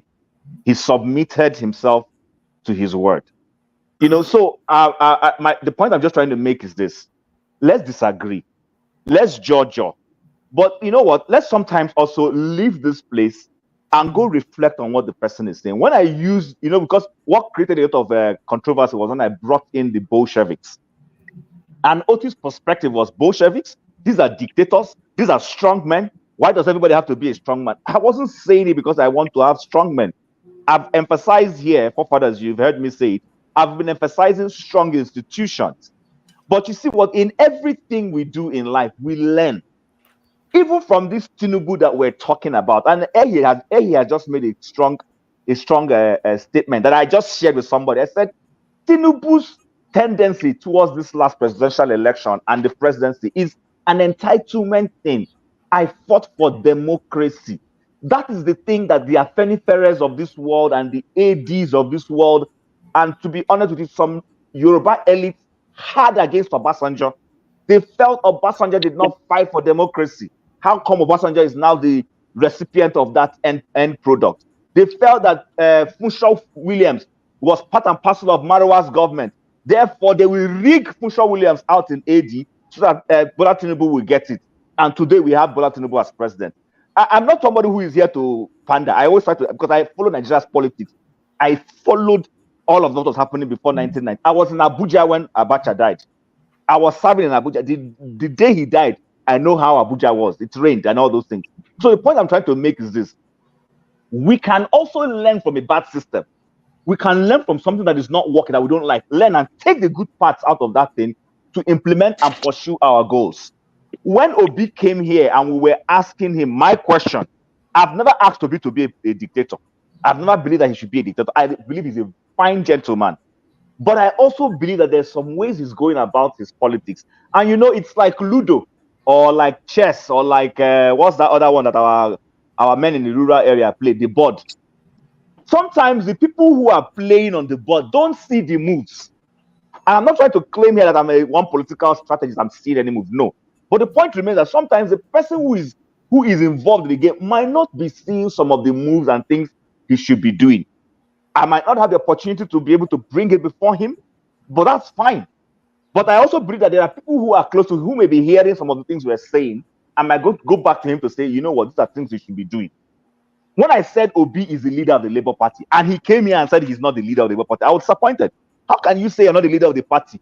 A party whose majority of their candidates to the National Assembly and State Assembly won their seats on the grounds of your good name. You should have galvanized them, create a process where some of the changes you want to see made, they may be few in number, but you know what? If they have a strong voice, they can put pressure on the National Assembly to tweak things that will help us as a group in terms of our constitution, in terms of the next electoral process and all those things. I didn't see him doing that. What I have seen more from Peter Obi doing is visits. I have nothing wrong in he's going to say thank you to the diasporans post-election, or thank you to the voters in the north, or thank you to those in the southeast. I have nothing wrong about that.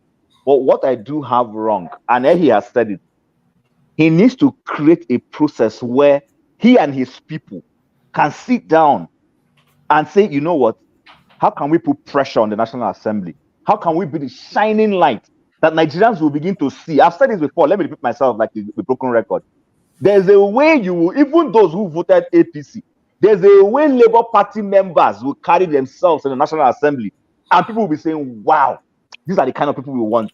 So that by the next election, people will even begin to say, you know what, let's try and push these guys. You know, they've done very well. Let's push more of their candidates in, and this man himself. Right now, that's not what is going on. Yes, my view may sound somehow, but that's not what is going on. I'm not a politician.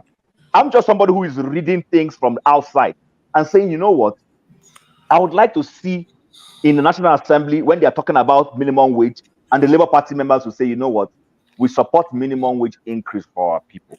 We cannot be earning this mega bucks and our people are suffering. That's putting pressure on the National Assembly. That's a minority putting pressure on the National Assembly.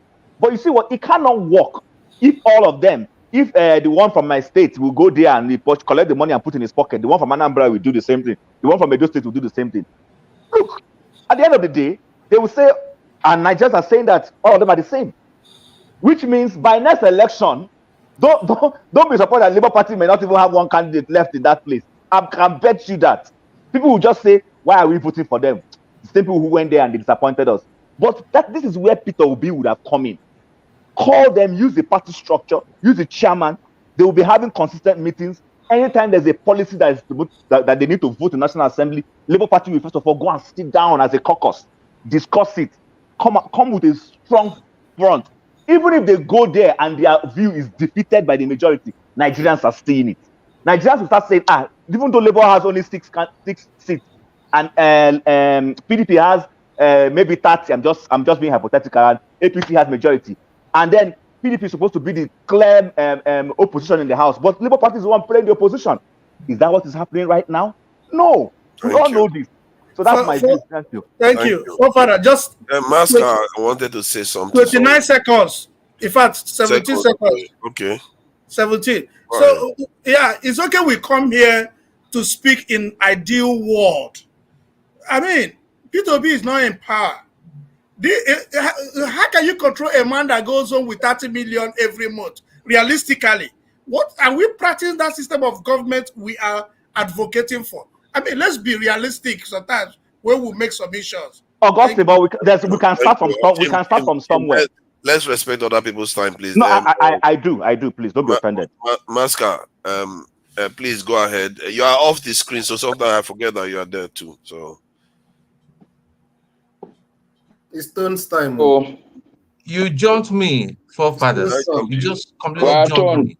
Let Ton speak. I will not join issues with Ton. He is a respectable member of the panel. Exactly. Ton, please go ahead. Okay. I'm going to align 1,000% with him. It's often said that he who comes to equity must come with clean hands. And we all know that what that stands for. Within the Labour Party, nobody is criticizing Obi or saying that he's in power or anything. What we're saying is that we need to see a system that is being built organically to challenge these people and to get them out of power. We're not seeing any of this. The Labour Party is in a mess.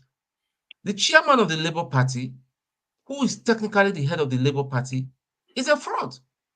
Let's call a spade a spade. I want to go and fight. You can't use negativity to fight another negativity. We've not started it out. Obi is defending him. Is covering. It's like just covering it. How do you know that? We see. How can you say that? Are you sure about that? He's defending him. Oti, no, let me and you do those bars. So I'll be respecting you, please. But I think you should substantiate on it. Let me talk. Exactly. Are you sure? Right. Are you sure about that? You're just making a statement. Right. Okay. Allow him to speak. We need to see that happen. That's just simply the Labour Party needs. There's a lot of issues within the Labour Party, and if you do not address those issues going forward, it's just going to be another mess, even messier than before. We're talking about judiciary, who appointed this the Chief Justice. Now the Chief Justice has appointed his family members. Wike's wives I know that they are judges and all that. So listen, let's wake up. We're not saying that Peter Obi is incompetent. I personally, this is my own opinion, and nobody should start saying wah. It's not. Listen, for me, it's not about Igbo. Whether Peter Obi was an Urobo man and all that, but because of it, it's all about what he stands for. I can't care less where he comes from. I personally would have wished that Dati was the presidential candidate. I believe he will do more. It's like the man. It's like the man is scared. The man is scared. I see. So that's because just he's not speaking loudly. My take that is that the strategic silences that we get from P2B sometimes is a little bit disturbing. You guys, and let's make no mistake about it. There is silence because when you say, "Oh, you cannot do everything," we are here every Sunday. Sometimes when we are here when things are happening in Nigeria, we'll be saying, "Well, you know, I was here on this platform when some Southeasterners were being attacked during the election and all the rest." You don't see them coming out. Personally, if I was a candidate then, I'm like, hey, what's going on in the country? Let's calm down. We are all the same country. But you don't see them coming out. They remain quiet while the streets burn. Southeasterners attacked by whom and when? In Lagos. We are on stream here. And I remember when Igbo Basic was in tears on the channel here. And they were showing the videos. And you don't see our leader. During that time, MC Oluomo was framing. You didn't see Wole Soyinka. I didn't see all of them remain quiet.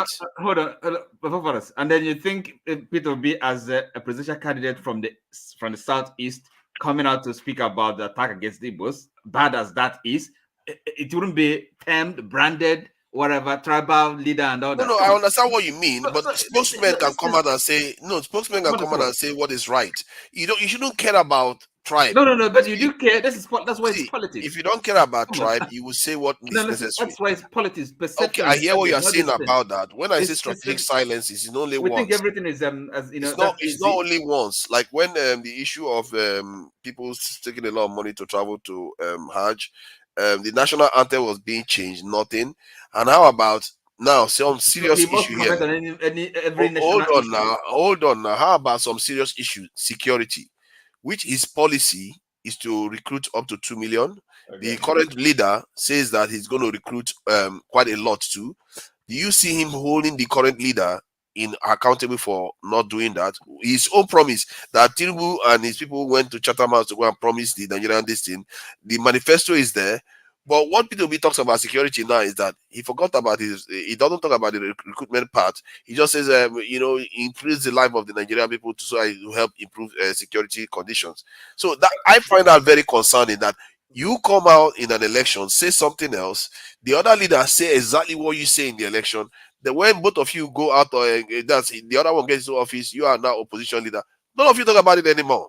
And 5,000 people have been kidnapped in that 1 year when all this is happening. 5,000 has been kidnapped. Can I ask a question? So are you saying that P2B is the official position and he has a full-time job? He doesn't have any private lab. He doesn't have his private business. So a full-time job of the opposition leader to be commenting on every national issue. And by the way, there are other parties. It's not like Nigeria has only two parties, a two-party state. We have other parties. We have the PDP. So why must he? I mean, one person sometimes on every national issue he has to comment. And but OT, but that's this we can't eat our cake and have it. They like say when people are gentlemen, they don't respect them. I learned by the things I suffered though. Yeah. Also join me to the market as a madman. Let's start bragging. No. Augustine, thank you for joining us. You are a gentleman. Don't join the rough crowd. Please, Tone. My brother Tone, please. I want to ask you a question based on the information you dished out here twice.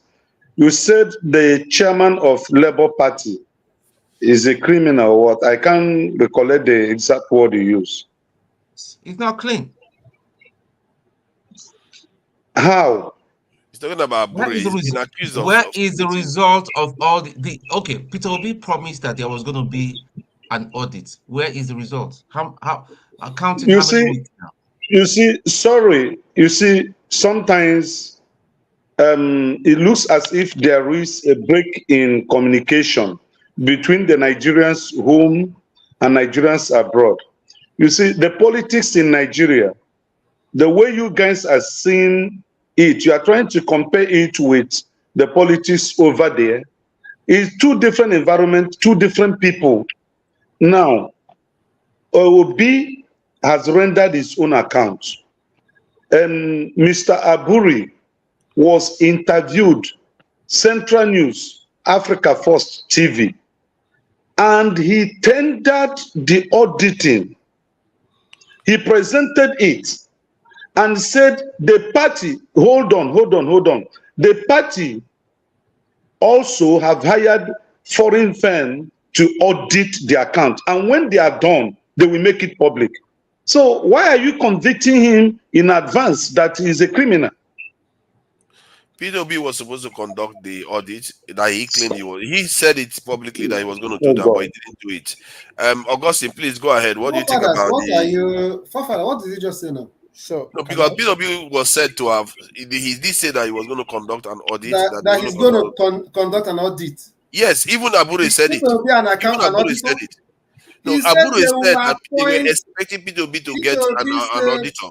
P2B said they will appoint a credible auditor. Yes. He said he's going to audit it himself. And what Righteous Man said then is that Abure said that they have appointed an auditor. He didn't. Yes. It's not Abure that appointed the auditor. No, So but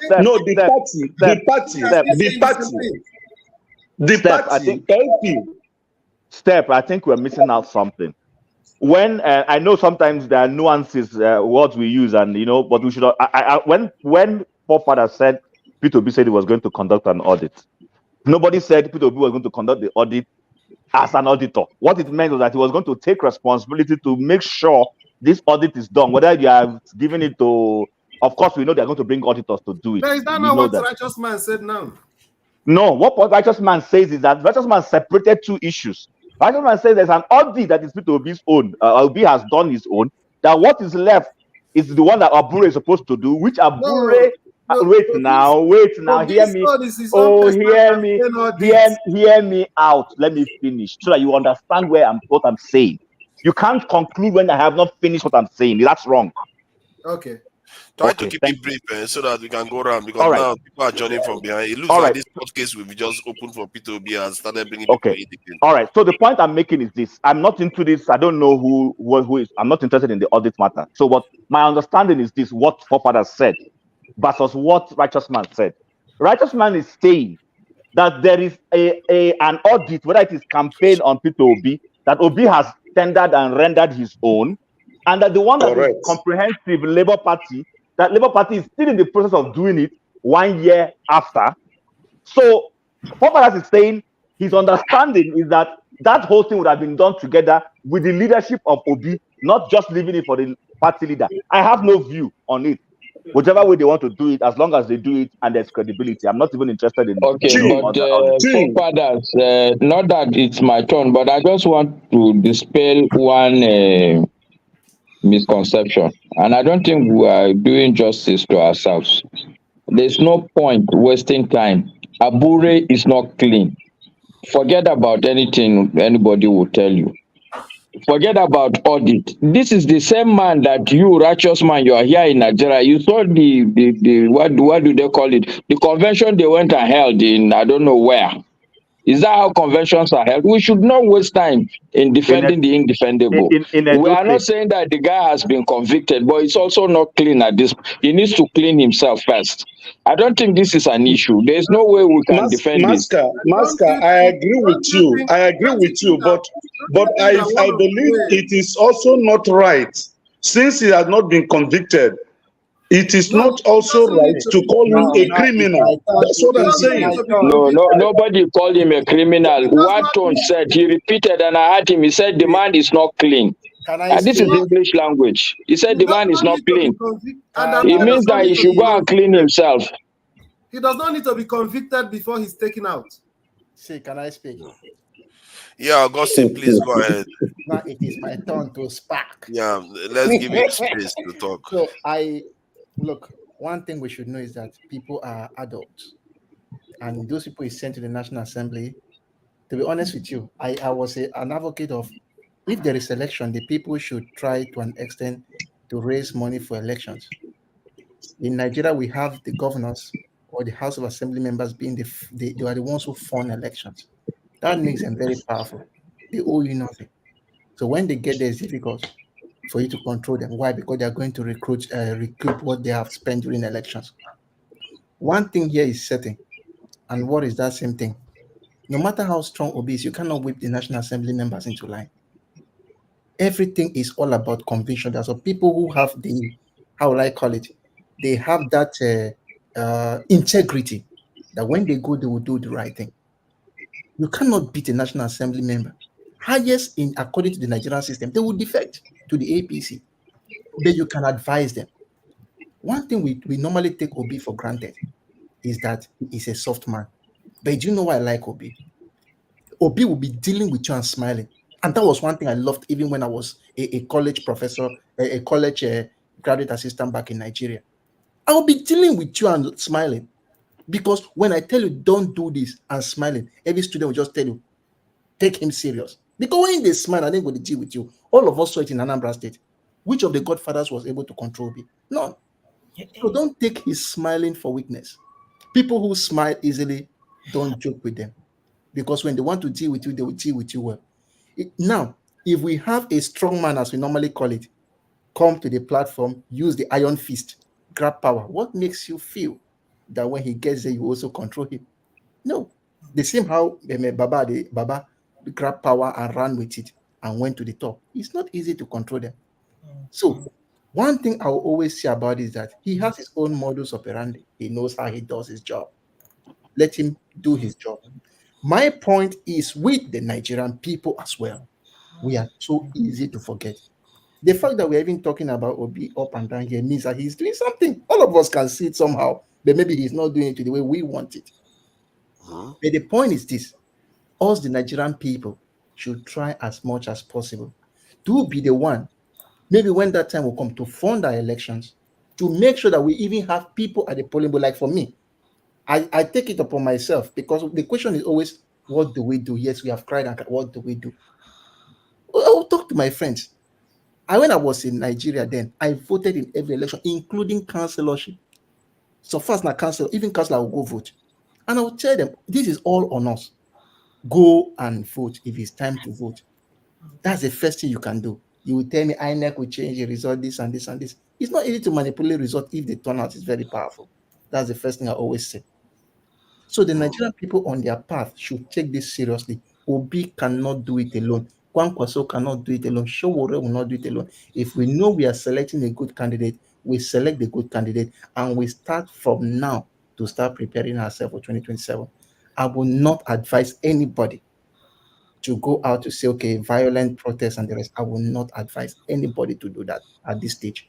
The courts decided that it is Tinubu that's defined. The only option we have is the ballot box in 2027. Because if you force somebody who leads a revolution there at this point in time, the next question you ask yourself, when he gets there and becomes somebody who came to power by a revolution, what makes you feel that he will do the right thing? That won't happen. But if somebody comes to power in the right way and the people pushed him there, it's like Alex Oti. He came to power the right way, and you can see that the people love him.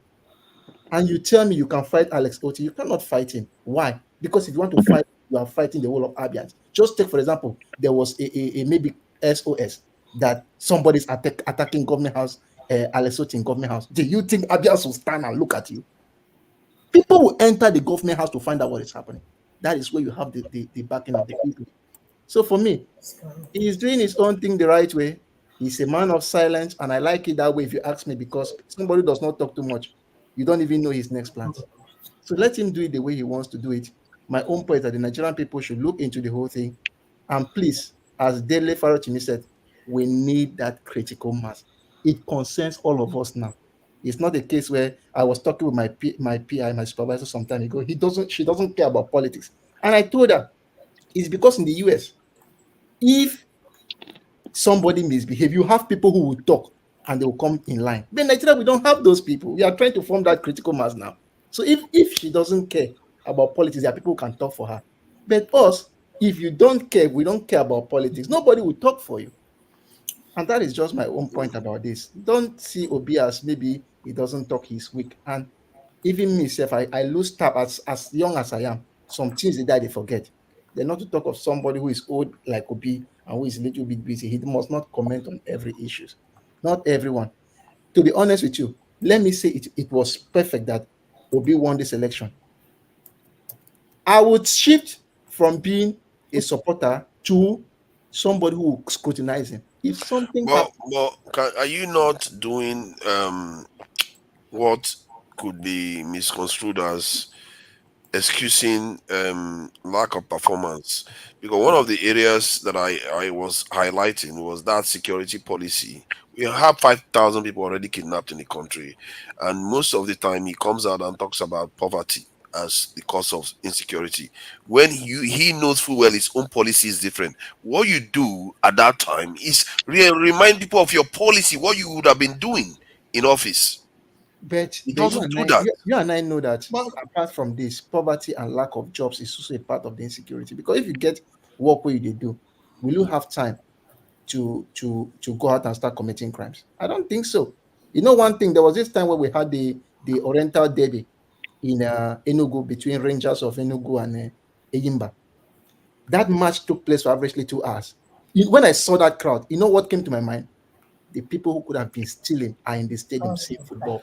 So because they are seeing football, when they finish watching match, they go and steal. How about his policy? No, look at what I'm saying. The people who could have been committing a crime, within that 2 hours, they will be busy seeing football, meaning they cannot commit crimes. That was what was in my mind that day. Therefore, if you get the people busy the security will come because everybody is busy. Augustine, sorry to say, this is such a simplistic approach. Billionaires, they are criminals. This crime is also a human trait. It's not just poverty. But it, yes, no, I no, know. no, no. You don't have any scientific proof Yeah, about correlation. that. Even if you Augustine, like, Augustine, sorry. Both you two Augustines. Just this afternoon before Serbia played England, the English fans who are wealthy enough to travel from England to Germany were busy throwing bottles and destroying things with the Serbian fans. Crime sometimes doesn't necessarily belong to people who are poor. That is when you know that some people are liable to crime. You pick up those people. You should have a limiting factor. Remove all those who have the crime in them. With what now? With no, food? that's what I'm trying to say. If you get averagely, you, as I said, you always use that term, leave people out of poverty, give people small jobs. The person who commits crime, then you know that he's how will I call it? Crime is endemic in him. So yeah, but how do you address those ones that with food? That's my point. He has a policy to deal with that, but it's not It's like highlighted. saying that there should not be police in America. No, because there's no hunger. It doesn't work. Police in America. Okay, let me ask you. Don't get me as wrong. well police that America is today. Forefather, there is a lady in our midst, so let's recognize her and give her the slot. Oh, if she wants to speak, she's always free to speak. She knows the rules now. If there is unemployment rate of 30% in America now, what's going to happen? Exactly. It will get worse. So my point It's is not that either let or. us solve one part Physical first. presence of security, man, Do you is know why? important. Can I just Providing job is also important. They go hand in hand. To talk. So that should be the line we should all toe. If we are talking about security, we agree that yes, economic well-being is important, but you need to enforce security also. And these are the fundamental issues with the country, because even look at the election now. Are you suggesting that Tinubu is poor? If he rigged the election, is it because of poverty? It's not poor. Or is rigging election not a crime? It's a crime, and that is why I said some people crime is endemic in some people. Let us start with the basics first. The Tinubu rig election. So the example is even to his credit. The example is to support Augustine's position. The Tinubu rig election. Please, there's one thing we need to note here. If everybody is comfortable and have people commit crimes, then you are very sure that this one commits crime and should be sent away. That's very simple. But a situation where, if I catch somebody who stole maybe a tuber of yam, to even flog that person with Augustine, I think you are defending the indefendable. Honestly, No, sorry, you are defending the undefendable. Let me just add my voice here. Let's, this idea of it is scientifically proven. Anywhere you have poverty, you will definitely have crime. So what P2B is changing here is, instead of pushing Nigeria forward, you have done so many things backwards. So crime has increased because people are looking for survival. Augustine, let me finish. If you map security everywhere in Nigeria, put camera, the whole street in Nigeria, people will steal to survive. They've landed, right? What I'm saying is that what Augustine said is true. That if there is poverty, the level of crime will go up. But that cannot mean that if you take away poverty, you take away crime. And forefathers' point. That's not what I'm saying. So then what? There's no need to make that point if that is not what you're saying. Wait, Augustine. Augustine, let him finish now, because that point is important, so you can understand where he's coming from. Masker, finish. Just hear me, Augustine. Okay. I'm simply saying that there's no need for argument, because what forefather is saying, or he's supporting, the basic argument is that Peter Obi himself said for proper security in Nigeria, we need to hire more security personnel. Okay?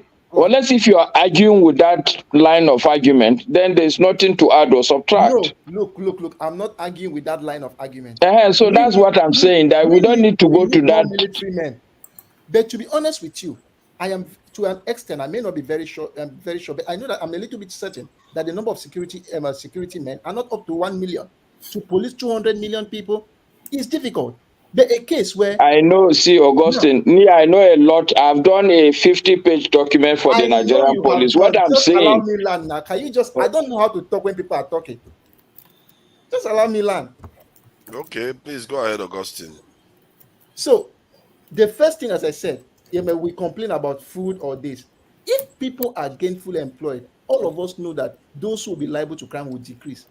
Then the number of people we have as security, it is very true that we need them to increase. To be very true, we need them. We need the amount, the number to increase. That's also part of employment from the government. And then we can now talk of, okay, we have security in the land and everything goes very well.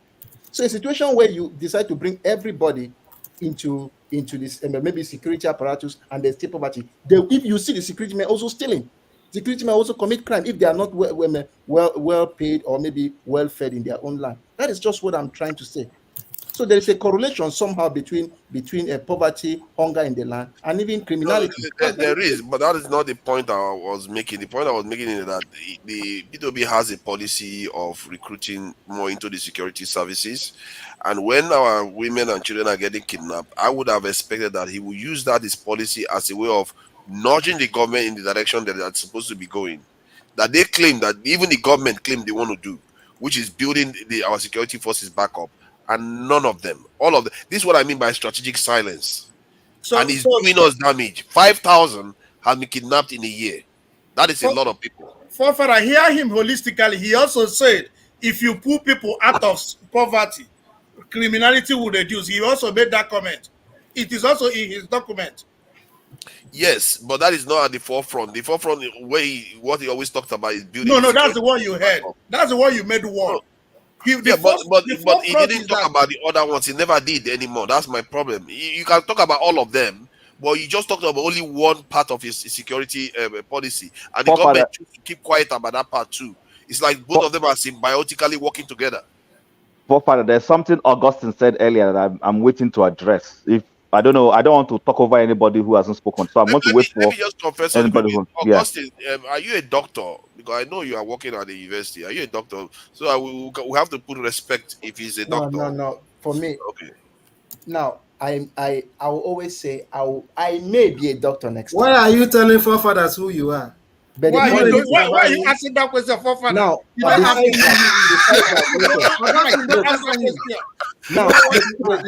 maybe I shouldn't have asked then. To be honest with you, I am the person. I want to give him the respect that if he's a doctor, so call him a doctor. Tell us who you are, forefather, so I can give you respect too. I'm not a doctor. And I hate praises. That's one thing I don't like in my life. If you praise me, you become my enemy. Yes, you shouldn't. Hear him now, forefather. But he deserves to be called my title. He deserves to be called my title. If you praise me instead, you become my enemy. Now you're justifying forefather's position why he has kept his identity hidden.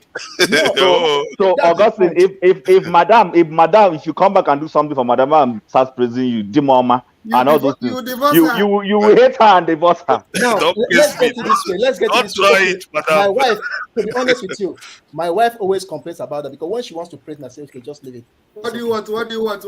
Ask her, because I believe that power must leave you.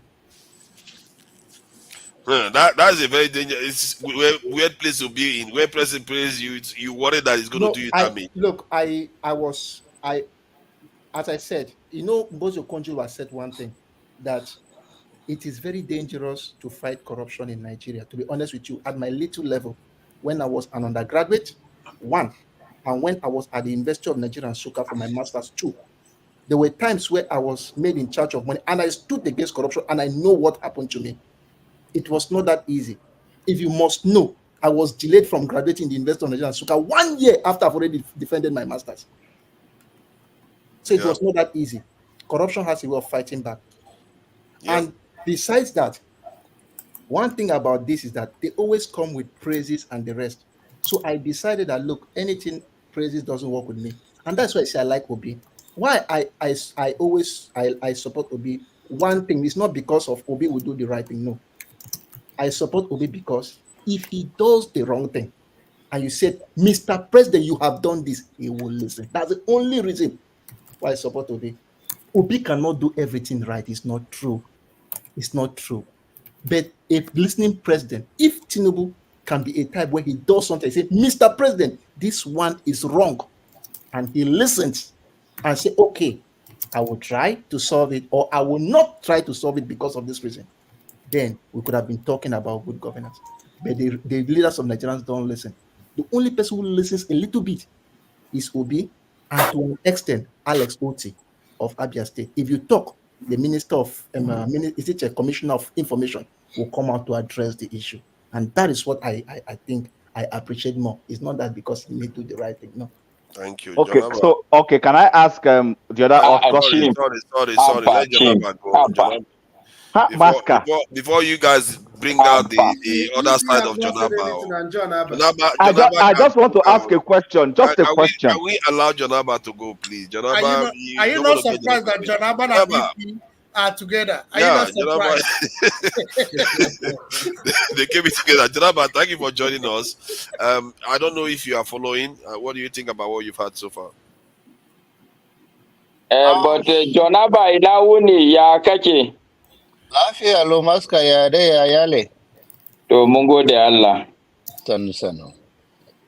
Thank you for having me back again, gentlemen, and a young lady here, Ify.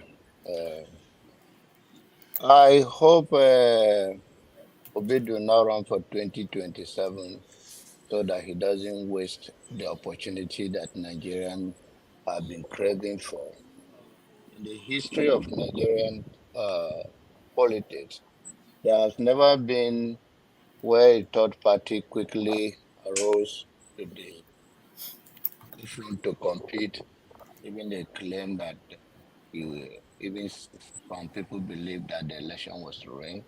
It's because of the energy. Nigerian people are tired. They are desperate for a change. But here you have also a gullible followers who believe that he is a saint, and the good thing is that he is not a saint, and he believes he's not a saint. But his only thing is that our gullible society will believe that everyone that come before us are better than us, and that's the damage that Nigeria has done to so many Nigerians, that we lost our self-esteem, and we talk about a single human being like it's God over us.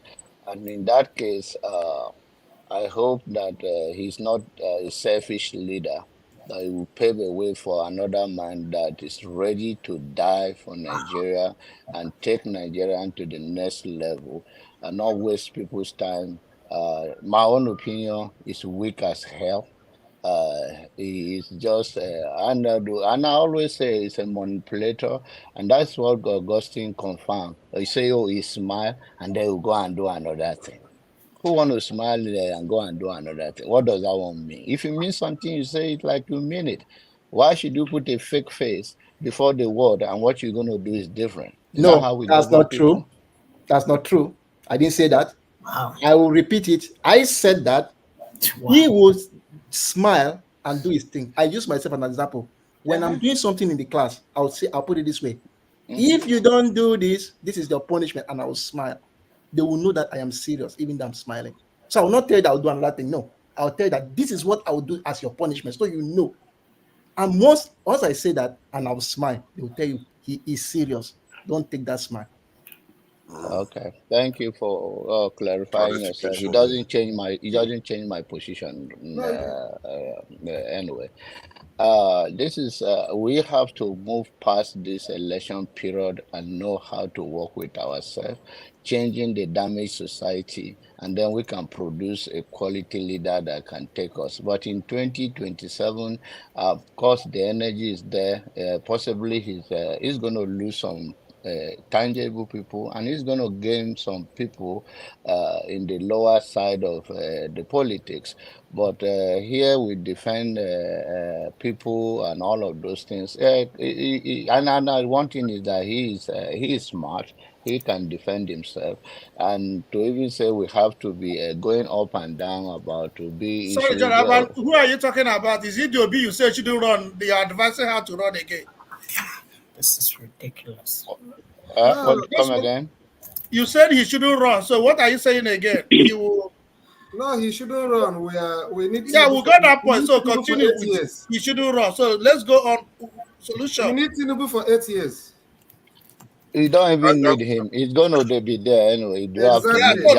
Are you the one that asked him to be there? So why is you have to need him? I'm talking Well, we about need putting him. Why don't we need him? We need him. Okay, whatever. What you're going to understand is that we cannot be having this debate. The whole world is watching us, and the only thing is that those that is going to defend him will defend him, and some of us that are going to criticize him will criticize him. Just be man enough to take the criticism and also stand on your ground. Don't be going back and forth with who does not agree with you, who agrees with you. That is not how politics. In the late cycle, they are all the same people. They are just struggling for power and transfer of power from one person to another, and who they think is soft enough to be manipulated. So the issue is that we have a lot of issue going on the ground in Nigeria. That of course we need a decent and strong leader, and we are lacking that right now, and it's a waste of energy and resources. To some of you, I told you so before, and I'm telling you now, if in 2027 you go back again, you still get beat up by the system. And the good thing is that the conscience of those people doing it is not beating them down, because the person that is also going to be the opposition is no different from them. He just is a smooth talker, and some of you are coming here to defend him all the time and all the time and all the time. Well, yeah, he's going to make name for himself if he win, and it's if. So it's not going to change so much. It's you and I that will look at ourselves and do the little thing we can do. And I believe we are all, as a good citizen, are doing it in one way or the other. Let's keep that underground work and the ground with relationship within ourselves to address our issue as a human being, not as a politician. Politicians come and go. Quarter 8 years, the problem of Nigeria will still remain the same if there is no fundamental change or a radical change. So we have to work on ourselves as a people, how to get along and how to hold each other accountable, and then be man enough if you are caught or if you have been addressed in one way or the other, you know you were wrong, say I'm sorry. A real man say sorry. It's not that you bring somebody that he make his hand as a sign of F word, and today is the one graduated to be hosting us. That is the reason why Nigeria will not go forward. We cannot reward somebody that have such character, a very backward character, and we are now, which means we are now say, oh, bad behavior is welcome. If you can bull people and say anything you want to say, you are welcome. You are the leader because you can bull people, and we don't have principle. What you go for A will not go for B. What standard are we setting? What message are we sending to the world? This is the man that practically says he's not going to apologize for making the F word a sign. And today he's our host. That is the mission of Nigeria. And the issue you are asking what Nigerian will be. That is what Nigerian will be, home and abroad. It's a man and women of on principle who can be tossed to and fro, and yet they speak so sorry, bogus. Forefather is hosting. Are you addressing Forefather? Let's get to you guys. The I'm international world is addressing watching. Ferrari. will host next week. Next weekend. I'm addressing Ferrari, and No, he sir, knows because Forefather is yeah, hosting. you cannot ask me. You are not God. You are not forefather, and you cannot ask me that No, because question. the Just international expect. world is watching. I That's know what I'm saying. and I already said, and the international world know who did the finger. Okay. If they are following us. So we cannot be a joke and then come and be pointing finger. We are weak as hell, and let's keep our weakness until Jesus come and take us to heaven, or Muhammad take us to the Allah on the other side. Even Thank Jesus you. and Muhammad, if they come, will not accept them. Okay, thank you, Ify. I don't know what you think about what you've heard so far. Thank you for joining us.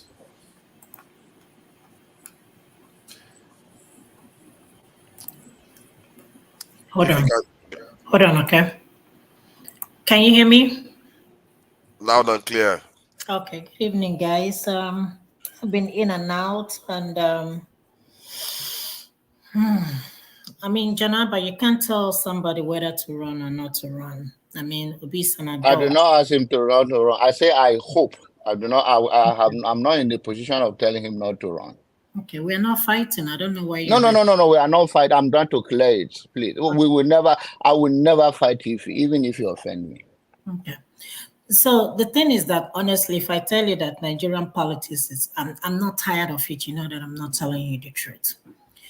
The only thing I can say with this government is constantly borrowing money. We were recently approved how many, is it billions? How many $billions? I can't remember, but such amount of money. What they're gonna do with it, I don't even understand. The ones they have borrowed, what they did with it, I cannot even tell you. My concern is that we're talking about minimum wage, but we keep borrowing money and we cannot even sustain the people that are actually doing the work. I think they said that they have approved Tinubu to buy a private jet, another jet, and also what's his name, the vice president. Yes. But I'm still wondering why can't they? This is what I don't understand, and that is why we will never move forward in that country. We have a lot of. I'm not even going to say tribalism. I think we are not honest, or rather we're not telling ourselves the truth. We have liars. Our politicians are crooks. That is the only thing. That is the only way I can address them. Why we keep on borrowing all this money? Just between the time he took over up until now. Do you know how much they have borrowed? And we haven't seen the effect of that money they have borrowed in our economy. Instead, people are suffering.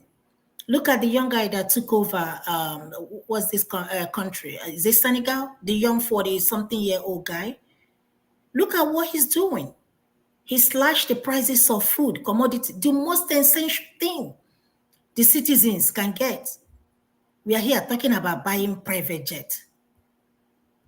We are here talking about not even improving the lives of the citizens.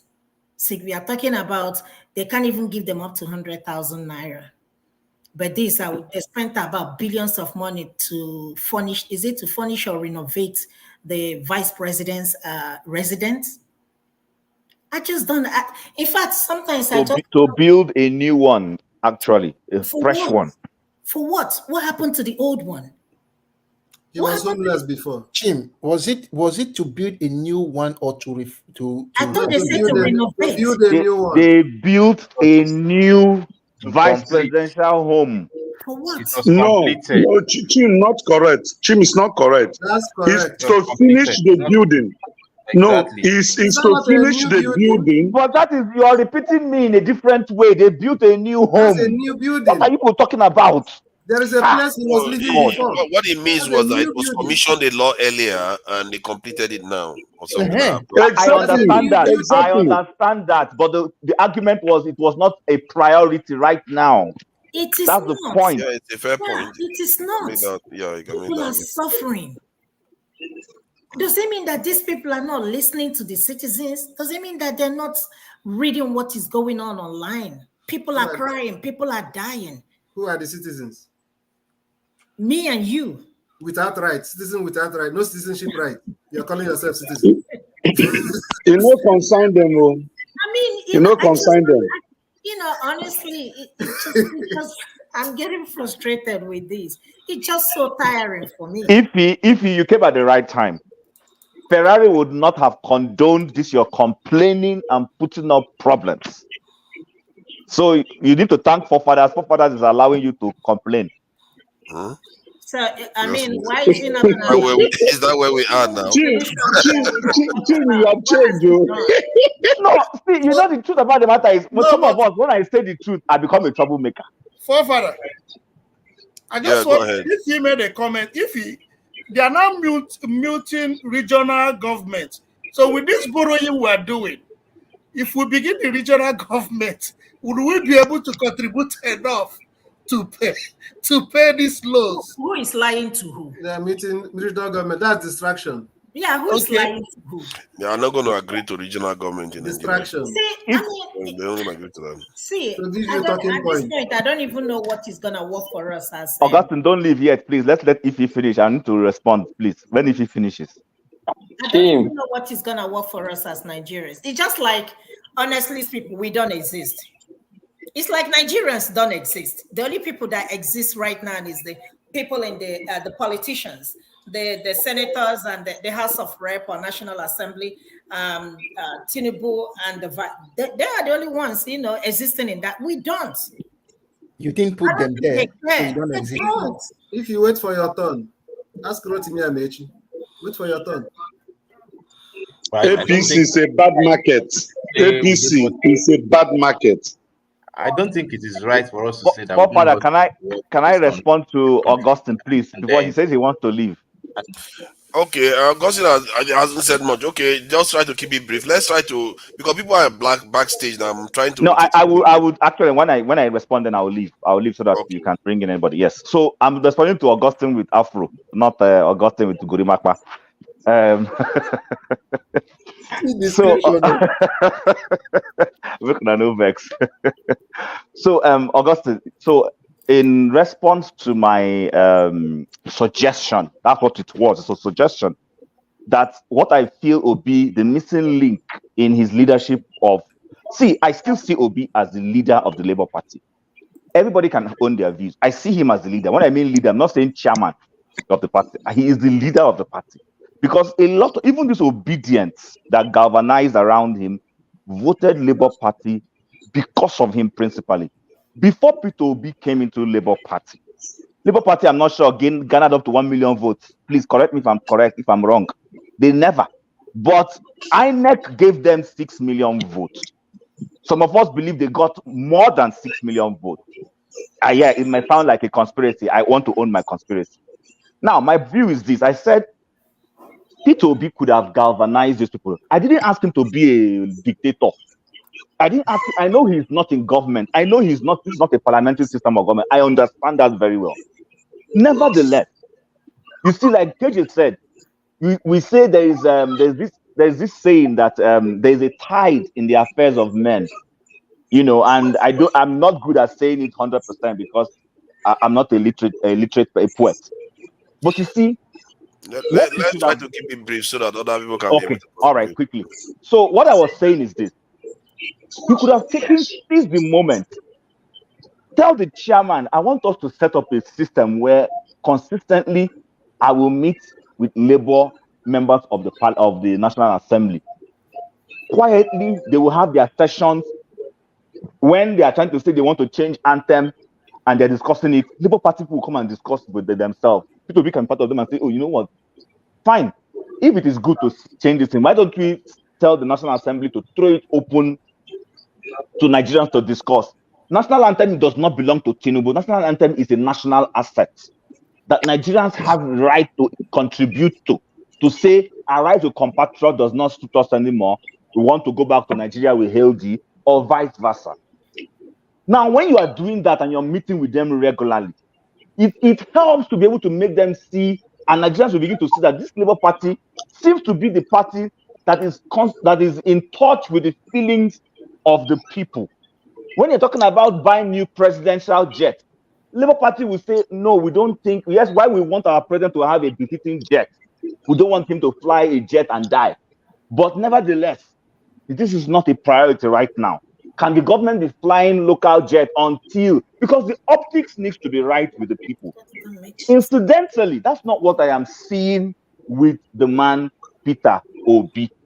I am not saying he's a bad person. I'm only saying there are some moments he could have seized, not in a dictatorial way. I'm not asking for a strong man. I'm asking for somebody who will begin to, help these people begin to see why they are serving the people.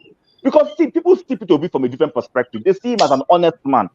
They see him as somebody who feels the feelings of the people. But his members of the National Assembly that belong to his party are not being perceived in that way. They're being seen in the wrong way.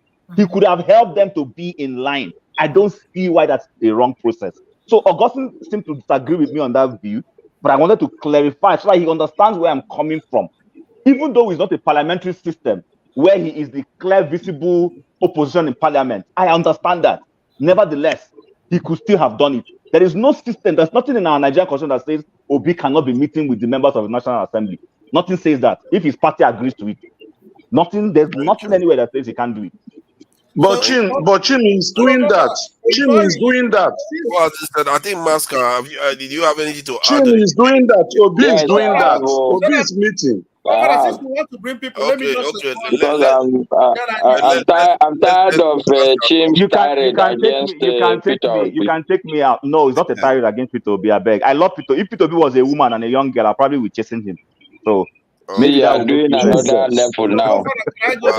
All right then. Okay. Anyway, so yes, okay. It's a difficult one for me. I agree with what Chim is saying, but I think he's coming from the wrong place. In my mind, I think the little I know so far of Peter Obi, this is strategically who the person is. To ask somebody who is a silent operator to begin to sound like who is a noisemaker in our polity now that I can think of. Okay, the people I know, most of you won't know. But Peter Obi will never be the firebrand politician. The man that is insulting everybody from the, okay, fantastic. If you are expecting Peter Obi to be like a Femi Fani Coyote, you are missing the point. He is never going to be like that. He's going to always carry his affairs with decorum, with tact, with measurement. And I believe these are strategic directions the man has taken in his life. This is who he is strategically. That's why I think him is coming from the wrong place. He's thinking that, oh, the man is temporarily being silent. This is who this person would always be. So asking for him to be something else, I think, is just a waste of time. And the reality is that you cannot expect every leader to be of the same guile. This is the truth. It's up to you to decide, okay, I like this man, or I don't like him. Do you think that based on that quality, he's the kind of person to transform the nation? The reason why I ask this is because, like in the UK now, we have somebody they call Nigel Farage. And if in many European countries you have opposition leaders, but they are a lot of more, not necessarily confrontational, but they are always like checking the government constantly. Everything the government does, they are checking them. It's almost like part of the job, really, as an opposition leader. And I feel like in Nigeria, it's not happening. So not necessarily that if Peter Obi wants to be as he is, should he just remain quiet? This is what I'm saying, and this is where we all miss the plot. It's left for Nigerians to like him or not to like him. This is who he is. Good. Okay? The idea that, because let's say, what was the man, this man that was Minister of Information, Lai Mohammed, to expect Peter Obi to be a Lai Mohammed is not going to happen. It's not. It will not happen. It's up to Nigerians whether they like the man as he is or they don't like him. This is the bottom line. The man does not agree with the policies, but he's not going to every day be in the TV to criticize government. It is not in his character. Even when he was contesting, he's not criticizing his opponents. People should see that and understand that for what it is. I'm not saying it's good, I'm not saying it's bad, but I'm saying that strategically, look, you see somebody who is quiet. It's either you want to befriend him like that, or you don't want a quiet friend. That's what it is. So I'm not talking about personality. I think people are missing. We're talking about personality. Is silence on important topics like you were supporting before about security, about the national anthem, on critical things like that. You remain silent. I find that disturbing. Yes. Forefathers. Okay. No, sorry, I beg. If not now, please. It's my turn. Don't. Is it your turn? No, that's true. That's true. Yes. Who gave him the turn? All right. So the bottom line for me is that Nigeria should make up its mind whether they like Peter Obi as it is or not. This is who he is. This is exactly what happened during Buhari's time. People from the south are not very conversant with what happened. But people were thinking that when Buhari becomes president, he'll be a different person. You see something going wrong, you keep quiet.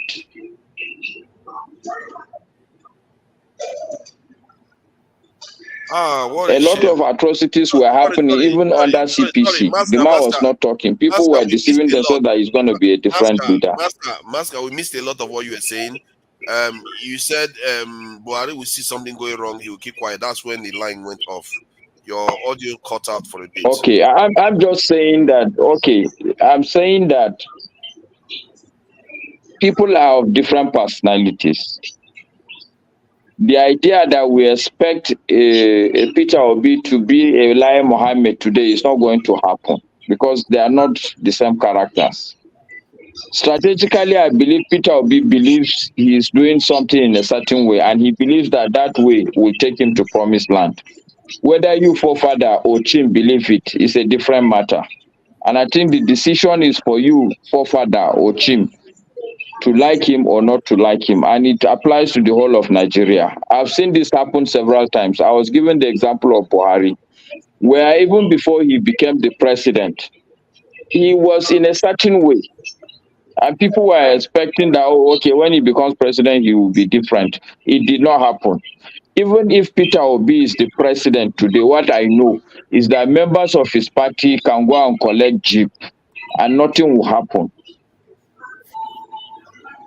The idea that because he's not in power is no, you go and look at it. If you look at it, it's inside Labour Party now. No, wait. He's inside Labour Party. Isn't there a crisis in Labour Party? What has he done? Or does he need to be voted into Labour Party? No, this I'm a bit curious. Who is Master, he has done a lot. He has done a lot.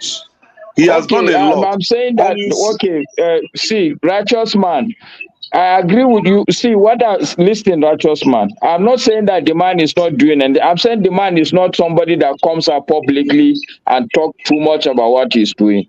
As simple as that. You are very correct. You are very correct. His strategy. It's not his strategy. This is all I'm saying. So even when he is the president, Labour people will do something. You will not see him coming out and calling people out like that. Peter Obi will not be calling out people like that. Go and write it down. It's just my opinion, but this is what I believe. But anyway, the key point I want to make is that even the Peter Obi, even if we elect Peter Obi, are we suggesting that the life of Nigeria is only 8 years again? Because Peter Obi can only rule for 8 years. So after 8 years, then what happens? Because we seem to be hovering only about Peter Obi. If this country is to progress, the discussion has to be over and above Peter Obi. That's true. That's true. Yeah, but within that 8 years, Peter Obi would have strengthened our institutions. Forget it. You know, okay, very good. I am happy you raised this. Forefather, please, you have to give me like 6 minutes so that I can address this institution this man has raised. 6 minutes. This is the first time you've ever asked for 6 minutes. I second you. 2 minutes. 2 minutes. 2 minutes, forefathers. This is the first time Pascal has ever asked for 6 minutes. If you give me 6 minutes, he has something to share now. Should we give me 6 minutes? It's also wrong. I think it is wrong to say that Obi doesn't talk about insecurity. If you check his Twitter handle. No, sorry, it's my turn now. I mean, if they say my turn has finished, I can keep quiet. I'm only just putting the point. Okay, 30 seconds. 30 seconds. Yeah. That's what I'm saying, that for you to say he doesn't talk about insecurity, maybe it's because maybe you've not been hearing him or you've not been reading him. Go and check his Twitter feed. You know that he talks a lot about insecurity. That is what I'm trying to talk about. Thank you. Yeah, I know he talks about it. It's what he says. Must he be the way you want him to talk about it? Not the way. It's his manifesto. See, this is the problem now. Forefathers. Yeah, please. I just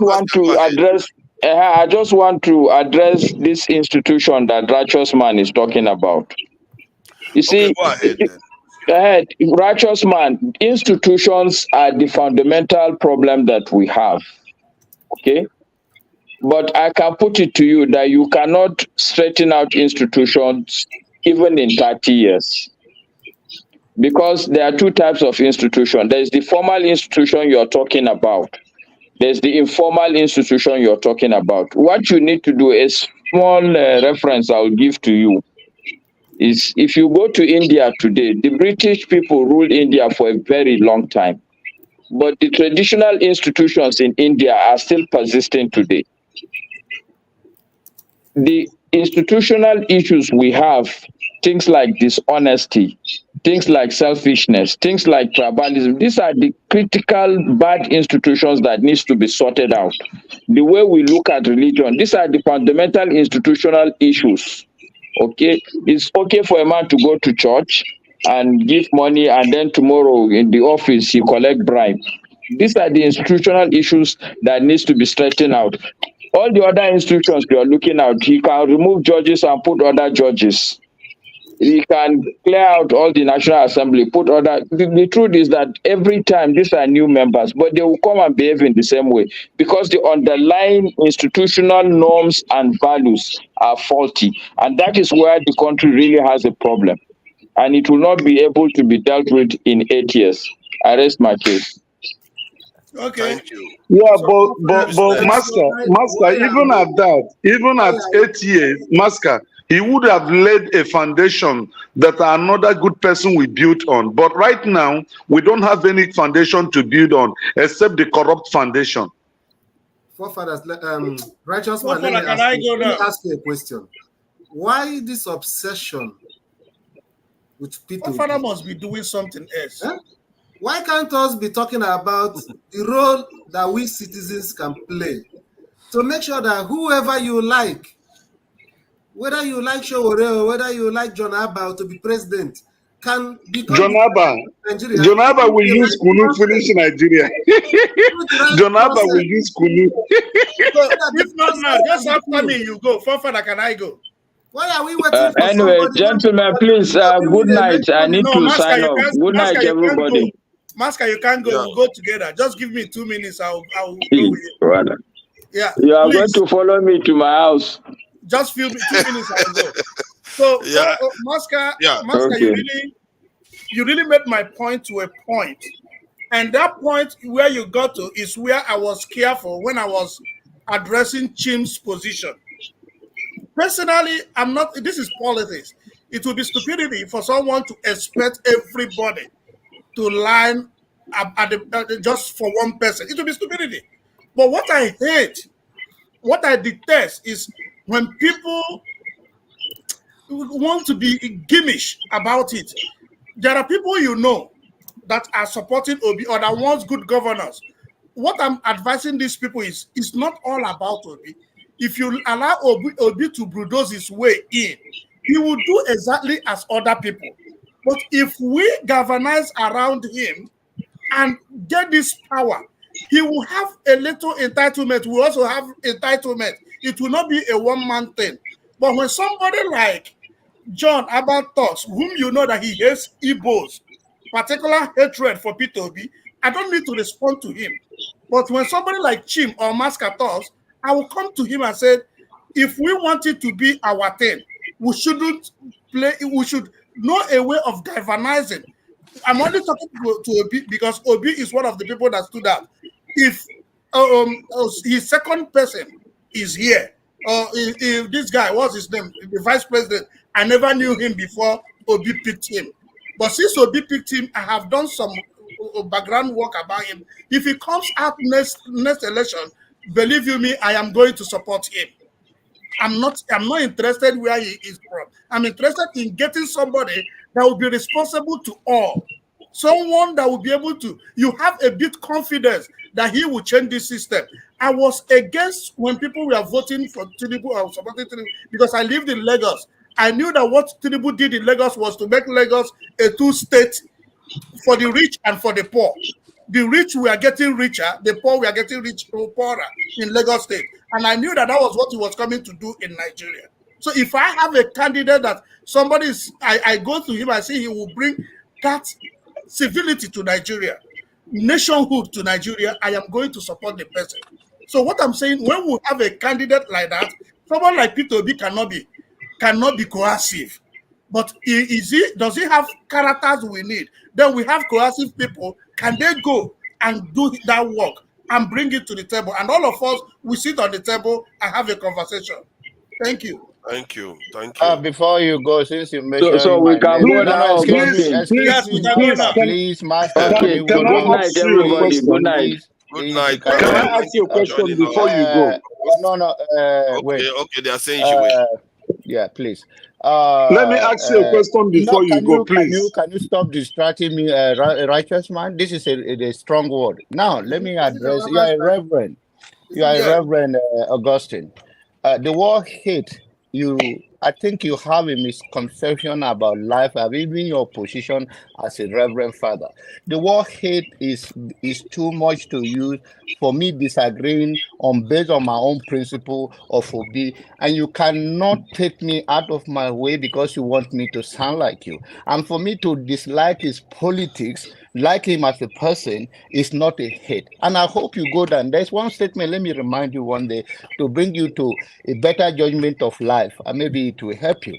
There was a time you said that a cleaner in Nigeria, in America, is richer than you, right?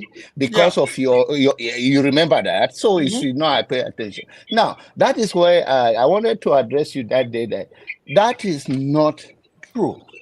The fact that you believe that somebody is a cleaner and you're giving to Nigerian space because of your foundational problem we have in Nigeria, that mostly we support our family, does not make a cleaner in your office richer than you.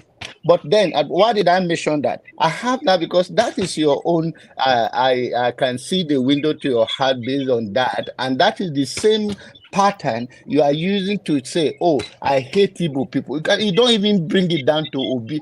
Those are the people in Nigeria that you guys sound like. My best friends here, and the people I do business home and abroad. My PA is an Igbo man, Victor, from Abia State. So all of those things you are saying is on principle and on personal individual. I have no hate for humanity. I can disagree with you. So I hope you grow from that even in your church and the people disagree, you don't cancel this person and say, oh, with a closing eye, so he hates you. Nobody, it's a strong word to use. I hope you learn that lesson. Thank you so very much. Have a good evening. When you say you listen to me, I said white people having a black friends. I said a cleaner in my office is richer than me because he lives in America and he has not the kind of responsibility we have because our country is not stable. I heard you. No, you can't summarize it because you brought it out of context. No, the same thing I repeat. I said to you, your concept about life was based on that, and I say no. That is the same way that you are using the way of your judgment and the view of life, So and you are using it towards me. What is richness in wealth? What is wealth? What is whatever wealth? you mean, you are a reverend, you are giving to this humankind and to your value that you make because it's a Nigerian and you are giving to Nigeria. I don't mention the word word. And then that's your word. I didn't use the word word. So you have to know that the life that we are living, people have the right to be principled. And if you as a reverend, you do not know your value as you are, that you said simply because maybe they can buy things that they bought. The measure of a man is not based. Mother Teresa does not have anything left. The world celebrating today. And I hope as a reverend that you serve humanity, that is what you are. Okay, You are the one that brought it to me to say the word hate, and you don't use that word. Augustine, let's put this thing on record. John Abba, do you hate P2B? I don't hate P2B. John Abba, do you hate Igbos? No. Okay. So what are we talking about now? Okay.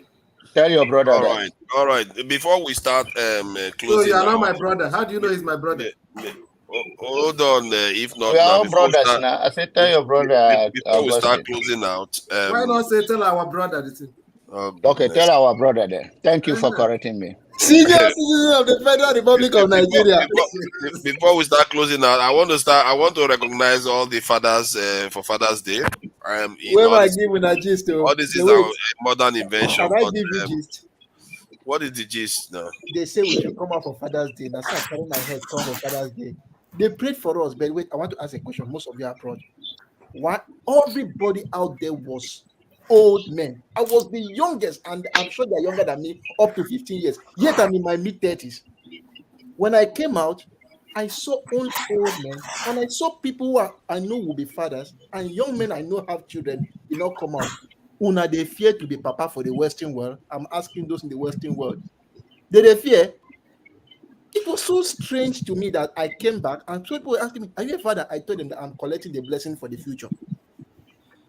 Because I don't know why people are afraid in this part of the world to be father. Maybe those people, some of you who have lived here for 20 years, 15 years, you can tell me because you may know the tradition better.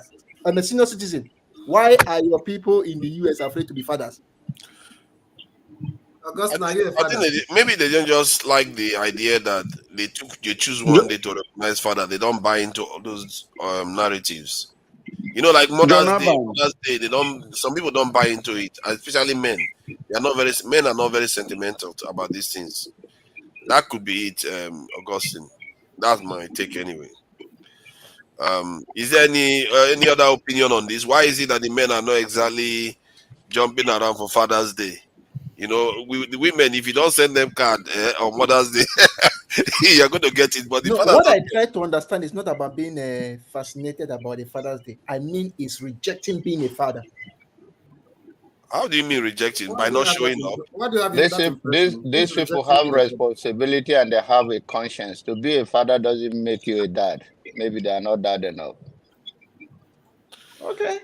So are you saying because they didn't come out means that they are rejecting being a dad? No, I looked at the body languages of the people.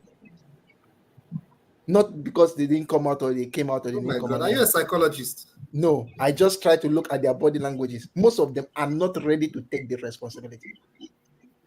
Austin, are you a spiritualist? Are you judging people? I'm not. Are you judging people like that? Hold on, it's an interesting point he's raising. So you are saying the people you looked at, they are not the ones that attended the occasion. The ones you met outside, is that the ones you are referring to? Now, those I saw there, their face looked too strange. And even I who went out, they wanted to know why I went out. How? You mean the ones you met there? They wanted to know why you came out to join them. Yes. They want to ask me, at this age, are you a father? That's why I replied by telling them that no, I may not have a child now, but I know I'll be a father. So I'm collecting the blessings for the future. Mid-30s, you don't have a child. What is going on, even? You are part of the problem. Exactly. You are the one who is afraid of being a father. Austin, what is strange? Austin, what is strange in that question? Pardon? What is strange? Senior citizen. No, I say, what is strange in that question they asked you? No, as I said, the question was that, are you a father? The point is that if you are not a father, whether I don't know whether they are married or not, I don't know. The question, the way they tried to put it, that they were so shocked that I, as a young man, was a father. But are you a father? I don't have. That's why I asked the question. That's why you're not. So why are you surprised that they are surprised? Because you are not a father. You don't know anything about me. Why did I'm not a child in my village. Maybe you look so young. They read your mind. They knew you were lying. I'm not lying. They were lying. surprised. You don't have the father face. What is strange in the question they asked you? No, what was strange is that, okay, now let me put it straight. What I'm trying to say is this. Most of the men, which I know they have children, I've been seeing them come with children, were not even willing to come and get, let's say, blessings. And their faces show that it's like you don't want to take up the responsibility of that fatherhood. That was what I saw from their faces. Let me kindly say to you that you look like you are in trouble. You are looking for trouble. You're a troublemaker. And he crowned it up with the question they asked me after I came back. Okay. What's the question they asked you? And the question was that, are you a father? Like they were shocked that a young man can. Okay, guys, for fathers, I'll see you guys in the other room. All right, see you. So I get what you are saying to an extent, but I'm not sure. I think fathers that are already fathers in the West, they are quite happy to admit that they're fathers. But they are not often very keen to become one in the first place. So that is also true in the West. Look but there's something Augustine is missing also.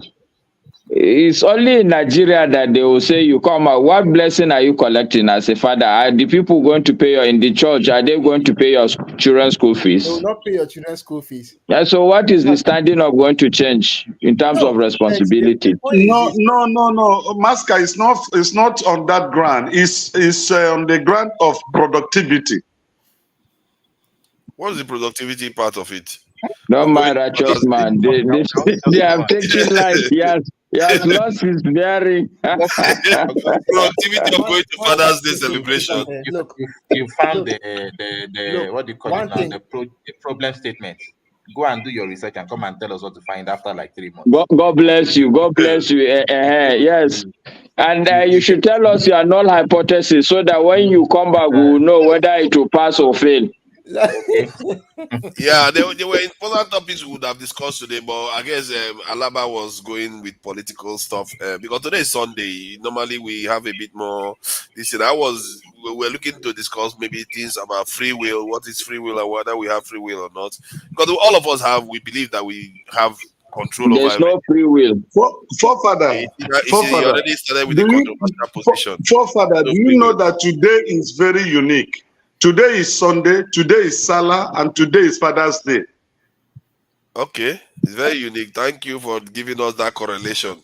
I don't know whether it's going to do anything for us, but it's good. You are a father too, so it's a special Father's Day from that point of view. All the Salah people, happy Salah, Master. We didn't even wish him happy Salah. Is here how we are? Yes, my dear sister Ipi, how are you? Master, now what for you? Good evening. Why you not bring ram for us now? The ram is here now, but I'll send you a virtual ram. Don't worry.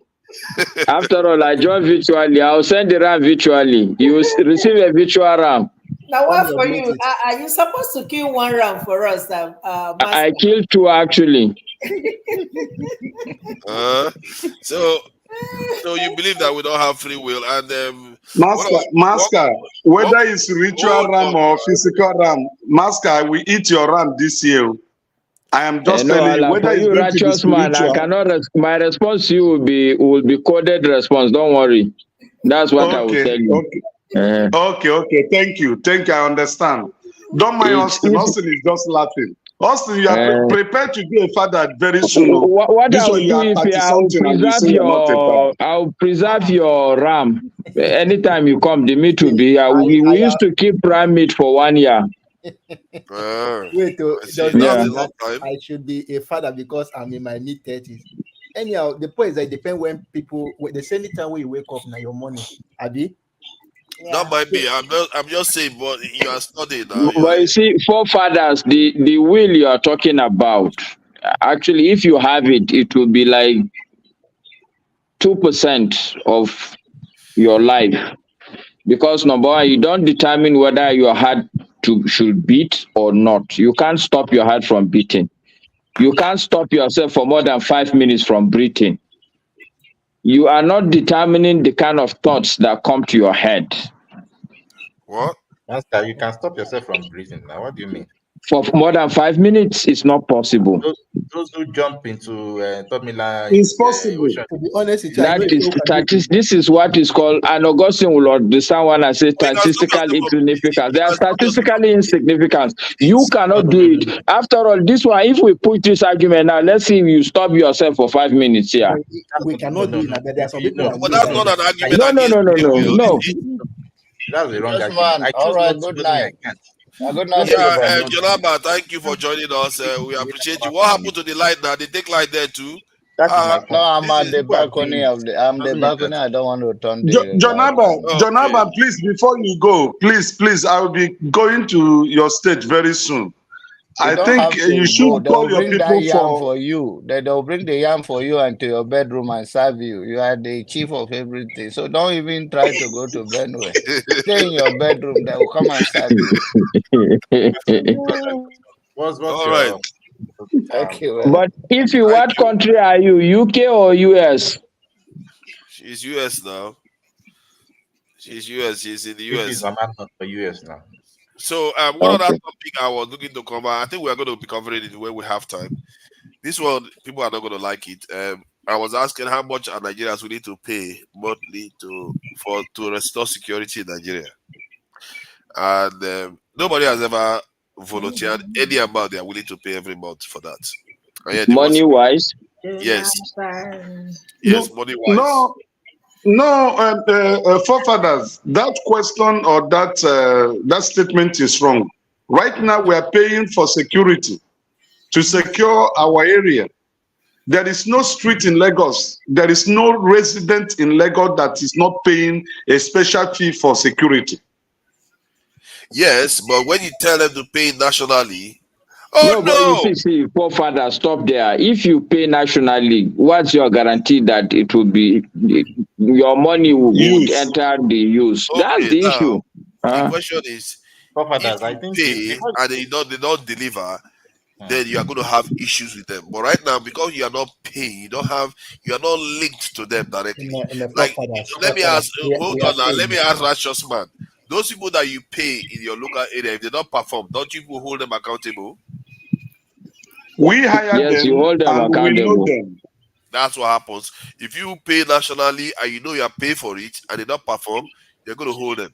More likely. Forefathers, we are no. The question is, how do you people hold your people accountable? The how is always there. That's a good question.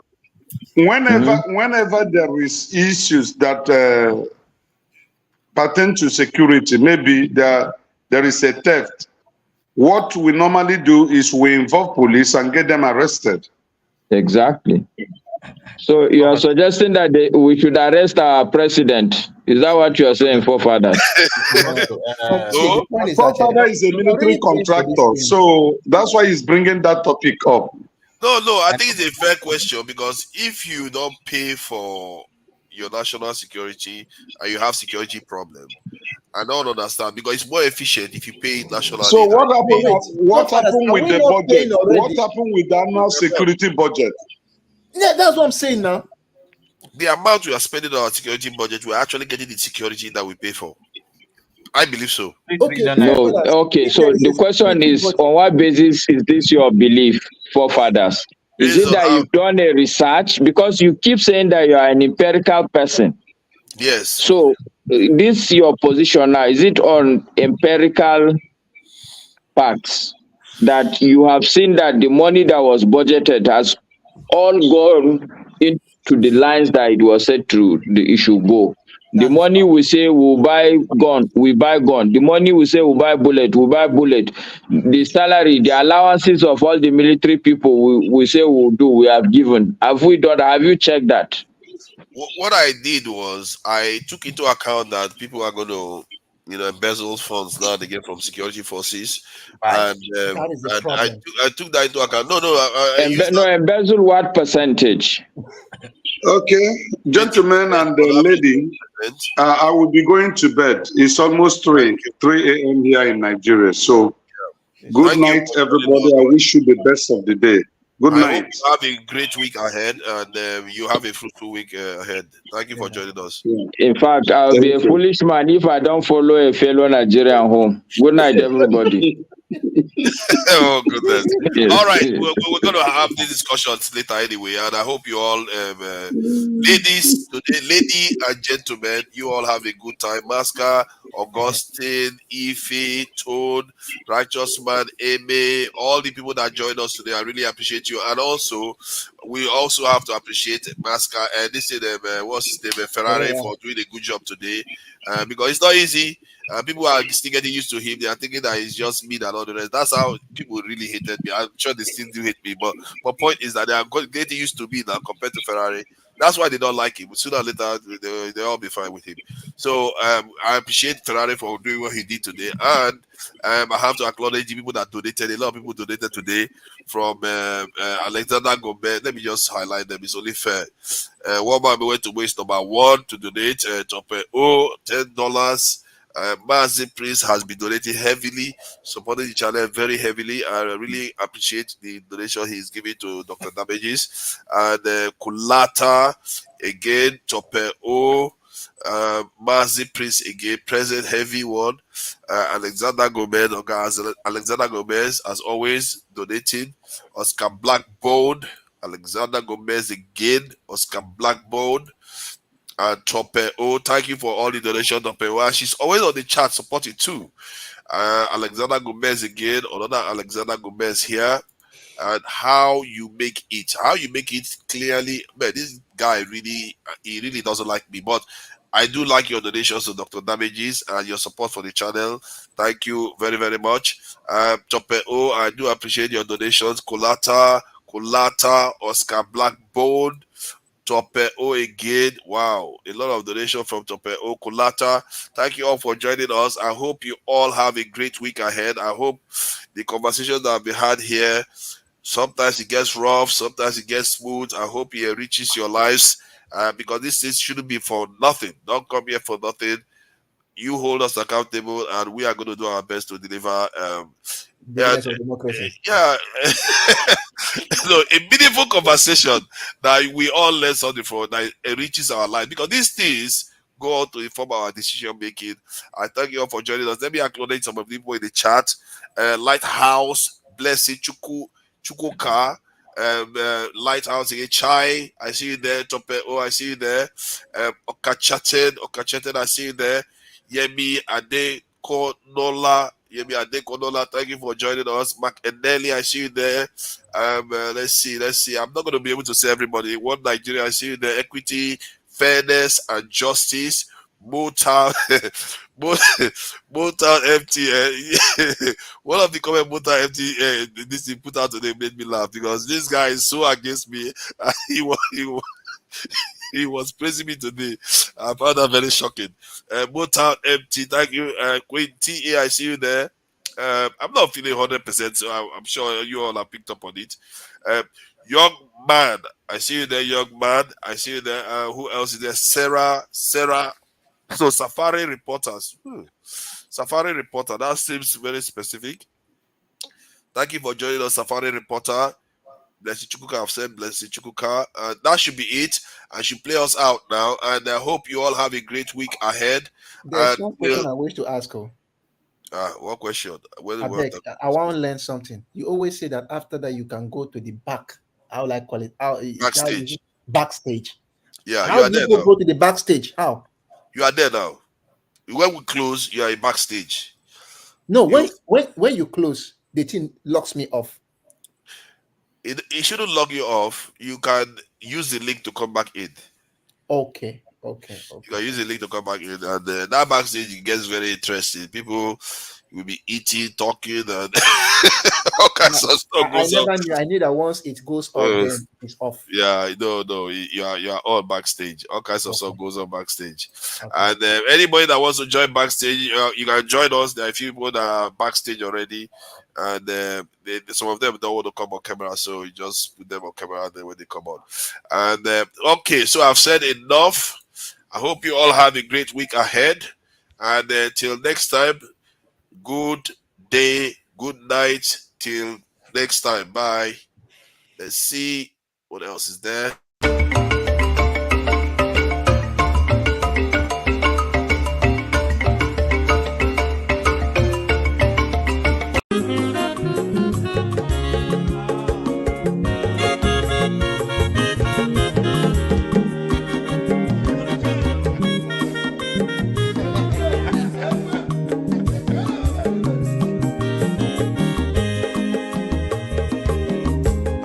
Onye ọma zoro obi o, akwa nwa zoro obi o, Max ịbịa bunye gokwanụ m n'ofube n'azụ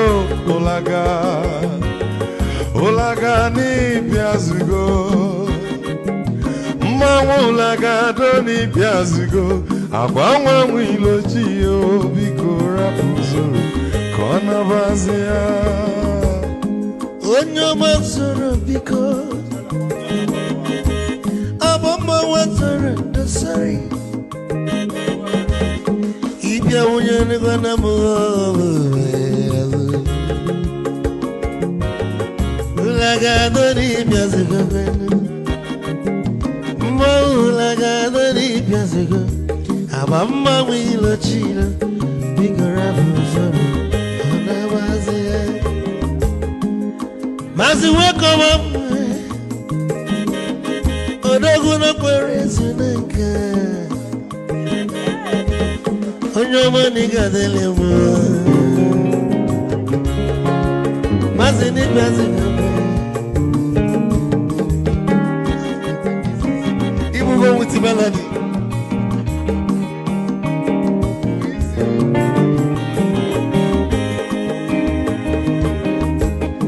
You got to go where you're for. Odogu nachala noka. Is it one them nigga delemo? Olaga doni pesi good night. Lagado ni pesigo amama wilo chilo bigora buzoro ana baze te onyama zoro de amama wazoro de sorry ibya moya no kwana mo ofube naru olaga no ni pesigo nazaboy Mola doni piazugo abamma wilo chilo bigora buzoro anabazi aiza odogu kenero bikechofo ama kwa mnika gogogia oligwe kwelo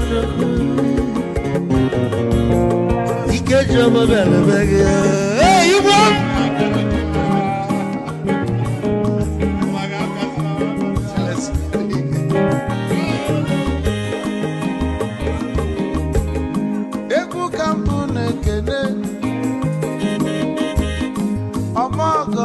so chukwu mekalumo ike chukwu negaji esi nwanne m ekene ịlapụlụ ife niile na-eme wee bịa nke gosili na anyị na gị bụ nwanne wisdom ga-adị ka nye gị maịkị ka ogobanya bụ egwu isili maxi ọ bụ na-etiri egwu a malụkwa malụ n'imego m ife ọjọọ wee sị gị nwanne m ife ọkụ na ịchọlụ na ngeme wisdom onume ekene gị abamanwụ iyo iyo biko lapụ